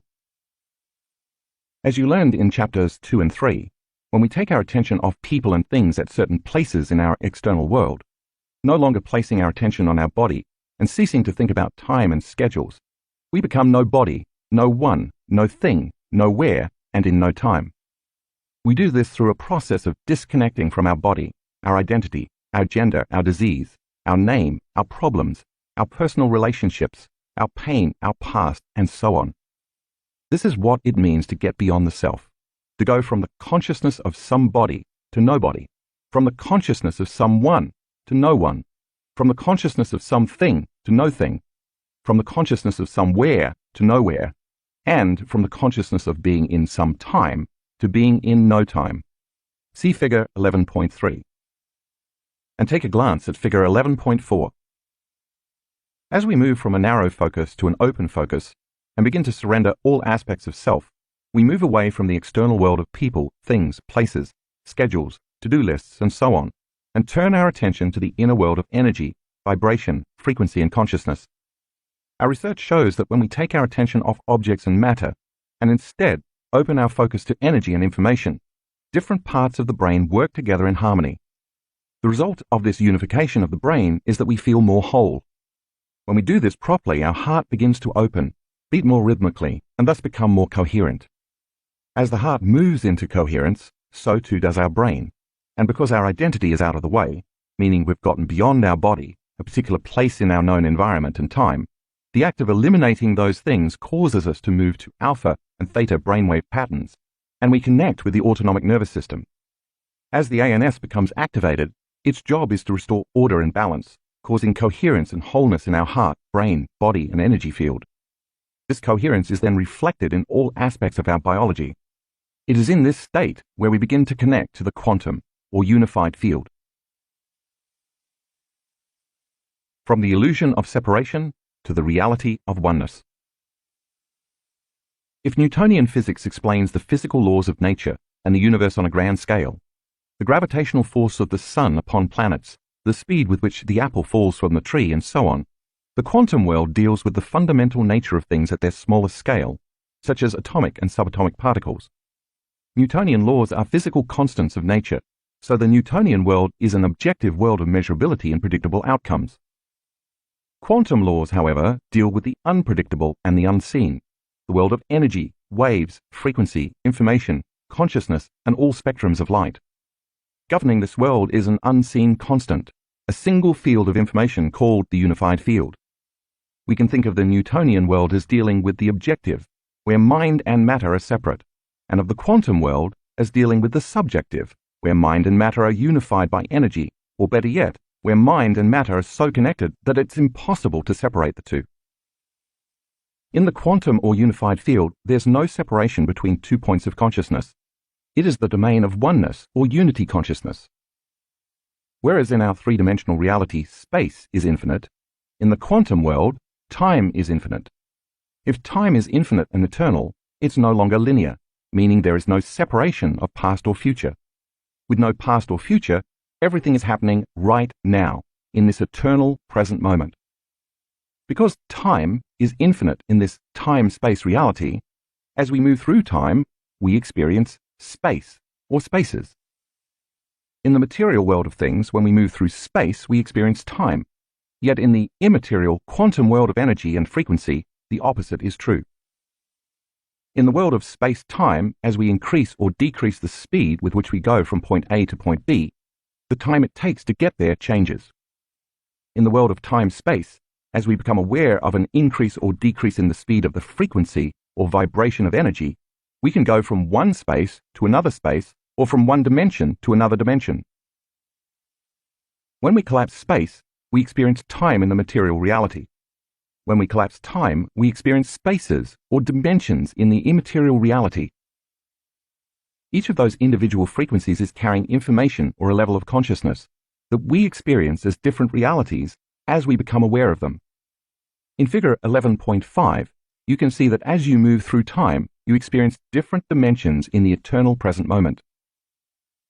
In space-time, you experience the environment with your body, your senses, and time. Time appears linear because you are separate from objects, things, people, and places, as well as the past and the future. In time-space, however, you experience this realm with your awareness, as a consciousness, not as a body with senses. This realm exists beyond your senses. You access this domain when you are totally in the present moment, so there is no past or future, just one long now. Since your awareness is beyond the realm of matter, because you have taken all of your attention off matter, you can become aware of different frequencies, all carrying information, and these frequencies allow you to have access to different unknown dimensions. So if you are in a realm above the senses and unfolding as a consciousness into the energy of the unified field, you can experience many possible dimensional realities. I know that this is a big bite to take in all at once, so hang in there. If you are confused, it means you're about to learn something new. When I say that as you move through time you experience space or spaces, I mean all possible dimensions and possible realities. We could say then that in this time-space reality, all possible spaces or dimensions exist in an infinite time. This is the unified field, the realm of possibility, unknowns, and new potential realities, all of which exist in endless time, which is every time. Let's think of it another way. Everybody I know is always saying that they want or need more time to get more things accomplished. If you had more time, you could create more experiences, do more things, and therefore get more things done. This would mean more possibilities could happen and you could live more of life. So now imagine that there was an infinite amount of time because the past and the future no longer exists, so time is standing still. And you had all the time you needed. Wouldn't you agree that you could have endless possible experiences, and therefore could live many lives? We could say then that an infinite number of experiences would be available to you, equal to your imagination. To say it yet another way, if time is eternal, then more spaces can exist in that infinite time. If we keep elongating or making more time, it makes sense that we can fit more spaces in time. If there is an infinite time, then there are infinite spaces we can fit in time, which are endless possibilities, potential realities, dimensions, and experiences. In the quantum field, there is no separation of past or future because everything that is exists in the eternal now, or the eternal present moment. If everything that is exists unified or connected in the quantum field, then its infinite frequencies contain information about every body, everyone, everything, everywhere, and every time. As your consciousness begins to merge with the consciousness and energy of the unified field, you will go from the consciousness of somebody to the consciousness of nobody to the consciousness of everybody, from the consciousness of someone to the consciousness of no one to the consciousness of everyone, from the consciousness of something to the consciousness of no thing to the consciousness of everything, from the consciousness of somewhere to the consciousness of nowhere to the consciousness of everywhere, and from the consciousness of being in some time to the consciousness of being in no time to the consciousness of being in every time. Take a look at figure 11.6. The atom, fact and fiction. To help you understand how the quantum field is constructed, you first need to revisit the possibilities that exist in the atom. When we reduce matter to its smallest unit of measurement, we get the atom, and the atom vibrates at a very high frequency. If we could peel back the atom like an orange, we'd find a nucleus and subatomic particles such as protons, neutrons, and electrons. But for the most part, we'd find that it's 99.99999999999% empty space, or energy as you read earlier. Take a look at figure 11.7. On the left, we see the classical model of the atom that we were taught in grade school. But this is in fact an outdated model. In actuality, electrons don't move in fixed rotations around the nucleus like planets orbiting the sun. Instead, as you see on the right, the space around the nucleus is more like an invisible field, or a cloud of information. And as we know, all information is made up of light, frequency, and energy. To get an understanding of just how small these subatomic particles are, if the nucleus of an atom were increased to the size of a Volkswagen Beetle, the size of the electron would be equal to the size of a pea. Meanwhile, the space where the electron could exist would be 85,000 square miles. That's twice the size of Cuba. That's a lot of empty space for the electron to exist in. According to Heisenberg's uncertainty principle, we never know where the electron is going to appear in the electron cloud, yet from nothing comes something. This is why quantum physics is so exciting and unpredictable. The electron is not always physical matter. Rather, it exists as the energy or as the probability of a wave. It is only through the act of observation by an observer that it appears. Once an observer, mind, comes along and looks for it, the act of observation, directed energy, causes all that potential energy to collapse into an electron, matter. Thus it manifests from the realm of infinite possibilities, an unknown, to a known. It becomes local in space and time. When the observer is no longer observing it, the electron turns back into possibility. That's the wave function. In other words, it turns back into energy, returning to the unknown and to its own agenda. When it turns back to energy and possibility, it becomes non-local. In the realm of the quantum, mind and matter are indivisible. Therefore, if Newtonian physics is the world of the predictable, the quantum is the world of the unpredictable. When we close our eyes in meditation and open our focus to infinite space, this is exactly what we are doing. We are putting more of our attention on energy, space, information, and possibility rather than on matter. We are becoming less aware of the material realm and more aware of the immaterial realm. We are investing our energy into the unpredictable and unknown and disinvesting our attention and energy from the predictable and the known. Each time we do this, we develop a deeper understanding of what the unified field is. Before we go any further, let's briefly review what we just learned. take a moment to review Figure 11.8.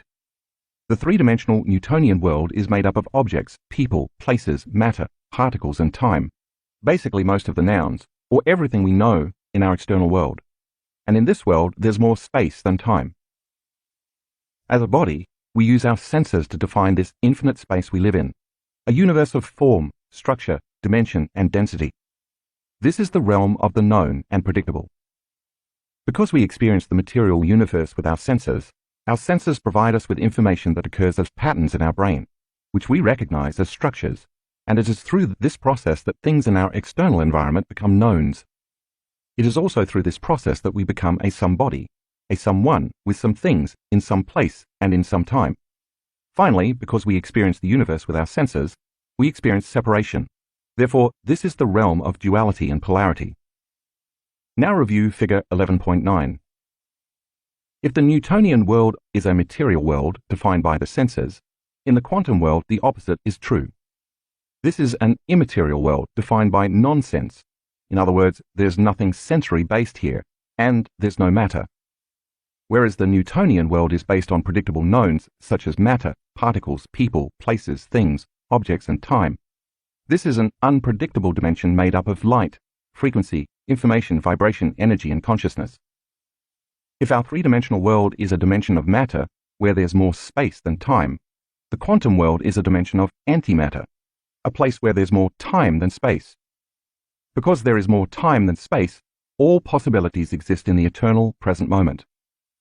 Whereas the three-dimensional world is our universe, meaning one reality, the quantum world is a multiverse, meaning many realities. If the space-time reality is based on separation, then the immaterial quantum world, or unified field, is based on oneness, connectedness, wholeness, and unity, non-locality. In order for us to go from our known space-time, three-dimensional universe, a universe made up of matter where we experience duality and polarity, to the unknown time-space, five-dimensional, multiverse, a place where there is no matter, but instead light, information, frequency, vibration, energy, and consciousness, we have to cross a bridge. That bridge is the speed of light. When we become pure consciousness and become no body, no one, no thing, nowhere, in no time, we are crossing that threshold from matter to energy. When Einstein introduced the equation E equals mc squared in his theory of special relativity, for the first time in the history of science, he demonstrated from a mathematical standpoint that energy and matter are related. What converts matter to energy is the speed of light, which means anything material traveling faster than the speed of light leaves our three-dimensional reality and turns into immaterial energy. In other words, in the three-dimensional world, the speed of light is the threshold for matter, or anything physical, to retain its form. No thing can travel faster than the speed of light, not even information. Anything traveling from one point to another that is traveling slower than the speed of light is going to take time. Therefore, the fourth dimension is time. Time is the nexus that connects the three-dimensional world to the fifth-dimensional world and beyond. Once something is traveling faster than the speed of light, there is no time or no separation between 2 points of consciousness, because every thing, material, becomes energy. This is how you go from 3 dimensions to 5 dimensions, from a universe to the multiverse, from this dimension to all dimensions. Let me give you an example to help simplify this complex idea. French physicist Alain Aspect performed a famous quantum physics experiment in the early 1980s called the Bell test experiments. In the study, scientists entangled 2 photons, causing them to bond together. They then shot the 2 photons in opposite directions, creating distance and space between them. When they influenced one photon to disappear, the other photon vanished at exactly the same time. This experiment was a cornerstone study in the breakthrough of quantum physics because it proved that Einstein's theory of relativity wasn't completely correct. What it showed was that there is a unifying field of information existing beyond 3-dimensional space and time that connects all matter. If the 2 particles of light were not connected by some invisible field of energy, it would have taken time for information to travel from one local point in space to the other local point in space. According to Einstein's theory, if one particle disappeared, the other particle should disappear a moment later, unless they were occupying the same space at the same time. Even if the second photon was affected a millisecond later, because they were separated by space, time would have played a factor in relaying the information. This would have reaffirmed that the ceiling of this physical reality is the speed of light, and everything material that exists here is separate. Because the two particles vanished at exactly the same time, it proved that all matter, bodies, people, things, objects, places, and even time are connected by frequency and information in a realm beyond three-dimensional reality and time. Everything beyond the material is unified in a state of oneness. The information was communicated between those two photons non-locally. Since there is no separation between 2 points of consciousness in the five-dimensional reality, there is no linear time. There is only all times. Mystical quantum physicist David Bohm called the realm of the quantum the implicate order, where everything is connected. He called the explicit order the material realm of separation. If you look at figures 11.8 and 11.9 again, it will help you to get your mind around both worlds. When you take your attention off being somebody, someone, something, somewhere, in some time, and you become no body, no one, no thing, nowhere, in no time, you are becoming pure consciousness.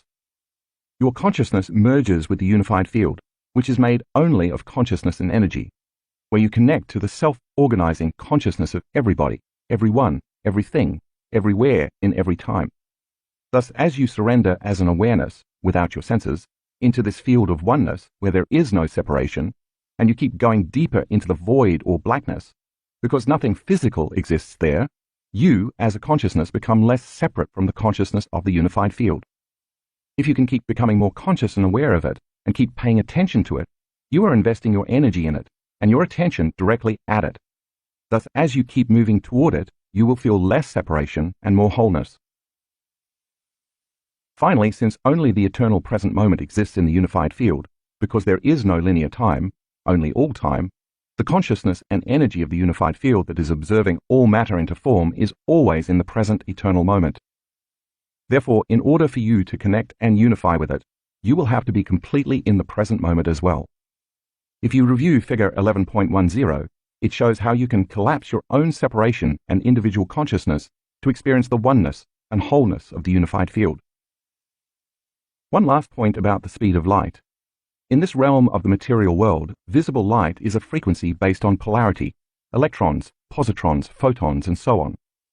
If you look ahead a bit at figure 11.11, according to the scale, approximately 1/3 of the way up from the slowest frequency is where the division of light takes place. Above this wave or frequency is where matter goes from form to energy and singularity, and below this frequency are division and polarity. When the division of light takes place, photons, electrons, and positrons come into being because the visible light field holds the information template of matter as organized frequency in patterns of light. This division of light is where the Big Bang occurred, where singularity became duality and polarity, where the universe eventually appeared as organized information and matter. That's why this void is eternal blackness. There is no visible light. Because matter vibrates at such a slow frequency, to enter the time-space dimension or the unified field, you can't enter as a body or matter, so you must become no body. You can't take your identity, so you're going to have to become no one. You can't take things, so you must become no thing. You can't be somewhere, so you're going to have to get to nowhere.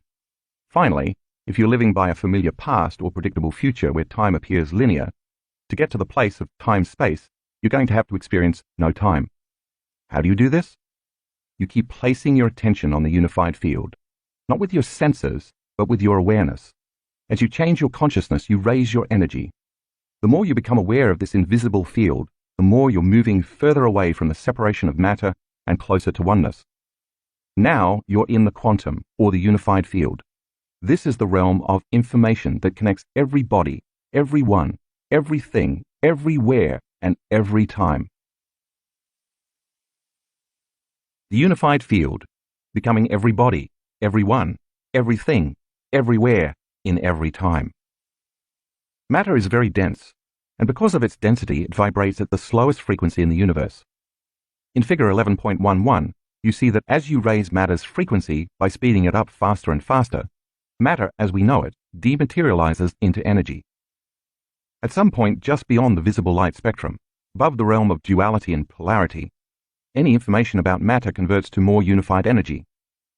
As you can see, the higher the frequency, the more orderly and coherent that energy becomes. At this level of frequency and energy, duality and polarity unify to become one. We call this love or wholeness because there is no longer any division or separation. It is where positive and negative join, where male and female unite, where the past and future merge, where good and bad no longer exist, where right and wrong no longer apply, where opposites become one. As you continue up this scale away from matter and separation, you continue to experience greater and greater degrees of wholeness, order, and love. The orderliness of this more coherent energy is carrying information, and that information is more and more love. If you continued speeding matter up even faster, eventually it would be vibrating so fast as a frequency that it would exist as a straight line. Infinite frequencies exist in that line, which means infinite possibilities exist there as well. This is the zero-point field, or the point of singularity of the quantum, an omnipresent, ubiquitous field of information that exists as energy and frequency that is observing all of reality into order from a single point. We could call this the mind of God, unity consciousness, source energy, or whatever nomenclature you want to use to define the self-organizing principle of the universe. This is the place where all potentials or possibility exists as a thought, the ultimate source of a loving intelligence and an intelligent love that is observing all of this physical reality into form. Therefore, the greater the frequency we experience, the greater the energy. The greater the energy, the greater the information we have access to. The greater the information, the greater the consciousness. The greater the consciousness, the greater the awareness. The greater the awareness, the greater the mind. The greater the mind, the greater ability we have to affect matter. In the hierarchy of universal laws, quantum laws trump Newtonian or classical laws. This is why Einstein said, the field is the sole governing agency of the particle.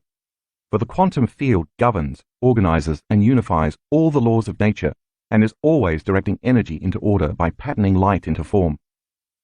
On our own planet, we need only look at nature to see how Fibonacci's sequence, otherwise known as the golden ratio, a recurring mathematical formula found throughout nature that brings about order and coherence, brings order to matter. It's the zero-point field made of possibilities or thought, because thoughts are possibilities, that is slowing its frequency down, creating order and form. The unified field is a self-organizing intelligence that is always observing the material world into order and form. The more you can surrender to it, move closer to it, and become one with it, the less separation and lack you feel, and thus the more wholeness and oneness you experience. When you as an awareness unfold into this infinite realm of possibilities, you begin to feel connected to the consciousness of everyone, everybody, everywhere, everything, in every time, including your future dreams. Since consciousness is awareness, and awareness is paying attention, the first step to experiencing the unified field is to become aware of it, because if you're not aware of it, it doesn't exist. Thus, the more you pay attention to this field, the more you will become aware of it. There is a caveat, however. As we've seen, the only way you can enter the realm of pure consciousness is to become pure consciousness. In other words, the only way to enter this kingdom of thought is as a thought. This means you have to get beyond your senses by taking your awareness off matter and particles, and instead place it on energy or the wave. If you can unfold as an awareness into this unseen, immaterial realm of infinite blackness, and become aware that you are an awareness in the presence of a greater awareness, your consciousness will merge with a greater consciousness. If you can do this, if you can get out of the way and linger as a consciousness or awareness in this field, if you can keep surrendering to this intelligent love, the same innate intelligence that's creating the universe and giving you life, it's going to consume you. This loving intelligence is both personal and universal, within you and all around you. And when it consumes you, it's going to create and restore order and balance in your biology, because its very nature is to organize matter in a more coherent way. Now you are moving through the eye of the needle, and on the other side of the eye, there is no longer the separation of two points of consciousness. There is one consciousness, or oneness. This is where all possibilities exist. Because you are entering the domain of consciousness, thought, information, energy, and frequency, the bridge that gets you from space-time to time-space is going from being somebody, someone, something, in some place, in some time, to being nobody, no one, no thing, nowhere, in no time. This is the nexus, the threshold to the unified or quantum field. Go back and review figures 11.8 and 11.9. In this realm of infinite unknown possibilities, unlimited new potentials and experiences await you, not the same old familiar ones that you've experienced time and time again. After all, isn't that what the unknown is? An unknown is just a possibility that exists to you as a new thought. When you are in this realm of pure thought as a thought, the only thing limiting you is your imagination. But when in this realm of thought, if you find yourself thinking again about someone, something, somebody, somewhere, in some known time, your awareness, and thus your energy, is back in the known reality of three-dimensional space and time, back to the realm of separation. Since every thought you think has a frequency, the moment you start thinking about the pain in your body, or the advancement of your disease, or the problems at work, or the issues you have with your mother, or the things you must do within a certain amount of time, you are back in this space and time. Your awareness is back in the realm of the material world, and your thoughts are producing the same frequency equal to matter and particles. Review figure 11.10. Your energy is back to vibrating at the same level of the known physical world of three-dimensional reality, so you exert less of an effect on your personal reality. You are back to vibrating as matter, and we know how that goes. As your frequency moves further and further into density, you are moving further and further away from the unified field. As a result, you feel separate from it. In this scenario, if your dreams exist as thoughts in the unified field, it's going to take a lot of time for your dreams to come true. If you are thinking about somebody, someone, something, at some place in some time, you are not getting beyond your identity, which has been shaped by the totality of your past experiences. You are literally still in the same memories, habitual thoughts, and conditioned emotions that you've associated with all the familiar people and things at certain times and places in your known reality, which means your attention and energy are bound to your past, present, personal reality. You're thinking equal to your identity, so your life is going to stay the same.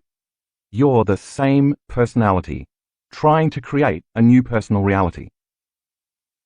When I say you have to get beyond yourself, it means to forget about yourself. Take your attention off your personality and your past personal reality. It makes sense then that to heal your body, you're going to have to get beyond your body. To create something new in your life, you're going to have to forget about your same old life. To change some problem in your external environment, you're going to have to get beyond your memory and the corresponding emotions related to that problem. And if you want to create a new, unexpected event in your future timeline, you'll have to stop unconsciously anticipating the same predictable future based on your familiar memories of the past. You are going to have to move to a greater level of consciousness than the consciousness that created any of those realities. In the unified field, there is nowhere to go because you are everywhere. There is nothing you can want because you are so whole and complete that you feel like you have everything.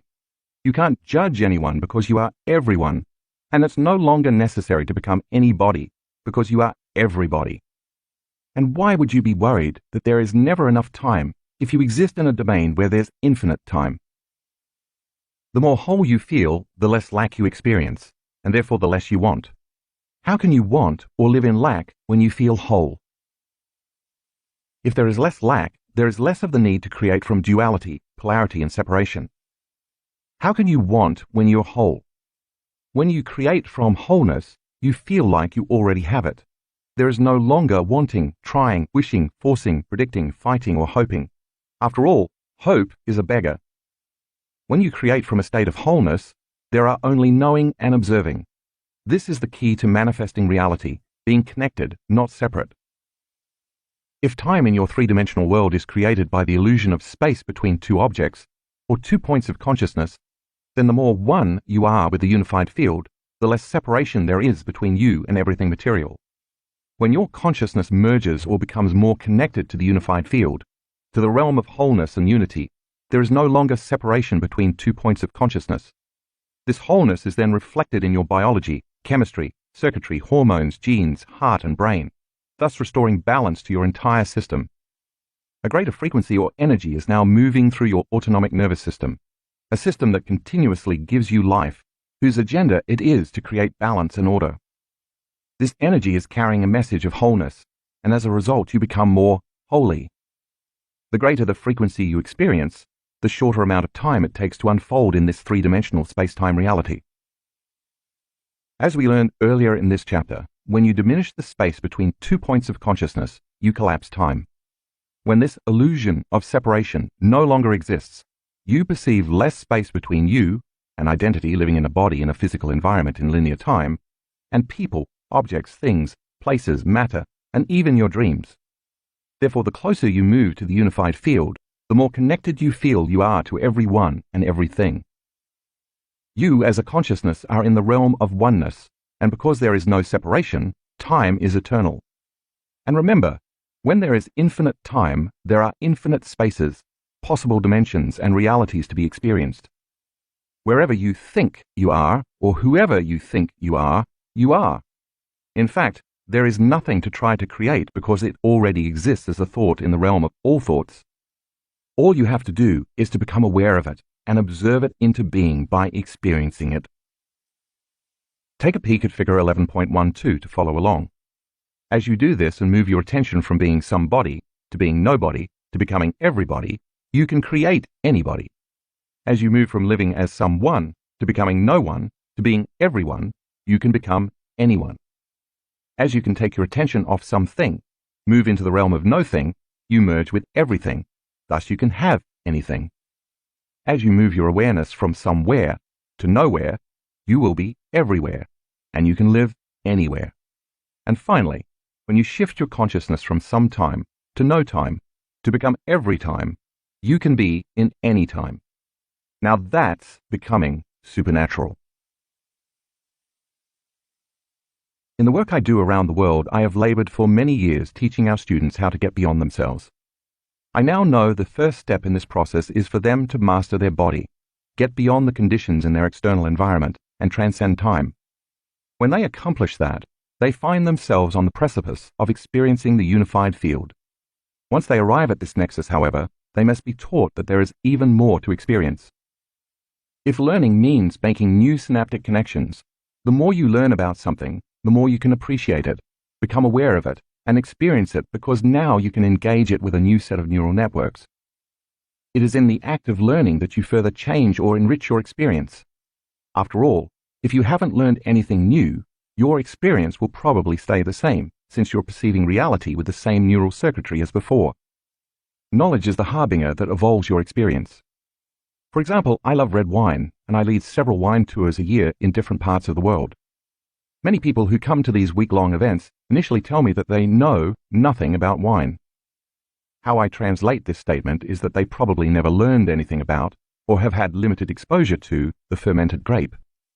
The truth of the matter is that because they have limited knowledge and experience from their past, they have very limited neural hardware installed to perceive any real taste or nuance.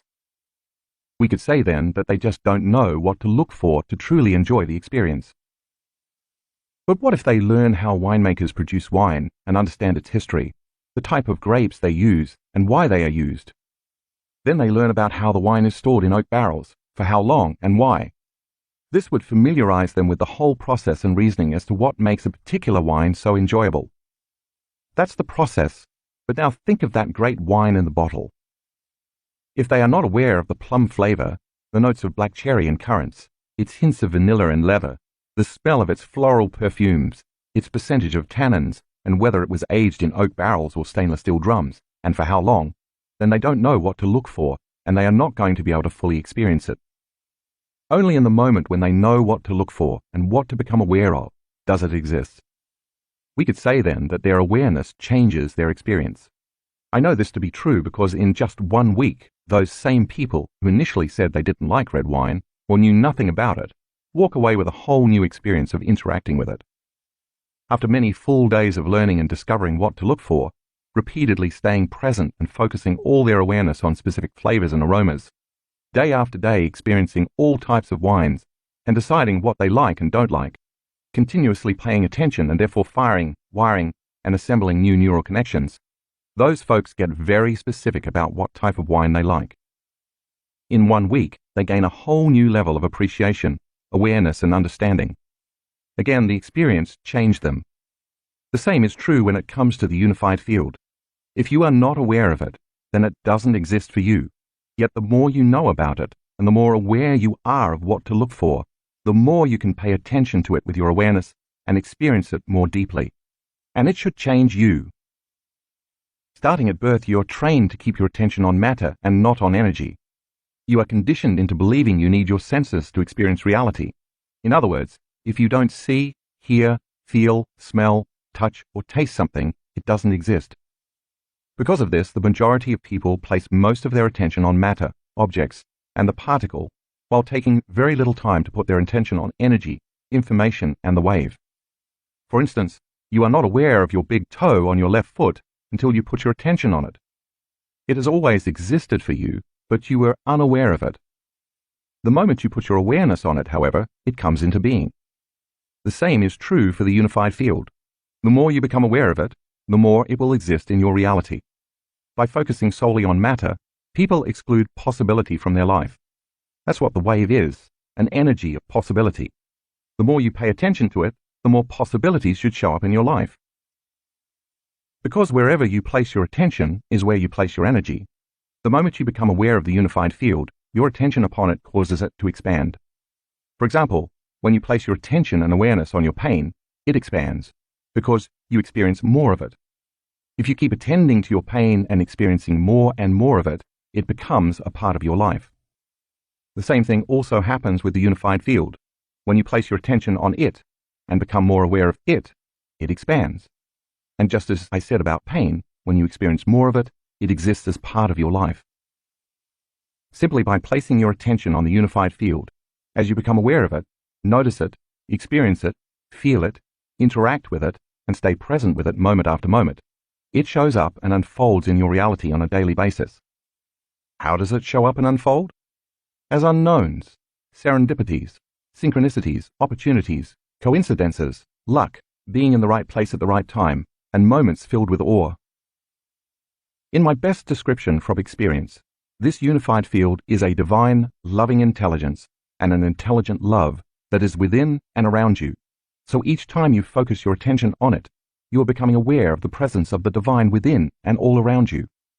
As you place your attention on it, the divine should appear more in your life. Since consciousness is awareness, and awareness is paying attention, when you are aware of it and pay attention to it, you begin to merge with it.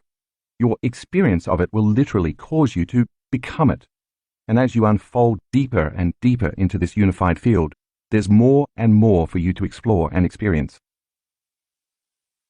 If you look at figure 11.11 again, as you move closer and closer to that straight line that represents source energy or oneness, it makes sense that the only way you can move closer to it is by keeping your attention on it and becoming more conscious of it. If you do this correctly, as you journey away from duality or separation and toward unity and oneness, since feelings are the end product of experience, you should feel more and more levels of love, unity, and wholeness. Once you feel and experience more of this intelligent love, three things happen in your life. The first thing that happens is that as you place your attention and awareness on the unified field, as you move closer to source and deeper into it, you experience more of it. That journey carves a neurological path from your thinking brain straight to your autonomic nervous system. Now, each time you venture deeper into it, as you slow your brainwaves down, you're building a neurological highway with more lanes, and that neuro pathway becomes thicker because you are using it more. Over time, this enables you to more easily merge with the field. The second thing that happens is that because experience enriches the brain, each time you interact with this unified field and experience it, your brain changes. This is what experience does. It enriches and refines brain circuitry. Now you are installing the hardware in your brain to be more aware of this field the next time you merge with it. Likewise, since experience produces an emotion, as you feel the unified field, you begin to embody it. Thus you embody more of the divine. According to the quantum model of reality, since all disease is a lowering and incoherency of frequency, the moment the body experiences this new coherent elevated frequency, the energy from that event raises the body's vibration into coherence and order. Numerous times in our advanced workshops around the world, when our students' bodies have been upgraded by a new frequency and new information, we have witnessed instantaneous changes in their health. Since the autonomic nervous system's agenda is to create balance and health, the instant we get out of its way, stop analyzing, cease thinking, and fully surrender, this intelligence steps in and creates order. But this time it's carrying a newer, more self-organizing message with a greater frequency from the unified field. That very same coherent energy raises the frequency of matter. It's like changing the frequency of a static-filled radio station to one that is carrying a clear frequency and signal. The body is receiving a more coherent signal. When this happens, you will feel intense love, a profound joy for existence, a heightened sense of freedom, indescribable bliss, an awe for life, elevated levels of gratitude, and a humbled sense of true empowerment. In that moment, the energy from the unified field, in the form of emotion, is reconditioning your body to a new consciousness and a new mind. In a heartbeat, the elevated emotions signal new genes in new ways, changing your body and moving it out of your biological past.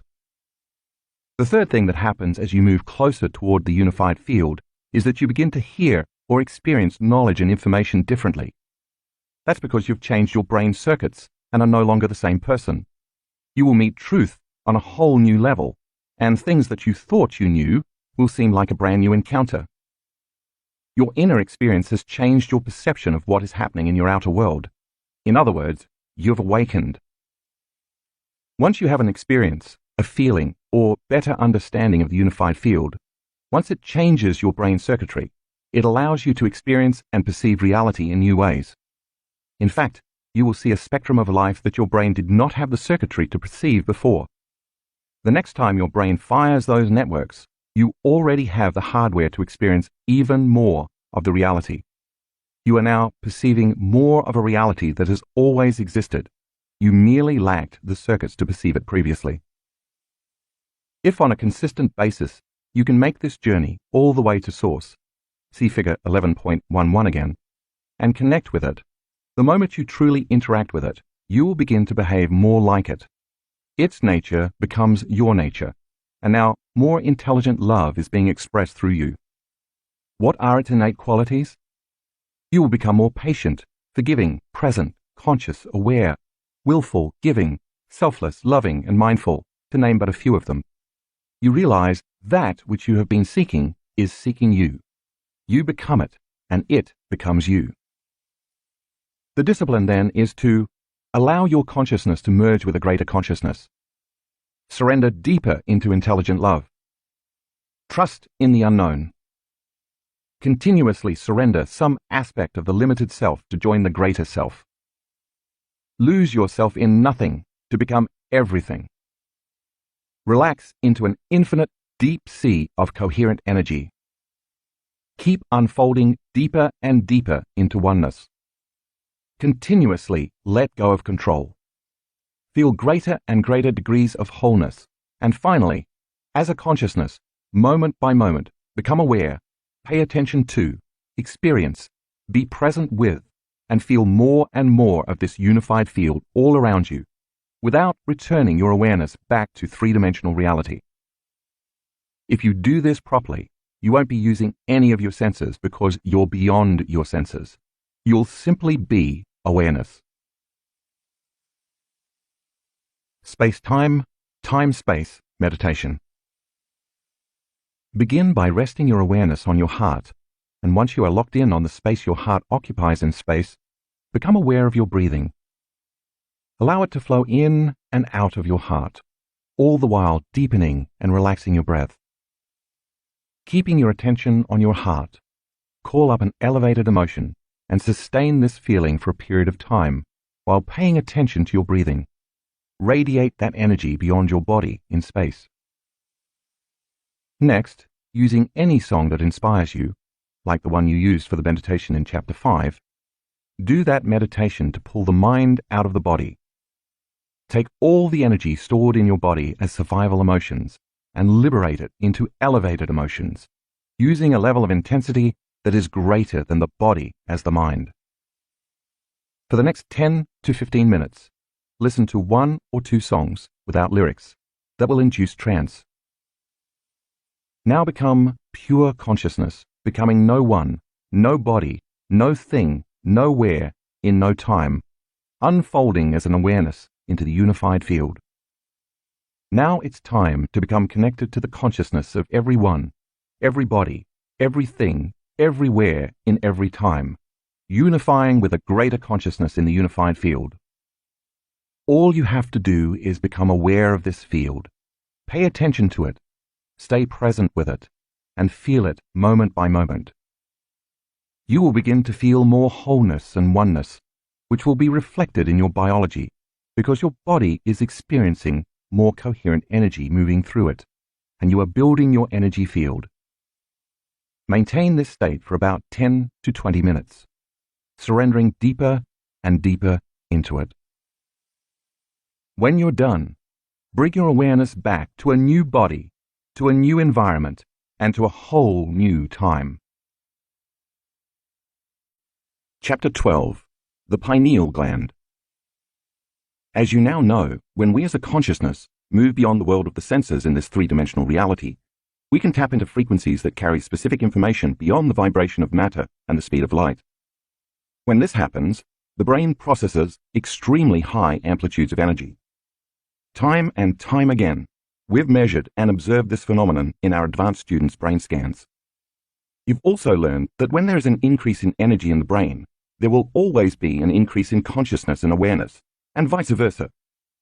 In fact, it's very difficult to determine whether it is the energy or the level of consciousness that causes these extreme measurements. But I don't think we can separate the two, because you cannot have a change in energy without a change in consciousness, or a change in frequency without a change in information. As you connect to deeper levels of the unified field, the brain is activated by a greater energy that carries specific information in the form of thoughts and imagery. The brain then literally tracks and records this profound inner event, and to the person having the experience, whatever is happening in their mind seems more real than any past external event. In that moment, the increased energy in the form of a profoundly powerful emotion captures all the mind's attention. This is the instant the brain and body receive a biological upgrade. If someone can sit in a chair with their eyes closed during meditation and have a significantly heightened sensory experience without their senses, it begs the question, what is happening in the brain to explain this supernatural effect? To the person having the experience, despite the fact that they're sitting still, it seems more real than any other experience, determined by their senses, that they've ever had. This begs more inquiry. How can we have a fully amplified sensory experience without our senses? What are the specific functions of the brain and body that translate interactions with the quantum field into profound inner experiences? In other words, if we can interface with a more coherent field of information, which then creates such stimulating inner events, there must be a neurological, chemical, and biological explanation for such supernatural occurrences. What are the unique systems, organs, glands, tissues, chemicals, neurotransmitters, and cells involved that could give rise to such intensely profound experiences?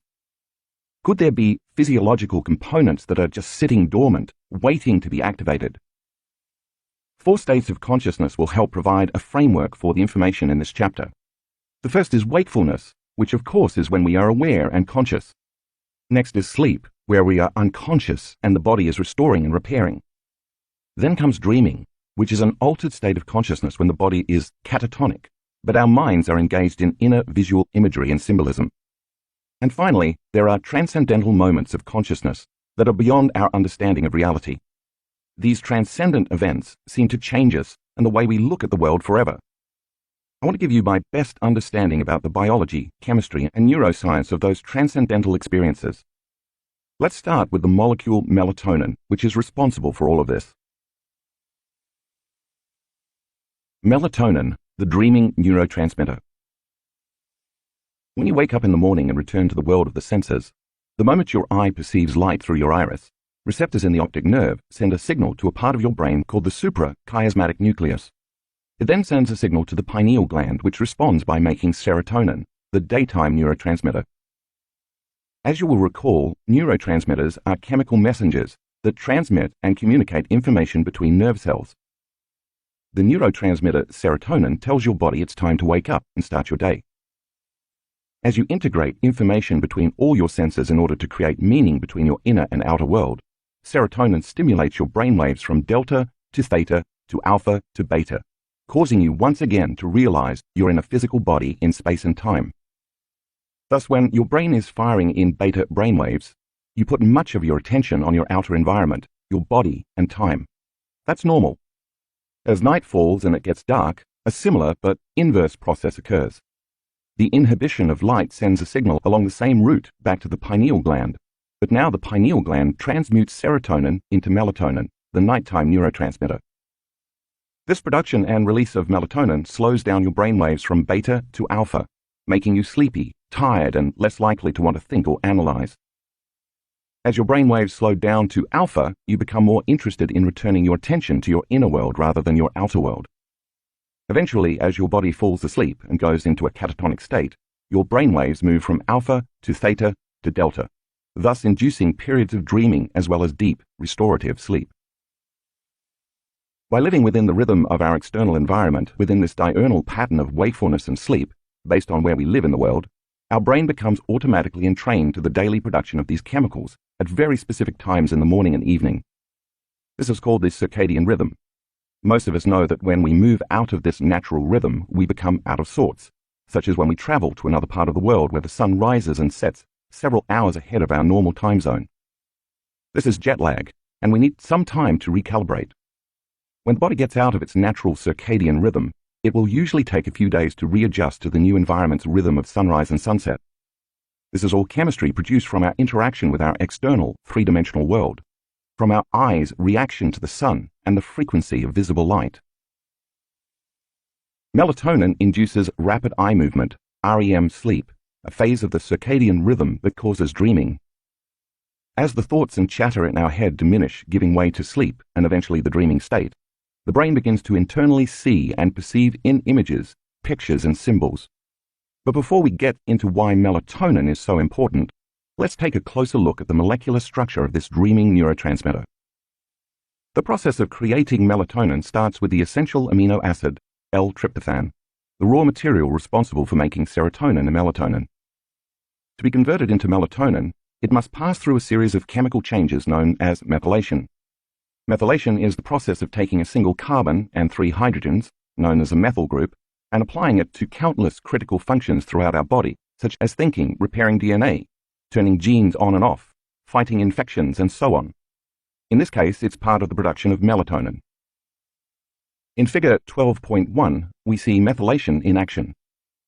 Because this methyl group is made up of very stable chemicals, the basic structure of the 5- and 6-sided rings stay the same during this series of chemical reactions.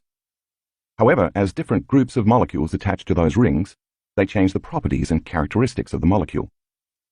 Beginning with L-tryptophan, the pineal gland transmutes it into 5-hydroxytryptophan, 5-HTP, which then becomes serotonin. Serotonin is a more stable molecule than 5-HTP, can sustain itself in the brain, and has a more useful function, as we'll soon see. Through another chemical reaction, the pineal gland converts serotonin into N-acetyl-serotonin, and then an additional reaction turns it into melatonin. And all of this happens in the pineal gland. In a 24-hour cycle, the production of melatonin is highest between the hours of 1 a.m. and 4 a.m. This is important to remember. We now know there's an inverse relationship between our adrenal hormones and melatonin. As adrenal cortisol levels go up, melatonin levels go down. This is the reason why we can't sleep when we're under stress. In antiquity, this served as a biological safety mechanism. For instance, if you were chased by a predator a few times on the way to the watering hole, and then you spotted more large beasts in your territory, your body, in its innate intelligence, would want to prevent you from becoming prey yourself. In such cases, sleep and restoration become less important than surviving. More aptly put, staying alive by remaining awake through the night is more valuable than sleeping and risking death. When the body is trying to rest in this vigilant state, it never gets the restorative sleep it needs because the survival chemicals, like cortisol, have switched on the survival genes. If the perceived stressor is not a saber-toothed tiger, but instead your strained relationship with your ex-spouse, whom you must interact with daily, that chronic stress keeps the survival system activated. Now, this safety valve is no longer adaptive, but maladaptive. This type of chronic stress alters typical levels of melatonin, and even serotonin, knocking the body out of homeostasis. But if you lower the levels of cortisol, melatonin levels will increase. In other words, when you break the stress response by overcoming the emotional addiction to those chemicals, your body can go back to long-term building projects instead of constantly dealing with the perceived emergency. Take a look at figure 12.2 to review the relationship between melatonin and cortisol. Melatonin has many other interesting applications. For example, it's been proven to improve carbohydrate metabolism. This is important because when certain people respond to stress, the body takes carbohydrates and stores them as fat, and fat is nothing more than stored energy. This is a result of primitive genes signaling the body to store energy in case there's a famine. Melatonin has also been known to help with depression. It's even been proven to increase levels of DHEA, the anti-aging hormone. For more facts about the importance of melatonin, the dreaming neurotransmitter, see figure 12.3. Now, let's deepen your understanding of all the information you've been studying in this book up until this point. Activating the pineal gland. For years, I spent enormous amounts of time studying the pineal gland and seeking researchers who did extensive measurements of its metabolites and tissue. My interest was in tying together my findings with some ancient mysteries. One abstract in particular piqued my interest. The pineal gland is a neuroendocrine transducer secreting melatonin responsible for physiological circadian rhythm control. A new form of biomineralization has been studied in the human pineal gland and consists of small crystals that are less than 20 microns in length. These crystals are responsible for electromechanical biological transduction mechanism in the pineal gland due to the structure and piezoelectric properties. That's a lot of words to digest, but let's break it down into two meaningful points. The key words here, in reverse order, are piezoelectric properties and transducer.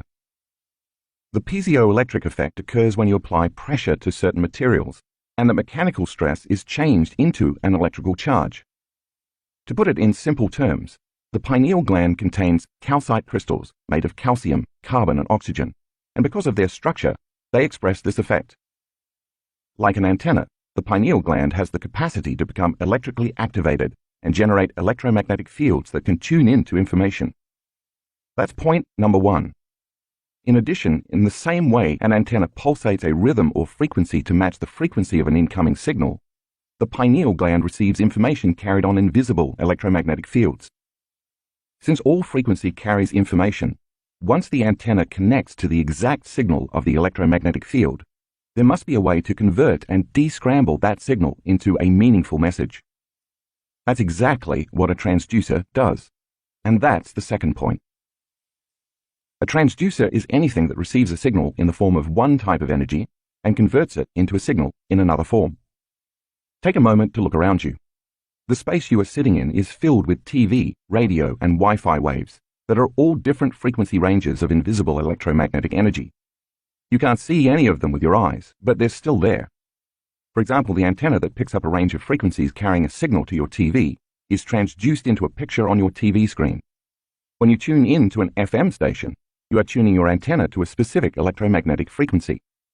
The information carried in that frequency range is then transduced into a coherent signal, which is the music you hear with your ears.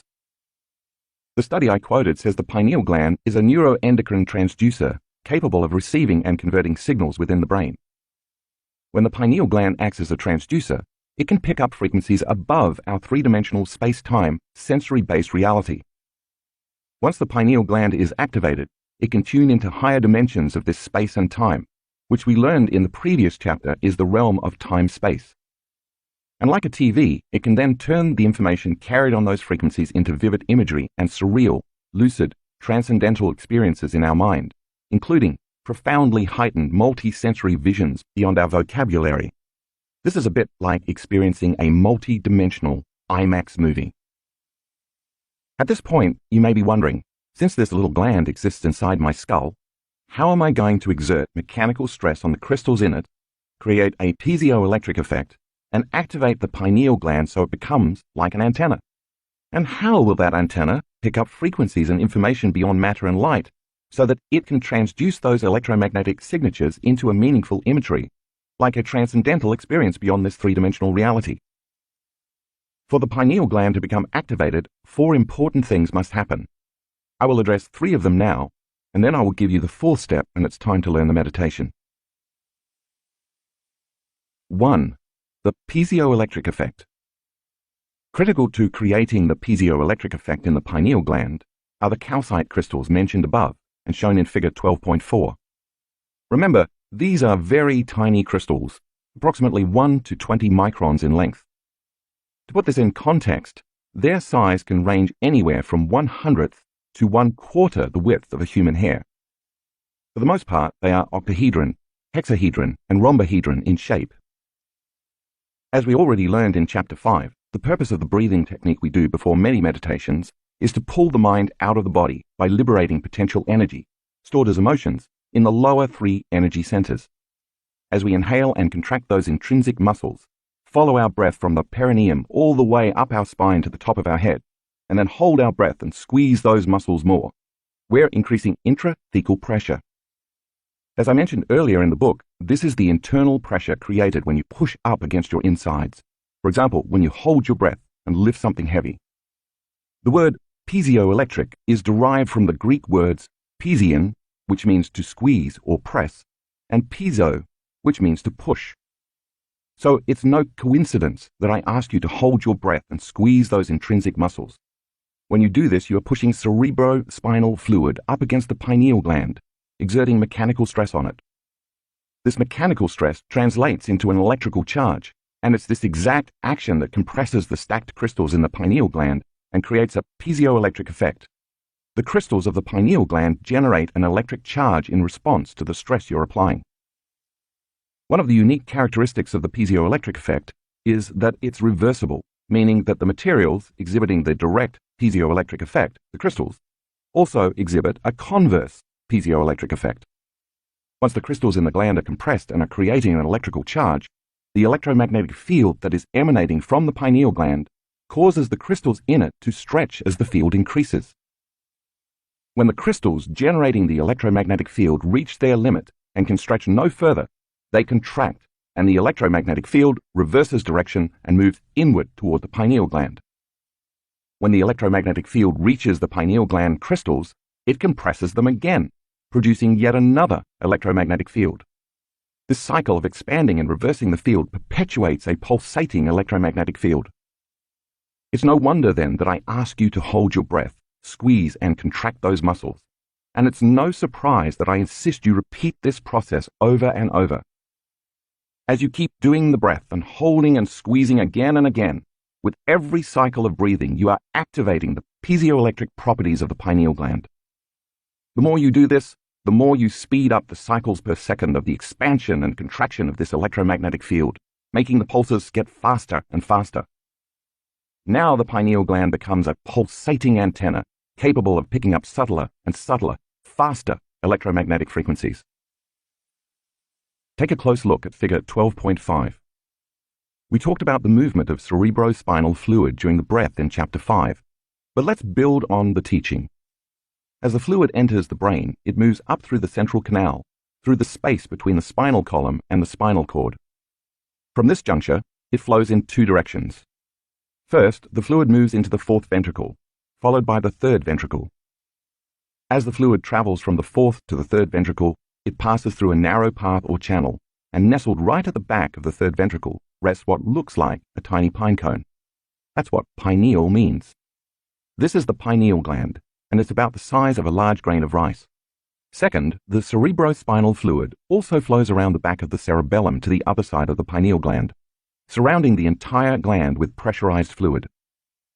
By increasing the intrathecal pressure, you funnel a greater volume of fluid into the chamber of the 3rd ventricle, as well as from the space around the cerebellum. So when you hold your breath and squeeze, this extra volume of fluid exerts pressure from both directions up against the crystals, causing them to compress and create the piezoelectric effect. This is the first event that must take place to activate the pineal gland. 2. The pineal gland releases its metabolites. Cerebrospinal fluid moves through a closed system called the ventricular system. Review figure 12.5. The ventricular system facilitates the movement of this fluid from the base of the spine up through the spinal column, through the 4 chambers of the brain, called aqueducts or ventricles, and back down to the sacrum, the base of the spine.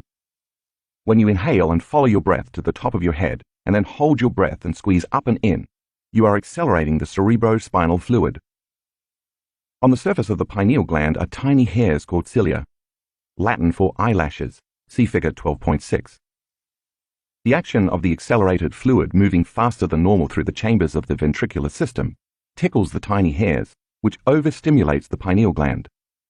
Because the pineal gland is shaped like a phallus, the stimulation produced by the acceleration of fluid moving past it, combined with the electrical activation created by an increase in intrathecal pressure in a closed system, causes the gland to ejaculate some very profound, upgraded metabolites of melatonin into the brain. You're now one step closer to activating the pineal gland and having a transcendental experience. 3. Energy is delivered directly to the brain. Much like sending a rocket ship into space, overcoming gravity to get it off the ground is the part that requires the most energy. So to move that energy from our lower centers demands a great deal of intensity and effort. The breath becomes our passionate intention to free ourselves from the self-limiting emotions of our past. The spinal column becomes the delivery mechanism for this energy, and the top of the head becomes the target. As you know by now, every time you perform the breath, you send charged particles up the spinal column. As these particles increase in velocity and acceleration, they create what's known as an inductance field. See figure 12.7. This inductance field reverses the flow of two-way information that typically facilitates communication from the brain to the body and the body to the brain. Much like a vacuum, the inductance field draws the energy from those lower centers, energy involved with orgasm, consumption, digestion, fight or flight stress, and control, and delivers it directly to the brainstem in a spiraling motion. As the energy travels up through each vertebrae, it passes the nerves that run from the spinal cord to different parts of the body, and some of that energy is then transferred through the peripheral nerves that affect the tissues and organs of the body. The current that runs along these nerve channels activates the body's meridian system, resulting in all other systems of the body getting more energy. Once the energy reaches the brain stem, it must pass through the reticular formation. It's the job of the reticular formation to constantly edit information going from the brain to the body, as well as from the body to the brain. This formation is part of a system called the reticular activating system, RAS, which is responsible for levels of wakefulness. For instance, when you wake up from a deep sleep because you hear a sound in your house, it's the RAS that alerts you and arouses you. That's its rudimentary function. However, as the sympathetic nervous system is activated and merges with the parasympathetic nervous system, instead of depleting the body's stored energy, it releases that energy back to the brain. Once this energy reaches the brain stem, the thalamic gate opens like a door and energy moves through the reticular formation to the thalamus, where it relays information to the neocortex. Now the reticular formation is open and you experience greater levels of awareness. In a sense, you become more conscious and awakened. Think of the thalamus as a big train station with tracks leading to higher centers of the brain. That's how the brain goes into gamma brainwave patterns. As a side note, there are two individual thalami in the midbrain, one on each side, which feed each hemisphere in the neocortex. The pineal gland sits right between them, facing the back of the brain. See figure 12.8. When the energy reaches each thalamic junction, remember the thalamus is like a relay station to all other parts of the brain. These thalami send a message directly to the pineal gland to secrete its metabolites into the brain. The effect is that the thinking neocortex becomes aroused and goes into higher brainwave patterns like gamma. The nature of those chemical derivatives of melatonin relaxes the body and at the same time awakens the mind. If you remember, when you're in beta brainwaves, your sympathetic nervous system is aroused for an emergency in your outer world and utilizes energy to survive. The difference with gamma brainwaves is that instead of losing vital energy, you're liberating and creating more energy in your body. You're not in any emergency or survival state when this occurs. You're in bliss, and your sympathetic nervous system is switching on to arouse you to pay more attention to whatever is happening within your mind. In Chapter 5, I said that when energy moves from the body to the brain, a torus field is created around the body. As you run a current up your spinal column by accelerating the movement of cerebrospinal fluid, your body becomes like a magnet and you create an electromagnetic field around it. A torus field represents a dynamic flow of energy. At the same time the torus field is moving up, out, and around your body, when the pineal gland becomes activated, A reverse torus field of electromagnetic energy is drawing energy into your body through the top of your head. Since all frequency carries information, now your pineal gland is receiving information from beyond the visible light field and from beyond your senses. See figure 12.9. When these three happenings occur in tandem, it's going to feel like you're having an orgasm in your head. You've now created an antenna in your brain, and this antenna is picking up information from realms beyond matter and beyond space and time. Information is no longer coming from your senses or your eyes' interaction with your environment. Instead, you're getting information from the quantum field moving to another eye, your third eye, from the pineal gland in the back of your brain. When melatonin gets an upgrade, magic happens. When your pineal gland, or the third eye, is awakened, because it is picking up higher frequencies, these higher energies alter the chemistry of melatonin. The higher the frequency, the greater the alteration. It's this translation of information into chemistry that primes you for those transcendental, mystical moments. Now you're opening the door to higher dimensions of space and time. This is why I like to call the pineal gland an alchemist, because it transmutes melatonin into some very profound, radical neurotransmitters. Take a look at figure 12.10. As higher frequencies and higher states of consciousness interact with the pineal gland, one of the first things to happen is that these frequencies transmute melatonin into chemicals called benzodiazepines. Benzodiazepines are a class of drugs from which Valium is created that anesthetize the analytical mind, so all of a sudden the thinking brain relaxes and stops analyzing. According to functional brain scans, benzodiazepines suppress neural activity in the amygdala, the brain's survival center. This limits chemicals that cause you to feel fear, anger, agitation, aggression, sadness, or pain. Now your body feels calm and relaxed, but your mind is awakened. Another chemical created from melatonin produces a class of very powerful antioxidants called pinolines. See figure 12.10. Pinolines are important because they attack free radicals, which harm your cells and cause aging.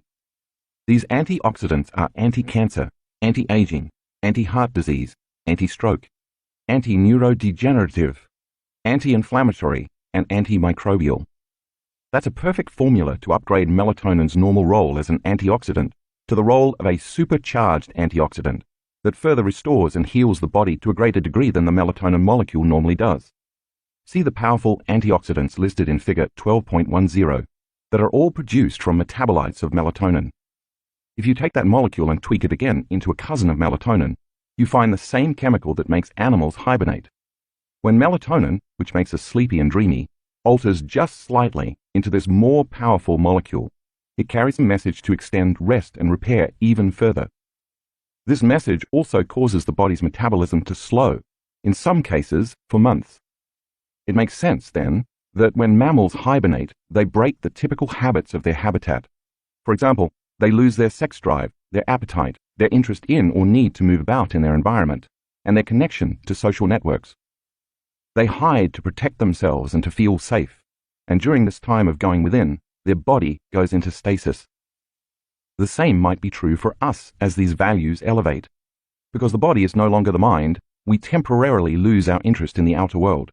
And because we have no biological drives and aren't distracted with bodily needs, we're able to move more fully into the present moment and go deeply within. If you're going to dream the dream of the future, wouldn't it be a good idea to get your body out of the way? If you take that molecule and advance it yet again, you produce the same chemical found in electric eels, a phosphorescent, bioluminescent chemical that amplifies energy in the nervous system. You can refer to figure 12.10 again. This chemical can be powerful enough to cause a significant shock.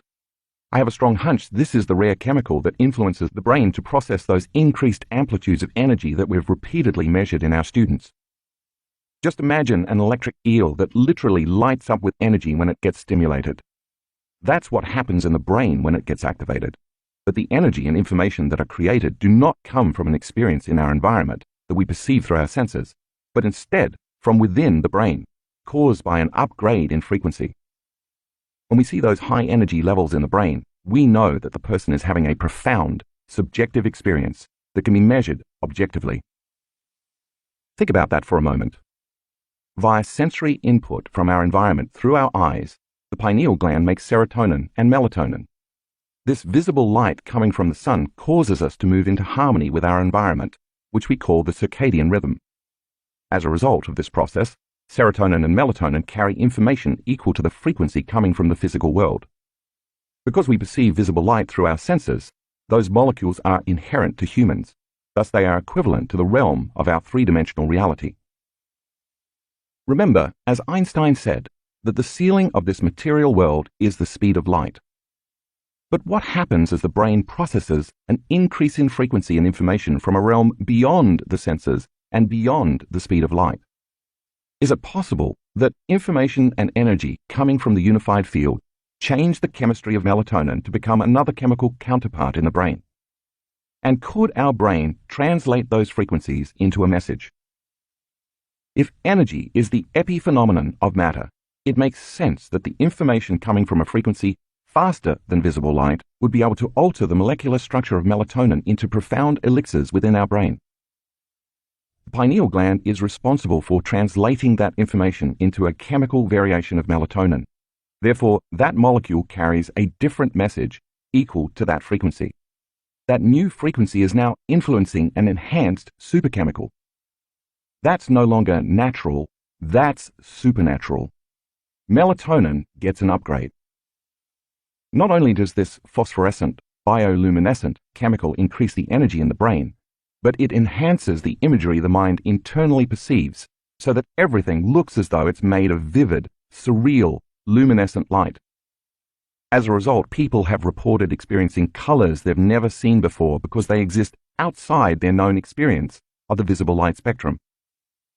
These colors appear as profound, otherworldly, glowing lights in a technicolor, lucid, opalescent world of suspended beauty. Everything appears as if it's emitting beautiful light made of vivid, radiant energy that you can feel.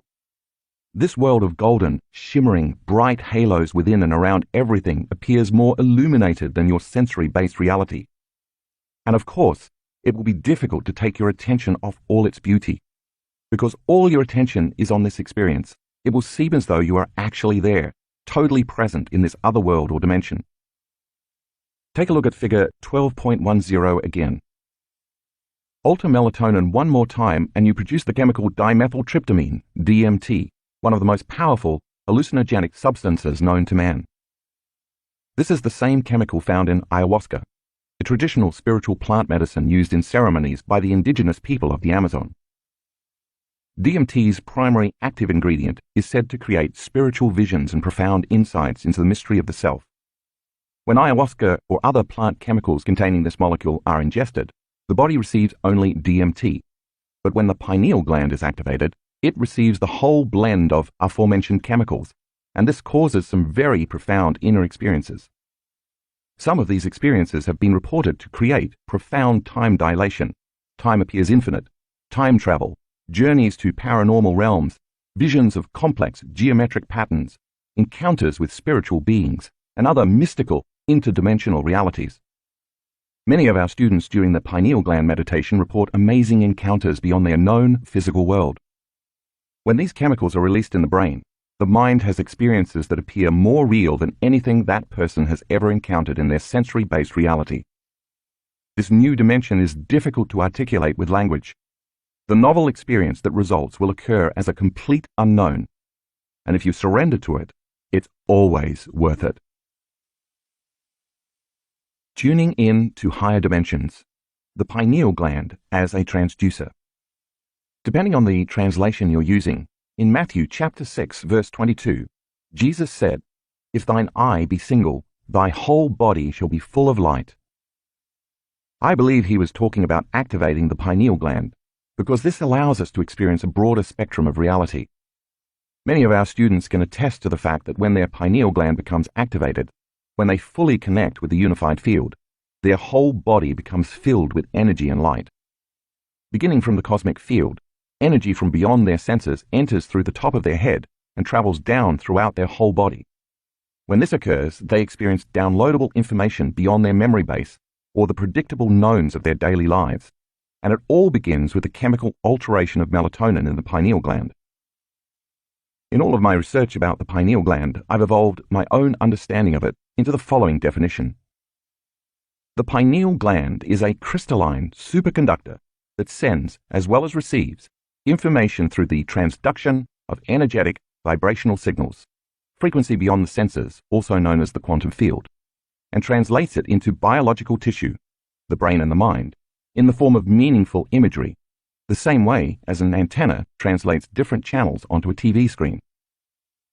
When the pineal gland is activated, because you now have this tiny antenna in your brain, the higher the frequency it picks up, the more energy it exerts towards altering and transmuting the chemistry of melatonin. As a result of this change in chemistry, you're going to get a very different experience from what melatonin normally produces. Perhaps a better way to say it is that you're going to get a clearer picture. Think of it this way. The higher the frequency, the more your experience will feel like you've gone from the picture of a 1960s television screen to a 360-degree IMAX 3D experience, complete with surround sound. Melatonin, the dreaming neurotransmitter, evolves into a more powerfully lucid neurotransmitter to make our dreams more real. Throughout this process, the pineal gland has a co-conspirator called the pituitary gland. The pituitary gland looks like a pear, and it sits behind the bridge of the upper nose, right in the middle of the brain. The front, anterior, part of it is responsible for making most of the chemicals that influence the glands and hormones associated with each of our energy centers. Once the pineal gland is activated and it releases certain upgraded metabolites, the back, posterior, of the pituitary gland awakens, causing it to produce two important chemicals, oxytocin and vasopressin. The first chemical, oxytocin, is known to produce elevated emotions that cause your heart to swell with love and joy. It's been referred to as the chemical of emotional connection, or the bonding hormone. When oxytocin levels are elevated above normal, most people experience intense feelings of love, forgiveness, compassion, joy, wholeness, and empathy. Not an inner state you'd probably be willing to trade for something outside of you. These states are, after all, the beginning of unconditional love. When oxytocin levels go up beyond a certain level, research shows that it's difficult to hold a grudge. In a study conducted by scientists at the University of Zurich, 49 participants played a variation of what is known as the trust game, 12 consecutive times. In this game, an investor with a certain amount of money must decide either to keep it or to share some of it with another player called the trustee. Whatever sum the investor shares with the trustee is automatically tripled. The trustee is then faced with a decision: keep all the money, leaving the investor with nothing, or share the tripled sum with the investor, who is obviously hoping to make a profit. Basically, the either-or decision comes down to betrayal. While a selfish act is a win for the trustee, it leaves the investor at a loss. But what if oxytocin is introduced into the equation? In the study, the researchers gave some players a squirt of oxytocin in their nose before the game, giving the others a squirt of placebo. The researchers then took fMRI, functional magnetic resonance imaging, scans of the investors' brains as they made their decisions regarding the amount to invest and whether or not to trust. After the first 6 rounds, the investors were given feedback on their investments and were notified that their trust had been betrayed about half of the time. The participants who received the placebo before playing the game felt angry and betrayed, so they invested much less in the closing 6 rounds. The participants who received a squirt of oxytocin, however, invested the same amount as they had in the first rounds, despite having been betrayed. The fMRI scans showed the key areas of the brain affected were the amygdala, associated with fear, anxiety, stress, and aggression, and the dorsal striatum, which guides future behaviors based on positive feedback. Participants who received the oxytocin had much lower activity in the amygdala, equating to less anger and fear of being betrayed again, as well as less fear of financial loss. They also had much lower activity in the dorsal striatum, meaning they no longer needed to rely on positive results to make future decisions. As this study demonstrates, the moment the posterior pituitary releases its chemicals and oxytocin levels go up, this shuts down the survival centers in the brain's amygdala, meaning it cools off the circuits for fear, sadness, pain, anxiety, aggression, and anger. Then the only thing we feel is a love for life. We've measured the levels of oxytocin in our students before and after our workshops. At the conclusion of the event, some of them had elevated their levels significantly. When we interviewed those students, Many of them kept saying, "I'm just so in love with my life and everyone in it. I never want this feeling to go away. I want to remember this feeling forever. This is who I really am." The other chemical the pituitary gland makes as the pineal gland is activated is called vasopressin, or antidiuretic hormone. As vasopressin levels go up, the body naturally retains fluids, causing the body to become more water-based. This is important because if you're going to process a greater frequency, you need water to act as a conduit to better handle the higher frequency in the body, and to then translate that frequency into your cells. The moment vasopressin goes up, it creates a more stable thyroid gland, which affects the thymus and the heart, which affects the adrenals, which affects the pancreas, which produces a chain cascade of positive effects all the way down to the sexual organs. When we tune in to these higher frequencies, we have access to a different kind of light, a frequency faster than visible light, and all of a sudden we are activating a greater intelligence within us. Now, because the pineal gland is activated, we can pick up higher frequencies, which in turn produces a change in chemistry. The higher the frequency we pick up, the more it alters our chemistry, which means the more visual, hallucinogenic, and higher energy experiences we have. The crystals in our pineal gland, acting like a cosmic antenna, are the doorway to these higher vibrational realms of light and information. This is how we have internal experiences that are more real than our external ones. These pineal metabolite chemicals your body produces fit into the same receptor sites as serotonin and melatonin, but they carry a very different chemical message from a realm beyond sensory-based material reality. As a result, the brain is now primed for a mystical experience, opening the door to other dimensions and moving the individual from space-time reality to a time-space reality. Since all frequency carries a message, and that message is a change in chemistry, once the pineal gland gets activated and you start experiencing and processing these higher frequencies, energies, and elevated levels of consciousness, they often present themselves as complex, changing, geometric patterns, usually perceived in the mind's eye. This is good. This is information. When you have these mystical experiences, because your nervous system is so coherent, it's able to tune in to these super coherent messages. In the darkness of the void, the pineal gland becomes the vortex for these very organized patterns and packets of information, and as you place your attention on them, just like a kaleidoscope, they constantly change and evolve. The same way a TV picks up frequencies and turns them into pictures on the screen, the pineal gland chemically transduces higher frequencies into vivid, surreal images. In graphic 13 in the color insert, you can see some of these geometric patterns which are called divine or sacred geometry. Such patterns have been around for thousands of years. In chapter 8, I mentioned that these patterns appear to look like ancient mandalas. They're energy and information in the form of frequency, and if you can surrender to them, your brain, via the pineal gland, will transduce those forms, messages, and information into very vivid pictures, imagery, or lucid experiences. The best thing to do when you see or experience these patterns is to surrender to them and not try to make anything happen. These patterns and forms usually do not appear as two-dimensional or static. Instead, they are alive, have depth, and comprise mathematical and very coherent fractal patterns, never-ending and infinitely complex. Another way to see this is through the concept of cymatics. Derived from the Greek word for wave, cymatics are a phenomenon based on vibration or frequency. Here's a way to picture them. Imagine if you took the cover off an old speaker box and laid it flat. If you filled that speaker with fluid, shined a light on it, and began playing classical music up through it, the frequency and vibration of the music would eventually create coherent standing waves. These waves would interfere with each other and eventually create geometric patterns within patterns within patterns. As with a kaleidoscope, you would see these evolving geometric arrangements become more highly organized.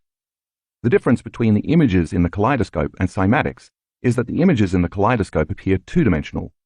Geometric patterns such as cymatics, however, appear to be alive and are three-dimensional or even multi-dimensional. In addition to water, the vibrational effects of cymatics are translatable to sand and air. In other words, these three mediums pick up vibration and frequency and turn them into coherent geometric patterns. If you search, you can find several videos showing this on YouTube. When your pineal gland picks up information, it's picking up these same types of waves in the environment around you. These coherent, highly organized standing waves that exist beyond the visible light spectrum are constantly being consolidated into packets of information and transduced into images by your pineal gland. They are just patterns of information that are intersecting in a very coherent way, and when you put your awareness on them, they change and evolve to become increasingly more fractal, intricate, beautiful, and divine.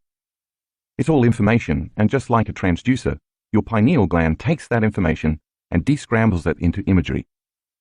This is one of the reasons I decided to use the kaleidoscope as a tool in our advanced events, to train students' brains to be disarmed when they experience this mode of complex imagery, as well as to more easily recognize and open up to receiving this type of information. Additionally, as the kaleidoscope causes the brain to move into alpha or theta brainwaves, and you become more suggestible, you can see how gazing into it in a state of trance primes your subconscious mind for a mystical experience. Once your pineal gland picks up the imagery, fasten your seatbelts because things are going to get exciting. You might come out of your body and travel down a tunnel of light, or your entire body might become filled with light. You might even feel like you've become the entire universe, and when looking down at your body, even find yourself wondering how you're going to get back into it. When you start having these very profound, unknown experiences, you have one of two choices. You can contract in fear because it's the unknown, or you can surrender and trust because it's the unknown. The more you surrender and trust, the deeper and more profound your experiences become. And because the experience is so profound, you're not going to want to rouse yourself back to wakefulness, thereby changing your brainwaves back to beta. Instead, this is the time to surrender, relax, and go even deeper into this transcendental state of consciousness. In this moment, you are not sleeping, you are not awake, you are not dreaming. You are transcendent of this reality. If your brain chemistry is right, your body will be totally and completely sedated.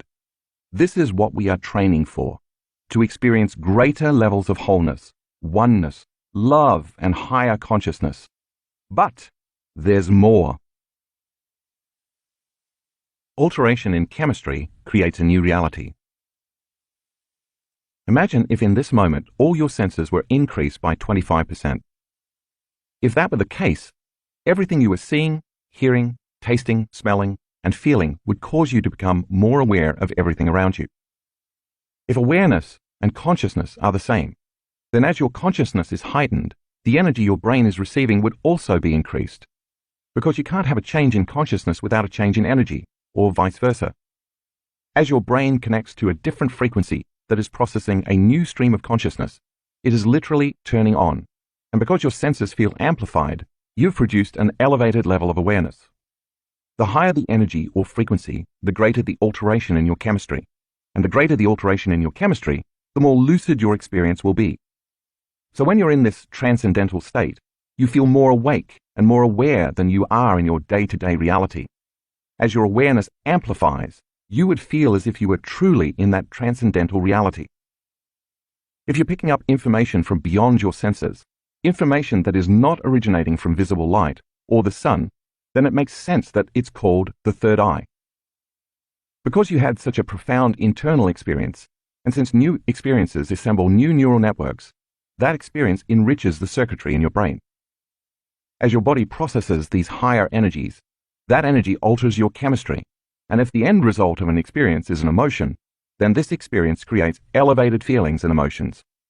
When it's activated, you are seeing with a different eye, with inner vision. If the accumulation of feelings equals an emotion, and emotion is energy, then we know that when you experience survival emotions, because they are a lowering of frequency, you feel more like the density of matter and chemistry. But as you experience these higher states of consciousness, because they vibrate at a higher frequency, you will begin to feel less like matter or chemistry and more like energy. That's why I call this energy in the form of feelings elevated emotions.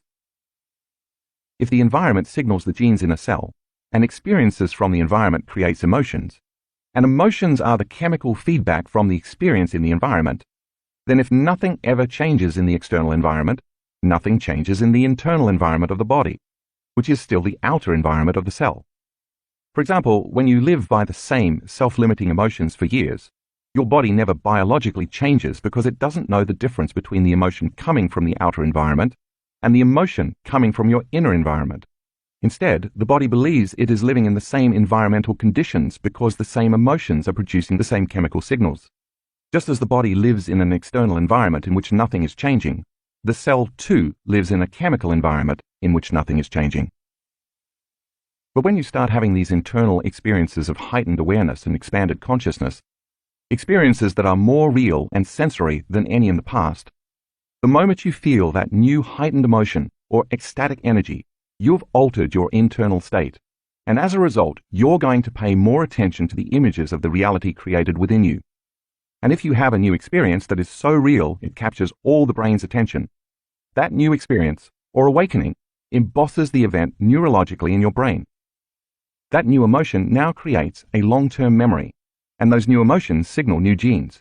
But this time the experience that's creating the long-term memory is not coming from your outer environment, it is coming from your inner environment, which is still the outer environment of the cell.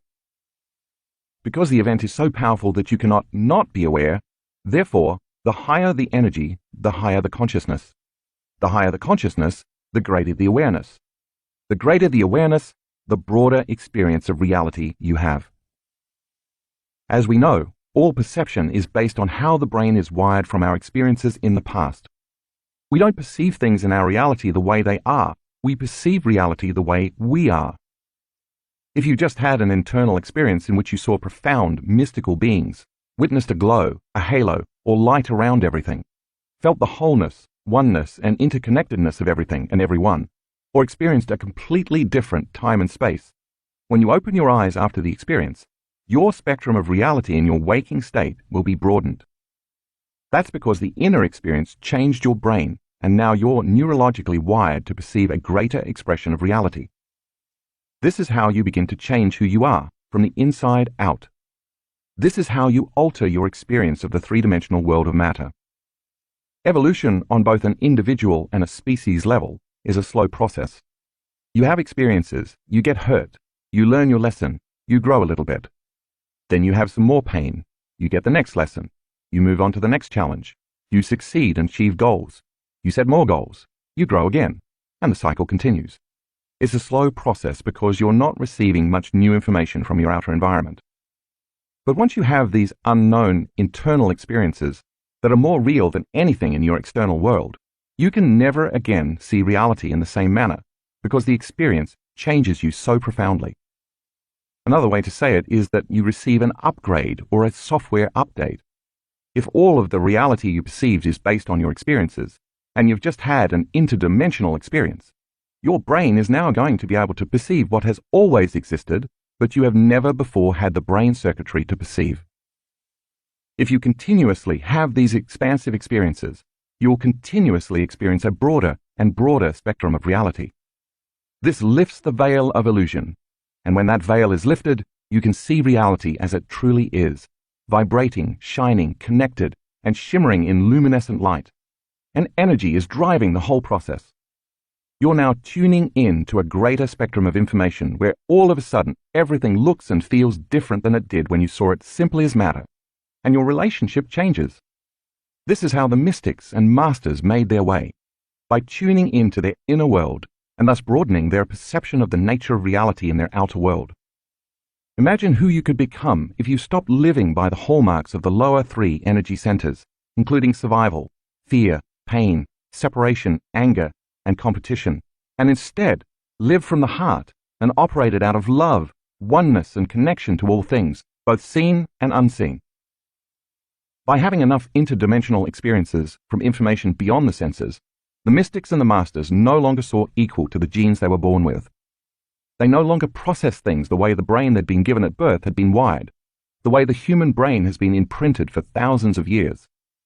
Instead, because of their interaction with the field, they created the awareness, the circuitry, and the mind to perceive a different reality, one that's always been there. These mythic and magical properties of the pineal gland, the brain's alchemist, are certainly not new information, although it seems modern science is just now catching up to what ancient civilizations have always known.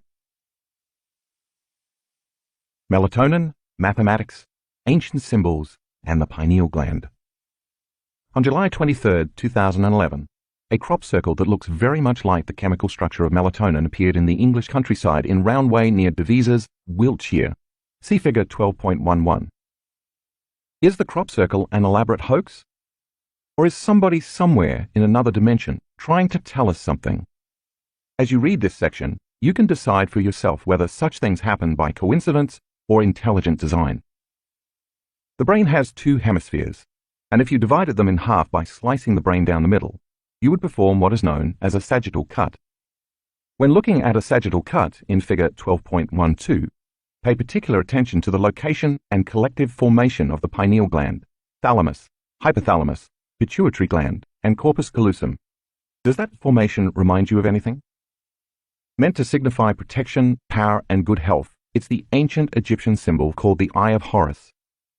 Is it possible that there was an ancient teaching about the autonomic nervous system, the reticular activating system, the thalamic gate, and the pineal gland?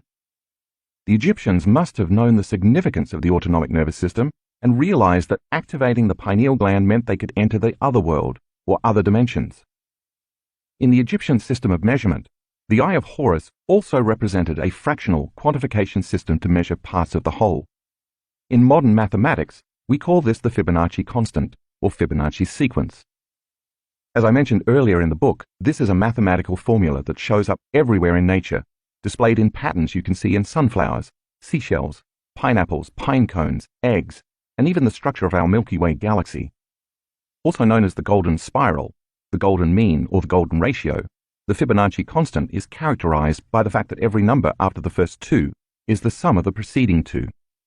If you superimpose this formula over the brain and began dividing squares while adding another square and another square, you'd get a fractal pattern, a never-ending pattern that repeats itself at every scale. Starting at the pineal gland, this formula outlines the exact structure of the brain. See figure 12.13. Are you beginning to think that there might be something special going on with the pineal gland? In Greek mythology, Hermes was a messenger of the gods who could move in and out of earthly and divine realms. He was considered a god of transitions and dimensions, as well as a guide to the afterlife. His main symbol was the caduceus, which consists of two snakes wrapped around a rod, the top of which unfolds into wings or birds. See figure 12.14. The caduceus, which Hermes used as a staff, is often considered a symbol of health. Do you think those snakes moving up the staff represent the movement of energy up the spine from the body to the brain? And the wings, the liberation of the self when the energy arrives at the pineal gland to signify enlightenment? The crown represents our highest potential and our greatest expression of the divine when we activate our pineal gland, represented by the pine cone. The crowning of the self is the conquering of the self. This is why I chose this image for the cover of this book. Tuning in to higher dimensions of time and space meditation. Since melatonin levels are at their height between 1 a.m. and 4 a.m., that's the best time to do this meditation. Start by activating your heart center for one song. Then bless your energy centers, starting with the lowest one, as you learned in the Blessing of Your Energy Centers meditation in Chapter 4. Bless this energy center by resting your attention first in the space of that energy center, and then in the space around it.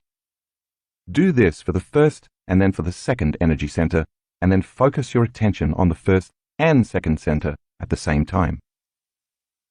Continue this process with each energy center, creating a bigger field by connecting each new energy center to the prior centers. Eventually, you'll align all 8 centers and the energy around your entire body simultaneously. This should take about 45 minutes. Then lie down for 20 minutes and let your autonomic nervous system take the orders to balance the body. Now, sit up and do the breath, bringing that energy all the way up to the top of your head. Hold it and squeeze, compressing the crystals of the pineal gland, thus activating it and creating an electromagnetic field. That field is going to stretch as far as it can go, and then it's going to reverse and compress those crystals. As you increase the frequency, you're going to pick up higher and higher vibrational realms, and then your brain is going to take that information and turn it into imagery. One last point about this breath. I want to emphasize that it is not necessary to take a fast, deep breath and then squeeze your intrinsic muscles and then hold your breath to the point that you turn purple.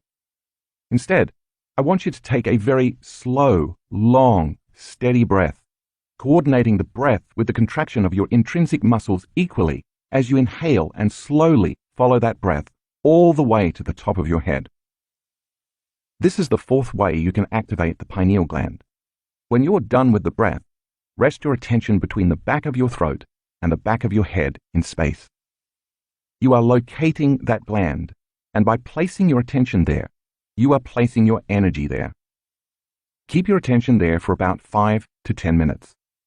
As a thought, an awareness, and consciousness get really tiny and move into the chamber of the pineal gland and sense the space of that room in the center of this organ in space. Linger there for about 5 to 10 minutes. Then sense the frequency in space beyond the boundaries of the gland. Radiate the energy beyond that room into the big black space. Direct that energy to carry the intention that this gland release its sacred metabolites for the mystical experience. Broadcast that information into the space beyond your head in space. Now open up. Tune into the energy beyond your head in that vast, eternal black space, and just receive. The longer you're conscious of this energy, and the more you can receive that frequency, the more you are altering and upgrading melatonin to its radical metabolites. Don't expect anything to happen. Don't try to anticipate. Just keep receiving. Finally, lie down again and let the autonomic nervous system take over. Enjoy the scenery. Chapter 13. Project Coherence, Making a Better World. We are living in a time of extremes, and these extremes are both a reflection of an old consciousness that can no longer survive, and a future consciousness in which planet Earth herself and all of us on Earth are transforming. This old consciousness is driven by survival emotions like hatred, violence, prejudice, anger, fear, suffering, competition, and pain. Emotions that serve to seduce us into believing we are separate from one another. The illusion of separation taxes and divides individuals, communities, societies, countries, and Mother Nature herself.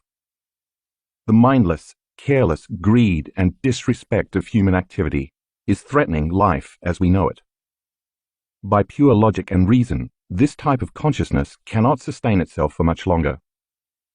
Because everything is moving toward extreme polarities, undeniably many of the current systems, whether political, economic, religious, cultural, educational, medical, or environmental, are being pulled apart as antiquated paradigms collapse. We can see this most prominently in journalism, where no one knows what to believe anymore. Some of these changes reflect people's choices, while others reflect increasing levels of personal awareness. One thing is apparent, however.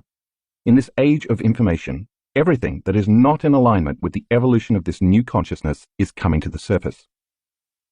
If you aren't aware that there is an increase in frequency and energy occurring at this time, an increase in anxiety, tension, and passion, then you might not be paying attention to your own state of being and mankind's interconnectedness to this energy. In addition to the upheavals in our highly charged political, social, economic, and personal environments, many people also feel as if time is speeding up, or that more momentous happenings are occurring in a shorter amount of time. Depending on your outlook, this could be either an exciting time of awakening or an anxiety-inducing moment in history. Regardless, the old must fall away or break down so that something more functional can emerge in its place. This is how people, species, consciousness, and even the planet itself evolve. This excitement in energy both within humans and nature begs several questions. Could greater influences be at play that are affecting mankind's correlation to violence, war, crime, and terrorism, and conversely, peace, unity, coherence, and love? And is there a reason why all of this is happening at this particular time? The history of peace-gathering projects. To date, the power of temporary peace-gathering projects has been exhibited and thoroughly field-tested in more than 50 demonstration projects and 23 peer-reviewed scientific studies scrutinized by independent scholars around the world. The results have consistently demonstrated a positive effect in the immediate reduction of crime, warfare, and terrorism by an average of greater than 70%. Think about that for a moment. When a group of people come together with this specific intention or collective consciousness to change something or to produce an outcome, if they create it with the energy and emotions of peace, unity, or oneness, Without physically doing anything, that unified community can produce changes 70% of the time. To quantify the results of these studies, scientists use a measurement called lead-lag analysis. The purpose of lead-lag analysis is to uncover correlations between people and incidents. For example, if you looked at the lead-lag analysis of a chain smoker, it would show that the more a person smokes, the greater chance they will have of developing lung cancer. In relation to peace-gathering projects, the studies have found that the greater the number of meditators or peace gatherers, combined with the amount of time they meditate, the greater influence the gathering has upon decreasing incidences of crime and violence in society. A powerful example is the Lebanon Peace Project, which brought together a group of meditators in Jerusalem in August and September of 1983 to demonstrate the radiating influence of peace. Although the number of meditators fluctuated over time, it was often large enough to achieve the super radiance effect for both Israel and nearby Lebanon. This effect happens when a group of specially trained meditators come together at the same time on a daily basis to create and radiate a positive effect on society. The results of the 2-month study showed that on days when there was a high participation of meditators, a 76% reduction of war deaths occurred. Other effects included reduced crime and fires, decreased traffic accidents, less terrorism, and increases in economic growth. The results were then replicated in 7 consecutive experiments over a 2-year period during the peak of the Lebanon War. All of this was achieved simply by combining people's intentions for peace and coherence with the elevated emotions of love and compassion. This clearly demonstrates that the more unified the consciousness of a group of people within a specific elevated energy is, the more it can change the consciousness and energy of others in a non-local way. In what's considered one of the top 3 peace-gathering studies in the Western Hemisphere, the RAND Corporation think tank assembled a group of nearly 8,000, and sometimes more, trained meditators to focus on world peace and coherence during 3 periods ranging from 8 to 11 days each, from 1983 to 1985. The results showed that during this time, worldwide terrorism was reduced by 72%. Can you imagine the results and positive effects, as well as the speed with which they would occur if this type of meditation and mindfulness was part of the education curriculum? In still another study, this time in India from 1987 to 1990, 7,000 people gathered to focus on world peace. During that 3-year period, the world witnessed remarkable transformations toward world peace. The Cold War ended, the Berlin Wall came down, the Iran-Iraq War came to an end, South Africa began to move towards abolishing apartheid, and terrorist attacks subsided. What surprised everyone was the swiftness with which these global changes occurred, all in a relatively peaceful manner. In 1993, from June 7th to July 30th, approximately 2,500 meditators gathered in Washington, D.C., in a highly controlled experiment to focus on peace and coherent energy. For the first 5 months of the year, violent crime had been steadily on the rise, yet soon after the study began, a significant statistical reduction in violence, as measured by FBI uniform crime reports, crime and stress in Washington, D.C., began to occur. These results point to the fact that a relatively small group of people united in love and purpose can have a statistically significant effect on a diverse population. On September the 11th, 2001, due to the immediacy of global media, human beings all over the planet felt horror, shock, fear, terror, and grief as planes crashed into the New York City's World Trade Center, the Pentagon in Washington, D.C., and a field near Shanksville, Pennsylvania. In an instant, the world's collective consciousness tuned into this event. Powerful emotional outpourings around the globe occurred as people bonded, formed communities, and took care of one another. During the unfolding of events on 9/11, scientists at Princeton University's Global Consciousness Project were collecting data via the internet from more than 40 devices around the world. As data poured into a central server in Princeton, New Jersey, the scientists witnessed dramatic changes in the patterns in their random event generator. Think of a random event generator as a computerized coin toss. It's measuring heads or tails, or ones and zeros, so according to statistics, it should produce nearly 50-50 results. The dramatic changes in patterns right after the event caused the scientists to determine that the collective emotional response of people's outpouring was enough that it could actually be measured in the Earth's magnetic field. What all of these studies ultimately point to is that there's significant evidence that group meditations of the right size with skilled meditators who change their emotions and energy can influence and create non-local, measurable effects on peace and global coherence. If these peace-gathering projects are a force for coherence throughout a society, are there antithetical forces that could be working against humans to produce incoherence? The Earth's relationship to solar cycles. As the Earth rotates daily on its axis, every morning the sun brings light to the darkness, warmth and comfort to the chill of night, photosynthesis to plants and security to humans. It's for this reason that as far back as 14,000 BCE, adoration of the sun has been sketched onto stone tablets and cave walls. Countless mythologies, including civilizations in ancient Egypt and Mesopotamia, the Mayans and the Aztecs, and the Australian Aborigines, to name just a few, have extolled the sun as worthy of worship, as well as a source of enlightenment, illumination, and wisdom. No matter the location, most cultures have recognized the sun as the prime controller of all life on Earth, because without it, life here could not exist.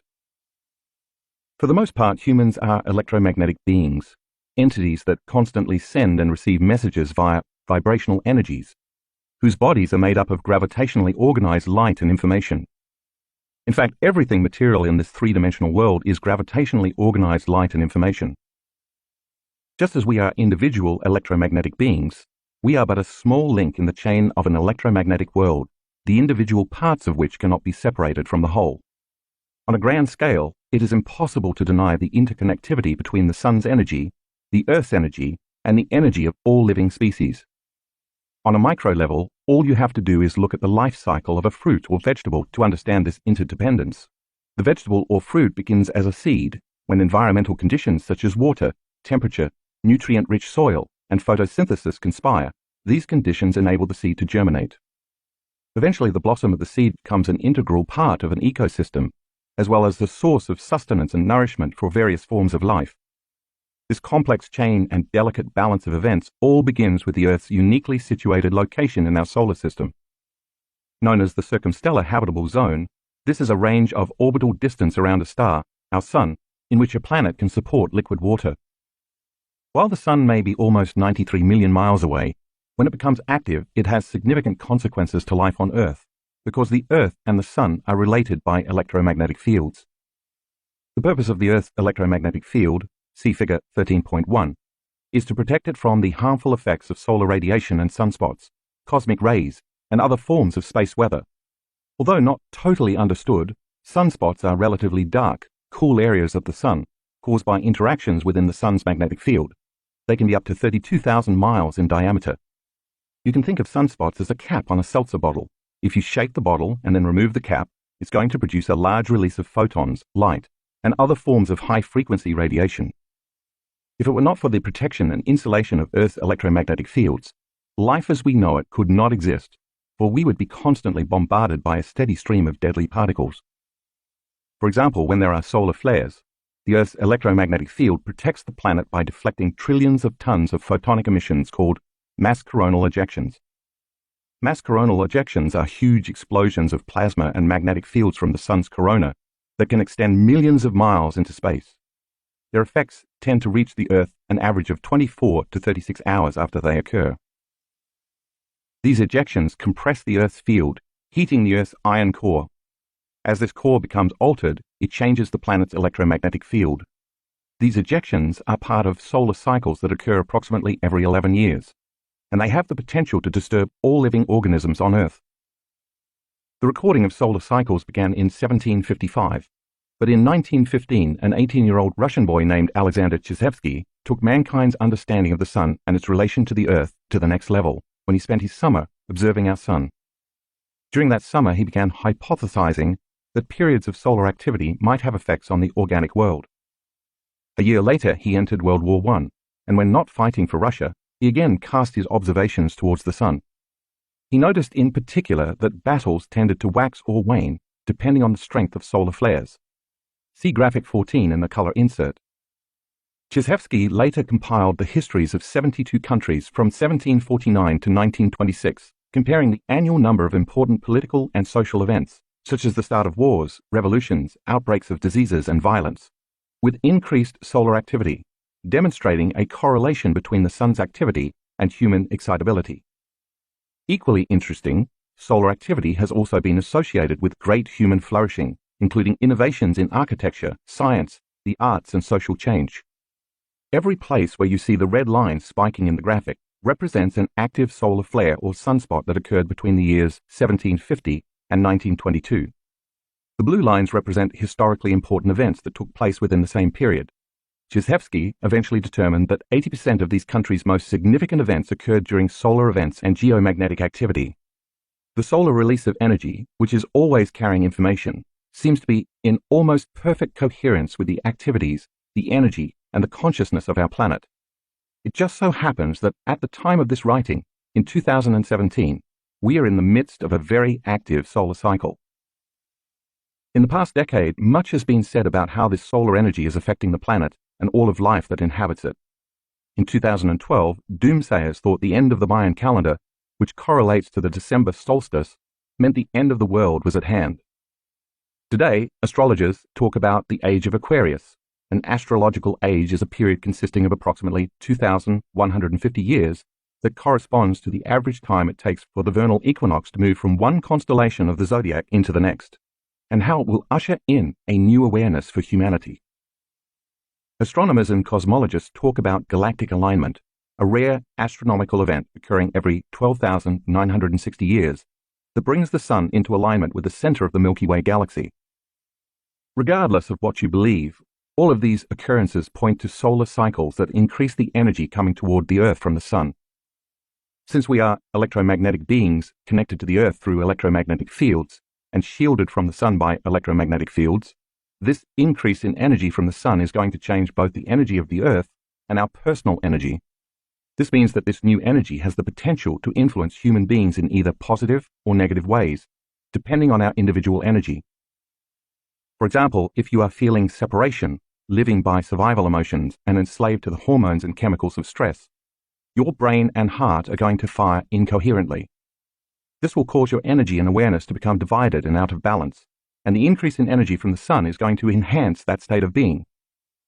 Therefore, if you are living in incoherence, that incoherence is going to become amplified.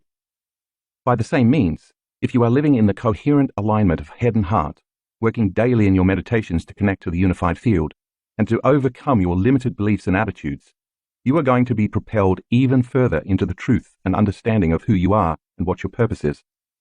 The bottom line is that we are in the midst of an initiation, and it is going to take a tremendous amount of will, awareness, and consciousness to stay focused so as not to succumb to these excitable energies.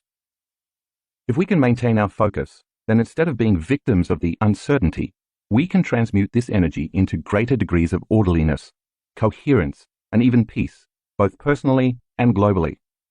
In the simplest terms, this energy is going to endorse who you are being, that is, how you are thinking and feeling.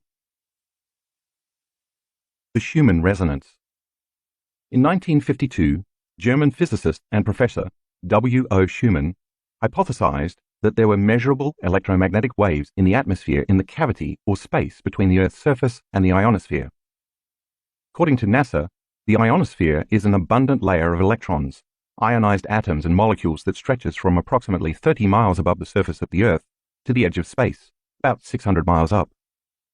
This dynamic region grows and shrinks, and further divides into subregions, based on solar conditions, and it's a critical link in the chain of Sun-Earth interactions. It's this celestial power station that makes radio communications possible. In 1954, Schumann and H.L. Koenig confirmed Schumann's hypothesis by detecting resonances at a main frequency of 7.83 Hz. Thus, the Schumann resonance was established by measuring global electromagnetic resonances generated and excited by lightning discharges in the ionosphere. You can think of this frequency as a tuning fork for life. In other words, it acts as a background frequency influencing the biological circuitry of the mammalian brain, the subconscious brain below the neocortex, which is also the home of the autonomic nervous system. The Schumann frequency affects our body's balance, health, and very nature as mammals. In fact, the absence of the Schumann resonance can cause serious mental and physical health issues in the human body. This was demonstrated through research by German scientist Rutger Weaver from the Max Planck Institute for Behavioral Physiology in Erlangen-Andechs, Germany. In the study, he took young, healthy student volunteers for 4 weeks at a time and placed them in hermetically sealed underground bunkers that screened out the Schumann frequency. Throughout the 4 weeks, the students' circadian rhythms changed, causing them to suffer emotional distress and migraine headaches. When Weaver introduced the Schumann frequency back into the bunkers, after only a brief exposure to 7.83 Hz, the volunteers' health returned to normal. As far back as we know, the Earth's electromagnetic field has been protecting and supporting all living things with this natural frequency pulsation of 7.83 Hz. You can think of the Schumann resonance as the Earth's heartbeat. The ancient Indian rishis referred to this as Om, or the incarnation of pure sound. Whether by coincidence or not, 7.83 Hz also happens to be a very powerful frequency used with brainwave entrainment, as is associated with low levels of alpha and the upper ranges of theta brainwave states. It is this range of brainwaves that allows us to get beyond the analytical mind and into the subconscious. Thus, this frequency has also been associated with high levels of suggestibility, meditation, increased human growth hormone levels, and increased cerebral blood flow levels. It appears then that the Earth's frequency and the brain's frequency have very similar resonances, and that our nervous system can be influenced by the Earth's electromagnetic field. Perhaps this is why getting out of the city and into nature often provides such a calming effect. The concept of emergence. In 1996, researchers at the HeartMath Institute discovered that when an individual's heart is in a state of coherence, or harmonious rhythm, it radiates a more coherent electromagnetic signal into the environment, and that this signal can be detected by the nervous systems of other people as well as animals. In fact, as you know by now, the heart generates the strongest magnetic field in the body, and it can be measured several feet away. This provides a credible explanation for the fact that when someone walks into a room, you can feel or sense that individual's mood or emotional state, independent of their body language. From a purely scientific standpoint, we can then ask, if this phenomenon works on an individual level, can it work on a global level?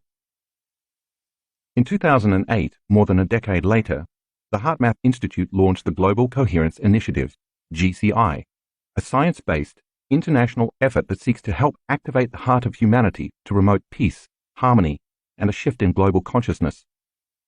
GCI is based on the beliefs that 1. Human health, thoughts, behaviors, and emotions are influenced by solar, geomagnetic, the Earth's magnetic field, activity. 2. The Earth's magnetic field is a carrier of biologically relevant information that connects all living systems. 3. All human beings influence the Earth's electromagnetic field of vital information. 4. Collective human consciousness, where large numbers of people are intentionally focused on heart-centered states, creates or affects the global information field. Therefore, elevated emotions of care, love, and peace can generate a more coherent field environment that can benefit others and help offset the current planetary discord and incoherence. Because human heart rhythm and brain frequencies, as well as cardiovascular and autonomic nervous systems, overlap with the Earth's resonance field, GCI scientists suggest we are part of a biological feedback loop in which we not only receive relevant biological information from the field, but we also feed information into this field. In other words, human thoughts, consciousness, and emotions, energy, interact with and encode this information into the Earth's magnetic field, and this information is then distributed on carrier waves, a signal on which the information is impressed or carried, around the globe. To further their research and test this hypothesis, using state-of-the-art sensors located in various locations around the globe, the HeartMath Institute created the Global Coherence Monitoring System, GCMS, to observe changes in the Earth's magnetic field. Designed to measure global coherence, the GCMS uses a system of highly sensitive magnetometers to continuously measure magnetic signals that occur in the same range as human physiological frequencies, including our brain and cardiovascular systems. They also continuously monitor activity caused by solar storms, flares, and solar wind speed activity resulting from solar storms, disruptions of the Schumann resonances, and potentially the signatures of major global events that have a strong emotional component. Why are they doing this, and what does it point to? If you can intentionally create a coherent electromagnetic field around your body, and you are related or connected to someone in your life who is also intentionally creating an electromagnetic field around their body, the waves of this shared field would begin to synchronize in a non-local way.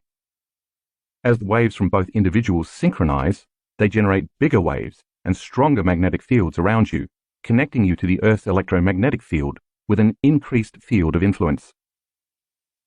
If we could create a community of people scattered all over the world, with each individual intentionally raising the energy of their own personal field toward greater peace, isn't it possible that this community could begin to produce a global effect within the Earth's electromagnetic field? This intentional community could then create coherence where there is incoherence, and order where there has been disorder. The evidence from peace-gathering studies suggests that our thoughts and feelings do in fact have a measurable effect on every living system. You may have heard of this as the concept of emergence. Envision the synchronicity of a school of fish or a flock of birds flying in unison, where all creatures appear to be operating from one mind, connected by an invisible field of energy in a non-local way. What is unique about this phenomenon is that it is not a top-down phenomenon, meaning there is no leader. Instead, it is a bottom-up phenomenon, meaning everyone is leading because they are acting as one mind. When a global community comes together in the name of peace, love, and coherence, according to emergence, we should be able to produce an effect in the Earth's electromagnetic field, as well as in each other's fields. Just imagine, then, what it would be like if we were all behaving, living, thriving, and operating as one. If we understood we were of one mind, one organism connected and united through consciousness, we would understand that to hurt another or affect another in any way is to do the same to ourselves. This new paradigm in thinking would be the largest evolutionary leap our species has ever made, causing the need for warring, fighting, competing, fearing, and suffering to become an antiquated concept. But how could this possibility become a reality? Coherence versus incoherence. In order for us to create some type of effect in the Earth's field, which in turn can influence another individual's field, as you might guess, we have to activate two significant centers in the human body, the heart and the brain. As we learned in Chapter 4, while the brain is of course the center of consciousness and awareness, the heart, the center of oneness, wholeness, and our connection to the unified field, has its own brain. When people can regulate their internal states of care, kindness, peace, love, gratitude, thankfulness, and appreciation, as their hearts become more coherent and balanced, they send a very strong signal to the brain, causing the brain to become more coherent and balanced. This is because the heart and the brain are in continuous communication with each other. By the same means, once someone moves beyond the association to their body, their environment and time, and takes their attention off matter and objects, they become no body, no one, no thing, nowhere, in no time. As you well understand by now, when they get beyond themselves and put their awareness on the immaterial world of energy, they connect to the unified field, the place where there's no longer separation between any body, anyone, anything, and anywhere in any time. This causes them to unify with the consciousness of every body, everyone, everything, and everywhere in every time. As a consciousness, they have now entered the quantum field of energy and information, the place where consciousness and energy can influence the material world in non-local ways. The side effect of this process is that it creates more coherence in the brain and in our energy, so our biology becomes more whole. In our research, we found that when the brain becomes more coherent, it affects the autonomic nervous system and the heart. The heart, our connection to the unified field, then acts like a catalyst to amplify the process of coherence back into the brain. Because the heart sends more information to the brain than the brain sends to the heart, the more coherence you can achieve through the elevated emotions of the heart, the more the brain and the heart synchronize. This synchronization produces measurable effects not only within the body, but also within the electromagnetic field surrounding the body. And the bigger the field we produce around our body, the more we can affect others in a non-local way. How do we know this? Because we've seen this over and over in our students' HRV measurements. Evidence of the influence of the heart's electromagnetic field upon the field of another's heart can also be seen in a heart math study in which 40 participants were divided into groups of 4 around 10 card tables. While the heart rhythms of all 4 participants at the table were being measured, only 3 people were trained to raise their emotions through heart math techniques. When the 3 trained participants raised their energy and sent positive feelings to the untrained participant, that person also went into higher states of coherence. The authors of the study concluded that evidence of heart-to-heart synchronization across subjects was found, which lends credence to the possibility of heart-to-heart biocommunications, Key to the process of coherence is getting beyond the analytical mind. We know this because we've measured it enough times in the brain scans of our students. Their participation has also demonstrated that with enough practice, coherence can be achieved in a relatively short amount of time. When the thinking brain is quieted, it moves into alpha or theta brainwave states, and this opens the doorway between the conscious and subconscious mind. The autonomic nervous system then becomes more receptive to information. By raising our energy through the feelings of elevated emotions, we become less matter and more energy, less particle and more wave. The bigger the field we can create with these energies, as energy, awareness, and consciousness, the more we can influence others in a non-local way. The greater energy you can create through the elevated emotions of the heart, the more you're going to connect with the unified field, which means you're going to experience more wholeness, connection, and oneness. But you can't experience that connection when you're incoherent, feeling separate, or living by the hormones of stress. When the chemicals released during stress rouse the brain, we feel disconnected from the unified field, and we tend to make less evolved choices. We know without a doubt that the emotions of competition, fear, anger, unworthiness, guilt, and shame keep us separate from one another because they produce slower and lower frequencies than elevated emotions like love, gratitude, care, and kindness, which produce faster and higher frequencies. We also know that the faster the frequency, the more energy is present. This prompted us to ask several questions. What if we assembled a community of several hundred people in one room, had them open their hearts and generate elevated energetic states, and then asked them to send the intention for the greatest good of a select group of people gathered in the same room? What would happen if the electromagnetic field around each person's body merged with the field of the person sitting next to them? Could those elevated emotional states then begin to produce a change in energy in the room? Is it possible that everybody experiencing elevated emotions and energy could begin to create coherence within a community? Building a collective coherent field. Since early 2013, we've partnered with our friends at the HeartMath Institute to further our research. Since we began measuring our students' physiological states, we've scanned thousands of brains and hearts, resulting in a significant amount of information.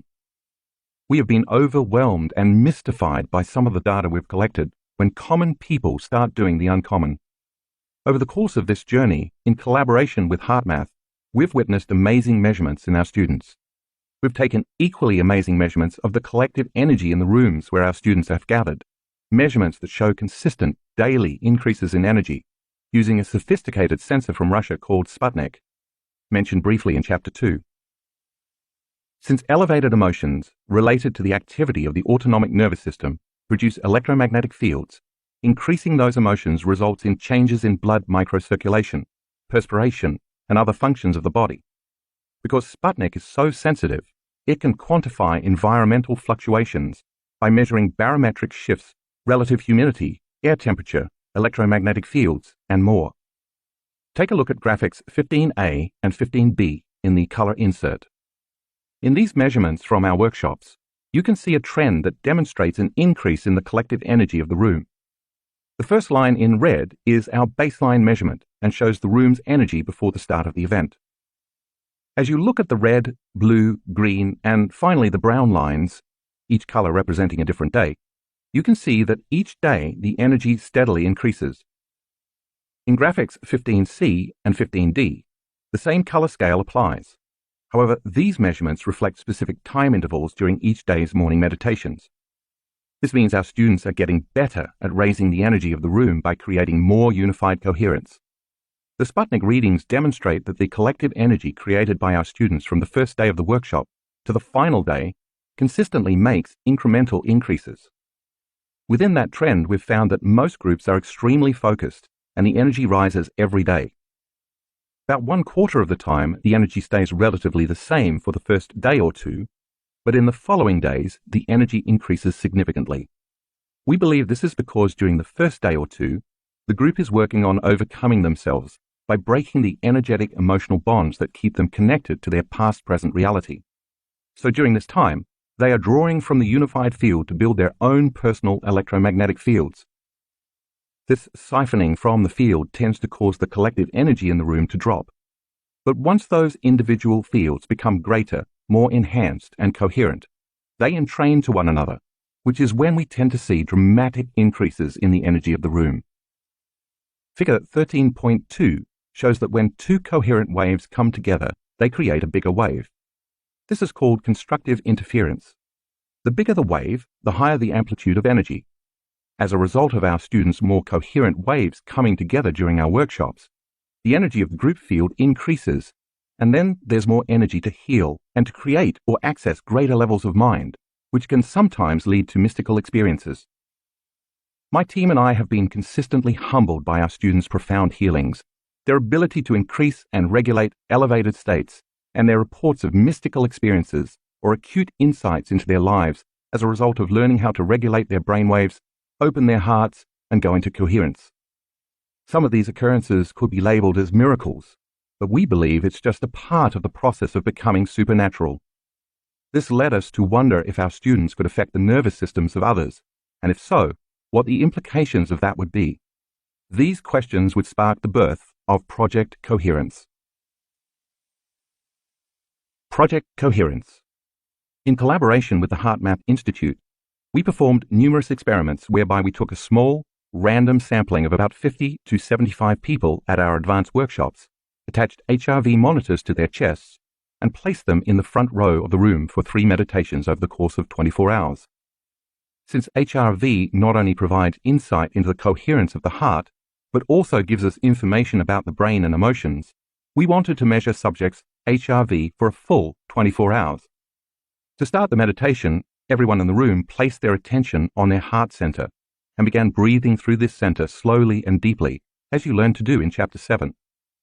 Next, they cultivated and sustained an elevated emotion for 2 to 3 minutes, broadening their heart's electromagnetic fields and moving from a state of selfishness to a state of selflessness. Then we had the collective of 550 to 1,500 students broadcast the energy of their elevated emotions beyond their body into the space of the entire room. Next, we had them lay the intentional thought in that frequency for the greatest good of the students sitting in the front of the room wearing the HRV monitors, that their lives be enriched, their bodies be healed, and mystical experiences find them. Our goal was to measure the collective energy in the room and its potential non-local effect on the people wearing the HRV monitors. Could those elevated levels of energy and frequency in the form of love, gratitude, wholeness, and joy cause another person's heart to go into coherence, even if they were on the other side of the room? Our results confirmed our hypotheses. Not only did the broadcast energy produce a coherent effect on the people wearing the HRV monitors, but each of their hearts went into coherence at the exact same time, in the exact same meditation, on the exact same day. And this was not a one-time occurrence. We repeatedly found consistent results across our events. What does this mean? Our data supports the HeartMath Global Coherence Initiative's belief that an invisible field exists upon which information is communicated. This field links and influences all living systems, as well as our collective human consciousness. Because of this field, information is communicated non-locally between people at a subconscious level through the autonomic nervous system. In other words, we are bound and connected by an invisible field of energy, and this energy field can affect everyone's behaviors, emotional states, and conscious and unconscious thoughts. Because all frequency carries information, the magnetic fields produced in the hearts of the student body acted as carrier waves for this information. If at our workshops we can produce non-local effects on others, shouldn't our elevated, heart-centered emotions be able to produce non-local effects on our children, partners, co-workers, or anyone we have a relationship or share a connection with? If you look at figure 13.3, you notice 17 people going into heart coherence at the exact same time, on the exact same day, during the exact same meditation. All of these students who went into heart coherence were being entrained by the energy of others. The students sending the energy embraced the intention for the greatest good of those people wearing the heart rate monitors. The results show that when we get out of our own way, we can become one mind and non-locally connect to one another. Through that connection, we can influence the autonomic nervous system of others so they will feel more balanced, coherent, and whole. Imagine what could happen if you had thousands of people all doing the same for the entire world. Shortly after these global meditation events, our students began sending us emails asking that since we showed that we could indeed create a measurable change in the energy of a room where 550 to 1,500 people were gathered, could we then produce the same effect on a global scale? So it was our students who requested we organize global meditations, giving birth to Project Coherence. We broadcast our first Project Coherence over Facebook in November 2015, with more than 6,000 people from all over the world joining together online to collectively create a more loving and peaceful world. In our second meditation, more than 36,000 online viewers participated, and in our third global meditation, more than 43,000 joined forces. It is our intention to continue to host these Project Coherence events, each time creating a stronger, radiating influence of peace and love over the planet. In time, we hope to measure these effects. Project Coherence Meditation. Start by acknowledging your heart center. With focus and awareness, lock into that center. Open your focus and begin to become aware of the space it occupies in space, as well as the space around the space your heart occupies in space. Then move as a thought and an awareness into the center of the earth and radiate your light beyond the earth in space. All I want you to do is raise your frequency and hold on to that emotion. Still as a consciousness and awareness, slowly move away from the earth and then take the earth as a thought and place it in your heart. As you hold the entire planet in your heart, raise the frequency of the earth as a thought and broadcast that energy beyond your body in space. Radiate your love into the earth. Chapter 14. Case Studies. It Could Happen to You. In this final set of supernatural case studies, please note that none of the people you'll read about here tried to make anything happen. They simply had an intention and at the same time surrendered the outcome to something greater. When they hit that moment, whether it was a healing or a mystical experience, their personality wasn't creating the experience. Something greater came through them and did it for them. They connected to the unified field, and it was their interaction with this intelligence that moved them in some way. As you know by now, after everything you have read in this book, that intelligence also lives within you. Divine, can you hear me? In 2014, Stacy began experiencing severe headaches. For 25 years, she had worked in healthcare as both a registered nurse and an acupuncturist. She had always maintained a healthy lifestyle and rarely took medications, so the sudden appearance of headaches so excruciating they nearly caused her to black out was alarming. After a year of exploring countless alternative therapies, she finally went to a doctor who ordered a CAT scan. The diagnosis was a meningioma, a benign tumor that wraps around certain nerve tissue in the spinal nerves. Stacy's was sitting on or near her 8th cranial nerve, which began obstructing her acoustic nerve and creating significant changes in her neurological functions. The acoustic nerve has 2 branches, one for hearing and the other for balance. So, in addition to unrelenting pain and loss of hearing, she was dizzy and nauseated. As the lesion grew, it also began pushing against another cranial nerve that ran along her face and continued down into her shoulder, resulting in a diagnosis of Pitcher's shoulder. Soon, she also experienced pain in her eye. According to her physician, the only solution was a craniotomy, which basically entailed drilling a large hole in the back of her head to remove the tumor. Stacy did not want to pursue this path, so she continued exploring other healing modalities. By the time she attended her first weekend workshop in Seattle in 2015, she estimated she had lost 70% of her hearing in her left ear. In the fall of 2016, she attended her first advanced workshop in Cancun, where she felt herself surrender at a whole new level. Then, in the winter of 2017, she attended another advanced workshop in Tampa. Upon arrival on Thursday, she had a very intense earache that became much worse the next day. She said the sensation she felt was that her ear was closing up. By the end of that day, after the blessing of the Energy Center's meditation, her earache curiously ended. Then on Sunday morning, during the pineal gland meditation, Stacy lost track of time and space. "I almost felt like I was going to fall off my chair," she said. "In that moment, this amazing flash of light consumed the left side of my head. Imagine if you put 1,000 diamonds together and shined a light on them. That wouldn't even begin to touch this light. Then, boom!" Her body shot upright, and a bluish-white light, like nothing she had ever seen or experienced, entered her ear. "It was the most divine, loving feeling that I've ever had," she reported. "I felt like the hand of God was caressing me with grace. It was so powerful and amazing that I struggled to put it into words, but every time I think of it, I still cry." First her sinuses cleared, then the whole left side of her head cleared, and then her left shoulder relaxed and let go. Finally, for the first time in 3 years, she could hear out of her left ear. "I just sat there in awe, laughing and crying as tears flowed down my face," she said. "Music was playing, and I could hear it crystal clear. It was as if I could hear the celestial sound of angels singing above the song. I knew that what I was hearing was beyond the normal auditory range. The energy continued to move through the back of the left side of my head, which for years had felt like cement." When I instructed everyone to lie down, relax, and let the autonomic nervous system take the orders, the energy continued to move through Stacy's whole body, down her arms, and into her hands. She began to shake uncontrollably.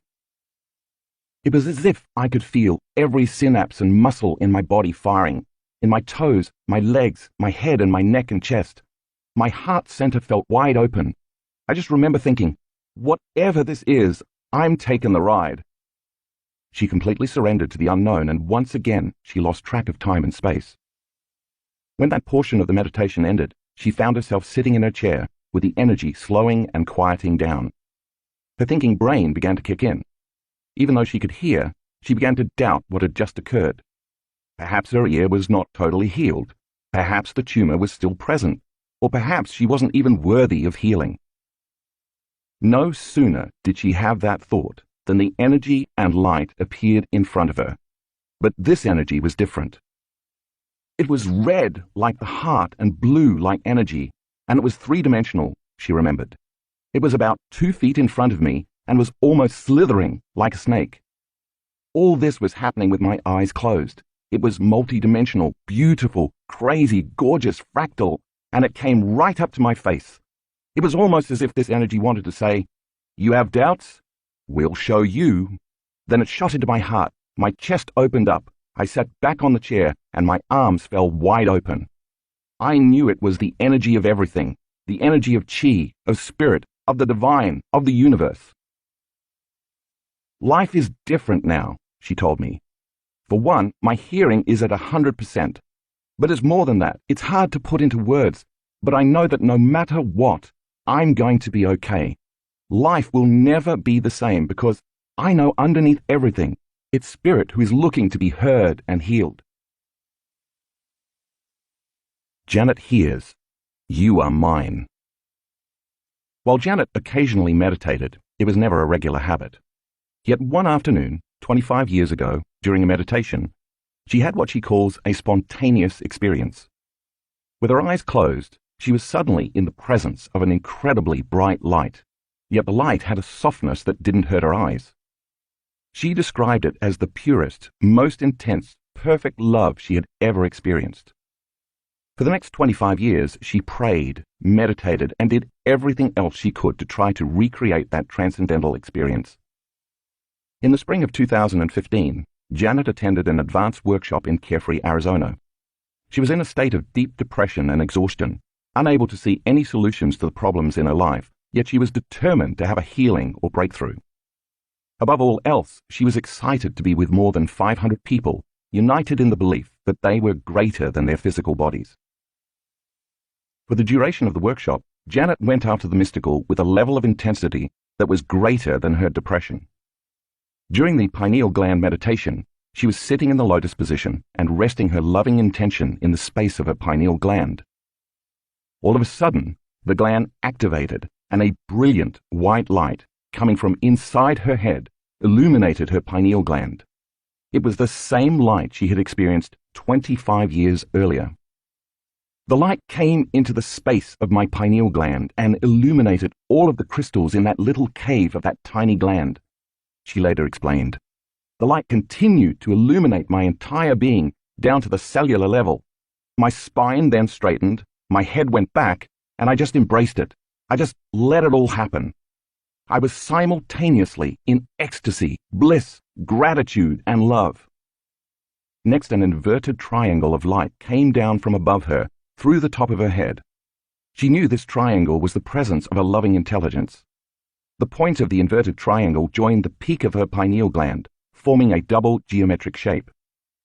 The intense frequency of coherent light was carrying a message for Janet.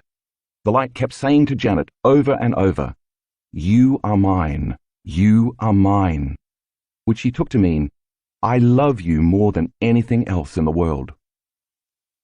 "Please enter and take charge of my life," Janet responded, and as she surrendered to it, she started to experience a download of information coming through the top of her head in the form of the brilliant light. The light was threaded with strands that looked like luminous, cobalt blue pearls. The light moved slowly and descended through her entire body. This energy was the result of a reverse torus field, the field that moves in the opposite direction of the upward field created during the breath. And it was energy from the unified field, from beyond the visible light spectrum and beyond our senses. The inner experience was so real that it rewired her brain and sent a new emotional, energetic signal to her body, and in an instant, her past was washed away. The download of the frequency of coherence and wholeness gave her body a biological upgrade. By the time she left the workshop, her depression and her exhaustion were completely gone. "This ecstatic experience," she insisted, "has changed my life forever." Connected beyond time and space by love. During a Project Coherence meditation broadcast from Lake Garda, Italy, participants from all over the world joined us in the belief that we are more than just matter, bodies and particles, and that consciousness influences matter and the world. During the meditation, Sasha was in New Jersey visualizing bringing the earth into her heart. When we went to the heart, I felt all these shoots and leaves growing from my heart center and through my body, she told me. There were branches, leaves, and blossoms coming out of my arms, fingers, and ears, as well as white blossoms all over my face. I had literally become the surface of the earth garden. As soon as the meditation was over, Sasha looked down at her phone and saw that her best friend, Heather, had sent her a picture from Ireland. While we had been doing the meditation, Heather had been walking through a garden. She happened to look down and saw moss growing on a rock in the shape of a heart. Heather took a picture of the moss with her phone and sent it to Sasha with a note that says, "Saw this and had the overwhelming feeling of your presence. Love you." Donna helps souls cross over. When Donna attended her first weekend workshop in 2014 in Long Beach, California, she never would have called herself a meditator. She'd only meditated a handful of times before. A technical writer, she had a very analytical mind. But that's the beauty of this work. When you have no expectations, you are often more open to wherever the experience takes you. So she was totally taken by surprise when at some point during one of her meditations that weekend, she slipped out of her everyday consciousness and found herself surrounded by hundreds of interdimensional beings. They weren't angry or malevolent, she told me, but it was very clear to me that they wanted something from me. Some of them were fairly young, like 12 or 13. I knew immediately that they were the people my fiancé had killed. Donna was engaged to a former United States Army Ranger, and during his service in Iraq, he had been a sniper. When Donna returned home from the workshop and told her fiancé about her experience, he confirmed that some of the people he killed to protect his fellow soldiers were quite young. While she found the connection curious and fascinating, she didn't know what to do with the information. But there was no question in her mind that the experience was real because it was beyond anything she could have simply conjured. 2 years later, Donna was at an advanced workshop in Carefree, Arizona. After completing the first meditation, she turned to a friend sitting next to her and said in a daze, without even being aware of what she was saying, "There are beings in this room, and they are here to help us." Early Sunday morning for the pineal gland meditation, Donna was slated to have her brain scanned. Once again, at some point during the meditation, Donna found herself suddenly in the company of the same interdimensional beings who had surrounded her during her first workshop 2 years earlier. But this time they were standing in a line off to her right. Again, I felt like they wanted something from me, but I didn't know what it was, she said. Then, in my mind's eye, as though I was looking through a virtual reality headset, I saw another line forming on my left. There were 2 types of beings in this line. One type looked human-like, but they were very large and had a shimmering golden look, and the other type seemed to have a blue hue to them. She innately knew that if she took the people who were killed by her fiancé in the war, who were lined up on the right, and gave them to the beings on the left, the people on the right would receive what they needed. Because the people who had been killed by sniper fire had died so suddenly without any warning, some were confused about whether they were alive or dead. Some weren't sure where to go or what to do, while others were trying to stay in this dimension because they were attached to their loved ones and couldn't move on. They were stuck in between matter and light, yet somehow they recognized that Donna was the bridge, or the facilitator, who could help them cross over. And it was all happening in a very real, very lucid experience. To say I handed them over to the other beings is not quite right, she explained. But it was something like me passing them over. It's really beyond language. But when they passed to the other side, it seemed like they passed through the other beings. And then I could see them running across a field of waist-high red mist. I could feel all the freedom, joy, and happiness they were experiencing as they ran across this field. Again, as if looking through a virtual reality headset, Donna turned to the right in her mind's eye and saw a winding dirt road filled with people stretching far into the distance. She sensed they were from Bosnia and Serbia, which she couldn't quite make sense of. It felt almost as if the word got out. I didn't have the sense that they were unaware they were dead. It was more like they were stuck in limbo. They didn't know how to get to the other side. This was the longest meditation of the workshop, perhaps 2 to 3 hours, but to Donna, it seemed like it was 10 minutes. Donna attended another advanced workshop in Cancun in the fall of 2016. This time, when I asked the students to surrender their consciousness to merge with the consciousness of the unified field, Donna had the experience of becoming the universe. She went from the consciousness of somebody, something, someone, somewhere, in some time, to the consciousness of nobody, no thing, no one, nowhere, in no time, to the consciousness of everybody, everything, everyone, everywhere, in every time. In the instant her consciousness connected with the unified field, the field of information that governs the laws and forces of the universe, she became the universe. She was in bliss. Since that experience, my life has become magical and I'm experiencing a new energy and vitality like never before, she reported later. I keep having one powerful experience after another, and I can never go back to the way my life was before starting to practice this work. Jerry returns from the brink of death. On August 14, 2015, Jerry was putting a project together on his back deck. As he was reading the directions, he felt a sudden, sharp pain right below his sternum. He thought perhaps it was gas, so he took some medication, but it didn't go away. Instead, he lay down to rest, and it got worse. By the time he tried to get up, he started losing his ability to stand, and thought he might pass out. As the pain became more intense and his breathing grew shorter, he called an ambulance. With all his might, he dragged himself about 15 feet outside to the driveway so the paramedics wouldn't have to kick in his door. Kneeling on the driveway, he collapsed, waiting for the emergency medical technicians. When they arrived, they assumed he was having a heart attack and immediately began to follow that protocol. "You guys don't understand. I'm having a really hard time breathing," he told them. "We have to get to the hospital right away." Jerry knew what he was talking about.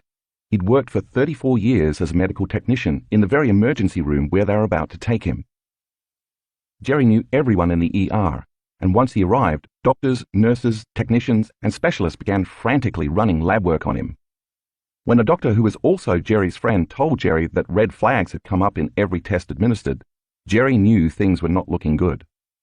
One test in particular was particularly alarming: his levels of protease, amylase, and lipase, enzymes produced by the pancreas, were 4,000 to 5,000 units per litre, way above the norm of about 100 to 200. They put Jerry in the intensive care unit. The pain soon worsened, and none of the drugs they were giving me worked, Jerry said. They told me that a duct to my gallbladder had been blocked, and it was causing trouble in my pancreas. Worst of all, fluid started to develop in my lungs. I was now down to 80% breathing capacity in both lungs. That's when the doctors put me on a ventilator, and I knew things were bad. The doctor then asked his team to turn on the TV to Boston, allowing the doctor to have an immediate teleconference with other doctors in a larger hospital in the nearest big city. In all the time I'd worked at the hospital, I'd only seen the TV to Boston come on a few times for the most serious of traumas or for people who are dying, Jerry said. It means they have no idea what is happening. When a doctor you have trusted for years tells you they don't know what's going on, well, that's when my stress hormones started to kick into high gear. While all of this was happening, the medical staff told Jerry's wife that if there was any end-of-life paperwork she needed to get in order, now would be the time to go home and get it. She left, sobbing. Jerry soon realized he needed to start taking care of himself. He knew that if he allowed the stress hormones to start taking over, he was not going to win. I went from being a guy who hadn't been sick in years, who did yoga all the time and ate well, to all of a sudden being in the ICU. I kept telling myself, I can't go down this road. I can't give in to the fear. So I didn't. Since he'd recently read my book, You Are the Placebo, he started thinking, I gotta change these thought patterns. I can't allow these thoughts to make more cortisol to get into the body and start doing more damage to what's left of me. The doctors eventually found out that Jerry had a large mass blocking a duct in his pancreas. The mass was not letting the mucus drain, so everything in the gland was backing up and spilling over into his bloodstream. My doctors stayed with me for 3 days straight, he says. They put an oxygen mask on me because I couldn't breathe. I had IVs on both sides, and meanwhile I kept thinking, watch your thoughts, relax, put something into the quantum field that's going to help you and not hurt you, because you're already knocking on the door. I'm gonna be okay. This too shall pass. I'm gonna be all right. Whenever he was conscious, Jerry placed his energy on overcoming himself, changing his state of being and creating a different outcome, constantly tuning in to a different potential in the unified field.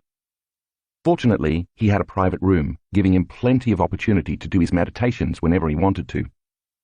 Jerry spent a week in the ICU, and by the end of that time, when he moved to a progressive care unit, the oxygen mask was gone and Jerry was walking around.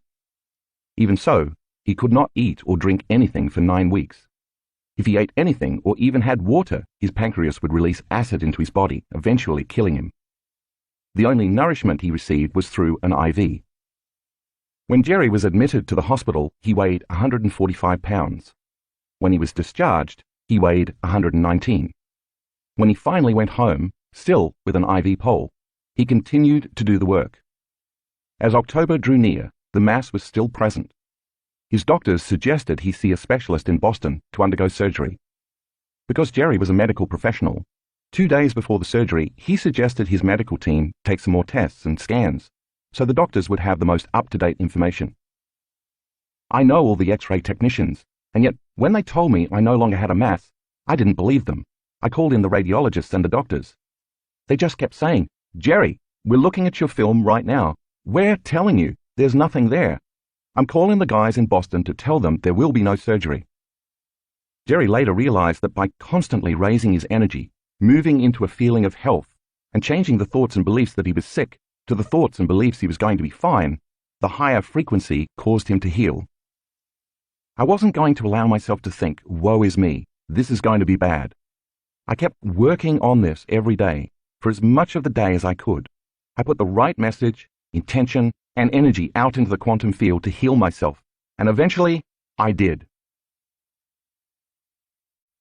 Afterward, being peace. What I hope you take away from this book is that it's not enough to change your state of being only when you meditate. It's not sufficient to just think and feel peace with your eyes closed, and then open them and carry on throughout the day in limited, unconscious states of mind and body. In many of the peace-gathering projects and studies, mentioned in Chapter 13, when the experiments concluded, very often the reduced violence and crime returned to their former baseline levels. This means that we actually have to demonstrate peace, which requires us to get our bodies involved, and that means we have to move from thinking to doing.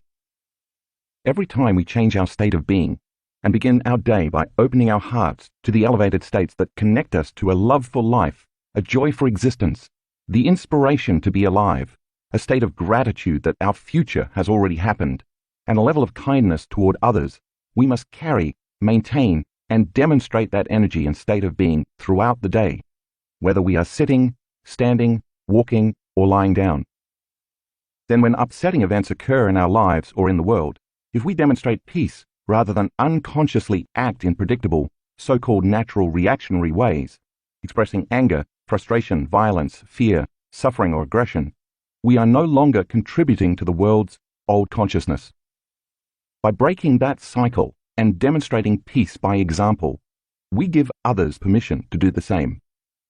Because knowledge is for the mind and experience is for the body, when we move from thinking to doing and experience the corresponding emotions of peace and inner balance, the moment we begin to embody peace is when we really begin to change the program.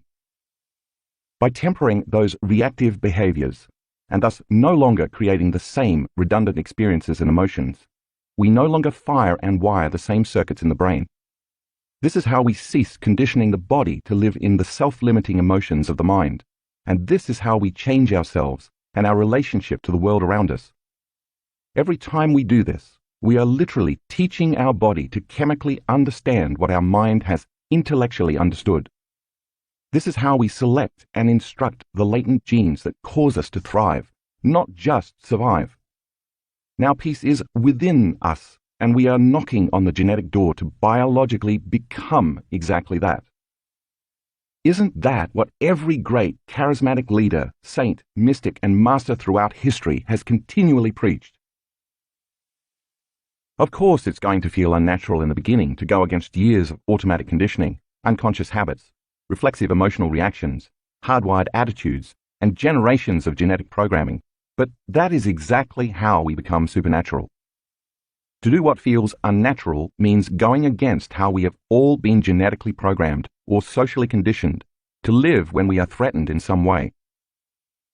I'm sure any creature that has broken from the consciousness of the tribe, the pack, the school, or the herd in order to adapt to a changing environment must have felt the discomfort and uncertainty of the unknown. But let's not forget that living in the unknown means that we are in the realm of possibility. The real challenge is not to return to the level of mediocrity that the prevailing social consciousness agrees on merely because we don't see anyone else doing what we are doing. True leadership never needs confirmation from others. It just requires a clear vision and a change in energy, that is, a new state of being, that is sustained for a long enough period of time and executed with a strong enough will that it causes others to raise their own energy and become inspired to do the same. Once they do raise themselves from their own limited state of being to a new energy, they see the same future that their leader sees. There is power in numbers. After all my years of teaching people about personal transformation, I know no one changes until they change their energy. In fact, when someone is truly engaged in change, they are less likely to talk about it and more prone to demonstrate it. They are working on living it. This requires awareness, intent, staying present, and constant attention to their inner states. Perhaps the biggest hurdle is not only being uncomfortable, but also being okay with being uncomfortable, because discomfort is our challenge to grow. It makes us feel more alive. After all, if stress and the survival response are the result of not being able to predict our future, thinking or believing that we are unable to control an outcome or that things are going to get worse, then opening our minds and hearts to believe in possibility requires going against thousands of years of genetically hardwired survival traits. We must lay down the very thing that we have always used to get what we want for something much better to occur. To me, that's true greatness. If we can do it once, disturb those neural networks equated with anger, resentment, and retribution, and instead activate the neural networks related to experiences of caring, giving, and nurturing, and so create the corresponding emotions, then we should be able to do it again. And the repetition of these choices will neurochemically condition our mind and body to become one. When the body knows how to do this, as well as the mind, it becomes innate, familiar, easy, and second nature. Then thinking and demonstrating peace, which once required focused awareness, becomes a subconscious program.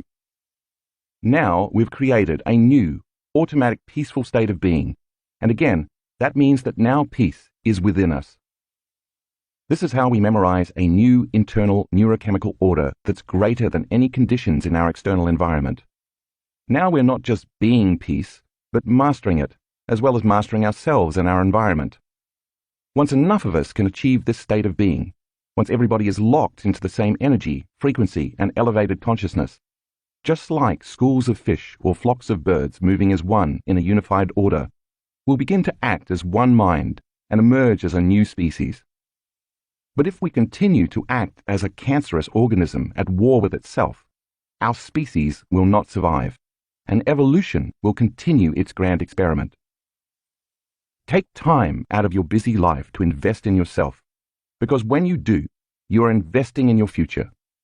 If your familiar environment is controlling how you think and feel, it's time to retreat from your life and go inward so you can reverse the process of being a victim of life and instead become a creator of it.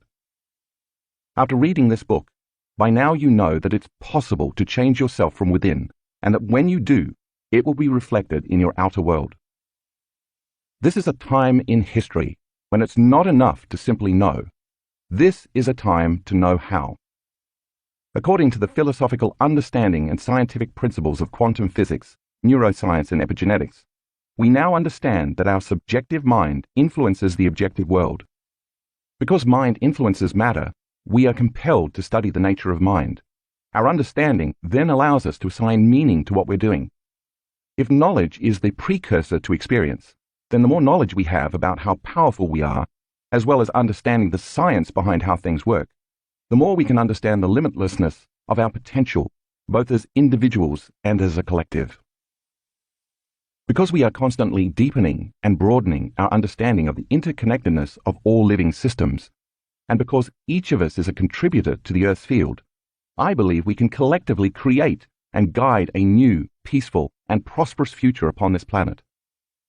It all begins by making a habit of practicing leading with our hearts, raising our energy, and tuning in to greater information and frequencies of love and wholeness. With effort and intention, we should begin to produce a coherent electromagnetic signature.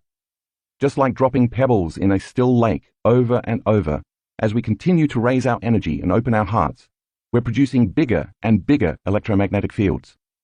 This energy is information, and we each have the power to direct our energy with intention to produce non-local effects on the nature of reality.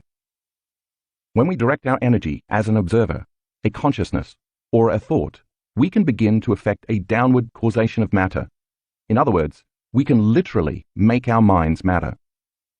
When we practice these concepts on a consistent basis, changing our levels of energy from survival states to greater levels of awareness, compassion, love, gratitude, and other elevated emotions, these coherent electromagnetic signatures entrain to one another. The effect should then be that we can unify communities that were once separated by the belief that we are just matter. Once we transition our state of being from survival into love, gratitude, and creation, then instead of reacting to violence, terrorism, fear, prejudice, competition, selfishness, and separation, which, by the way, the media, commercials, video games, and all types of stimulation are constantly reminding and programming us to live within, we can come together during crisis. We will have no further need for splintering, assigning blame, or seeking revenge. Every time we meditate as a global community, we're casting a larger, stronger, coherent wave of love and altruism around the world. If we do this enough times, we should be able to not only measure the changes in energy and frequency around the world, but measure our efforts by the positive changes in the events that take place in our future. To stand up for justice and peace, then, you must first find peace within yourself. You must then demonstrate peace to others, which means you can't make a stand for peace or be peace while you're warring with your neighbor, hating your coworker, or judging your boss. If everybody, and I mean everybody, chose peace, and if we came together at the exact same time, imagine the type of positive change we could create in our collective future. There would be no conflict. What's equally powerful is that when we are the living embodiment of peace, we show up as unpredictable to others, and then they pay attention. Thanks to mirror neurons, a special class of brain cells that fire when we see someone perform an action, we are biologically wired to mimic each other's behavior. Modeling peace, justice, love, kindness, care, understanding, and compassion allows others to open their hearts and move from fearful, aggressive states of survival to feeling wholeness and connectedness. Think what would happen if we all understood how interconnected we were to one another and to the field, rather than feeling separated and isolated. We might actually begin to take responsibility for our thoughts and emotions, because we would finally understand our state of being affects all of life. This is how we begin to change the world, by first changing ourselves. The future of humanity does not rest on one person, leader, or messiah with a greater consciousness to show us the way. Rather, it requires the evolution of a new collective consciousness, because it is through the acknowledgement and application of the interconnectedness of human consciousness that we can change the course of history. While it appears old structures and paradigms are collapsing, we should not face this with fear, anger, or sadness, because this is the process by which evolution and new things occur. Instead, we should face the future with a whole new light, energy, and consciousness. As I have mentioned, the old has to fall apart and fall away before something new flourishes. Integral to this process is not squandering our energy by emotionally reacting to leaders or people in power. When they capture our emotions, they capture our attention, and thus they have captured our energy. This is how people gain power over us. Instead, we must make a stand for principles, values, and moral imperatives like freedom, justice, truth, and equality. When we achieve this through the power of the collective, we will unite behind the energy of oneness rather than be controlled by the idea of separation. This is when standing up for truth is no longer personal, but through unifying and building community becomes universal. I believe we are on the verge of a great evolutionary jump. Another way to say it is that we are going through an initiation. After all, isn't an initiation a rite of passage from one level of consciousness to another? And isn't it designed to challenge the fabric of who we are so we can grow to a greater potential? Maybe when we see, remember, and awaken to who we truly are, human beings can move as a collective consciousness from a state of surviving into a state of thriving. It's then that we can emerge into our true nature and fully access our innate capacity as human beings, which is to give, to love, to serve, and to take care of one another and the earth. So why not ask yourself every day, what would love do? This is who we really are, and this is the future I'm creating, one in which each and every one of us becomes supernatural. Thank you for listening. For more information about Dr. Joe Dispenza's workshops, meditations, and products, please visit drjoedispenza.com. Becoming Supernatural: How Common People Are Doing the Uncommon, by New York Times best-selling author Dr. Joe Dispenza. Read by Adam Boyce. Audible hopes you have enjoyed this program.